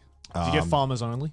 I haven't had that. Is that a website? Yeah. Farmers only is like only you have to own like a certain amount of land to be eligible. To like go on. Seriously? Yeah. You have to own like certain amount of acres? You have to own a certain amount of acres of farmland to be eligible for it. And like I see these and I don't think anything about it, but now I remember that I have like an agency looking at our emails, and that's when I started to get like kind of worried about it. Yeah. And Maylene the other day goes to me, there was a weird email in your email. Apparently you had matched positive for STDs with someone. Like someone you had slept with had STDs. And I'm like, Milligan, it's obviously fake. One, if I thought I had an STD, I would go to the fucking doctor, not a website, right? Let's just use my work email, which I know my agency checks, to be like, by the way, let's get an STD check right now. It's like, how many terrible decisions in a row would I have to make to have that? Like, I would have to sleep with someone who I would have to be like, well, who knows? No condom. Then go in, think I have an STD immediately after, not go to the doctor, sign up to this website. Final step, use work email. like, do you ever meet people who are like, man, I just can't seem to get a W, and then they just don't. But they always just do things that never set it up. Yeah. That's the kind of behavior that they do. That they're like, just like, man, I'm just so unlucky in life, and it's like, you did drive with no wheels. Like, what did you expect to happen? Like, I think we all know like one person that is like he's like the nicest person ever, but they just keep doing dumb stuff, and you're like, come on, man. I'm like, you have to be like, no one person can take that many L's without actually trying to do so, right? I have a lot of like sweet friends who just like, come on, man, I want to see you get a W. Yeah. You just keep doing it, man. Stop, man. Dude, like that BTS one though, or the Big Hit Labels one, like I posted it because I thought it was fucking hilarious, right? And it is, but you know, I quickly learned my lesson to not fuck with the K-pop fans. You felt the wrath of K-pop Twitter? Yeah. Which just a Twitter rule. I woke up in the morning and I saw that the thing had 800 quote retweets, and I was like, oh no, that's never a good sign. Oh no. But, boy's about to get ratioed. And I checked it, and like a lot of them are just, you know, people just saying, obviously getting that's a joke, but you know, there's those handful of K-pop stans who are just like, wow, how dare you like stereotype all K-pop stars, and like, I don't worry about it. It's I thought it was fucking hilarious. Do, but it's like, there are some people who are like, oh, he probably photoshopped it just to get attention. I'm like, I'm not that fucking desperate for likes on Twitter. That's got like more creativity than half my videos. Yeah. Like that's the only reason I posted it because I thought it was fucking hilarious. Like I wouldn't have otherwise. It's weird that people assume that like that's the kind of content we think we need. Yeah. That's the amount of steps that we're jumping through here. That's how desperate I am for Twitter clout. Yeah. That I have to fake an email. The amount of loops you would have to jump through to get to that point. You know what I mean? Oh my god. You could just say I like hentai and you get more likes. Dude, I tweeted penis and I got like more likes. So it's just like fucking whatever. Yeah, but K-pop stands, you don't mess with them, Joe. That's a universal truth. Yeah, I mean, I knew that from the get-go, but I didn't think that would have caused a fucking riot, right? I'm just like, can these people not take a joke? Clearly not. Anyway. But yeah, moving on. Yeah, so I see you started Genshin. The Oh other day, yeah. Connor. After holding off this entire fucking time and Welcome to the crew. holding off from like me and Joey talking about it like every I week. just didn't want a fucking sponsor, our fucking podcast to become a sponsor episode. You know what I mean? For free. If we're gonna talk about Genshin, I want to get fucking paid. You know what I mean? Do you like it though? It's fine. It feels like Breath of the Wild light. You know what I mean? Like, yeah. It feels like It's Diet Breath of the Wild. you know how like in Breath of the Wild when you would like think, oh, what if I do this like weird thing, and then you'd always get rewarded for it. Yeah. In Genshin, I would do that, and I'd be like, oh, there's nothing there. Really? It's another common chest. Oh well, boy. Don't understand what I'm picking up, but because the reason I like Genshin and the reason I like it is that it is very, very Breath of the Wild. Oh yeah, that's the best part of the game. Yeah. But it's Breath of the Wild mixed with basically JRPG elements. I'm just that's fucking awful. Do you know, I was watching this guy stream. Yeah. Dude, every time Paimon came on screen, he was like, "Shut up!" There's one point where it was a cutscene. I think like I just like had my mouse to my head and I was just tapping it. Like, because I was so bored. The story's so shit. Not that I would have paid attention anyway. Yeah, exactly. But it's like doubly shit. And then some people in my chat were like, why are you skipping the fucking cutscenes? And I'm like, it's shit, right? And everyone was like, yeah, it's kind of shit.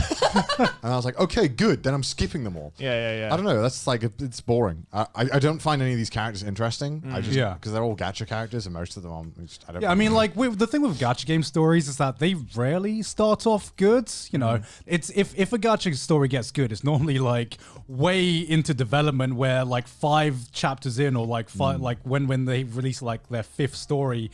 like story chapter arc. 6 Arknights. Yeah, right? yeah, Which I've heard about chapter 6 Arknights, which is meant to be amazing, and I'm just like, well, I've kind of skipped the entire story up to this point, so I just don't trust anyone. I've read chapter 1 and that's it. Like after that, I was like, oh, okay. I don't need to know the story to play the game. Yeah, I just don't understand people who like love stories in gacha games. I mean, we've covered this before, but Yeah. have we? I mean, we've covered story in video games, yeah. But I mean, they're especially shit in gacha. Like, Yeah. Like Breath of the Wild, like didn't have much story, and that was like the best part of the game. So it's like, just do what you want. Yeah, but like the reason why people skipped over fucking Breath of the Wild story is because like I mean, you can't skip over anything. What person who doesn't know the story of Legend of Zelda? What is the story of Breath of the Wild? Beat Ganon, like yeah, you every just beat Ganon, right? Yeah. That's nice though. I like that. They kept it simple. Like, Yeah. let me do it. I mean, I like the fact that you can change characters and there's elemental and the combat's kind of fun. It's okay. It feels pretty limited, but Yeah. I mean, it's fine. I mean, the reason I thought it was great was because it feels like Genshin is like kind of feels like a first of its kind, right? Because when you think of gacha games and when you think of like, you know, the whole gacha genre, you have this image of just like, you know, cheap mobile games that only hardcore weebs are into. Yeah. And it's been really fucking weird seeing just how much Genshin has blown up. Yeah. And I feel like I went into Genshin thinking, oh, it's just going to be kind of like Honkai, but a little bit more polished. And I got completely blown away when I was just like, no, this just feels like a AAA gacha game. It feels like the very, very first AAA gacha game where it's like way more polished than pretty much any of its competition.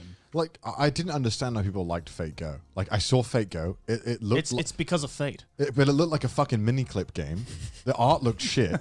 And then also the story sounded like a convoluted mess. And then also the gacha rates were abysmal. So Because you don't mess. It's Type Moon fans like K-pop fans, right? It's like the moment there's anything Type Moon, they're just like, give it to me. So there's this thing called like the waifu economy, right? Where it's the value of the waifus, and because Type Moon have such because Type Moon have such a strong brand with Fate and all the waifus in it, that just makes the waifus in Fate worth that much more. And people like you look like you're about to die inside right now. Gant's a waifu economist. it's absurd. It's like absurd. But like the story in Fate Go does actually get good. Like fucking 5 chapters in, I can't remember which chapter Camelot is, but that's when it gets good. So when you're playing the gacha games, do you want the characters because you like them or because they'll make you OP? I mean, I'm sure it goes both ways. That's the eternal struggle, right? Do you go with meta or do you go with waifus? I just want the OP ones. I don't care about the characters' looks. Oh, I'm completely the opposite. Because Really? like every time I stream Genshin, there are so many fucking backseaters for Genshin. There are 2 types of people in this world. Yeah. There are so many fucking backseaters for Genshin. Where like I think once I had like both Chi-Chi and Klee in like my party, and people are like, what the fuck, that's like the worst combination. I'm like, I don't give a shit.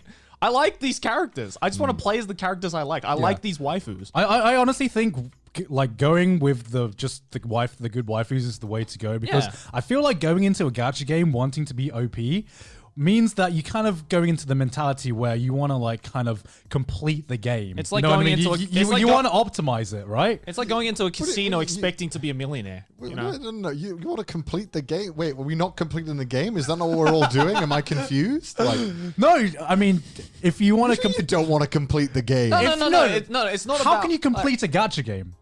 Do the story. But the story isn't everything in a gacha game. Yeah.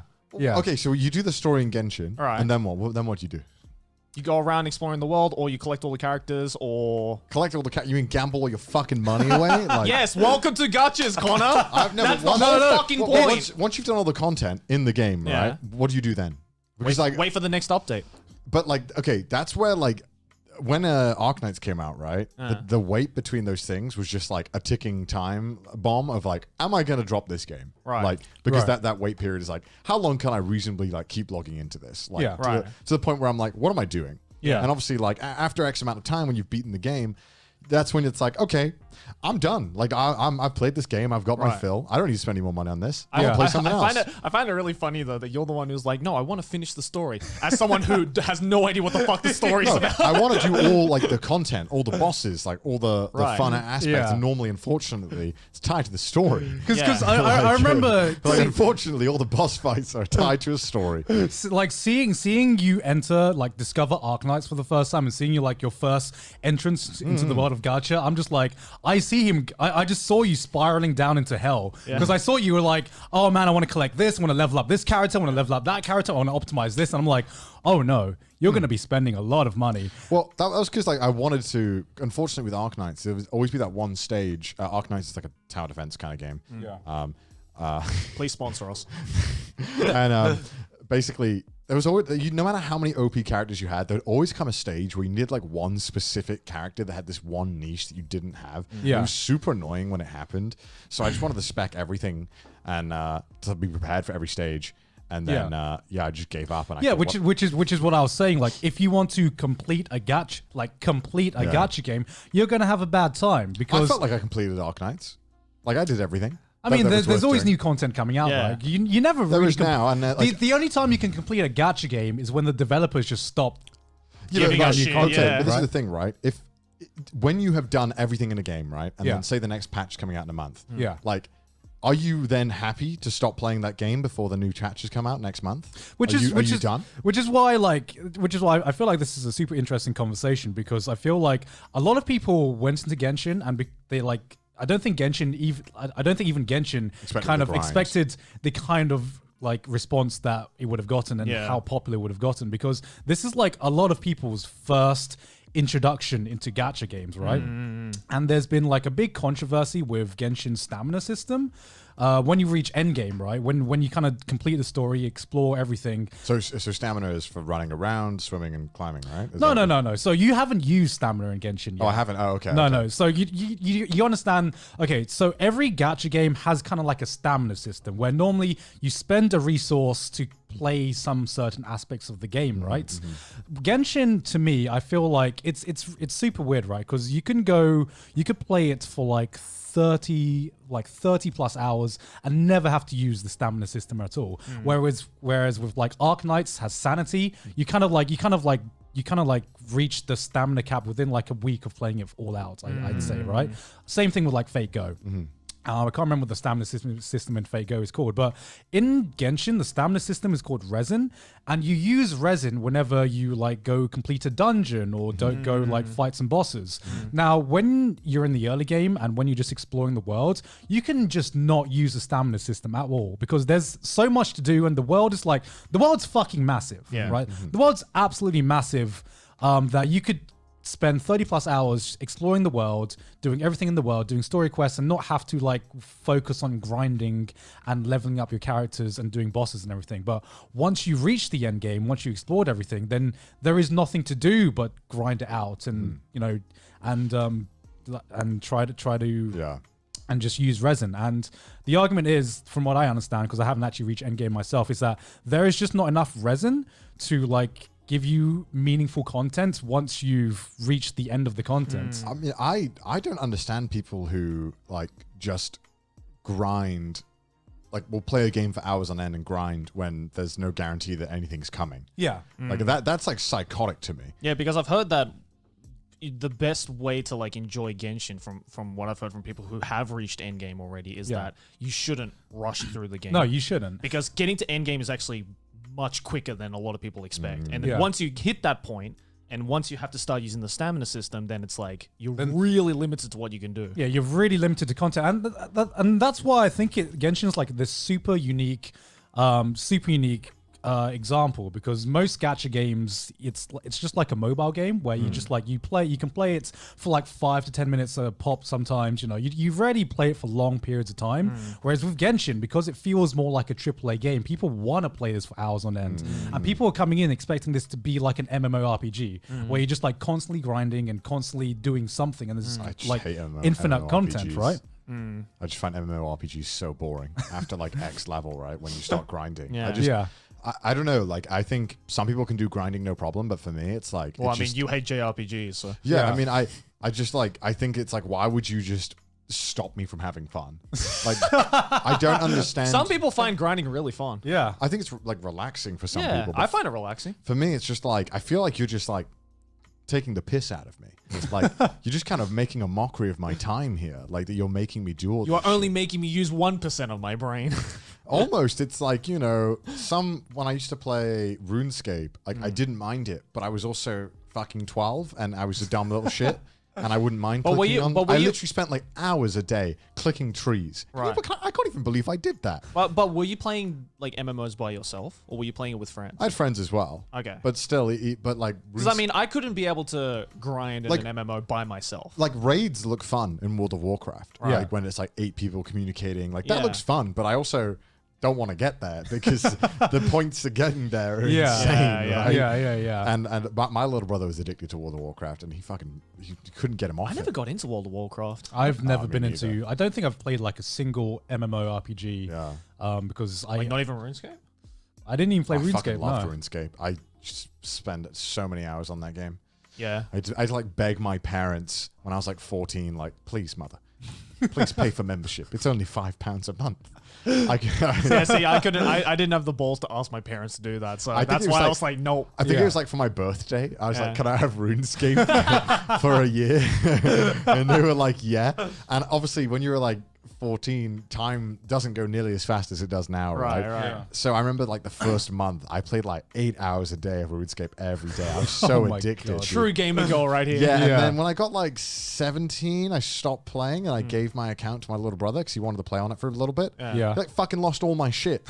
I remember there was like this thing called like, there was this thing you had to grind for like the specific armor, and it took me like months, and he lost it. Like mithril armor or some shit. Oh, was it like called Fist of Gothics or something? I don't know what it was Fist called. of Gothics. It was like this armor where you had to play this like egg game. It was really dumb. I spent like I would spend like 2 weeks straight getting this armor, doing these fucking mini games, and then he lost it, and then I got it again. Yeah. I came out of retirement from RuneScape just to get this. out of retirement. I came out of RuneScape retirement just to get this armor again, and he fucking lost it again.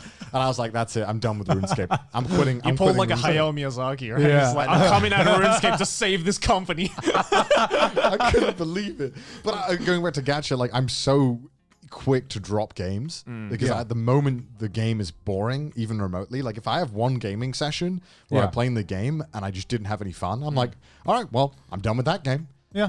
Somehow League of Legends hasn't done that. I mean, I think it's like hacked my brain. I don't know why. I hate it. I feel like it has hacked your brain in a certain sense because I don't know. Do you enjoy League or do you feel like League of Legends, by the way? Yeah, I'm sure of course. everyone knows. Do you actually enjoy League or do you just sometimes play it because it's just like a coping mechanism? It's like a familiar kind of like system that you just understand, and I think I don't know. Jerry probably hasn't had this, but I think when you've played a game like that for so long, there's this kind of like almost autopilot nature to it, where like I'll see I have like an hour free, and I'll just click it open, even though every time I know when I click it open, it's a bad idea because not only one will I probably not have a good game, even if I have a good game, I don't feel good about it because I'm like, well, that was a stomp, that was no fun. Yeah, exactly. And if I lose or have someone inting, or on the Japanese server I've been playing, people just fucking troll so much more. Yeah. It's so bad. And I'll be like, well, I just wasted 30 minutes and now I'm fucking angry. And then I know every time I click it open, I'm not going to, it's never going to be worth it, but sometimes I still do it. Yeah. it's because it's like just habit building, right? I have played League of Legends, like, it's been like I'd say my main game for, God, when did Lucian come out? Like 2014. Jesus Christ, man. Like, it's been like 7 years. I've just like, it's been the game that I always just go back to. Yeah. Right. And it used to be really fun.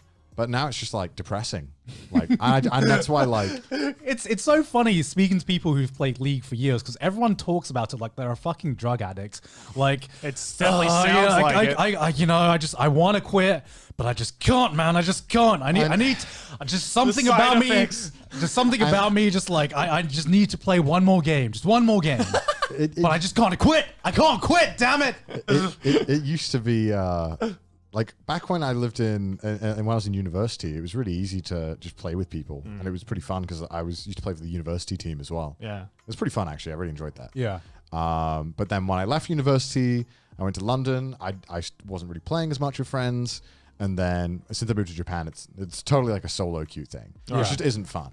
Which solo queue is just playing on your own with 4 other random people. And I don't know why in the Japanese server, it's so bad, dude. Right. It's full of like Chinese Smurfs and Korean Smurfs who want to just fuck around. So all the games are horrible. So then have you considered quitting? Stopping? It's hard, because I know why. It's because there's nothing to replace it, right? What do you do, right? What do you do when you have like just 1 hour free? Just only 1 hour free. Jack off. For 1 hour? I mean, I'll get the job done within that hour, right? And then if Connor's like, that's an unoptimized jack off. Can't have that. Well, no jack off should take more than 5 minutes. Oh, then yeah, I have 55 minutes to do whatever I want, right? But like, okay, no, but seriously, like, what do you do? Like, read a book, watch something? Like, Yeah, I don't know, read what do you do? read a book usually. I can't open a book for an hour. It's like Yeah, because you're fucking monkey brain. it's like an 8-hour thing for me if I open a book. 8 hours? I have to make it a whole day thing if I read. I'm talking about like manga Yeah, or like manga. or like Like, I'm actually with Like Connor. if I'm reading manga, it has to be a whole day thing. I can't put it down. Yeah. Like I can't. Oh no, I can easily just pick up a volume, read it, and then that's it. Yeah. Because I think the problem is that League is so easy to just do for 30 minutes without engaging. It just engages that monkey brain, that fucking lizard brain, where you're just like, okay, I'm just clicking buttons now. And I recognize that it invalidates a lot of my points. Like when we talked about fighting games, that clip of us talking about it and me being like, yeah, fuck it, you know, I got so much shit for that. Because first of all, they were like, well, Connor's a League player, so it makes so much sense. Yeah. And then the other top comments are like, Connor's just a sore loser. That's why he doesn't like fighting games. I'm like, you don't know a true fucking loss until you played a 40-minute game of League and your team fucking threw it all. This video is sponsored by Honey. Imagine this. You make a list of gifts you're going to buy for the holidays, and then someone randomly gives you the money to help buy one. Sounds good? Well, that's what Honey is doing. They're helping pay for $1 million worth of gifts. $1 million? That's a lot of money. It is. You're probably wondering, is this the same Honey that automatically searches for promo codes online? I am wondering, is it? Yes, it is, Joey. With Honey, you can also make a list of all the holiday gifts you want from certain stores, and Honey will email you when their price drops on anything. Anything? On your list. Anything. Just add Honey to your computer, create a free account, and throw some holiday gifts in your drop list for a chance to win. Honey will randomly select winners and give them the money to help buy something on their list. They're basically turned into Santa. I would like a copy of Super Mario All-Stars, please, Honey. That's on my drop list, by the way. Why are you laughing, Joey? It's on my drop list. Honey, I want the new Xbox. You know which one. Did you know there is no purchase necessary? You need a PayPal account to redeem the prize, only valid in the US, and the giveaway ends on the 21st of December 2020. So go now. You don't even need to be a good boy or good girl to get all the gifts that Honey can give you. Get Honey today for free at joinhoney.com/trash taste. That's joinhoney.com/trash taste. Back to the episode. Yeah, there's a lot of people who are saying, yeah, I'm just bad at fighting games and I'm a sore loser. That's why I don't like to do it. And that's so bullshit. If you ever played League, you know what true fucking pain is like. Right. I would rather lose a 2-minute fighting game any day of the week than lose one League game because it is fucking brutal. I mean, just from the sounds of it, it just sounds like a shit experience. Oh, it is. It's terrible. It's fucking awful. Then stop. Who knows? No, because just say that to a crack addict, Joey. I will. Just tell him I will. Like, you can quit crack, just do League. It is like crack because I will say like the honeymoon period of League, like when you first start learning the game and when you start clicking, it's probably like some of my fondest gaming experiences in my life when I'm just like, this is a really, really fun game. And it's just like, I didn't even get to that point. Yeah. Because I played one game and then 5 minutes in, all the comments called me new fag and they kicked me. So tell me, like, what did you hate about League of Legends? Like, walk me through it. I mean, well, first of all, I don't like MOBAs to begin with. Yeah, I mean, there are so specific tastes. There was that, and then just again, like, just from what I've seen and from what I've heard from a distance, the League community just looks like a bunch of fucking cocks. Like, it's like What do you mean by a bunch of cocks? like they just, you know, I've always hated using the word gatekeeping. Yeah. But my God, League players are like the crowns of gatekeeping. Like, you say anything bad about the game, you try and, you know, get into it like with no experience or like no knowledge of the game whatsoever. Yeah. Most communities will, you know, at least a few of them will be like, hey, you trying to get into our game? welcome. We'll invite you with open arms. But if Yeah. you suck at the game, then that's your responsibility, right? And I'm like, all right, fair enough. Yeah. But meanwhile, League is like, if you're not a fucking god at this game from 5 minutes in, then you're a fucking new fag. Get out. That was my experience with League. I mean, League definitely has one of the most toxic communities. Yeah. Yeah, places. I actively tell people like, just don't get into League. Like, Yeah. it's not like, And I'm like, it's not rewarding. Yeah, and I'm like, I already can't deal with fucking toxic communities to begin with. Right? Like I said, I don't So really it's like- mind that much. Like, I kind of like that aspect of games. I've been on the internet for too long. I don't want to deal with that shit anymore. Like, Connor's like a toxic gamer.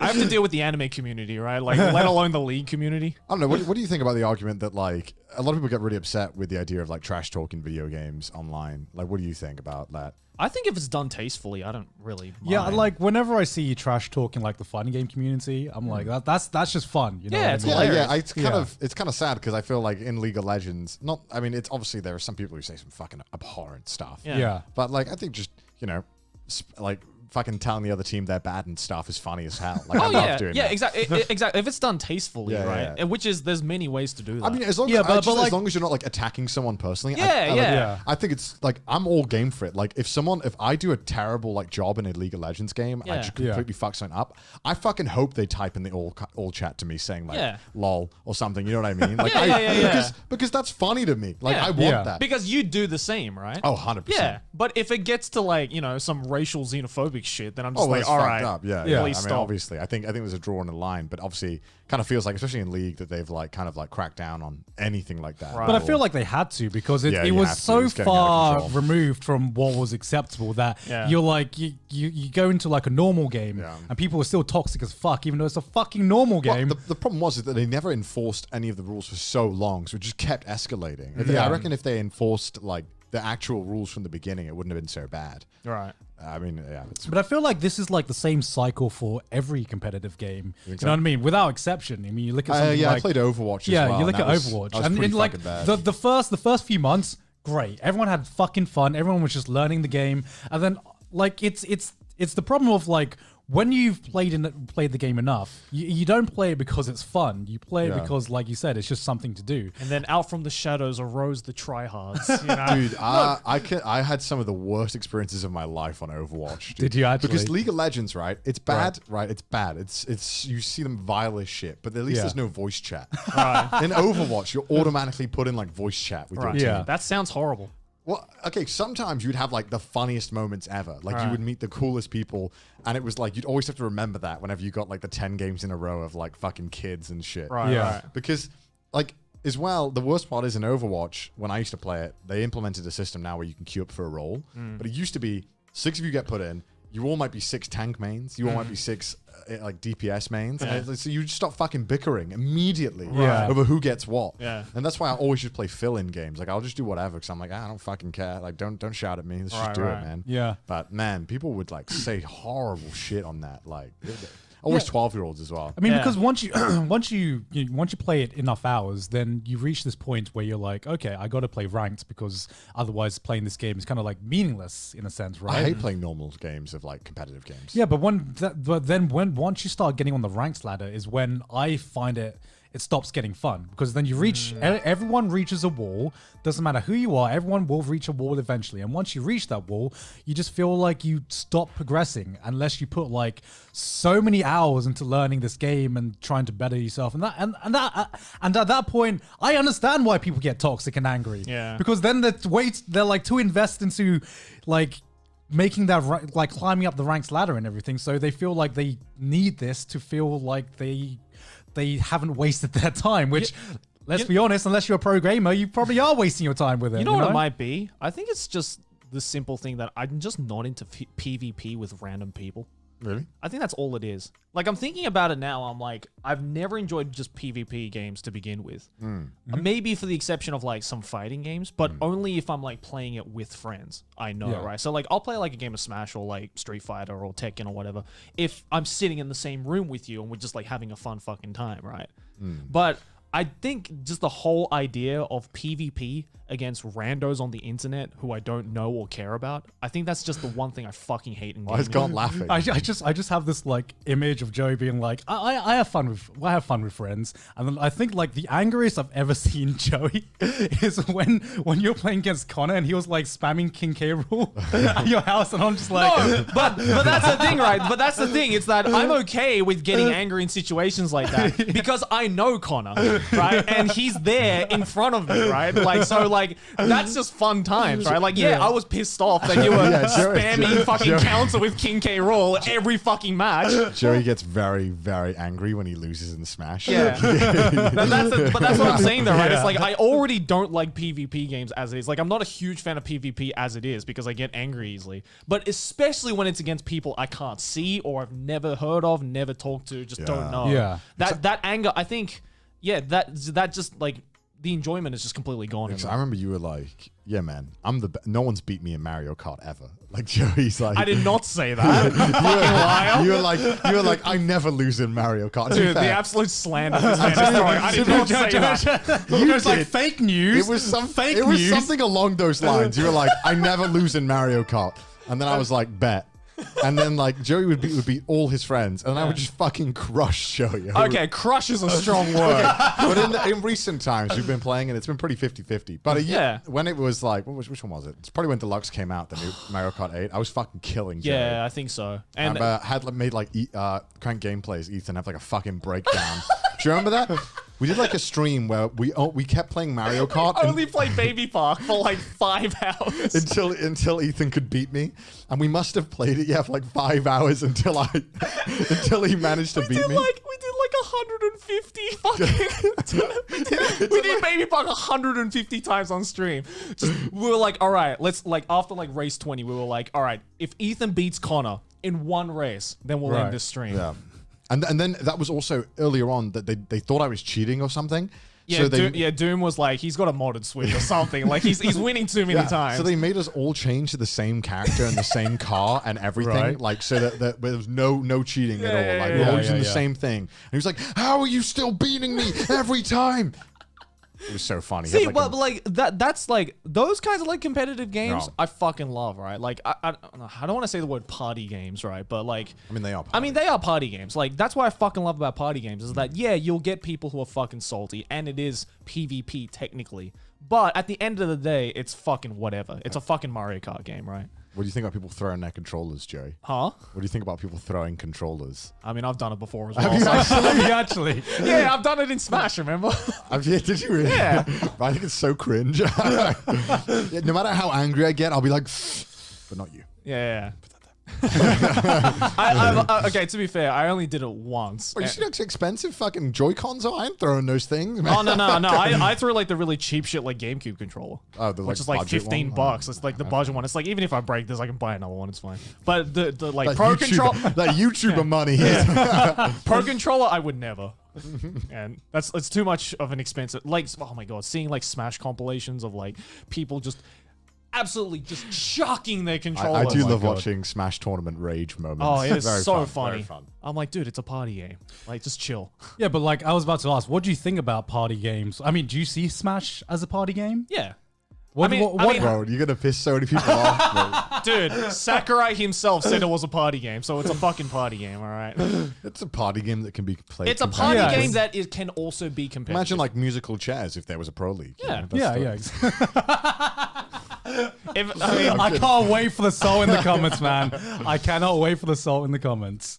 I mean, look, it's like look, it's not. I'm not saying that Smash is not a competitive game. Like it absolutely is. I fucking love watching the competitive scene of Smash Bros. Yeah. But it's a competitive game that can also be a party game. You know, like again, like if you said, for example, right, if fucking Mario Kart had like a pro league, then yeah, it could probably be a competitive game. But it doesn't. Why doesn't it though? Why? Okay, here's why I've never understood. How did Smash get so competitive as opposed to basically like every other Nintendo game? I think because a lot of them are like too random. Like Mario Kart has way too many random aspects where I think like that's why like Smash competitive is like no items, Final Destination only. I mean that's they literally nuke all the randomization right. So even the stages they can't move, right? Like they use the so base. the only like I think the only way that something like Mario Kart could ever be competitive is if it's just no no items? same course, no items. And everyone's Baby parts. same course, no items. Everyone's so in the same character with the same card. That'd be so fucking boring. Yeah, bro. and that's the only reason why, right? Yeah, I guess so. Yeah. But like again, like, you know, I'm sure there's lots of party games out there that could very easily be considered competitive games. Like what? Well, Guitar Hero. Yeah. I mean, that's just going into rhythm games, right? Yeah. There was actually competitive. Yeah, that's what I thought. Yeah. That's why I thought Rhythm about games that. could very easily be competitive games, but they're not. Because there's like no real league for it. But I reckon the only reason why Smash became a competitive game is because of all the fucking Street Fighter games. From the past, I feel like also it's just a nice spectator sport as well. Yeah. Because I feel like with competitive games, if there's going to be a league for it, it's got to be interesting to watch, I'd say. Yeah. I feel like that's why League is the biggest esport, because while I hardly ever play League anymore, I still fucking watch it every year because it is a really fun game to watch. As opposed because to there's so much going on. Yeah, exactly. And it feels like it's a game that's designed to also be viewed as well from a third person perspective. I mean, I used to, when the Overwatch was doing the Pro League, my friends used to watch it, but I used to watch it and I'm like, what the fuck is this? I play this game and there's way too much going on. The commentators can't possibly describe what's going on because all the action happens so fast and it's 6 different people doing 6 different things. Whereas in League, it's normally, if it's a team fight, it's still like you can still tell people what's going on. Because it's because of the top-down view as opposed to Overwatch, which is just like first person. So it's you're getting nauseating because you'd fucking be following Tracer. Tracer zooms back and then they're switching to the next guy and switching again. It's like, bro, fuck me. Like, and also I feel that because of the length of League, it's something you can sit down and enjoy. And like, I think the one reason I haven't really gotten into fighting games is that normally when I'm watching, I mean, esports, this is what I'm saying. When I'm watching the esports, I normally only watch like the finals because I can kind of follow what's going on. It's like the semis, then the finals, and it's really easy to follow along. But when the group stages are going on, it's like, all right, who's this guy? And by the time I'm finished Googling him, the next guy's on fighting. And I'm like, all right, well, okay, who's this guy? And then the fight, maybe I wanted to watch is over in 3 minutes. And it's like, okay, well, I guess, I guess that's it. I guess all the fights are over. Okay, shit. Like, League is quite a long thing, and they've got a really good system with the League. Where it plays like there's like every league plays every day now. Like it like alternates on season. I mean, it's crazy. They've got it set up literally like a football. Yeah, it's way more like just a football, you know, like a traditional sports now, where you can like kind of like jump in and jump out and see familiar faces and kind of like familiar brands every time. And I feel like that's kind of helped. It's like the esports scene in League it just seems to keep growing every year, which is fucking insane to me that it's like fucking 10, 11 years old now. How old is League? 10. Yeah, and it's still like growing each year internationally, which shows the esports is that. The esports is which shows the power. But like I enjoy watching fighting games as well. Like the only time I ever get into it is during like Evo or like the big kind of true. Whenever it's like, oh, why is there 1 million views on Twitch? Oh, it's Evo. Okay. Yeah, like I don't go around like fucking looking for like, you know, local cons doing, you know, Smash tournaments. Like I'm not gonna watch those live, but you know. But yeah, like Evo and fucking, you know, those big Smash tournaments are fucking fun to watch. The sponsor of today's video is EJ Anime Store. EJ Anime Store is an online merch store that is run directly by Katakawa. Once again, they brought us an assortment of special figure sets. Look at this shit! Look at this! You can't get these outside of Japan because they can only be purchased at EJ Anime Store. Tell us what we got today, Connor. So we have. Was this your first rodeo or something? Like, come on, bro. I just didn't hear what EJ stood for. I just kind of didn't know what to. I'll tell you. Look into my eyes. Entertainment, Japan.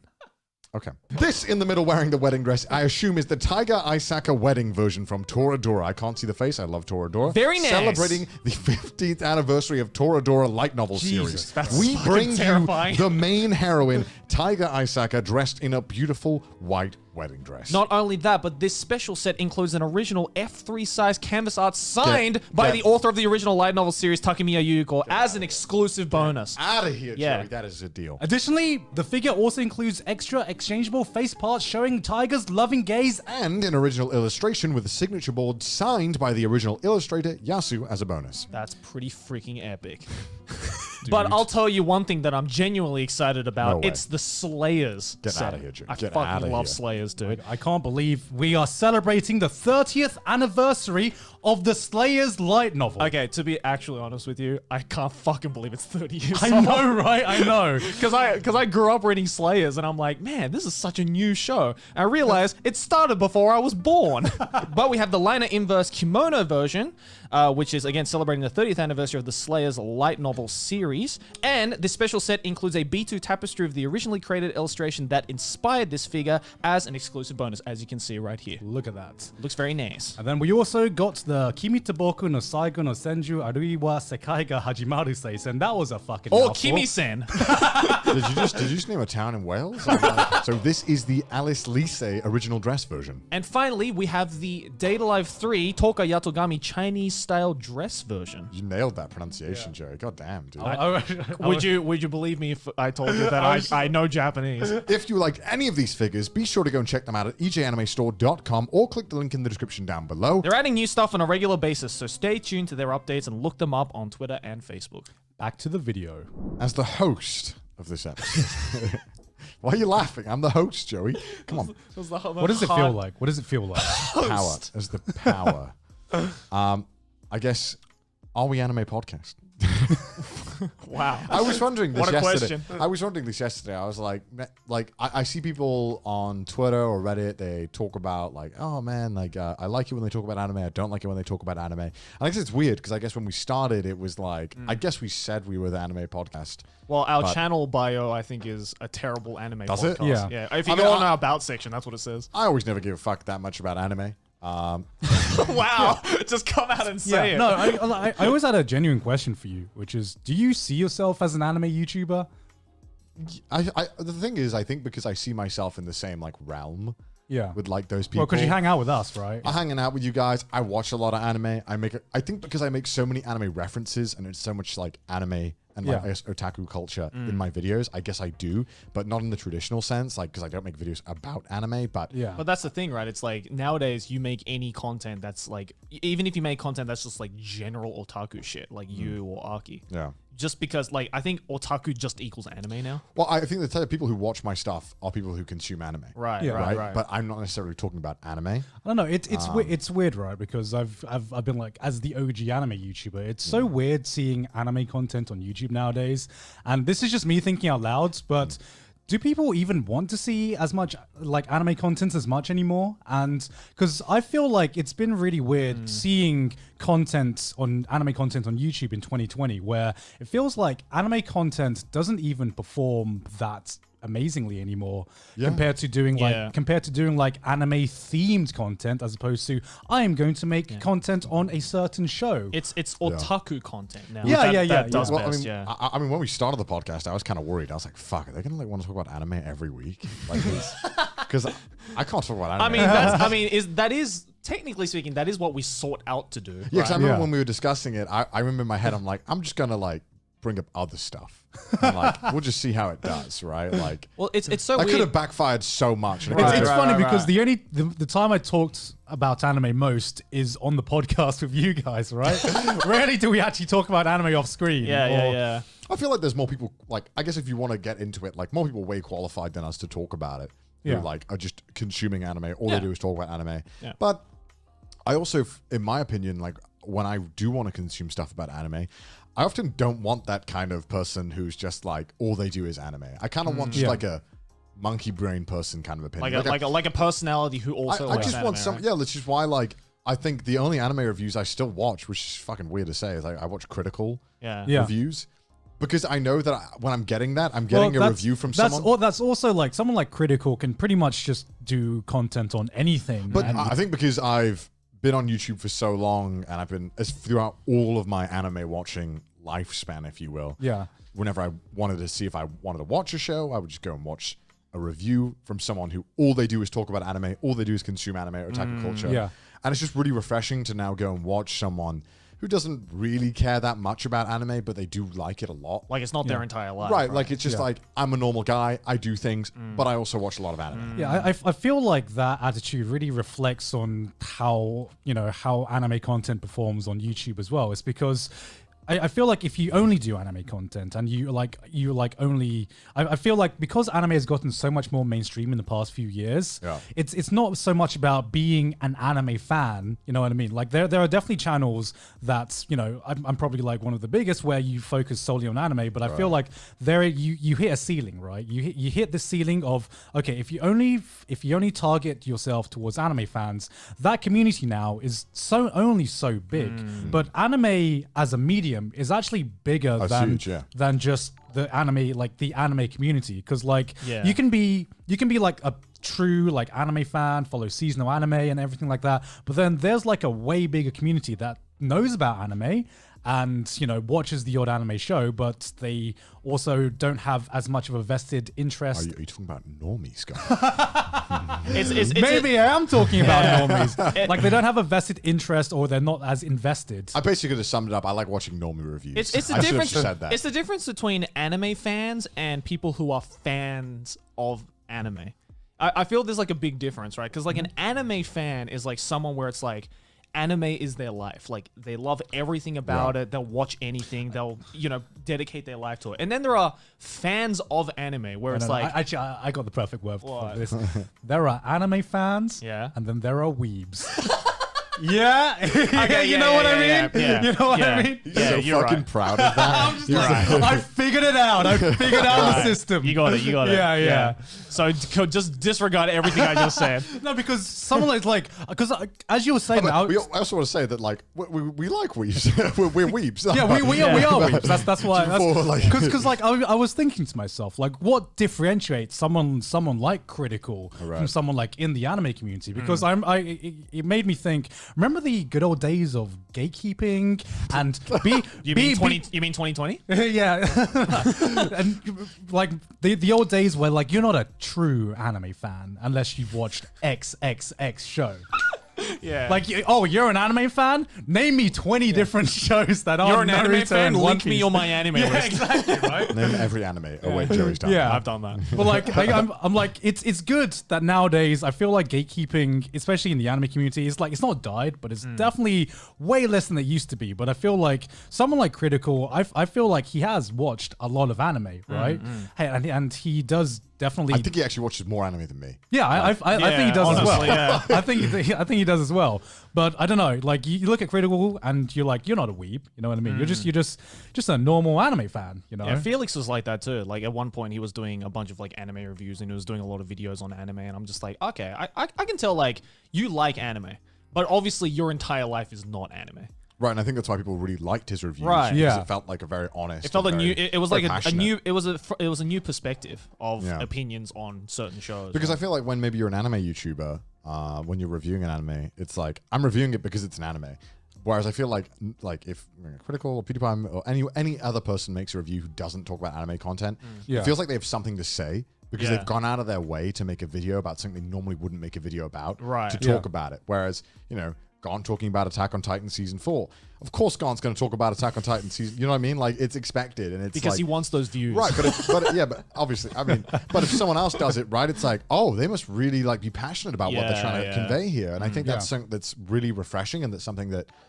maybe this could be from being a YouTuber myself, right? And I can understand the thought process of why they're talking about it. Yeah. But I don't know. I guess, and that's why I think I've distanced myself from anime in some aspects. And it's like not to undermine the passion of actual anime fans, right? Like, you know, I'm sure there's I still fucking love the culture of anime. I'm sure there's a massive amount of like hardcore anime fans who will make Attack on Titan videos because they genuinely love the show. Of course, yeah. Sorry. But I'm not trying to say that. No, of course. Yeah, but like, I get what you're saying. It's like when you do see that anime review from someone who you don't expect an anime review from. It's just like, ooh, okay. Because like looking on the internet now, there's like so many low-key anime fans that, you know, they're just like suddenly coming out of the woodworks, right? I've always been an anime fan. Yeah, it's like sometimes you see these little hints every now and again where it's like this completely normal YouTuber that you don't expect to watch anime, and then like make a very subtle anime reference, and you're just like, wait, are you a weeb? Do you have something to say? That's why I always get like scared and surprised when a YouTuber who I thought had nothing to do with anime follows me on Twitter. I'm like, something's up. Something's up. Do you perhaps like anime? Or maybe they've just seen like, wow, this guy likes a lot of porn that I like. Yeah. Maybe I should follow him back. Damn. No, because I remember I was watching like one of the latest Internet Historian videos like a few weeks ago, and then it was a very normal Internet Historian video. And then right at the end, he was like giving some shout outs to like his other social medias, and then he mentioned like streaming and everything, and then he showed a clip of Corone, and I'm just like, where did this come from? Yeah, he did. Yo, it's like right at the end as well. So it's at the point where most people click off. Good taste. Good taste. So I'm like, are you a cultured individual too? God, Would you like to come onto the podcast and talk about the goddess that is Corone? Oh my God. Because I'd be down. Yeah, but yeah, I don't know. It's fascinating to watch, especially I'd say in like the last 2-3 years. Of just all these people just suddenly coming out, saying. How do you feel about anime being like way more? How do I feel about it going mainstream? Yeah, normalized. I was trying to think of the right word because is it mainstream yet? I mean, that's the eternal debate, isn't it? Yeah. It's like, is it truly mainstream yet? I don't think so. It depends on your definition of mainstream, right? I mean, it's not like everyone's talking about it 24/7, but no, is everyone? I mean, people argued that, like, Demon Slayer was trending on Twitter, right? It must have gone mainstream. And I'm like, I don't think it's mainstream yet. I think it's like about 3-4 years away from like properly being mainstream, I'd say. I don't know. I feel like every time there's a big show, it helps a lot. Yeah, exactly. It's certainly on its way. I mean, Attack on Titan Season 4 will hopefully help a lot in terms of like, hey, here is a completed masterpiece.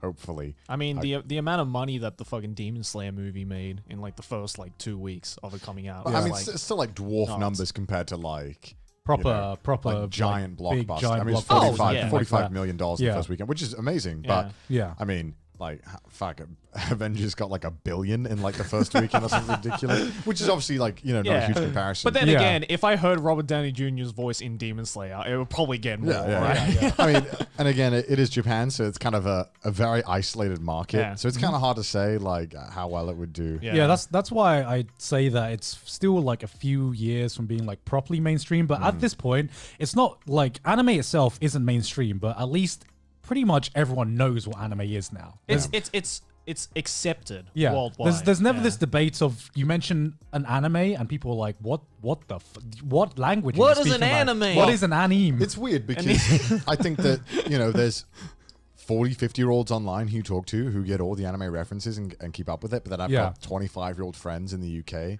who are like, what's that?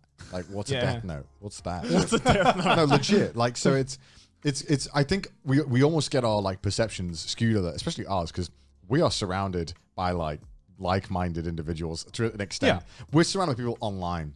And we never interact with people really outside of the online bubble. And even when we leave our house, right, we're normally going to an event with other online people or people who work in the same industry, right? But when I go back to the UK or I go back to Wales and I talk to my friends, they literally have like no fucking clue about like, any anime. Maybe they'll be like, "What's that?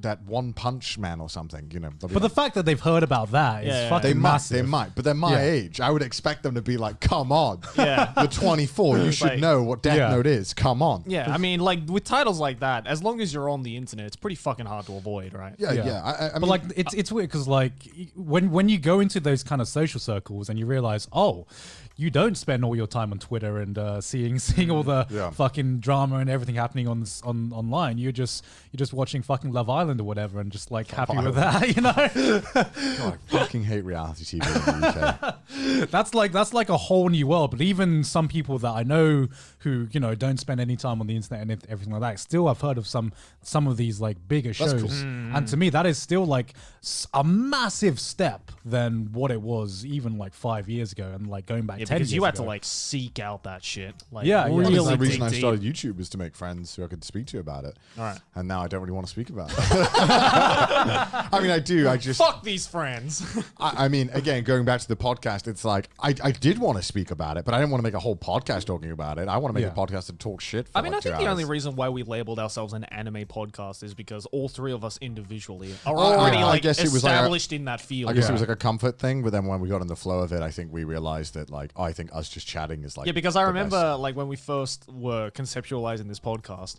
we were like, all right, let's just like maybe like the first like 10 or 20 episodes, we should like solely focus on the stuff that people know us for, and then maybe every now and then, you know, the whole time I'm like, we'll slide what in the some other fuck? stuff. I do not want to do this. So we'll slide in some other stuff, and then, you know, episode 1 rolls around, we don't mention anime a single time. I think we only talked about Attack on Titan for like 20 minutes in the first episode. I don't know. I've watched a lot of anime podcasts. You know, I mean, I watched. What do you think about them?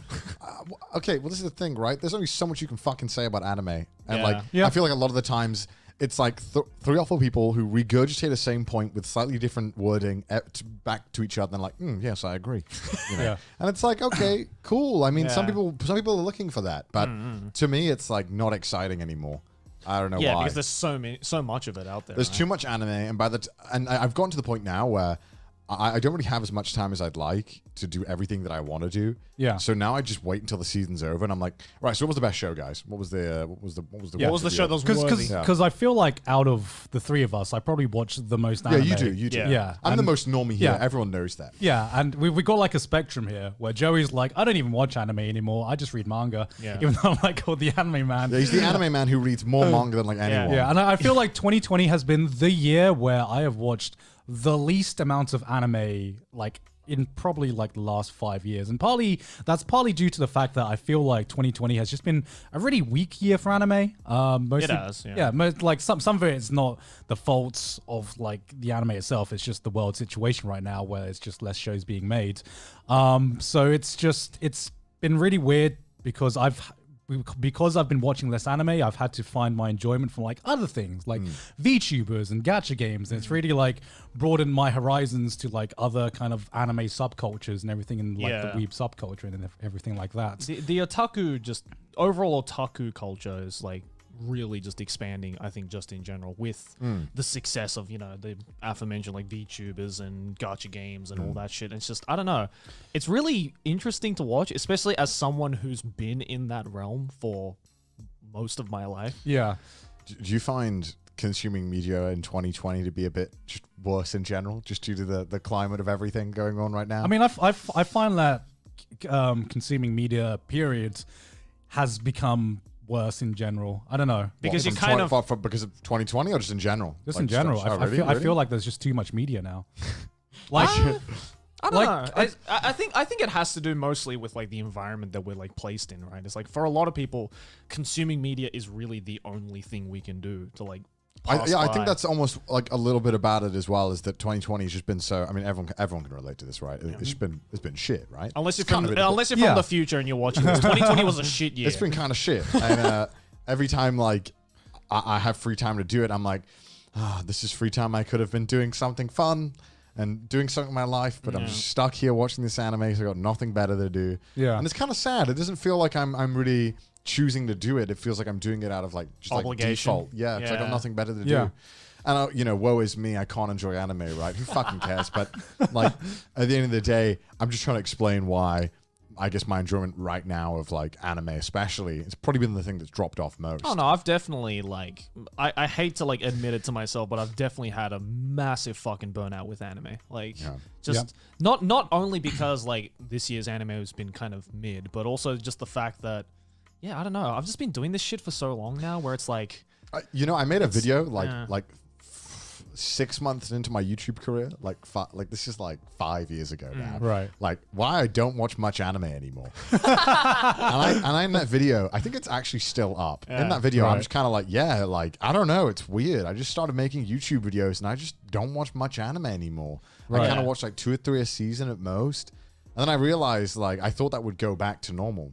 Never did go back to normal. I've just been at that same stage the whole time. I feel like that's just the normal cycle of a fucking anime fan. Yeah, what I realized is, like, when you first get into anime, or you have that period when you start watching a fuck ton of anime. Yeah. I thought it would be like, okay, well, when you thought that would last forever? Well, I thought that, okay, when that honeymoon period, if you will, ended, I thought, well, you know, maybe next summer when I have a lot of free time, it'll come back around. I told myself that like every year, just never has. And I realized, oh, this is just like the new normal. And then you wake up first day of the summer break and you're like, I have nothing to do. I feel like it was a real tell for me this year, especially when I always felt like I was behind in anime. Well, like I don't have enough time to keep up with everything I wanted. And then in the 1 year where you have the most free time to do whatever you want, it just like watching anime, it just felt like a chore at points because you're just like, I'm not taking a break from something else. I just feel like I'm doing this because I have nothing else to do. You start making excuses like, you know, when you were back at school and you had to study, right? It's like oh, I have to like clean my room. You know, I have to go shopping. Just the existential episode of the podcast. Like, what are we here for anymore? What am I doing? Are we truly an anime podcast? Why do we watch anime?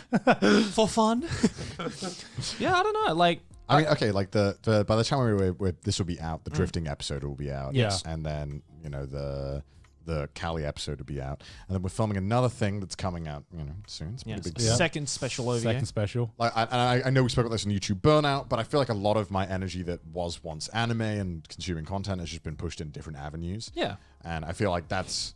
All my energy's been pushed into trash taste. I mean, and again, we spoke about that. I don't like talking about topics that we spoke about, but it's like, I guess I wanted to talk about this topic in general just because I know that we get a lot of comments being like, they don't really talk about anime anymore. But then there's also people on the other side of the spectrum. I feel like it's 50-50. Yeah, there's some people who are like, oh, I fucking hate it when they talk about anime. Yeah. Like, I wonder, to the viewers, do you prefer when we speak about anime or not? I mean, we're going to speak about it regardless when we want to, but it's nice to hear your opinion. Yeah, we want to hear your opinions, but at the end of the day, we're going to talk about whatever the fuck we want to talk about. But but that to me is just like reassuring that we have an audience that, because I always thought, oh yeah, like 99.9% of the people who are subscribed to and watch Trash Taste are only there because they like anime. Yeah, right? I mean, I thought, I mean, when we started the podcast, I knew it was going to be a risk, being like, let's just talk about ourselves. Let's just fucking talk about life, you know. Yeah. Because there's someone who's pigeonholed themselves into that side of you've things. never really spoke about yourself publicly, and I just wanted to because I'm like, man, I feel like people have I love myself. I just feel like I'm a gift. And no, I mean, because on your chat, I really thought that as a YouTuber there was like this image that people had of me, and I really just wanted to like talk about myself and help. Well, not help, just like, I don't know, have this image of the image people had of me be more true. So when they watch my videos, you know, they might see me behave in a certain way, but when they go and watch Trash Taste, they know what I'm really like. They know what I'm chill, right? They know that it's like, I mean, that's why I like to preface it by saying like, on Trash Taste, we're not the Anime Man, Giga, and CDawg. We're Joey Gunn and Connor. Yeah. Because like, I like to think that how you guys see us on this show is is the closest to reality of how we actually are. Whereas like, you know, on our main channels, of course, like any good main channel, there's a performative side to it, right? Where it's like we're acting as like that character. I mean, my content on my main channel is like way different from anything we do on Trash Taste, and that's why like working on some of like the more ambitious projects on Trash Taste has been like a breath of fresh air to me because it's just something different. Like the drifting video was, I mean, it was just a challenge all around. I mean, that was like. I mean, that was a challenge on every fucking end. I mean, we briefly talked about like how much effort we put in that video, but holy hell, I learned so much from just doing the episode and just seeing how much how all the little things you don't think about until the day of the shoot, right? By the way, go check it out if you haven't. Yeah. It's in the description. I mean, I really want to make more, but also want some more help because, like, I feel like being in charge of all the tech is so worrying because it's like, what is Joey's mic working? Is this camera working? We need to start hiring like we need staff. a PA. We need a PA. Hey, people living in Japan. Okay. We're hiring. Fuck, what were we saying? Fuck. About like is Trash Taste an anime podcast or not? Right. That was we're just talking about the evolution of the anime community in the past years and how like popular it's gotten. So like, here's the question: where'd you see the anime community and the anime fandom in the next few years? It's really hard to say because I mean, honestly, same. I think it'll be the same-ish. You think it'll be the same? I think it'd be the same, but definitely we're gonna start to see more, as you put it, weebs than actual like anime fans, right? Like because I feel that the whole genre of anime fans is kind of like, I don't want to say it's dying, but it's slowly becoming not as like in the spotlight as it was before. Saying you're an anime fan is sounding more and more like you're just saying you're a gamer. You know what I mean? It just means nothing because everyone's you know what I mean. I remember when I used to play online games like League of Legends, and I would make like a weeb joke or whatever. Yeah. And then, like people would be like, "You're a fucking weeb, you're disgusting." But now it would be like one person in the lobby who doesn't know the reference. Right? Yeah. Yeah, I mean, I genuinely don't think that much will change. If Soon I'm we're honest. gonna be calling ourselves otaku girls instead of gamer girls, right? Yeah, I'm an otaku. I wonder, do you ever think that maybe like the degenerate side of anime might hold it back from going more mainstream? No, I feel like that subculture is always going to be there. Yeah, because if anything, it's grown. Yeah, because right now, it's like people were scared that anime becoming mainstream would make this degenerate side of anime like kind of calm down a bit. But if anything, just because there's so much more anime being made nowadays, you don't really have to pick and choose. Who the fuck thinks that it would calm down the degenerate side? I mean, I've seen comments online to be like, I think Really? the general stigma is that. Oh my god! But as someone who is in the degenerative you seen how much side, Pokemon porn there is? That shit, that stuff doesn't chill out with more people. As someone on the degenerative side, like seeing all these like new faces come into it, these just so wholesome, like just pure-hearted people coming into it, being like, "What is hentai?" And I'm just like, "Let me show you." Let me open your world. Yeah, I'm like the Joker in that case, right? Like I love seeing people suffer through this, and just like realizing that the world that they're living in is actually burning from the inside. Right? It's like Joey just wants to see the world burn. Yeah, I love seeing the world burn. Alrighty then. Just be like, let me teach you a little thing about Dojin codes, okay? Yeah, no, but I feel like it because the big change I've seen is not in the content of anime that's being made, but just the sheer amount of anime that's being made. Like this season, we have like 38 fucking shows airing this season. I just couldn't give a fuck. Which is like, if you try to keep up with everything, that's watching 3 seasons of anime in one fucking week. Who the fuck's doing this? You know what I mean? Because 20 years ago, I think I remember this from a video I made. I think 20 years ago in like early 2000s. Yeah. Each season we had 7 shows.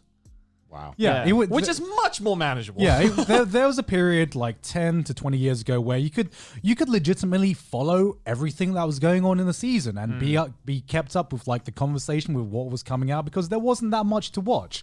And now it's just, okay, what kind of anime fan are you? Do you like the mainstream shonen stuff? Do you like, degenerate stuff, idol stuff, whatever, or like a mixture of everything? Like you could pick and choose whatever mood you're in the mood to watch. There's an anime for every niche and every fetish now. Yeah, like, and the thing is, like, I feel like the quality of anime in general has gotten a little better because everything, like, I feel like everything's just good. Everything's just like, because you got to stand out now. Well, yeah, exactly. It's like fucking TV. Like TV is so good now. Yeah. Like there is so many fucking good TV shows that like every week you're getting recommended like a 9.5 out of 10. You're like, well, fuck. I mean, I barely finished House of Cards, and then look what happened to that. But like the problem with that is it's like biggest first world problem in the world. When It everything's good, everything's too good. when everything's good, nothing stands out anymore. Like sometimes I watch a seasonal anime now, and it's like this is like the biggest 7 to 8 out of 10 in a seasonal anime, and I just forget it. And I compare like these like what I would call now like average shows, and I compare it to some of like the kind of like the mid shows that I would watch back when I was getting into anime, and they're like way better. But for some reason, I remember watching it like a show like off the top of my head, maybe something like Darker Than Black, which is also I fucking enjoyed that show, but it's like I think back and I'm like, if that show aired nowadays, it wouldn't stand out at all. Yeah. That's the thing, right? I it's love like that shit. Yeah, that's the thing, though, right? It's like, normally in an out of 10 rating, 5 is the average. Yeah. And it really says something when nowadays 7 or 8 is the average. This episode is sponsored by Skillshare. Connor, to you. I did not expect that. Okay. This holiday season, give the gift that means more. Get creative and learn how to make the perfect handmade gift with Skillshare's online classes. Skillshare is an online learning community that offers membership with meaning. With so much to explore, real projects to create, and the support of fellow creatives, Skillshare empowers you to accomplish real growth. We've all been learning how to read script, and it's going great. List multiple topics. If you watch a podcast, you might be interested in video editing or Photoshop or any of that stuff that goes into making YouTube content, and I guarantee no matter what skill you want to learn, there is a class for it on Skillshare. If you love the way we sound, there's also an audio production lessons that are available as well. What's Jerry doing with his head? I'm agreeing. I had to get up on my phone, but I've actually used quite a while back when I did promote Skillshare on my own channel. Right. I did do the Adobe Photoshop CC Essentials training course because I sucked at Photoshop. And this was a great way to get very condensed guides on how to do certain things in Photoshop that I still use to this day. Thanks to Skillshare. This holiday season, give a gift that means more. Get creative. I was very, very aggressive there because I am so passionate about how to get creative and learning how to make the perfect handmade gift. I'm scared. I'm worried. When you put time, effort, and creativity into a gift, it shows how much you care. Give a gift that's one of a kind, completely personalized, or perfectly imperfect. Damn, that's deep, bro. Damn. Skillshare is also incredibly affordable, especially when compared to the pricey in-person classes and workshops. An annual subscription is less than $10 a month. Are you saying that if I pay less than $10 a month, I can get everything? Knowledge? You can get the knowledge of the internet. Damn.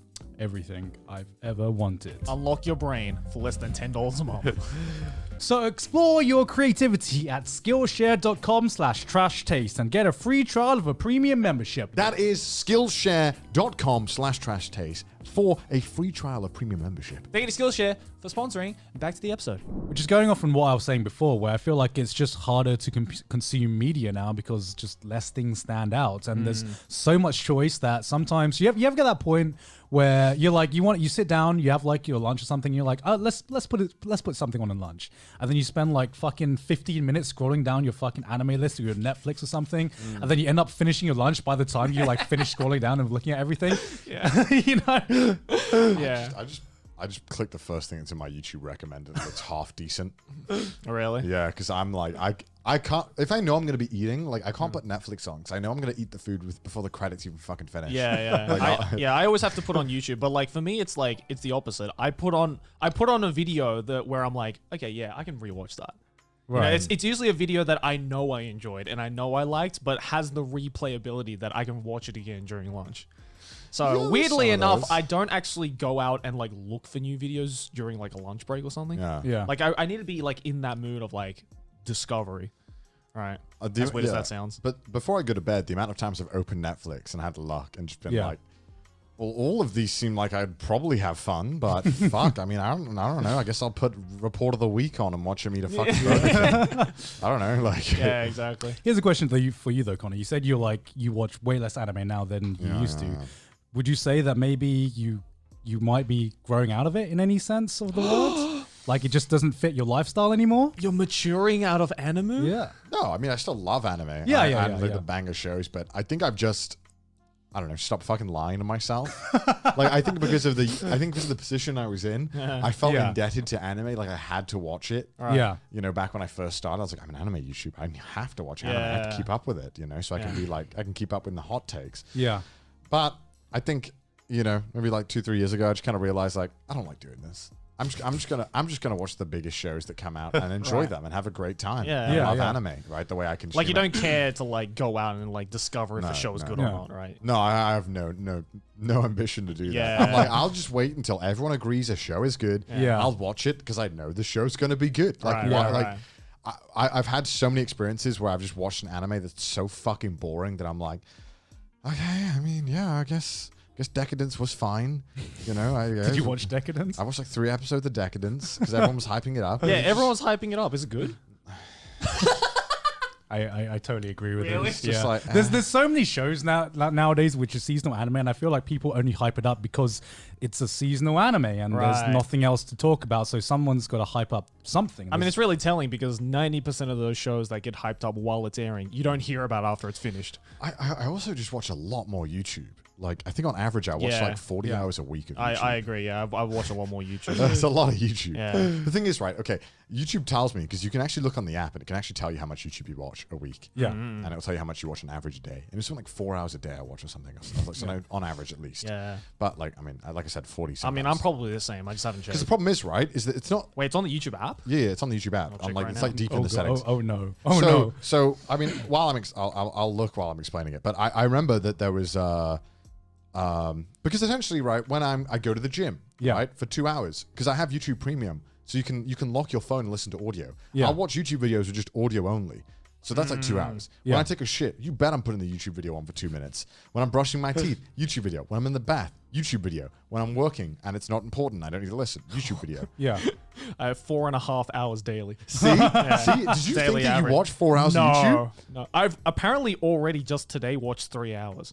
I mean, I know that I watch a hell of a God lot of doesn't YouTube. want to know. What? If I don't look, I don't have to know. Dude, on Sunday I watched 8 hours of YouTube. I Jesus. don't even remember doing that. No, because here's the thing. Why, like, I've watched 50 hours in the last week.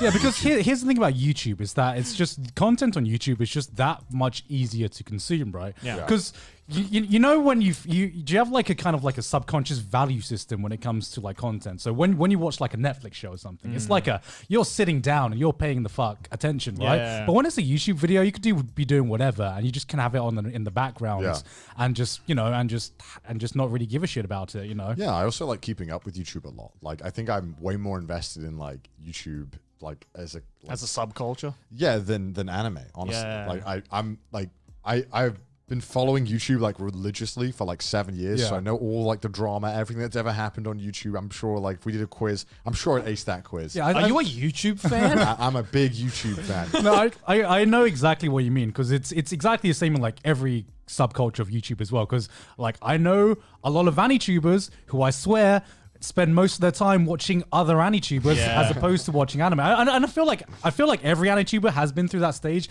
where you find yourself watching more AniTubes than you do watching anime. you know? It's like I could watch this anime or I could watch this AniTuber talking about that anime. Exactly. Yeah. And now it's just grown from I watch other AniTubers to now I just watch other YouTubers in general. Rather than like my anime consumption has remained the same this entire time.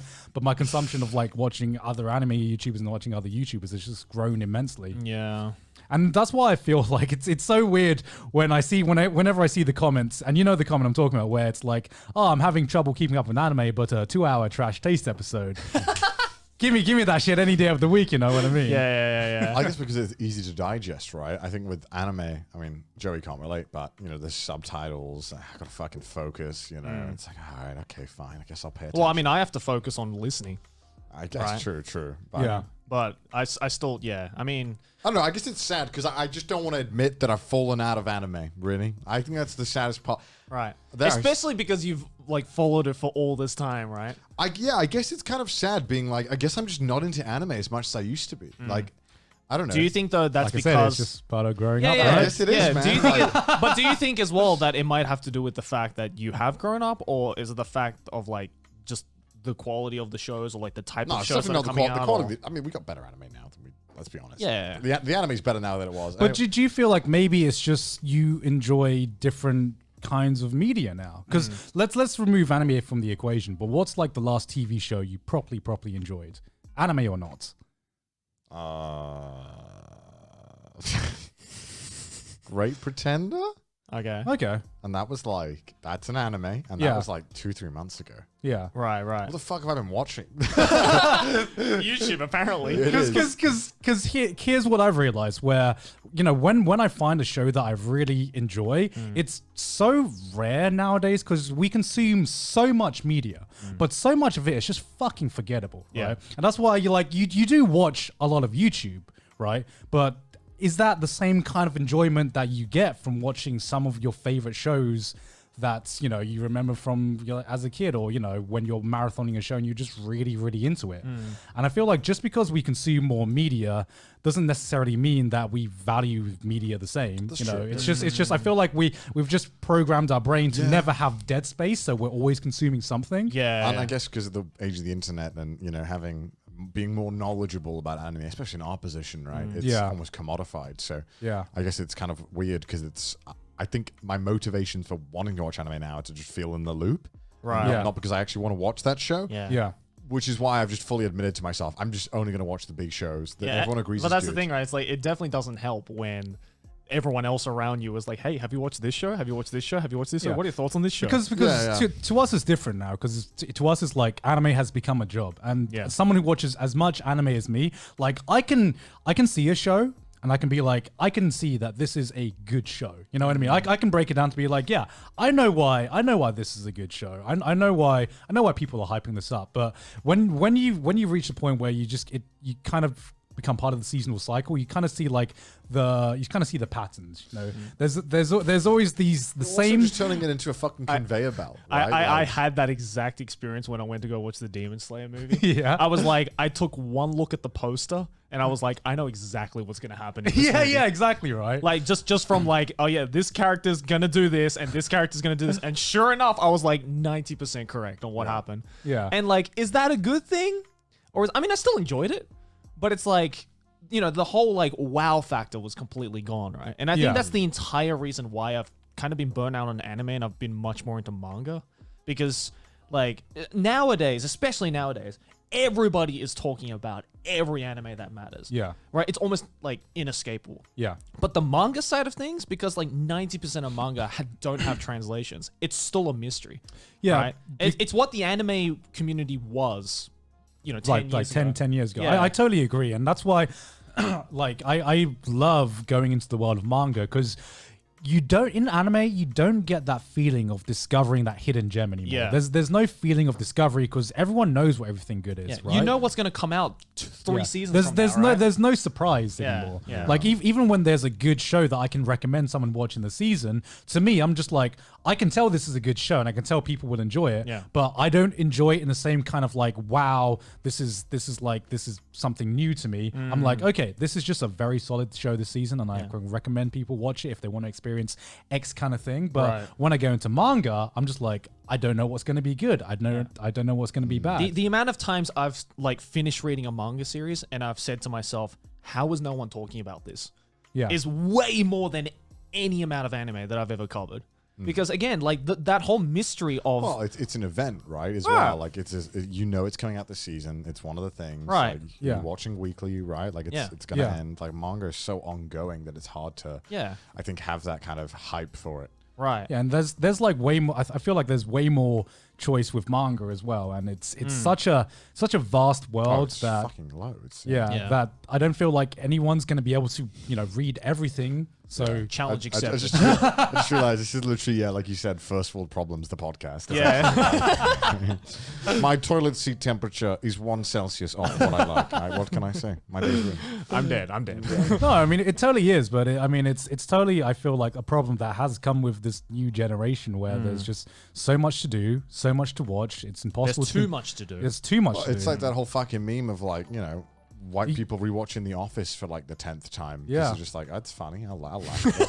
It's, like I've rewatched Always Sunny in Philadelphia more times than I can fucking count, it's man. fucking amazing. Right. Yeah, it's fucking amazing. Okay, actually though, I relate to that. All right, now. But I feel like because there's so much, we've desensitized ourselves to so much as well. And like I look at someone like you who probably watches more content, more media than you ever have in your life. Yeah, probably. But thinking back about what's actually memorable, it's like, hard, right? It's hard. I like you. I think you were like, what the fuck? Like when I play League of Legends or play games, I watch YouTube videos on the other screen.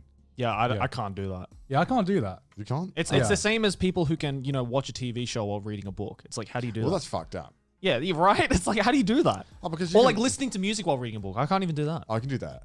I can't do that. Okay, here's a question. Do you remember the first time you watched a YouTube video at 1.5 or 2 times speed?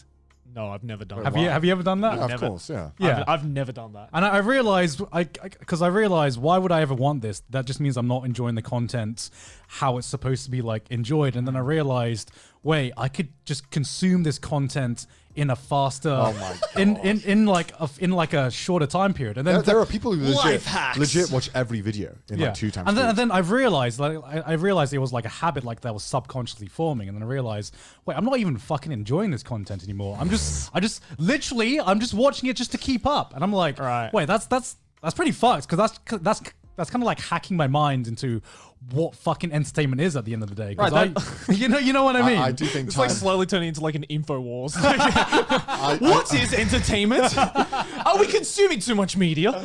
I do think times 2 should be reserved for shitty tutorials that take too fucking long. yeah. Too long to I explain. totally agree with you. I don't trust anyone who opens up a tutorial and doesn't immediately skip to 2 minutes in. Like, there's so many fucking channels that are like tutorials, like, yo, what's up, guys? I'm like, YouTubers who do tutorials should not be allowed to do intros. Yeah. Like, you should basically just telling me Just what give me the Yeah, information. just fucking get right into it, dude. Like, yo, what's up, guys? I'm uploading daily content. Okay.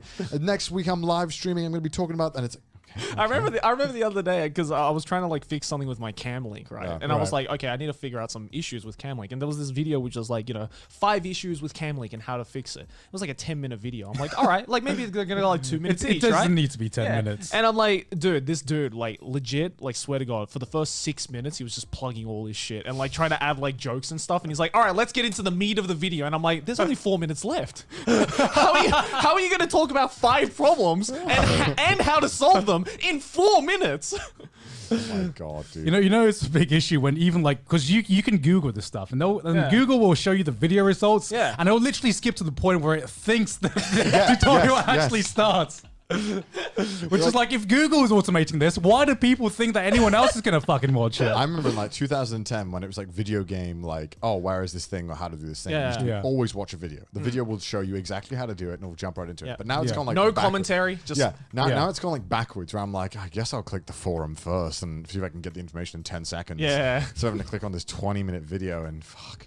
You know, is it the same operating system? Fuck. Yeah, it's like I don't care about your cam link jokes, all right? Just tell me how to fix my fucking cam link, please. Just thinking of all the times when I've had like a tech issue and it's some guy with like the thickest accent like trying to explain it. I'm like, okay, fuck, what is he saying? Times 2. And he's like literally swallowing the microphone as well. So like even at times 2 speed, it's like, I can't. And you have to go down to the comments to like see if someone's like said, like paraphrased it in some way. You know what I hate? YouTubers started doing a thing where you can, I mean, they've done it for a while, but if you're a foreign channel, so I could put like French titles. Yeah. Right? So there was this one where it was a guide and I clicked on it and I'm pretty sure it was like an Indian guide, fully in like Indian. Right. And I was like, what the fuck? Why is the title in English? Right. It's like, how to fix your Android 5 problem. And I was like, sick, that's exactly what I want. I click on it and he starts talking Indian. I'm like, what the fuck? And like, there was no subtitles or anything. Right, so I was right. like, why? Why would you do this? Yeah, because it like auto translates the titles, right? But you have to approve that, I think. Yeah. Right. No, but like I've done that before with like, because I watch like a lot of like Japanese videos as well with like Japanese titles. And for some reason, every now and then there's a video where if I search for it, it's displayed in Japanese. But the moment I click on it, the title turns to English. Is it the dude who makes the knives out of shit? That one too, but also there's like a bunch of just like I've like a lot of like VTuber clips, for example, like are written in Japanese in the search bar. But then the moment I click it, it turns to English. Yeah, I've noticed that as well. And I feel like, why? Yeah, I don't know. Which is why I feel like YouTube getting rid of closed captions is like the biggest fucking mistake. I don't know why they're doing it. They were like 0.5% of people use them or whatever. It's like, that's still 0.5% of how many fucking millions of people? What? Insane. The entire YouTube community is crying right now. Yeah, you know? Just like, how about we make it worse? How Like, about we are do you that? saying we have to hard sub Ew, our videos? hard subs? Ew. Even that feature that allows me to conveniently change subtitles depending on which language the Yeah. user's from. Oh, wow, that would be stupid, man. Let's get rid of that. Fucking hell. Fucking YouTube's so dumb sometimes. Jesus fucking Christ. I can't believe it. Stop changing, YouTube.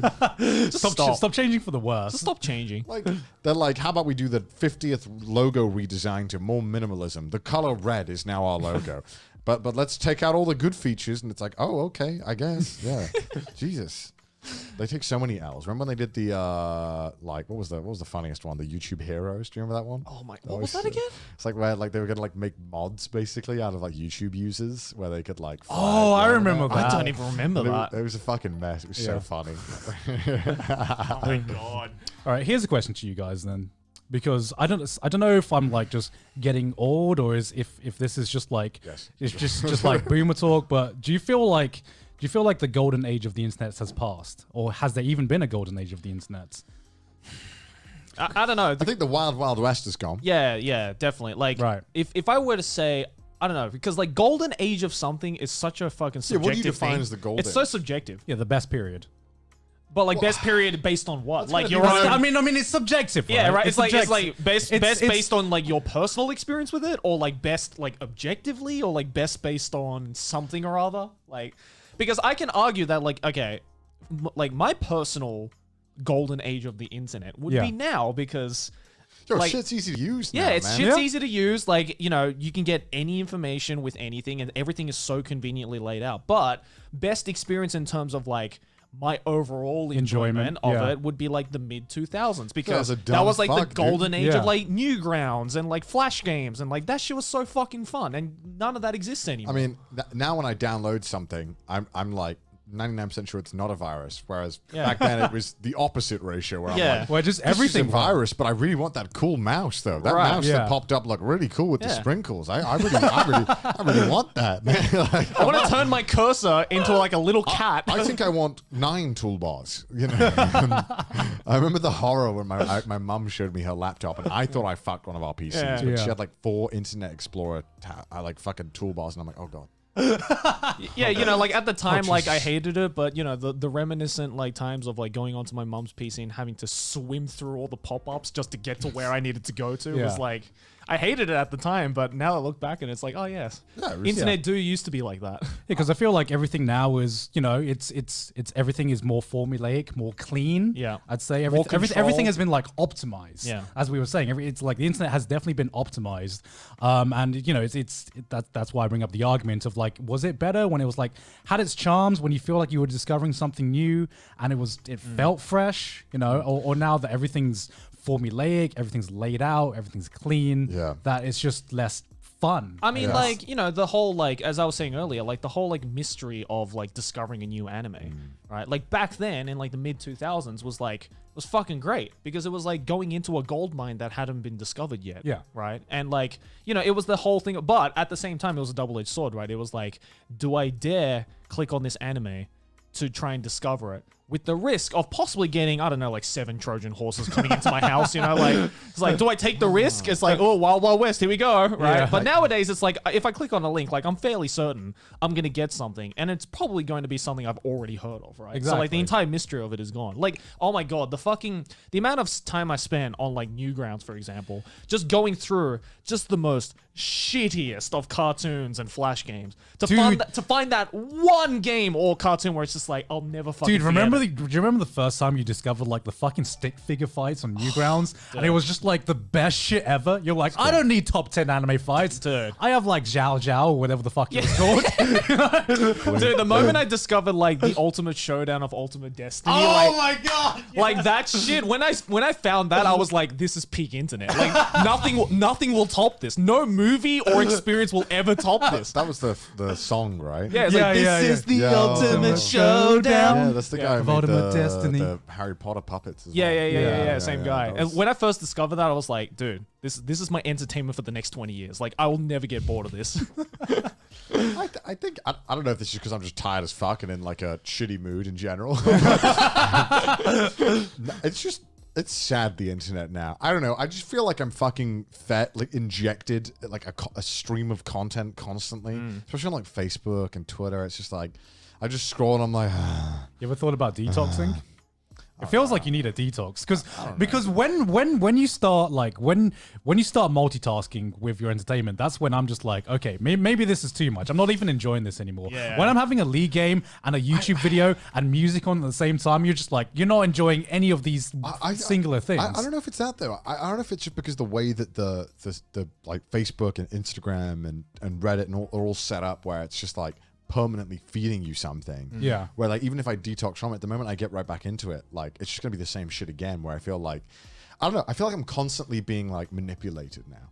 It's right? like legit turning into like serial experiments. No, it is. No, I It's mean, like- it is. I mean, like these systems know exactly what we want to fucking see, Yeah. and they know what's going to make us luck, and it works. Yeah. Like, and I feel like back then it was exciting, and it was really like rough around the edges, and I didn't mind talking to strangers. Remember that? Remember when you didn't mind talking to a stranger, being like, "Hey, man, I how miss you the doing?" times of like booting up MSN Messenger and seeing like 70 like friend requests Yeah. from Yeah, people yeah, I had yeah, no yeah. idea. And I'm like, I'm sure these are Like nice I people. legit made some friends who like I still keep in touch with one or two of them who are like complete random people I met. on Right, the right. internet. Yeah. Like made really good friends with. I met them in person as well. Like like that was really genuine, and it also felt because it was rough around the edges, and it was normally a very small team making these huge websites, Yeah. right? Like it didn't feel like anyone was trying to take advantage of anyone. It was just a community. Yeah. Now it feels like, yes, there is a community, but I'm also just a fucking like.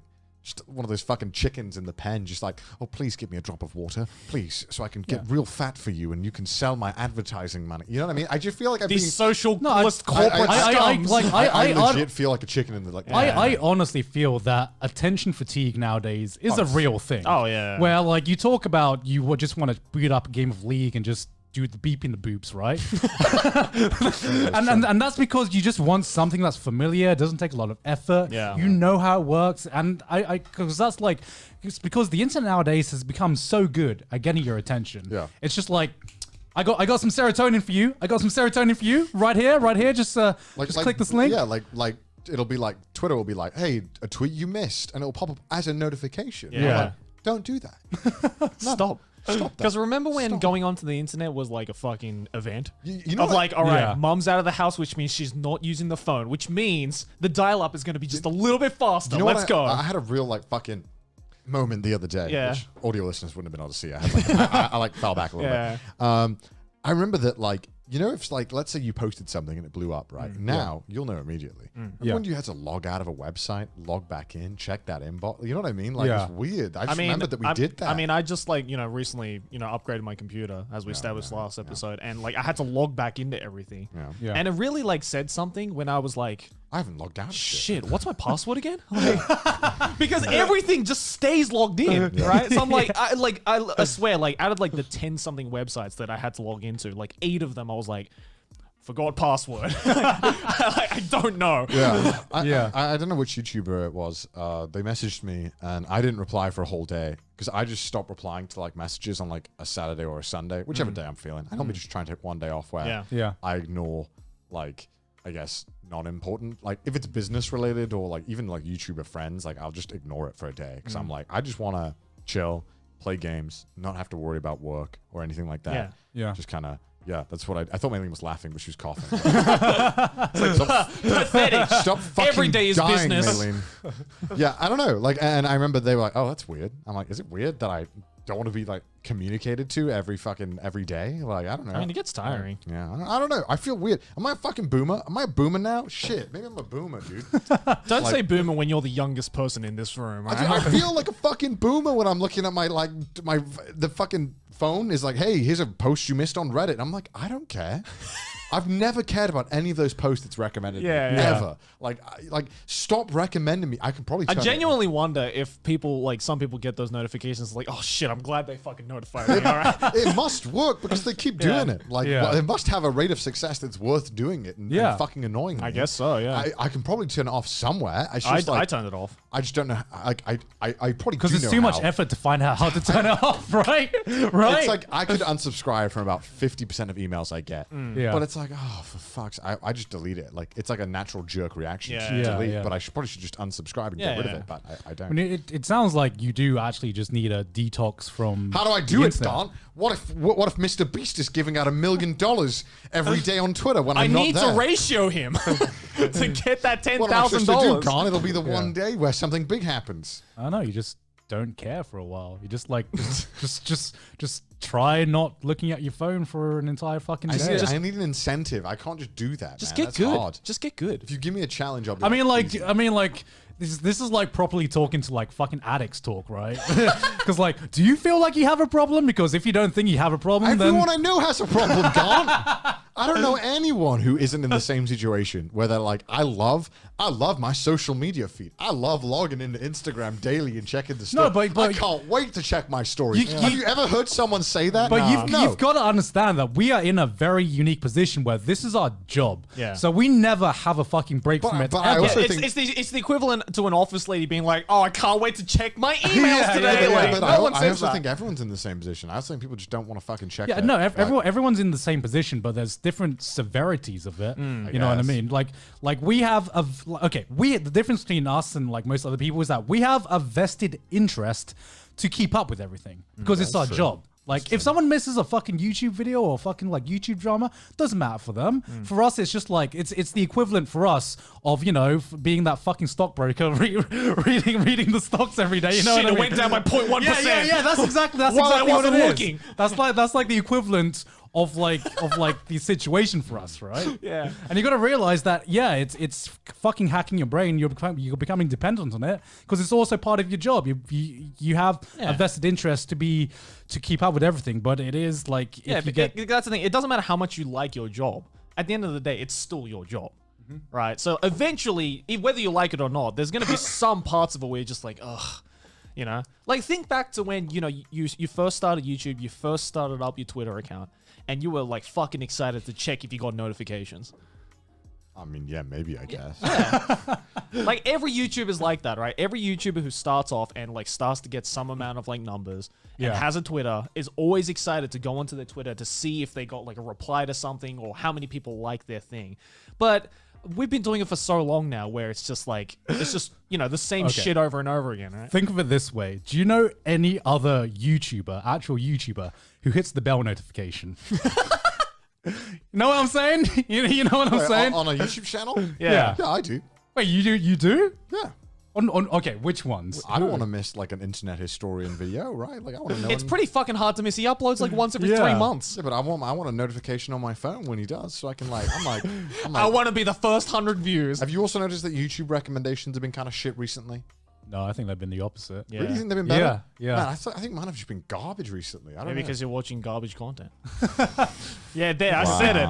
I said Maybe it. it's because no more Anime Man videos for me then. I'm done watching the anime. I don't know. I feel like just because you've watched so much YouTube, that true. Actually, that could be. That you just run out. You run out of all the good ones. Run out of content, right? That's true. That's true. I mean, it's true with like any medium, right? Yeah. Fuck, maybe you're right, Gon. I mean, my recommended has been great because I've just been watching VTuber clips. So all of my recommended is just VTuber clips I haven't seen. But just watch streams at that point, right? No, I mean, I do. Okay. Yeah. But sometimes I don't want to go through a 3-hour stream to watch 5 minutes of it, right? True. Yeah, I mean, I feel like the best YouTube recommendations is like you know the one video where it gets recommended and it's just like a sub-minute video that has like 5 million views. They always end up being amazing. Like my favorite YouTube genres now is that a title that it says that does exactly what it's a video that does exactly what it says on the title. Yes. Like I remember I saw a video the other day that was like ducks annihilate a bowl of peas. I'm just like, all right, like this can't be right. And it's just a fucking 2 ducks just annihilating these bowls of peas. And I'm just like, this is peak YouTube content right now. That's like Twitter content, right? It's like Twitter videos put onto YouTube. But in terms of like YouTube recommendations, I mean, there's only a certain set of content creators that like I would say make content that you are very invested in and you like get excited over when they upload. And You always have that like boom, right, of like a certain type of content like inside of you. I mean, we can talk about the YouTubers we like on next week. It's just going to be the YouTuber episode. Yes. Heads up for that. We're going to talk about our favorite YouTubers. It's going to be the giant shout out episode. But yeah, I mean, like I think YouTube recommendations comes in like waves, right? Because all it takes is like one video and you recommend it, and then you like recommend it. Your recommendations are like good for like a good like few days because you're like, oh, this is a new kind of rabbit hole that I found myself in. But when you're in that like lull moments, when you end up watching so much YouTube, then you just end up watching. You've exhausted the recommended. Yeah, exactly. Also, you know what sucks about living in Japan is that everyone uploads while we're sleeping. So when I wake up, I already know all the videos that are going to be uploaded during my day. From people I'm subscribed to. Right. So I already know like the best videos when I wake up, so I can watch all the best videos in like the first hour and a half, right? Yeah. Right. And then I have nothing else.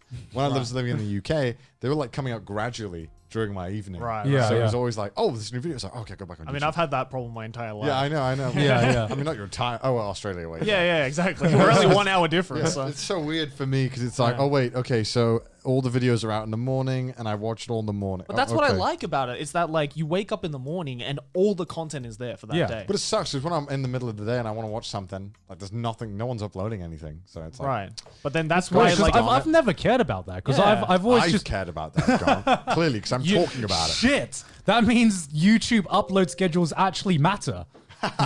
Joey forgot to plug in his PC. Yeah, shit, that means YouTube upload schedules actually matter. Because I thought everyone was like me, who just like watches videos indiscriminately. upload whenever. Yeah, and just like, oh, I'll just watch this video when I feel like it. I don't care No, when I it's don't think uploaded. so. I care when it's uploaded.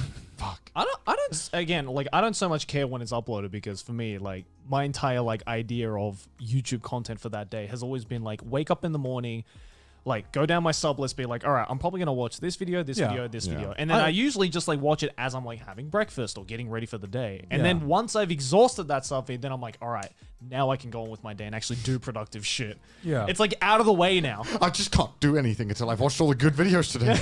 I need my fix of sub feed. Like honestly, I don't think there's that much good content out there where I'm just like I need good content. Like I don't. There's not enough content out there that's good in my mind that can keep me entertained every day. You know what I mean? There's like certain YouTubers where I'm like, it's a banger video and I know I'm gonna enjoy this, but most of the YouTube content you watch is just fills the time, and that's True. just it. And it's just like, can this fill the time without me getting bored? And Isn't it weird that like I don't know if this is just me, but like has it gotten to the point now where like the sub feed has just basically turned into like a timeline just to see what everyone's doing?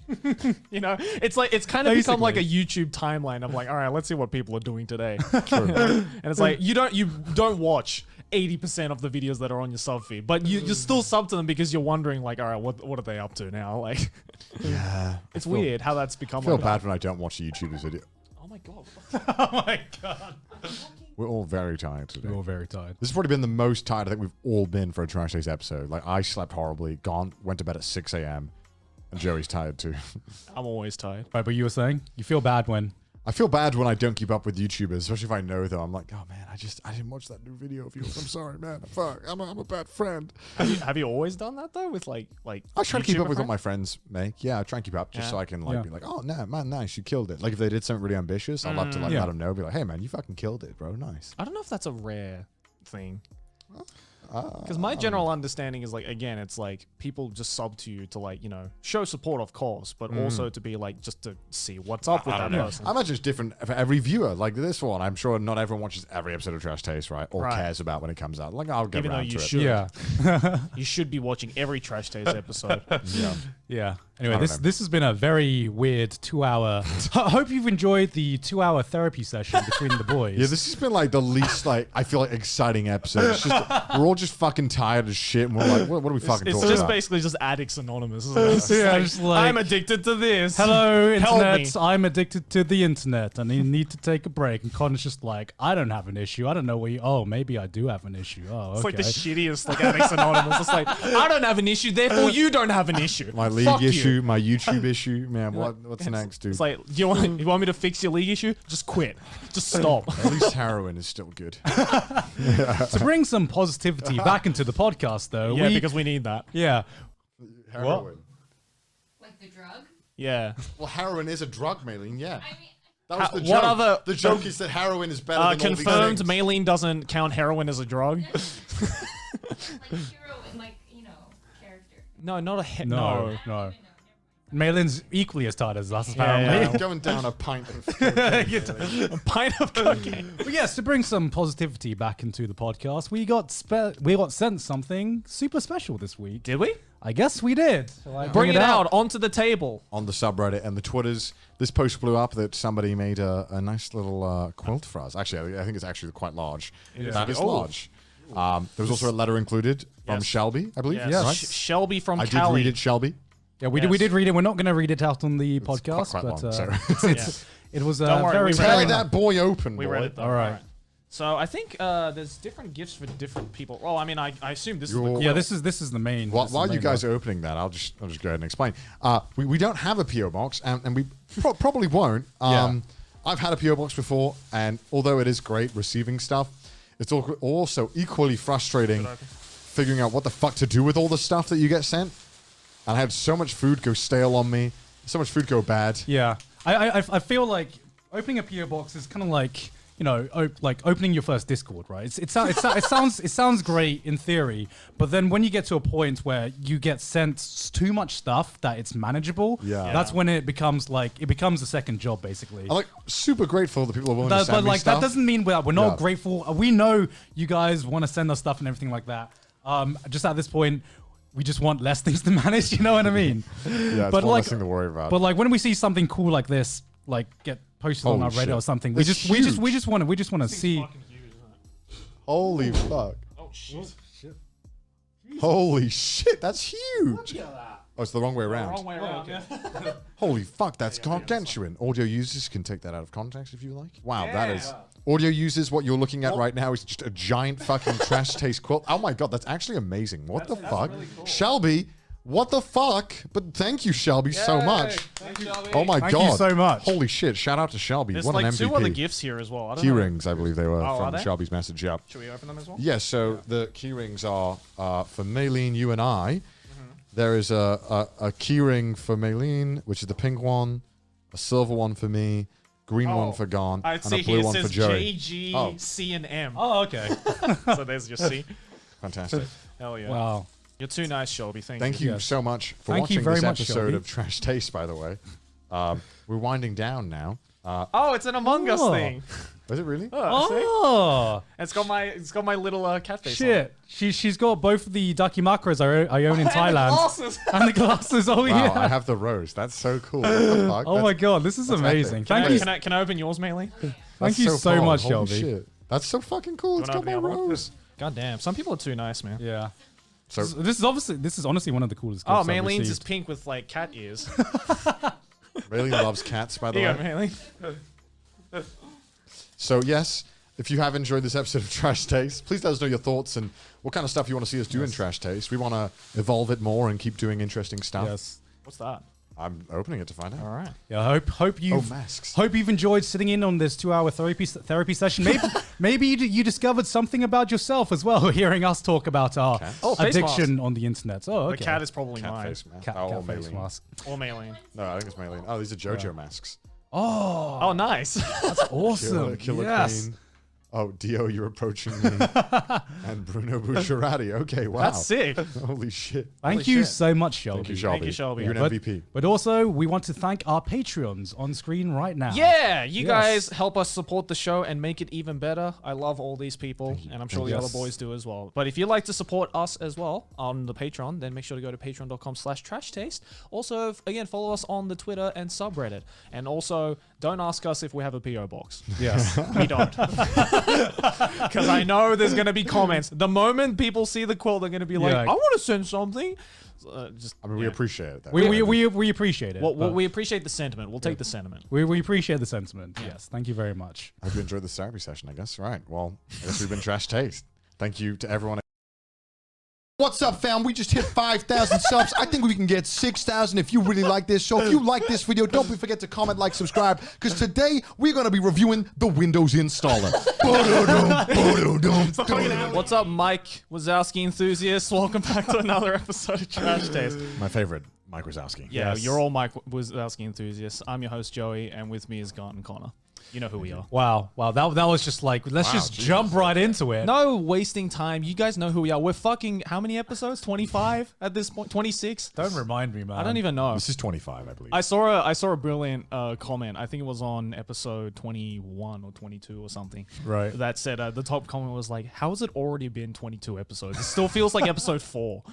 No, I totally agree. Like I can't remember how many episodes it was ago where I was like, yeah, we're just like a month into this, right? Yeah. And it was like episode 18 or something. Yeah, I remember you said that. I was like, that math don't add up.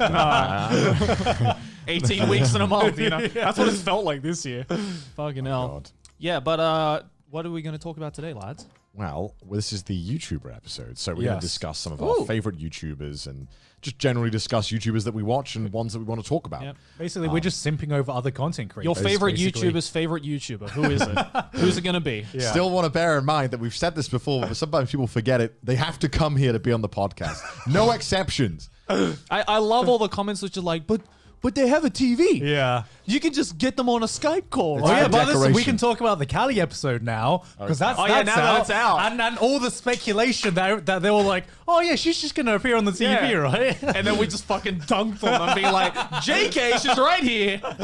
Callie was indeed there. Oh yeah, I don't know if we actually prefaced in that episode because it's been like, what, 4 weeks? As of us recording Yeah, this, yeah, that it came yeah. out. But yeah, for the people who are wondering, she was physically sitting right here as well. Callie, that is. Callie was, yes. Yeah. So we just Alien's want to looking at me because we Yeah. signed an NDA. yeah. We just want to preface that like she was actually here. Yeah. We can say we signed an NDA, right? Like, okay, we signed an NDA. Well, There's no I think it's pretty obvious that we would have had to sign it. Is there an NDA on us signing an NDA? Or Just want to make sure. What's the NDA level? How many NDAs do you think? we can't disclose that we've signed an NDA. Okay, we can't say how it was done, but you guys know how it was done. It's pretty we obvious how it was done. yeah, we did it. We did it. We nailed it. But I've had 2 hell weeks back to back. Man, boys. you have had the worst fucking experience on YouTube. I know, because this is a YouTube related thing, so we'll jump into the YouTubers after this. Yeah. But, so on the Convention Horror Story episode, which is episode 23, I believe. 22. Is it 22? Yes. Oh wow. Okay. Well, Dude, that I don't remember the episode numbers. Yeah. Well, that episode we recorded. I spoke about getting hired to do the Samsung ad, and we were like, Yeah. hee, that's funny. I got undercharged. It turned out it was not hee funny because the company fucking struck my video down, and it was just, oh my god, like it was almost worse that they replied to our emails. Yeah. Because normally you just, if it's Sony or it's a giant music company. To explain, they content claimed your video. Am I correct? Like, so they gave you a copyright strike. Yeah, they copy striked your video, right? Can we copy strike And CDawgVA? normally, like as a YouTuber, as like especially when you've done like from especially someone in my position who's used anime footage, copyright strikes aren't anything new for me. But my normal the normal thing I do is I like reply to them being like, hey, this is like fair use and everything. Yeah. And 90% of the time, they just don't reply because they're Japanese companies. They don't give a shit. So I've never dealt with a copy strike situation Where they've replied. where they've just like, Yeah. where they've just like They're backed like, it up. actually, I almost wish they didn't because like, oh my god. it must be hell. It was like this. I've never had like a more like rude company. Like, Yeah. and like I don't expect them to be nice to me because they don't owe me anything. But just being like polite would be nice. You've had some seriously bad luck I've with had copyright. I really mean, bad. like the Yeah, whole yeah. like outro, like my music thing as whole well, right? all of my videos have been claimed twice. So I lost a lot of money on that, and then this one obviously happened. But this one was just frustrating because they hired me. Yeah. So the yeah. ad that I'm voicing in, they struck me for. And their reasoning was because I showed the footage, and in my Fiverr gig where they hired me, right? So the video was for people who don't know. I was doing a video where I was a Fiverr seller and I was a voice actor. And on my Fiverr gig, I said like, hey, anything you order will be used in the video. Right. Yeah. So I was like, hey man, you guys know that I was going to use this. Like, Yeah. one, you Yeah. should have told me. Can you like at least give me the like, because this was misunderstanding and whatever. Like, give me a chance to remove the footage because on YouTube you can actually edit the video live, so you can actually remove stuff from this. We all know this, right? Yeah. So I was saying like, hey, just remove the strike. It takes one button, and I'll get rid of the copyright stuff right away. Right. Right. Like clearly this is not a big deal. Yeah. Like let's just sort this out. And their response was like, we're too busy. And bear in mind, it is one button. It is one button to remove the strike, right? But it's a button that's just so far away. Their reply was something along the lines of, we have so many projects going on. We're extremely busy. Bear in mind, our email chain is like 20 fucking emails like, that are huge. Like, this is bullshit. As if you're not busy. It right? was less buttons to claim the video in the first place. Like, what the hell? And I told them in the email, like, you could have emailed me and I would have removed it ASAP. And they're like, well, we don't know that. We didn't want to deal with talking and all that. Because to explain, there are several like there are several levels of copyright strike, right? You can just claim the content and give the content creator 0 strikes, and then they, if you do that, then they can edit out the copyrighted material, which I would have done. Yeah, and which he would have done. No, but they went like the nuclear option. They just straight up gave you a strike, put a strike in your account, took the video down, and so you have 0 control over the video. To explain to people. And a strike is, I mean, I'm sure you all know this, but 3 strikes and your channel's gone of copyright strikes. And, you know, I explained that to them and they were like, well, you know, not our problem. And I was like, well, I mean, kind of is, because you're the one who did this, and you know, it doesn't really need to be this way, and it's very easy to fix. And they just kept saying like, well, we don't really care. And it was just awful. And fuck, what else happened? God, I might have to cut something while I think of the story. And I remember you politely saying, but you know, hey, like, you know, I probably need to talk about this on my channel. So I told them like, hey, because they were just being so uncooperative, and they were fine with the idea of me editing it out, but they kept saying, hey, just ask YouTube to do it. Just ask YouTube. The problem is, right, is that YouTube, as it should be, isn't involved with this. It doesn't involve They're YouTube. just the mediator, They're, right? they're just the ones who host it, right? It's not their problem. They're like, well, they kept saying, we've gone through YouTube, so why are you contacting us? Go through YouTube's system. And I do think they understood that YouTube tells you to contact them. Because it's not their problem. It's like, YouTube is like, you have to talk to them. So that's what we're trying to tell them.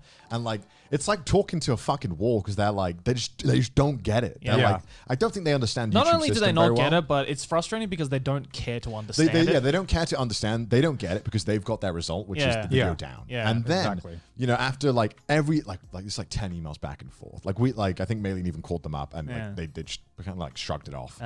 So just nothing's happening. So in the email, we write saying, hey, well, I hate to like say this, but we're probably gonna have to re-upload the video, which I am doing, and we're probably gonna have to explain in that video why it's been taken down, which may make you look bad. And they were like, immediately responded with like, how dare you try and blackmail us? we will not, like, it was like, we will not entertain nor give in to blackmail. I'm like, what are you, the US government? We will not negotiate with terrorists. That was literally the vibe of this email.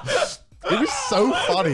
It was so. We will not take this slander. They went full fucking Karen mode, man. They're like, I am the victim. Actually, how dare you come to my house and you threaten me? That's literally the full 180. We will never give in. We will never give in. And, okay, actually, guess which country this company's from. I think it'll make so much sense. I don't know. Just take a guess. What country do you think is super strict with rules? Like, top of your head. I would think in some kind of Asian country. No. But really? European. Russia? No, Germany. Oh, okay. We're following the rules. That makes sense, yeah. And I tried so many routes, like trying to get this done through YouTube. Like I have even the company saying like, hey, they don't care that, like, they are totally fine with me getting the stuff removed from the video and re-uploading it, but they just don't want to do that. They don't want to remove the strike. And so, as also, I asked Fiverr. I said, hey, Fiverr, I know that like I did use that footage, and you know it's up in the air, and you know if it's fair use or not, whatever, etc., etc. Fiverr, like even though I was critical of them in that video, I did say that I think it's wrong that Fiverr takes a bit of the tips, which I don't think they should do. Right. And they also charge 20% on everything.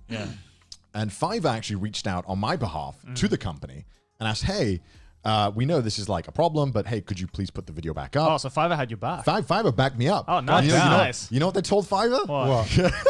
What? They said to Fiverr, we want to keep the strike on his channel because he tried to blackmail us. That's what they told Fiverr. No joke. That's what they told. Oh my God. This company like was like just so petty the whole way through. It was so tragic. And so now I'm just re-uploading the video and just explaining. So do you still have a strike?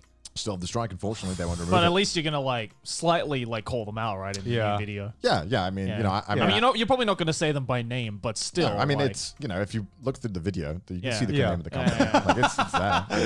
Yeah, exactly. I feel like, I don't know, because the way I've been conditioned as like, the way I was like taught as a kid was like to get problems resolved. Like it's polite, to ask politely, and to resolve conflicts in like a adult's manner. Yeah, be civil about it. Yeah, be right? civil about it. But like the more I'm on the internet, and the more, especially as a YouTuber, it's just like I've realized that to get problems solved and to get shit done is like it goes against everything I was taught. The best way to get shit resolved is to just go out into the public and go, "Fuck you." It's so true though, right? Because we've been conditioned now to get a problem resolved is to make as much fucking noise as possible. I'm gonna give you a new target to go after. Yeah. Sick 'em. Yeah. Well, it's unfortunate because like I always, as a last resort, tweet about it or make it a public issue because like I just don't like it. I think it's really because there's a part of you that makes you look bad, right? Yeah, Like being I feel like an arsehole being like, yo, but I got this following, I'm gonna set the dogs on this one. Release the hounds. Release the hounds. But like, it feels like that's the only way to get things done, especially when it's like, I love the fact that the official way to get problems resolved on YouTube is just to fucking @Team YouTube on Twitter and just get people to retweet that instead of having like a proper chain of communication. No, you just got to make as much fucking noise on Twitter as possible. It's not a last resort to @Team YouTube. It's just a requirement. If it's a YouTube problem, I'll @Team YouTube. But like this, it was kind of that company, and honestly, like their social media, I found their social medias and everything, they're really small. If I wanted to like make them known that it was like, I could have tweeted out and be like, hey guys, go and fucking spam the social media asking to remove the strike. I don't know. I don't know. I just didn't want to do that. You don't want to use your power for that kind of stuff, right? But it's sad as well because like, I could do that, and that would be like, I guess, abusing my power, right? Yeah. I guess. But then also, the only reason they aren't taking me seriously is because I'm an individual. Yeah, exactly. And it's unfair because they're a company and they think that I'm just a fly and that they can just swap me away every time, which they just kept doing. And like, at any point, I could have just made like.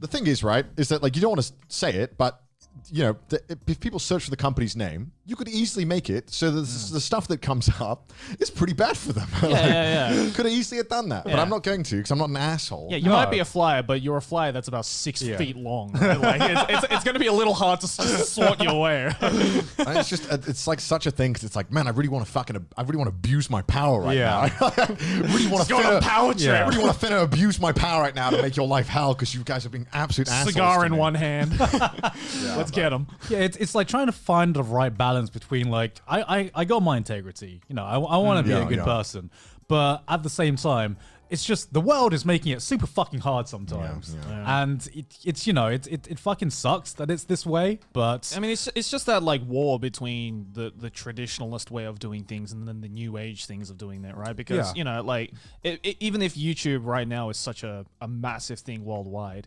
technically speaking, it's only been around for what, 15 years? Yeah. I mean, I feel like it's just the age of social media now, where people, it is all about making as much noise as possible, even if you are someone very much in the wrong and like your logic is fucked. Somehow, some people are able to make more noise than the other person, therefore they are the right ones, and they win in the end. And it's just like, it's a very, I would say backwards way, but it's just the way the world is now, unfortunately. I think it's the hands that we've been dealt. Unfortunately, with YouTube's system, it's really sad that it only ever gives any benefit to the claimant. So it's like, you kind of don't really have a choice.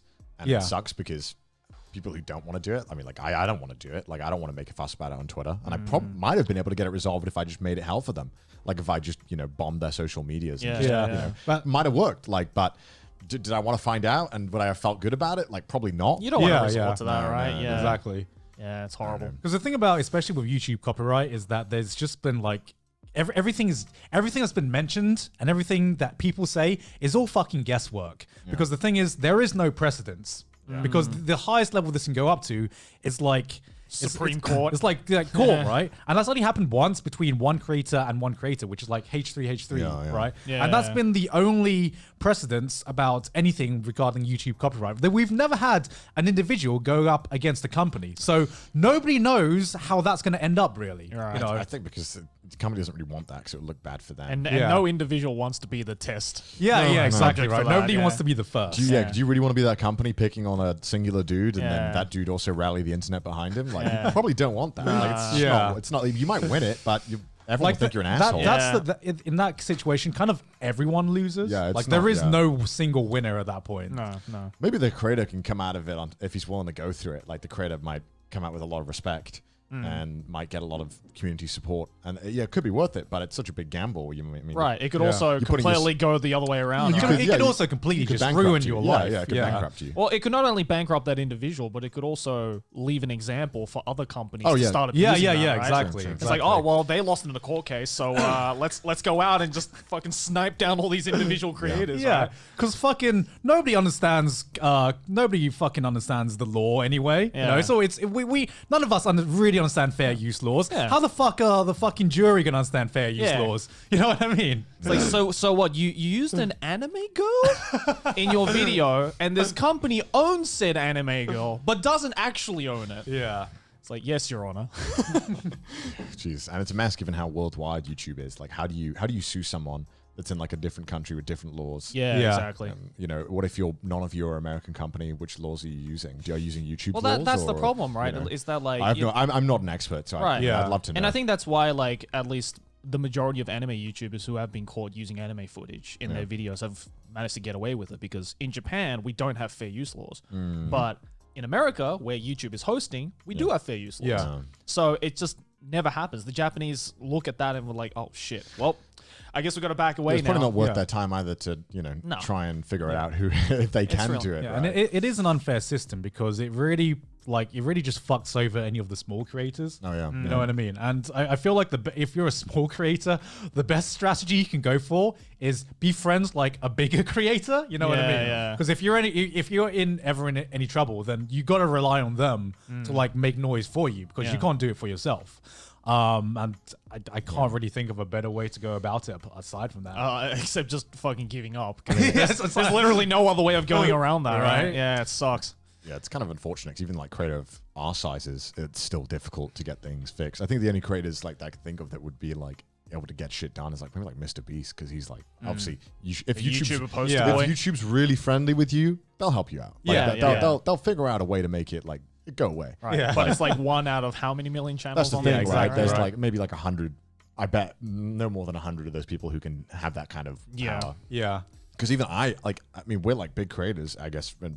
I mean, we're big creators in the anime field, but in the overall fucking scheme of things, we're just a fucking. We're still decently sized though. Like, yeah, but I think in 2020, like beginning of 2020, like rough estimate, there's I think over 10,000 channels now with over 1 million subs.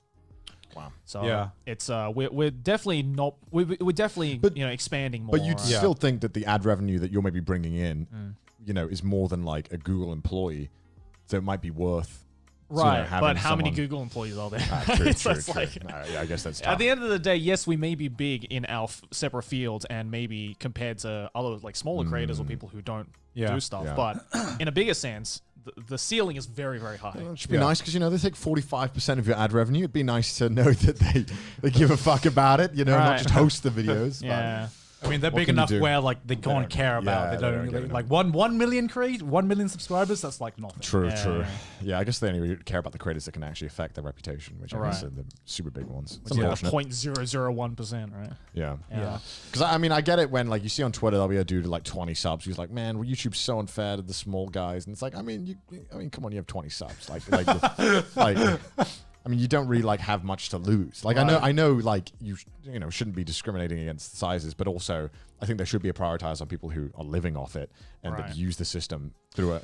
Yeah, I mean, it's like I feel sorry for YouTube at the same time as well, because I'm like can't win. I'm thinking about this from like their perspective and like how do you solve every problem that you have on YouTube? Because YouTube right now is too fucking large. There's too much content to be able to know what everyone is doing and everything being uploaded. Like it feels like it's just an impossible puzzle to solve. You jiggle around one thing and then like another piece pops out. You know what I mean? That's what it feels like. Where I feel like they are doing the best that they can, and I feel like as creators, we all like are very grateful to YouTube. But the sucky thing is that if we have a problem with YouTube, we have to make them look like the fucking devil. Yeah, you know what I mean? Yeah.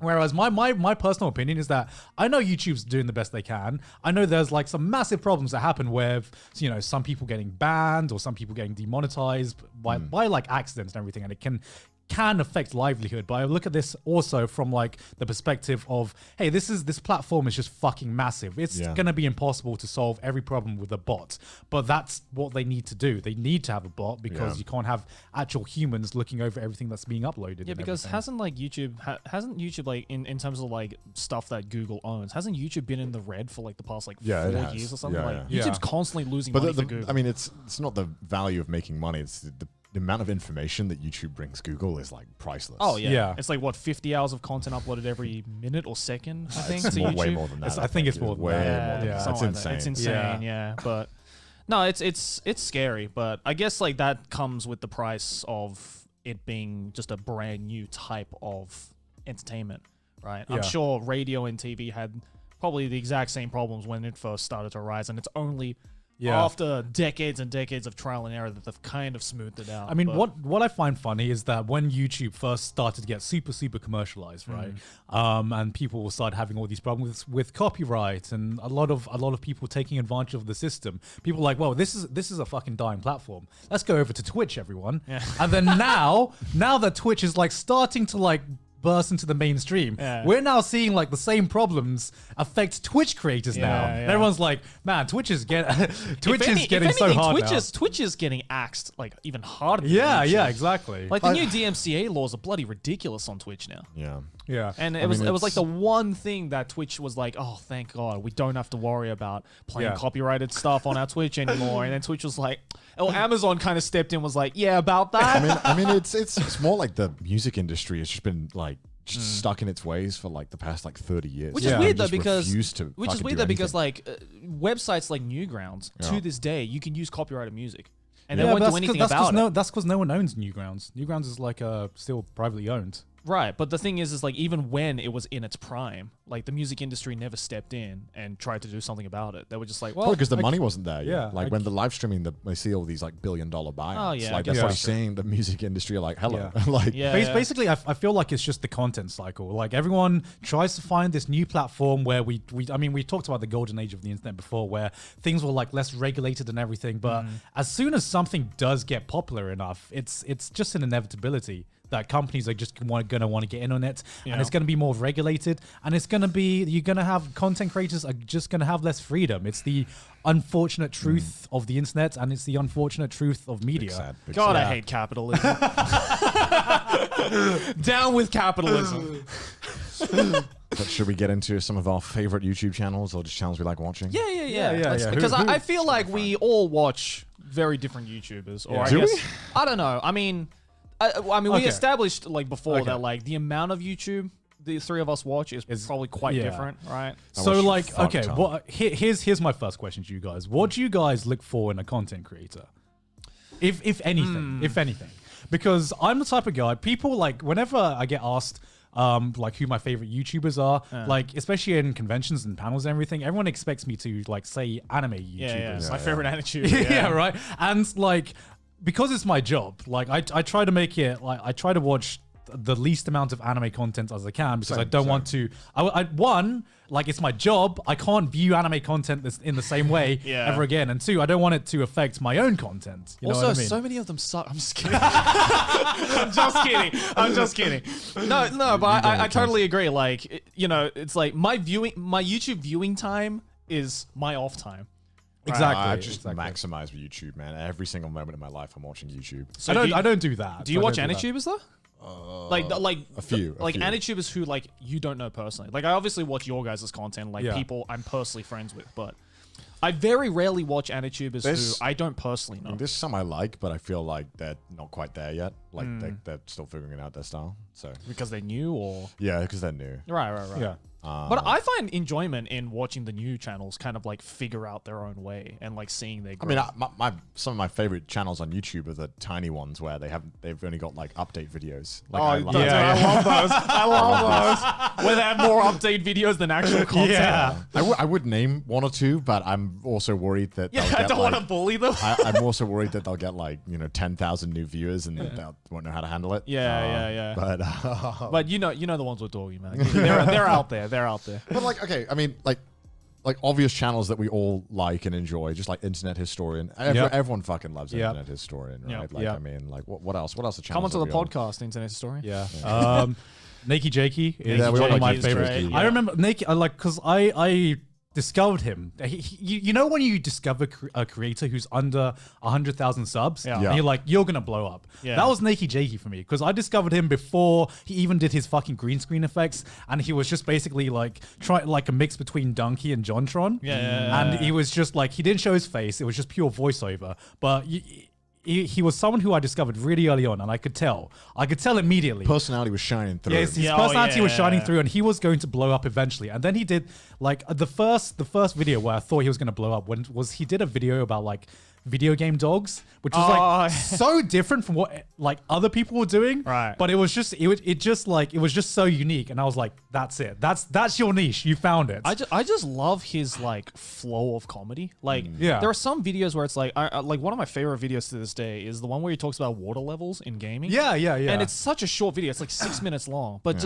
it's just constant jokes with like no room for error whatsoever. Yeah. And I just love videos like that where it's like cut all the bullshit filler out, just say the punchline, then immediately move on. Like that's the type of comedy I strive to do in my thing as well. Like I feel like everyone knows, like thinks of him as just like the guy who has a green screen and sits on the ball. But like as someone who's been following him for ages, he can do any kind of content and it'd still be fucking great. I mean, you do a lot of writing, right? So I mean, I assume you think his writing's also pretty spot on as well. I think his writing is fucking brilliant. I think his scripts are brilliant. It is really hard, and even I'm still trying to learn this to try and balance like analytical, like your thoughts and analytics to comedy. And like it's like I've seen so many creators, and I feel like even I might be one of them who like sometimes it's like, okay, this part is analytical and this part is comedy. Joke, I see, but like to combine the two together seamlessly is a fucking difficult thing to do. And to make it look natural as well is really hard. This episode is sponsored by ExpressVPN. Woo!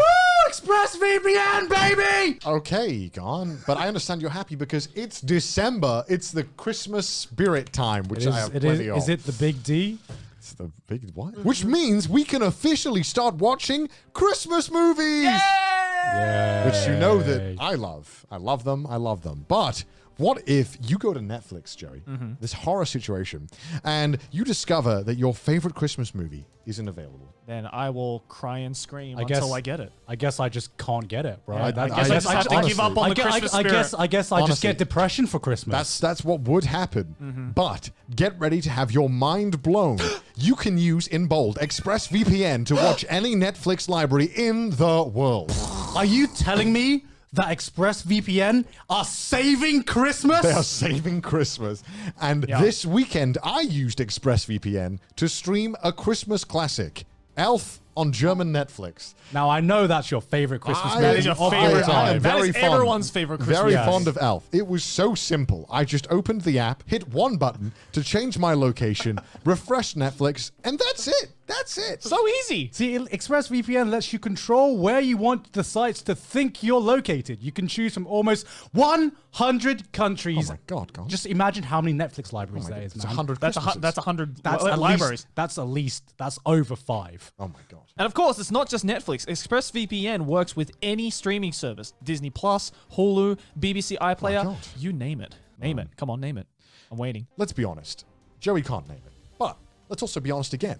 There are hundreds of VPNs out there, but the reason I use ExpressVPN to watch movies and shows is because it's ridiculously fast. There's never any buffering, gentlemen, and you can always stream in HD. ExpressVPN works on all your devices too, including phones, tablet, media consoles, smart TVs, your fridge, I don't fucking know. So you can use to watch it on whatever you want or on the go on the big screen. Big brain move when you use ExpressVPN on your fridge. One day, man, one day. They'll never know where that cheese is. On my Fitbit. Disclaimer, ExpressVPN does not work on your fridge. If you visit the special link right now, expressvpn.com/trashtaste, you can get an extra 3 months of ExpressVPN for free. So support the show, watch what you want, and get your holiday fix at expressvpn.com/trashtaste. Woo! ExpressVPN! Links in the description. Thank you to ExpressVPN for sponsoring this video. Back to the show.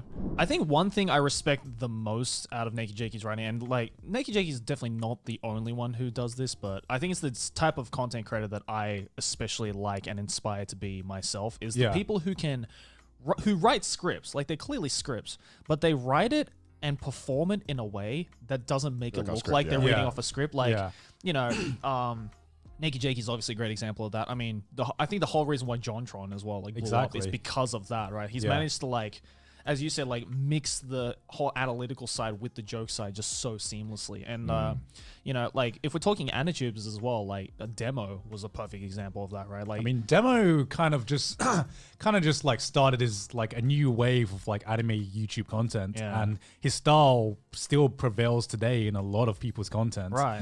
Like, I mean, I certainly like look up to that guy's writing. I think pretty much every big Anituber does in some way, shape, or form. But we're like not even like 10% of the way to being as funny as him, right? it's like we're trying really hard, but we can't quite. I mean, it's like how, like, because you can copy someone's style, but you can never be that person, right? Because like that's kind of like the hard thing about being an independent content creator, is that you can be influenced by someone, but if you're influenced by them a bit too much, then everyone's going to be like, you're trying to be you're just X a clone, person. And like, if you're trying to be X person, then in the viewer's mind, all they are going to see is you trying to be X person. Right. You know what I mean? I mean, it was that problem, right, of back in the day whenever anyone tried to do any Let's Play. Yeah. And it doesn't matter if you were like nowhere similar to him, everyone was like, wow, this guy's just a PewDiePie clone, isn't he?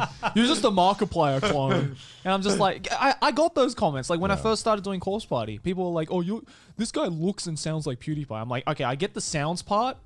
How the fuck do I look like Felix? How do you sound like Felix? What the fuck? I don't know. Apparently, I can do Felix impressions, but like, it's not like I was trying to do them actively, right? Because surprise, Felix wasn't the only Let's Player that was around back then and who I watched. Yeah. But, Speaking of, go on. Oh no. Oh, speaking about Naked Jakey, have you guys watched Scott the Woz? You guys seen him? I've seen a few of his videos. I've seen a few of his videos, but I'm not subscribed. I fucking love Scott. I love you, Scott. Because he's like the opposite of Naked Jakey almost, where Naked Jakey tries on purpose to not feel like a script, where Scott feels so incredibly scripted that it makes it almost funnier. Right. And like, I don't know, he's just so extremely consistent, and he uploads sometimes like twice a week, and it's always such fucking good quality. Right. It's so good. And I don't know. I feel like, because I was one point as well, JonTron had not uploaded for so long that they turned JonTron subreddit into Scott the Woz. Are you serious? Yeah. Because he didn't upload for so long. Because everyone would say that Scott the Woz was like JonTron but more consistent. Right. But it's still very different styles of humor. And I remember as well, he's like so anal about like keeping the same level of consistency that he re-uploaded the whole video once because he accidentally didn't didn't censor a swear word in one of his uploads. God damn, man, that is commitment. And he just seems like such a chill dude, but also hella awkward because there's clips of him in conventions and he looks so awkward. But like, it's like the kind of energy that I'm like, man, that's so honest, and you can just tell he like loves what he's doing. That's, and, like, that's the type of genuine like YouTube. Have you ever watched any of his videos? I feel like I've definitely seen at least a couple of his videos come up on recommended, but I definitely have. Might not be for like everyone, but I think you can always watch it and enjoy it. But you might not go away being like, I fucking love this guy. But you'll definitely enjoy it 100%. Yeah. He's really good. He's definitely on my list of people. Like, if every time he's on my recommended, I'm just like, I'll give you a go. It also makes me wonder, how specific of a subject about gaming can you talk about? Like, he did memory cards the other day. He did a whole like 30-minute video on memory cards. And I was like, I don't even know what he talked about. I can't remember, but I enjoyed it. But I just remember thinking, this video is totally pointless about. There's another channel that's like that, which really? I think you showed me this, Connor, but Ahoy. I was Ahoy? literally about like when Connor mentioned, I was like, Ahoy. Yeah, Ahoy. I was like, there's another channel that covers super niche and specific topics. I, for the longest time, thought it was some like film studio that hired like the sexiest narrator ever. But I think it's legit the narrator guy. I think it's just one dude. Yeah. So to explain Ahoy, he does like video game documentaries on really, really niche like subjects. I think one of my favorite ones was he went through like the entire history of exploding barrels. That was in, like, such a good video. games. And it's something, it's one of those subjects where you never thought about it until someone brought it up. Like, why is it that when you see a barrel in a video game, you just expect it to explode, right? It's just something that you've just been conditioned to know. But then you think about it and you're like, yeah, what is the history behind that? You know? He's also like, I'm looking at his channel now. He's also like the antithesis of clickbait. Like, because you know what his video on explosive barrels is called? Just barrels, right? Explosive barrel with a period at the end. I also genuinely don't think there's only maybe one or two people I can think that have like the same level of production quality as him. The production quality of this man's videos are insane. He's up with, we've mentioned before, but like Lemino. Yeah, like that's kind of like the insane kind of production qualities where you're like, this guy uploads one every 3 months, and I know why you upload one. It's every 3 legit like months. Vox levels of it. Oh, definitely. It's fucking amazing. He also did a video on like what was the first video game ever. That's a really my that's a favorite really one good as one well as is well. like, where does the history of like chickens like healing you come from? And it's just great. Like, it's really weird. Like, there are just some YouTubers I feel that can just take these extremely niche topics and just somehow able to turn it into a video that you never thought you needed, but then the moment you watch it, you're like, all right, I kind of needed this video. As I was going through my list, I did realize what like really appealed to me, and it was like more so the human aspect of personality. Because do you know NoClip by any chance? No. They do video game documentaries that are really, really well produced about like game development, and it's really, really just insane production, great stuff. But half the time, I end up like just not really caring because I feel like there's like no like human aspect to it or a personality injected in the video. It just feels like a documentary, which is great and it's amazing. Don't get me wrong, but something like Ahoy, where it feels so passionate from like one person, and so many other channels that were mentioned today. Yeah, I mean, we've talked about this before about like how to be successful on YouTube, and I feel like having that human connection and having a personality, even if you are doing like a sort of documentary thing, inserting your own passion and your own personality into it as much as possible is the real like selling point of why people will want to come back to you. I mean, and I feel like that's why like I remember when YouTube went through this whole video essay boom. Oh yeah, and now I think it's like kind of it's starting to die down, you know, especially on AniTube as well. I remember when like Every Frame of Painting like came along and started doing video essays and rest like in peace, man. That was one of the best fucking channels. I swear. Oh my god. And like Nerdwriter and everything came along, and like we had this like video essay boom, and now people like they don't care so much about the analytical side of things. They care more about the personality behind it. Right. You know what I mean? They care about the person telling the narrative, right? Because why should I listen to like some random person's like college thesis where there are like actual experts on the platform now? Which brings me to like my my next creator, which is a video essay channel, because they did a video essay on was it Shazam? What was that superhero movie? Oh, Shazam. Yeah, they were doing a video essay on Shazam. He's called Pony Smasher. I've never heard of this channel. And he was doing a video essay on Shazam about like breaking down how hard it is to like the little problems that need to be solved when making a movie, right? And I was just like, oh, it's just another video essay. And then he starts using like a first person perspective. Like, yeah, so what I had to do was I had to do this, I had to do that on this movie. And I was like, wait a minute, this is the director of Shazam making a video essay on his own movie. Wow. And I'm just like, what the fuck? That's cool. Yeah. It was the director of Shazam making a video essay on his own platform. And I remember like how he ends the video is he says, yeah, there was a point where I was just, you know, super obsessed with YouTube video essays. And then I started making movies, and now like he views video essays completely different, because he admitted himself as someone who like has made movies, like he doesn't know whether like, you know, you can break down the movie's themes and like all the back end of something with the movie, but like he was like, yeah, sometimes it's just like a complete accident. You know what I mean? It's just happy little accidents. Yeah. Sometimes he's just like, did I mean to like, was there any meaning behind making this curtain blue or something like that? And sometimes it's just the only curtain that was fucking available. I just like the color. That's all. You know. And then like hearing it from him after I saw that video, video. I was just like, yeah, he's kind of got a point. You know, when you've got actual fucking directors making video essays on your own movie, how can other people kind of compete with that at that point? That's the point I want to get to, where like eventually if I ever make my own anime or my own manga and I just make a video essay on my own show, that'll be the ultimate flex. Exactly. So I know exactly why they decided to use these themes, because I fucking made them. That's why. Ambitious goals, Joey. Ambitious goals. The most primary of sources that you could ever get.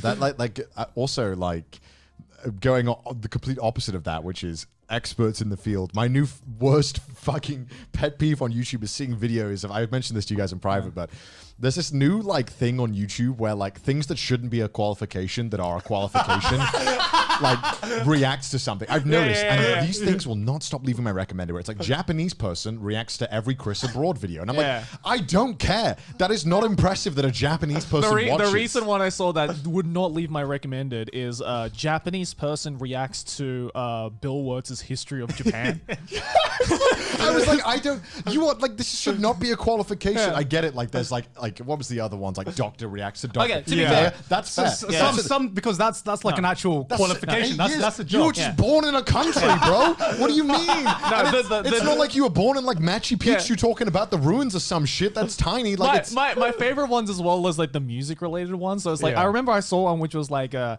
jazz drummer reacts to Tool live concert. I'm like, but Tool is a metal band.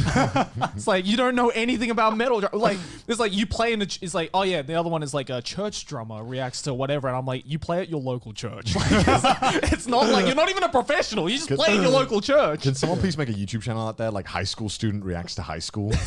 Can we? Because I just want this to go full meme now, because it's getting ridiculous. I saw there was a mathematician one, and in the video it was mathematician reacts to, and I click on the video, and it's a guy, and it's just a college student. Studying maths, and I'm like, what? I actually wanted to make a parody of that video series, which is professional degenerate reacts to hentai. You should totally do that. I gotta make it now. You gotta make that before it gets taken. This is some people saw the lawyer things. Obviously, were hey, I'm a specialized Japanese person. I can react to. I just not bashing on any channels that do it. I just think it's really weird and not weird, unnecessary. It's kind of okay. There's this trend that makes sense, right? You have a professional qualified person who has been doing this job for years, a lawyer or a doctor, and can actually provide insights. And then as with everything, as with every YouTube trend, it kind of people try to bend it as much as possible to be I'm kind of I have a qualification in X kind of, it's you know when you're in that job interview and you try to buff up your fucking CV, which is with as much bullshit as you can possibly imagine. That's kind of what it feels like, So have you ever had any past jobs? Well, I used to have to take out the trash every week at my parents' place. That was kind of an obligation. I remember back in the Abridged scene where people were just I do sound design, and I'm like, motherfucker, I know what the fuck you do. Talking into a Blue Yeti is not sound design. I'm sorry. Oh, dude, if there are any smaller YouTubers watching, here's an idea for you. React to anything, but just call yourself aspiring entrepreneur reacts to. You'll get clicks like that. That's free real estate. It's for you. Okay, but to be fair though, the only we mentioned this earlier, but the doctor reacts to cells at work.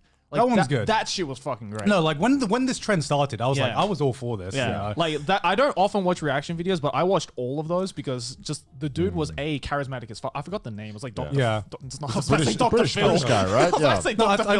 I've seen it. Yeah, I think my favorite one is that guy who breaks down accents and reacts. He's so good. The Wired guy. The guy on Wired. Yeah. I mean, that's the. I love that. Eric Singer, I think his name is. Yeah. I love those videos so much. I basically ripped off. Yeah, you ripped it off, yeah. I mean, I was like, oh man, this is fun. I can explain this. Not gonna lie, when I saw that on my sub feed, I was like, "Fuck, that's a good idea." Yeah. I wish I did that. Yeah, I mean, I thought, why not, man? I've been doing it for I was years. actually going to do something similar. I was going to do. I was going to name myself Japanese expert, and I was going to react to foreigners in films doing Japanese accents or speaking in Japanese. Right. And I might still do that. But are you a qualified Japanese person? You weren't born and raised here, Joey. I mean, I don't know. I have a certificate though. How many years experience do you have being Japanese? Only 26 years, The amount of videos I have seen that is Japanese person react to Filthy Frank is way too many. Oh, yeah.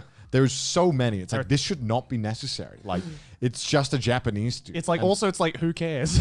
And also, you probably won't get like a really authentic, because most of the time, the Japanese people that are doing it in English. So they're like, you know, I mean, I'm not going to lie, but the foreigners that I've spoken to, the Japanese people that I've spoken to that studied abroad are very different to the Japanese people who are very Japanese. I love how half the videos as well, it's like Japanese reacts to Filthy Frank, and it's just an American-born Japanese guy, right? It's like, you're an American, dude. Like, you're not even Japanese. That's an interesting point, actually. I would actually like, that's interesting content. Like, say you take a video and actually sub it and then show it to a Japanese person subbed and see how they react to it. That would be interesting, I think. Yeah, that would be interesting, but the problem is no one can be fucked to do that, right? It's just too much effort. Yeah. What other YouTubers do you guys enjoy watching? Well, I have a YouTuber who is up and coming. I found him fucking, like, maybe when he had, like, less than 10K subs. But he's this guy called John Stone. Okay. And he's a Pokemon YouTuber. Okay. Because I love him in my Pokemon. Yeah. But, like, unlike every other Pokemon YouTuber out there, he kind of takes Pokemon challenges and kind of goes Is this the guy way overboard. Is the guy who beat, like, the whole game with, like, a Ditto or something?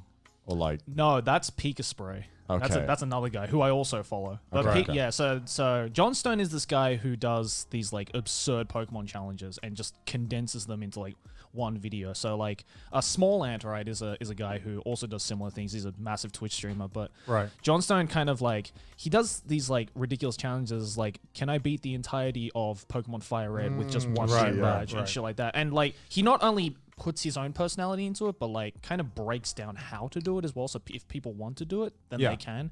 And I think it's only recently that like, you know, we were talking about people who make content which is like very informational, but then try and put their own personality into it. I feel like he's a guy who's like just starting to learn how to do that. And he's kind of growing off of it. And it's been really cool to like watch him grow. There's a few channels like that because I watch, is it Game Champ 3000? I think I have written down here. He does like the beating like X game without collecting a coin or something. Yeah. And like I don't know why he would do that because like it sounds like pain. And Small Ant does that too. I recently watched him do. It's like, can I beat Pokemon Fire Red with only shinies?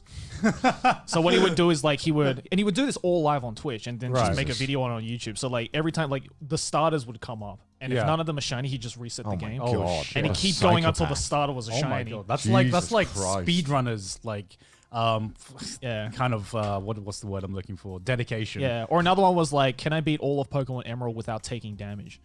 Oh my God. And every time he took damage, he had to reset. I think I saw that. I think I've seen that one. That one sounds familiar. It went quite viral, I think. Yeah, I think I've seen a few like videos like that where it's like no damage Dark Souls runs. Yeah, those are always like a fucking trip to watch, man. I mean, I love watching those kinds of content because I think I've just gotten so into like speed running and like just people who are just way too good at games for their own good. Yeah. There's a fair amount of speedrunning dedicated channels. Just think of none of them are quite nearly as level of obviously Summoning Soul, which everyone loves. Oh, Summoning Soul. I feel like it's Summoning Soul and then kind of everyone else. And not to be rude to everyone else, but he's just definitely like doing something that's clearly appealing to everyone, not just. I feel like what he does so well is that he just knows kind of like how to present a story. Yeah. Because it's like, okay, like he's one of the few channels where I'm like, I don't really know his personality, right? But the stories that he picks to present on his channel are like a banger every time. Because like if you don't have a personality in your channel, then that puts pressure to make the subject you are presenting has to carry your video, right? And it's normally easier to have a nice, interesting personality that people want to come back to. But if you're someone like Summoning Soul, who for some reason knows how to present the most compelling speedrunning stories every fucking time. It's like watching a movie, right? Yeah, exactly. Yeah, exactly. His recent one with the perfect Mario 64 one is so good. It's that really was good. so good. I also really love his, which one was it? The Ninja Gaiden one? The cowboy dude. I love that guy. And he's so nice and it made for such a good story. And it's so cool as well because like I found so many cool speedrunners because of his videos as well. Just because the way he kind of sells them and also just kind of lays out their entire journey is just like, I don't know what it is, right? Because it's like, truth be told, he's not the most charismatic or like, you know, interesting presenter, but he just manages to write and present and kind of tell a story in a way that you just have to watch. Because it's like there's always the hook. There's always, it almost follows like the structure of a movie. You know what I mean? There's the hook, there's the beginning, the middle, the end, and the end's always like a really big climax that you're like, wow, this was worth sitting through like 45 minutes to an hour watching just so I could have seen this climax and get invested into the story, man. It's like, I'm glad I sat through 45 minutes to know that cowboy dude got a sub 10 in Ninja Gaiden. Yeah, exactly right. I'm so glad his efforts got paid off, man. That's so worth it. Clap. Everybody applause. You tried to explain his content to someone who just knows nothing about speedrunning. And it's just like, why do you care so much about like... It's because he tried his best, man. It's one of those things where it's like, just watch. Like, I think, again, this is why I love documentaries and all that, because I just love the human aspect of stories and the, I guess, almost human life is more interesting because weird shit happens that you couldn't even predict. Yeah. I think it's so interesting. And obviously, like, I also think that Summoning Salt is really similar to Frederick Knudsen, which is like my Down the Rabbit Hole? Yeah, Down the Rabbit Hole, which is like literally like my favorite channel on YouTube. I still haven't seen his new one yet. No, I haven't seen his I just new one think either. the sheer amount of like dedication to the story and getting all the facts there is just insane. And like, I think every time I get drunk, I watch that Wings of Redemption. That's the problem video. that's the problem with Knudsen though, is that like every time he does upload a video, it's like a yay moment as well as a oh shit moment, because it's a yay moment because he uploads like once every like 3 months or something, but it's an oh shit moment because it's like, oh, okay, what day in my calendar is free to watch this video? You know, there are some content creators that you just watch immediately. Yeah. And there's some content creators where you make a mental note, you're like, they uploaded, and you're like, okay, I gotta find time. Like Right Opinion is the exact same thing, right? Like every time he uploads, it's like, oh, it's another 2-hour video by Right Opinion. It's gonna be a banger, but man, I'm not free for like 3 days. God, I have so much respect for Right Opinion because normally, like, I fucking like I can't stand commentary channels most of the time. Yeah. Because it's just like the biggest free for all. It's like, I don't know why some people are so fucking loud, and I don't know why some people listen to other people. It's just it's almost always biased, right? Yeah, it's so biased. It's always a fucking mess. But dude, if Right Opinion makes a video about you, I'm fucking listening. I mean, I was in one of his videos. yeah, exactly.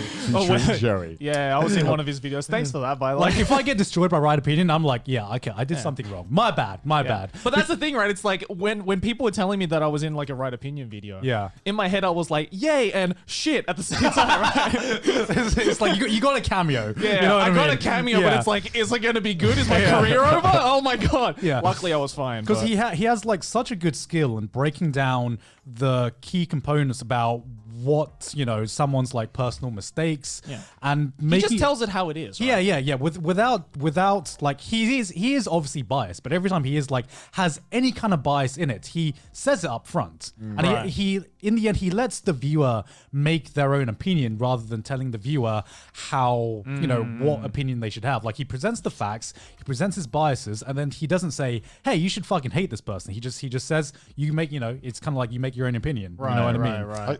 I mean, I watched the fucking 4-hour video in one go because I was fucking dying that day. Nick cut out. It was disgusting. I got like halfway through that. I'm just like, it felt like it was just repeating at times, but that's because he does repeat his real life multiple times, mistakes. Yeah. I think the only video that I was kind of like meh on, I think he made a video on like the animation community, and I remember it feeling like, all right, this is kind of like, all right, kind of meh. Is that the Dan is a plan? No, that one was good. I like that. It was talking about the animation community and I think how they all rely on each other for success, and it was kind of like warning that they shouldn't. But like, I really didn't feel like it was like. I was like, okay, cool. I mean, it doesn't really say anything. Yeah. But I mean, overall, just amazing at presenting an opinion. Yeah. Also, Frederick Knudsen, by the way, is because we didn't explain what it was. He does like documentary on anything, basically. Yeah. Just a documentary on any anything, one person or event, or and anything. it's so well done that it's just like, oh my god, like again, he has a video on Wings of Redemption, who I had no idea who that was, but I watched the full like 2-hour, like 30-minute thing. It's amazing. It's so good. It's nuts how people can just make a compelling narrative about anything, especially when something where it's like, I never knew about this, never cared about it, but I guess now that I'm here, I'm invested. Yeah, because I feel like I watch that content not only because it's entertaining, but I also like as this is my job. Oh, I can appreciate the work. So much. I appreciate because they also break down as a YouTuber like how the best way to present yourself online is, and the mistakes of what not to do. Write that down. That's exactly the point, right? Because they break it down they break it down so well that you can, like, if this is your job and like social media is your job, then you can literally take advice about what not to do and the mistakes that other people have made. It's like You know a what I mean? self-help guide. It right? is- it For really YouTubers. is. It It's really like, is. All right, don't do that. Noted. Okay, wait. Before we move on, like, okay, here's a question for you guys. Have you guys ever like rehearsed a kind of like an apology video? No. You've never done, even though you've done nothing wrong. Even though you've done nothing wrong, right? Come on, you must have thought about it. At least Oh yeah, once, in my right? head I've thought about it, but I haven't Yeah. sat there in front of the mirror being like, Oh no, sorry. like not actually rehearse Yeah, it, in but my- like, in but my like head, in, I've in thought- your I wake head. up every morning and I practice the sigh before it begins. You know, Yeah, in my head, this I've is a thought really about hard it. video Yeah, to make. in your head, you've thought about it, and you've thought like, Because okay, there's a few ways to go about it, right? There's the Yeah. like double down, there's the do nothing, there's the apologize and admit wrongdoing. And from what I've seen on YouTube, it seems to be, unfortunately, that people always want an apology, but the people who apologize and admit wrongdoing normally get the worst treatment. Yeah, and exactly. I've noticed the people who double down normally get away with it. Yeah. So Yeah. other YouTubers, double the fuck down. Just go with it. every time, double down. because like I don't have anything in my past that I expect I'm gonna need to make an apology video, Oh, but nobody fucking expects to need to make an apology video, right? So like as you see, as a YouTuber, I see this trend happening. You know, I see like cancel culture happening, and I'm just like, but what if I did need to make an apology? You know what I mean? Like Vsauce music starts playing. I don't need to apologize, but what if I did?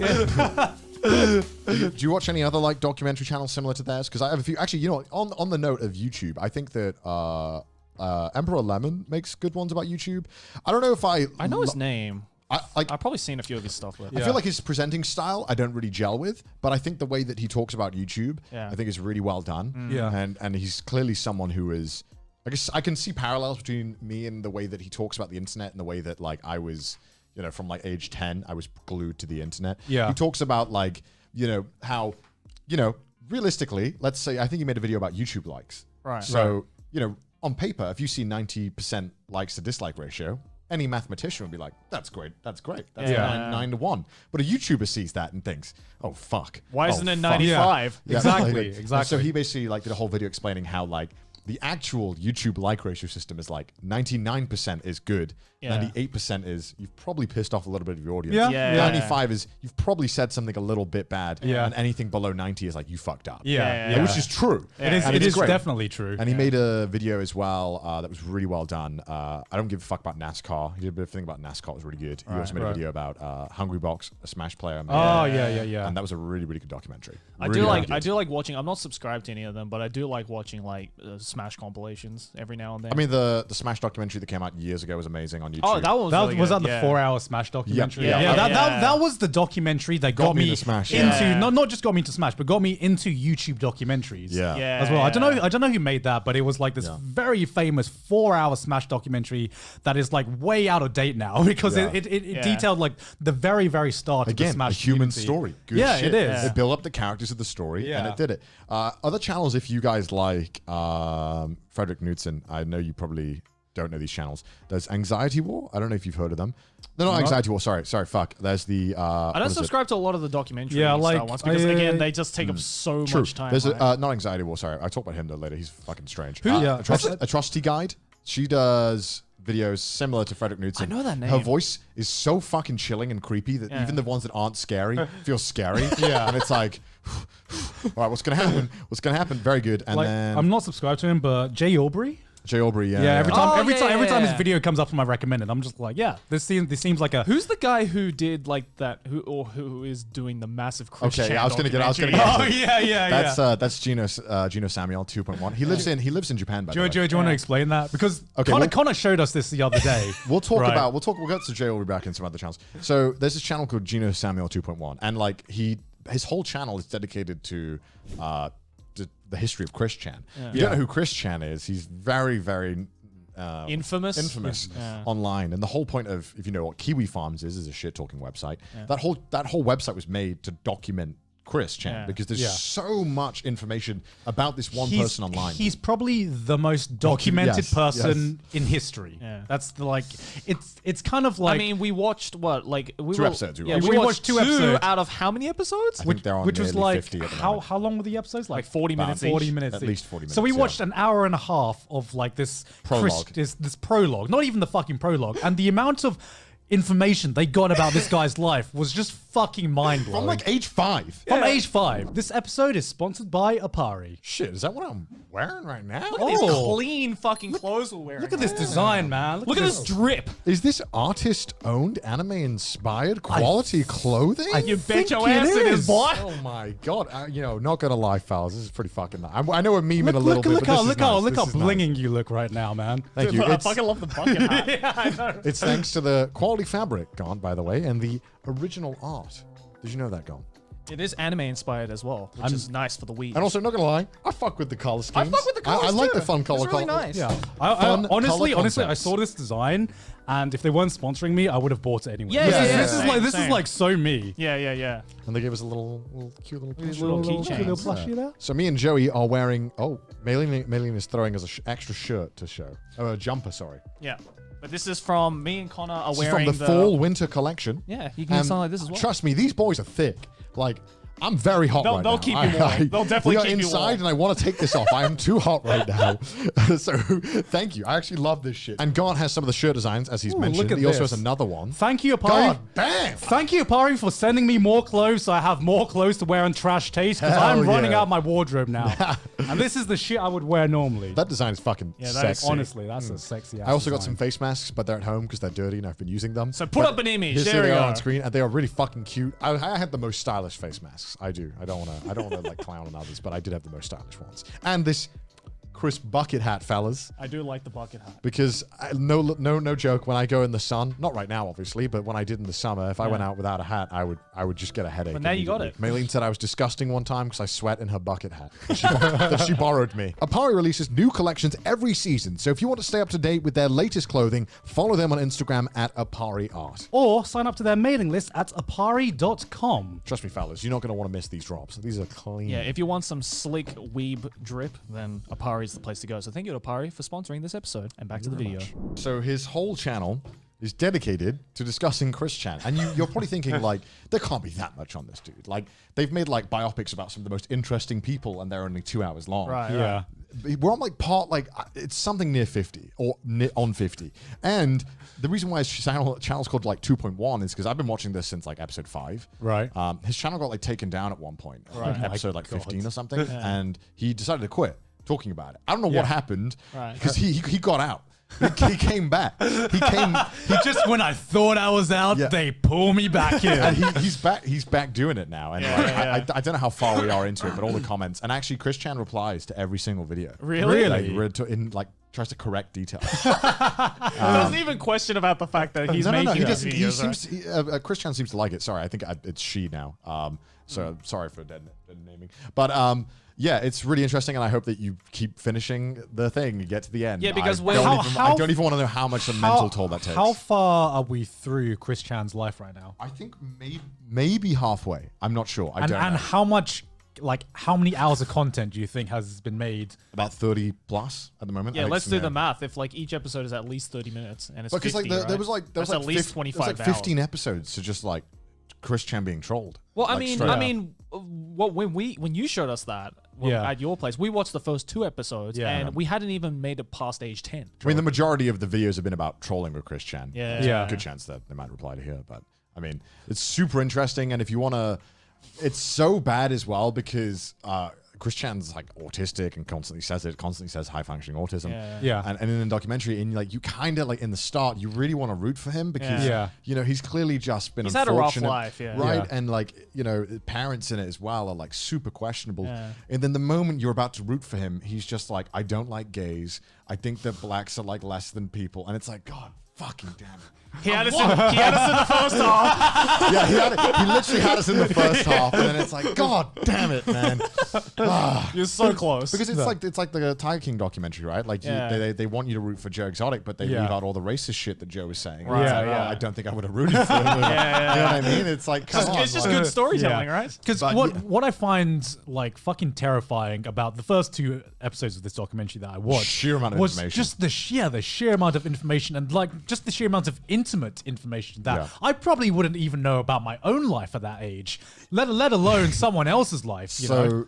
Chris Chan, one of the first things that opened wide like the whole trolling thing is that when it was all started, and I'm sure the comments will correct me if I'm wrong on any of these details, because people are all like historians about him. I think they're called Christorians.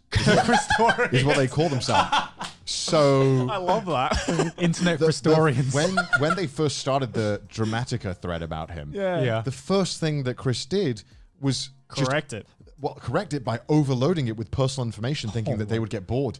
But he just gave them everything. Yeah. Like, and it was so, at that point, Zero I was privacy. hooked. I knew I was hooked because I was fascinated by it. I And just couldn't fucking believe that he was the one who invented Sonichu. Yeah, Like, he's the one who made Sonichu. Yeah, like I could because Sonichu was just, if you don't know what Sonichu is, there's probably a picture of it on the screen. This monstrosity, massive meme right on the internet, and for the longest time I saw that shit everywhere. Yeah, and I was just like, where did this come from? But now I know it's from the brilliant mind of Chris Chan. So thank you for that. Other good channels that do documentaries. There's a guy called Toad McKinley, and he did a 2-part documentary on like Chris Hansen and that whole debacle. It was really good, actually. That was good.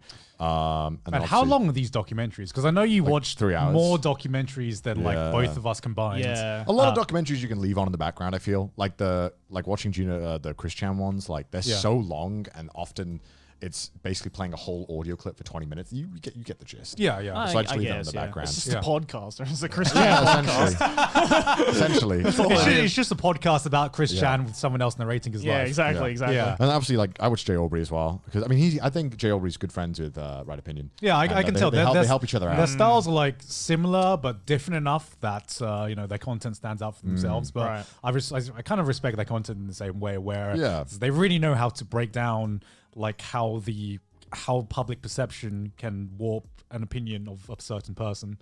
I think with sometimes commentary channels, I don't like being told what my opinion should be. Yeah. And I feel like sometimes some narration, like I think some videos in Jay Aubrey are like very like, they kind of like, the way he narrates would be like, all right, you should think this way. I'm sure he doesn't intend to. That's just the way I like perceived it. But I mean, still amazing videos. Yeah. It's either one way or the other, where if commentary channels either, I know you're a fucking clown, and I know no one's gonna fucking listen to you. Yeah, like something like Keemstar, you know what Yeah, I mean? right, Like it's either one way or the other. Where there's like so many commentary channels I see that hit that middle ground, and try and think that they are like the fucking holy grail of opinions. Yeah. Where it's just like, dude, it's just. And then you have some commentary channels that just kind of are commentary channels, like technically speaking, but just the way that they present shit and like the topics they choose just kind of go away from commentary. Like perfect example of that, who I fucking love watching, is Leon Lush.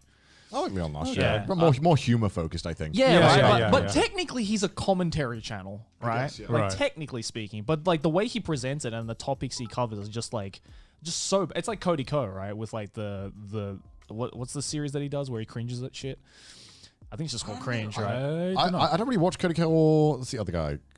Curtis Connor, is it the other one? That's like those three, right? Yeah, because I don't really watch them. I watch a lot of. I really like Danny Gonzalez. I think he's really funny. I think also the stuff he does where he like bought this video he made where he spent like $15,000 on YouTube ads. That was such a fucking good video. I think I've seen that video. That's such a good video. I was like, I didn't know who you were talking about, but I remember That's that. him. I remember watching that video. He's also just got such a good personality. Really like him. Yeah. And Drew Gooden as well, obviously. Yeah. Have you heard of the channel called Anxiety War? No. I mentioned it briefly. He basically does How to Catch a Predator. Like, that's his thing. Right. And he's a fucking psychopath. Like, I don't know how you can... He spends all day talking to pedophiles. I don't know how you can do that. Like, how do you do that? That's weird, right? Yeah, that is weird. But, like, he goes and meets up with them and, like, films them. And some of these dudes... There was one dude he met up with that was, like, 8 foot or some shit. This guy's built like a brick shithouse. And he turned up pretending to be a girl. What? Yeah.